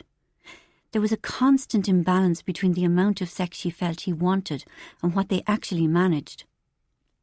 The thing was, she liked sex. She liked it a lot. It was just that accessing it felt like having to hack her way through a dense jungle, clearing obstacle after obstacle out of her way. Work and tiredness and children interrupting and last-minute chores all conspired to wreck any opportunities. Once again she remembered the strange things he'd been saying during that weekend from hell in Mayo. All that stuff about being a hollow man had alarmed her. Back then she decided they were going to have some alone time, right? To get to the bottom of whatever was up with him. But as soon as the decision was made, the Hagen-Klein disaster had blown up. Next thing she was on a plane to Lebanon, then to Switzerland, trying desperately to persuade another chef to take Hagen's place at very short notice. All the while running interference from 100 punters, as pissed off with her as if she'd been personally buying the wraps of crystal meth and standing in Hagen's kitchen forcing them on him. In the end, Mubaritz Kauri from Beirut had jumped in. It had all gone ahead last weekend, without ultimately causing too much damage to the PIG brand. But the drama had taken up all her time, focus and every scrap of energy.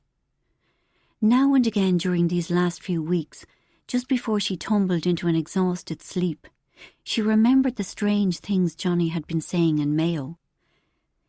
It was only now that she was surfacing from the mire of panicky planning back to the rest of her life. to discover that Johnny was still being weird.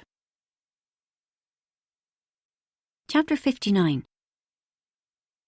Micah approached, carrying a tray of cocktails.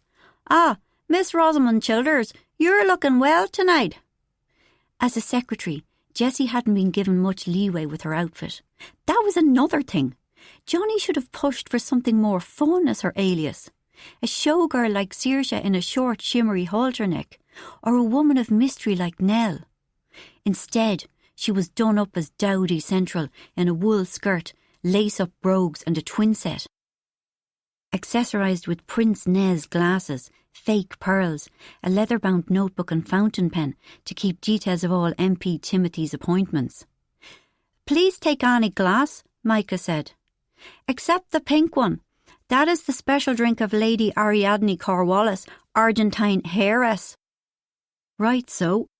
Nothing like signalling ahead that Lady Ariadne Cornwallis, whoever she was not long for this world.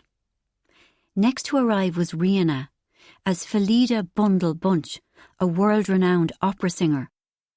Dressed in an extravagant taffeta evening gown, an elaborate wig and a giant bejewelled choker. "Are you okay?" she asked Jessie.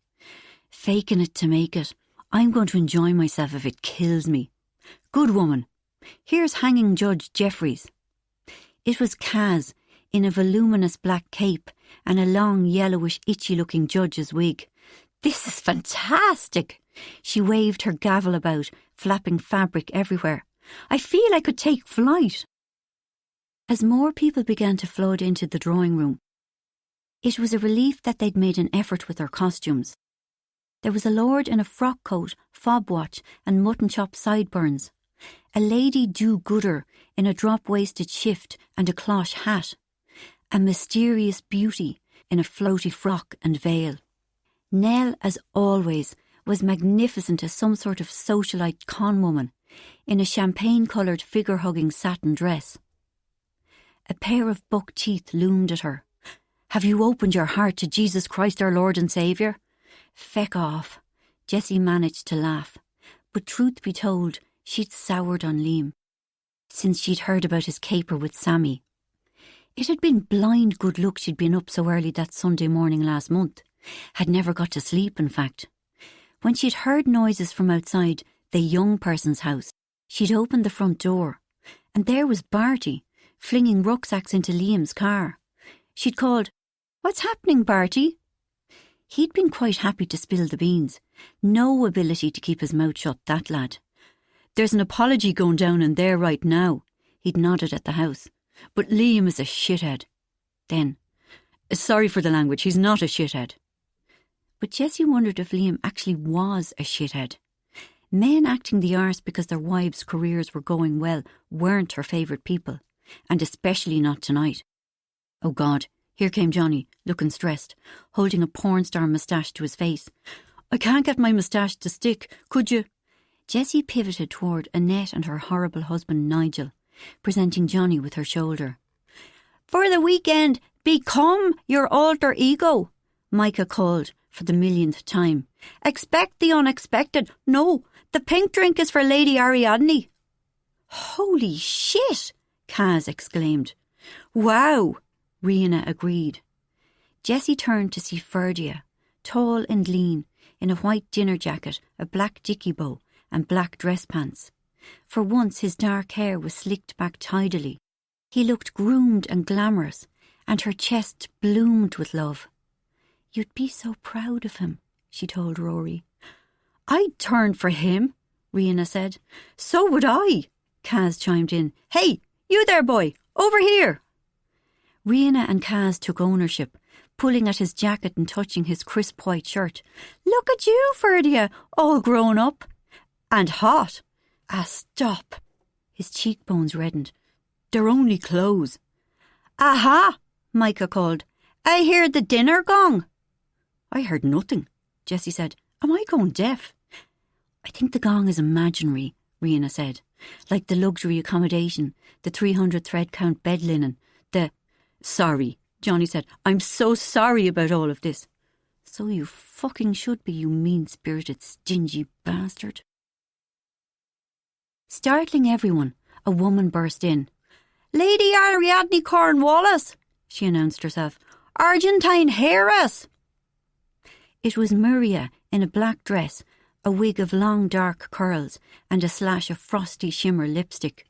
"Oh, Jesus Christ!" Rihanna turned away quickly, her shoulders shaking. "Lady Ariadne," Micah said, "here is your special cocktail." "Indeed, my special cocktail."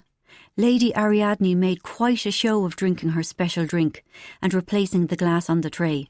"Thank you, young Micah." "How was it?" Kaz asked eagerly. "Tastes slightly different from usual?" Rihanna's voice held a hint of malicious glee. "A touch of almond?" Jessie asked. "Why almond?" Kaz asked. "That well-known poison, cyanide, is almond-flavoured." "Please stop," Johnny said. Nervously, Micah said, "Let us process through to the dining room." Surprisingly, the dining table looked the part.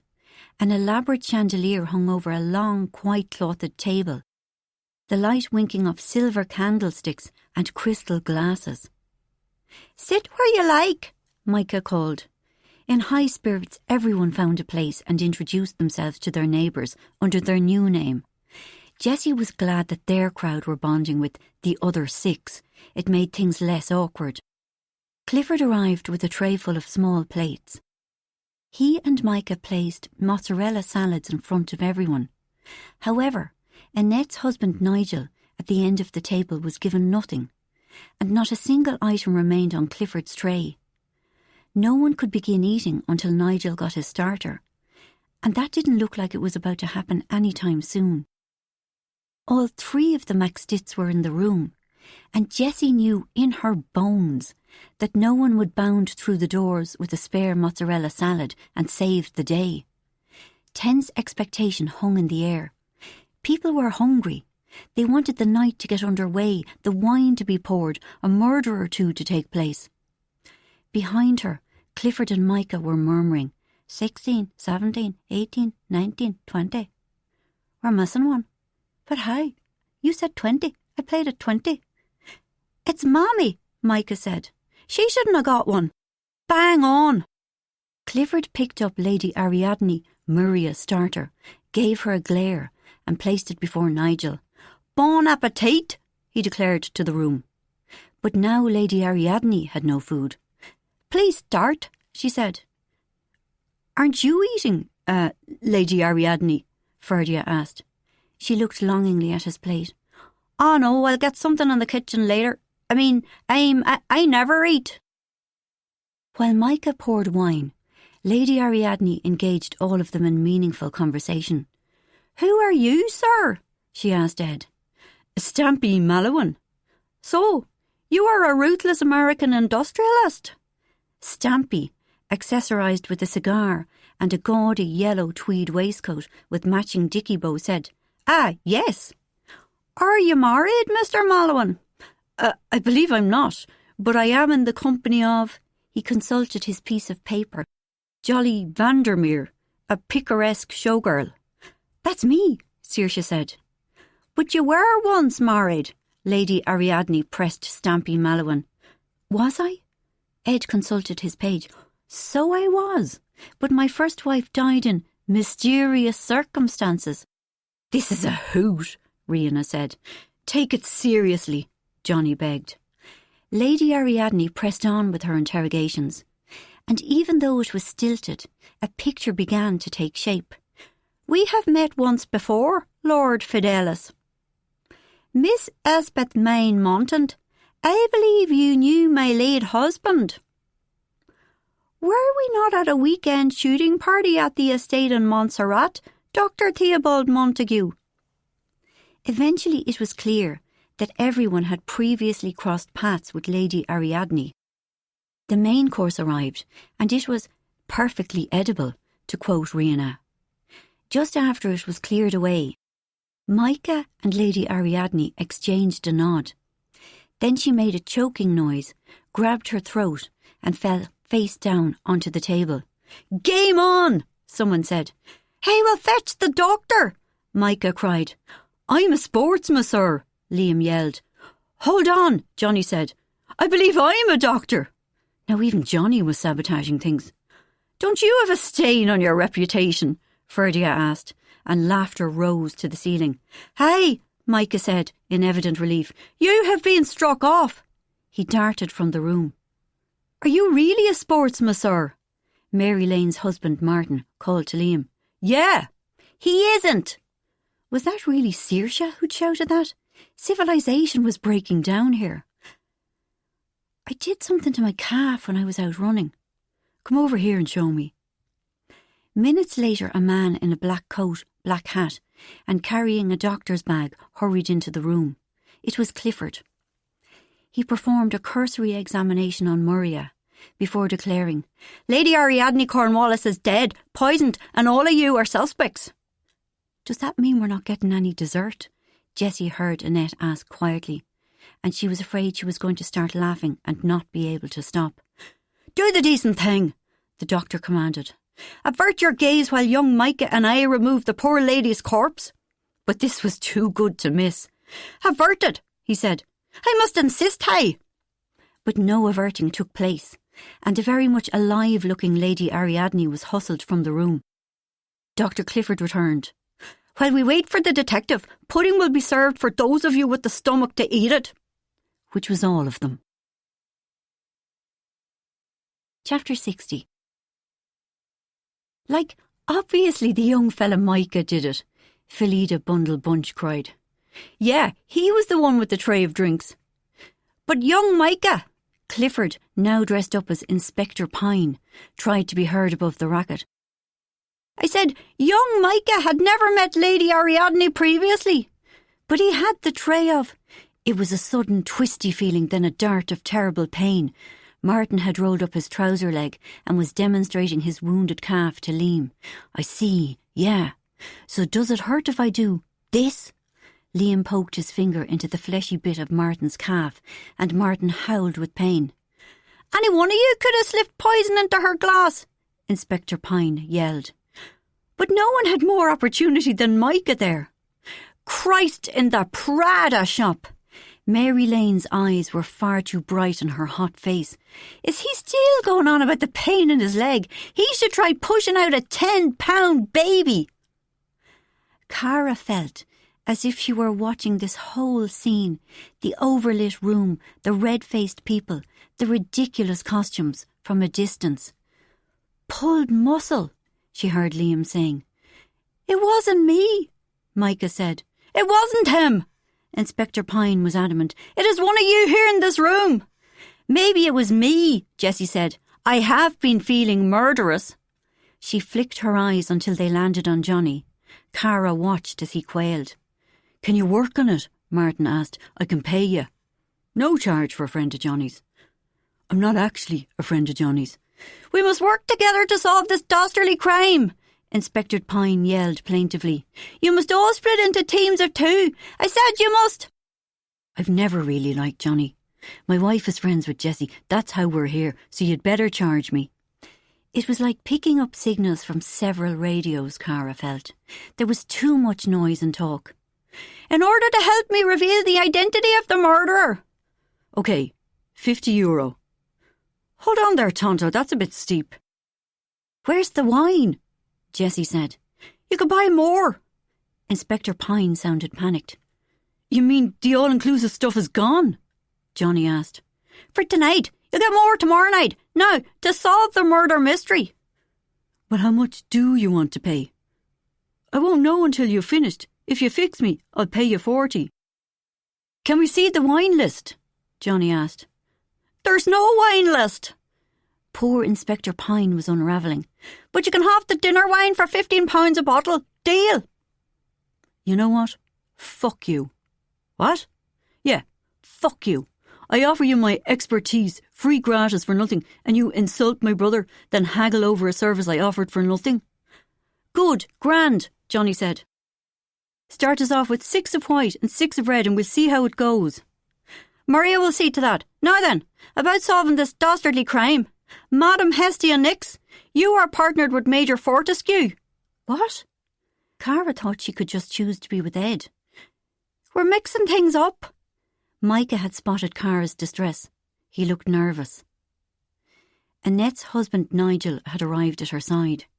He nodded, and she responded with an even smaller nod. She'd met him once or twice in the past, and she'd found him hard work. Here are your clues. Micah whipped off a sheet of paper, which Nigel intercepted.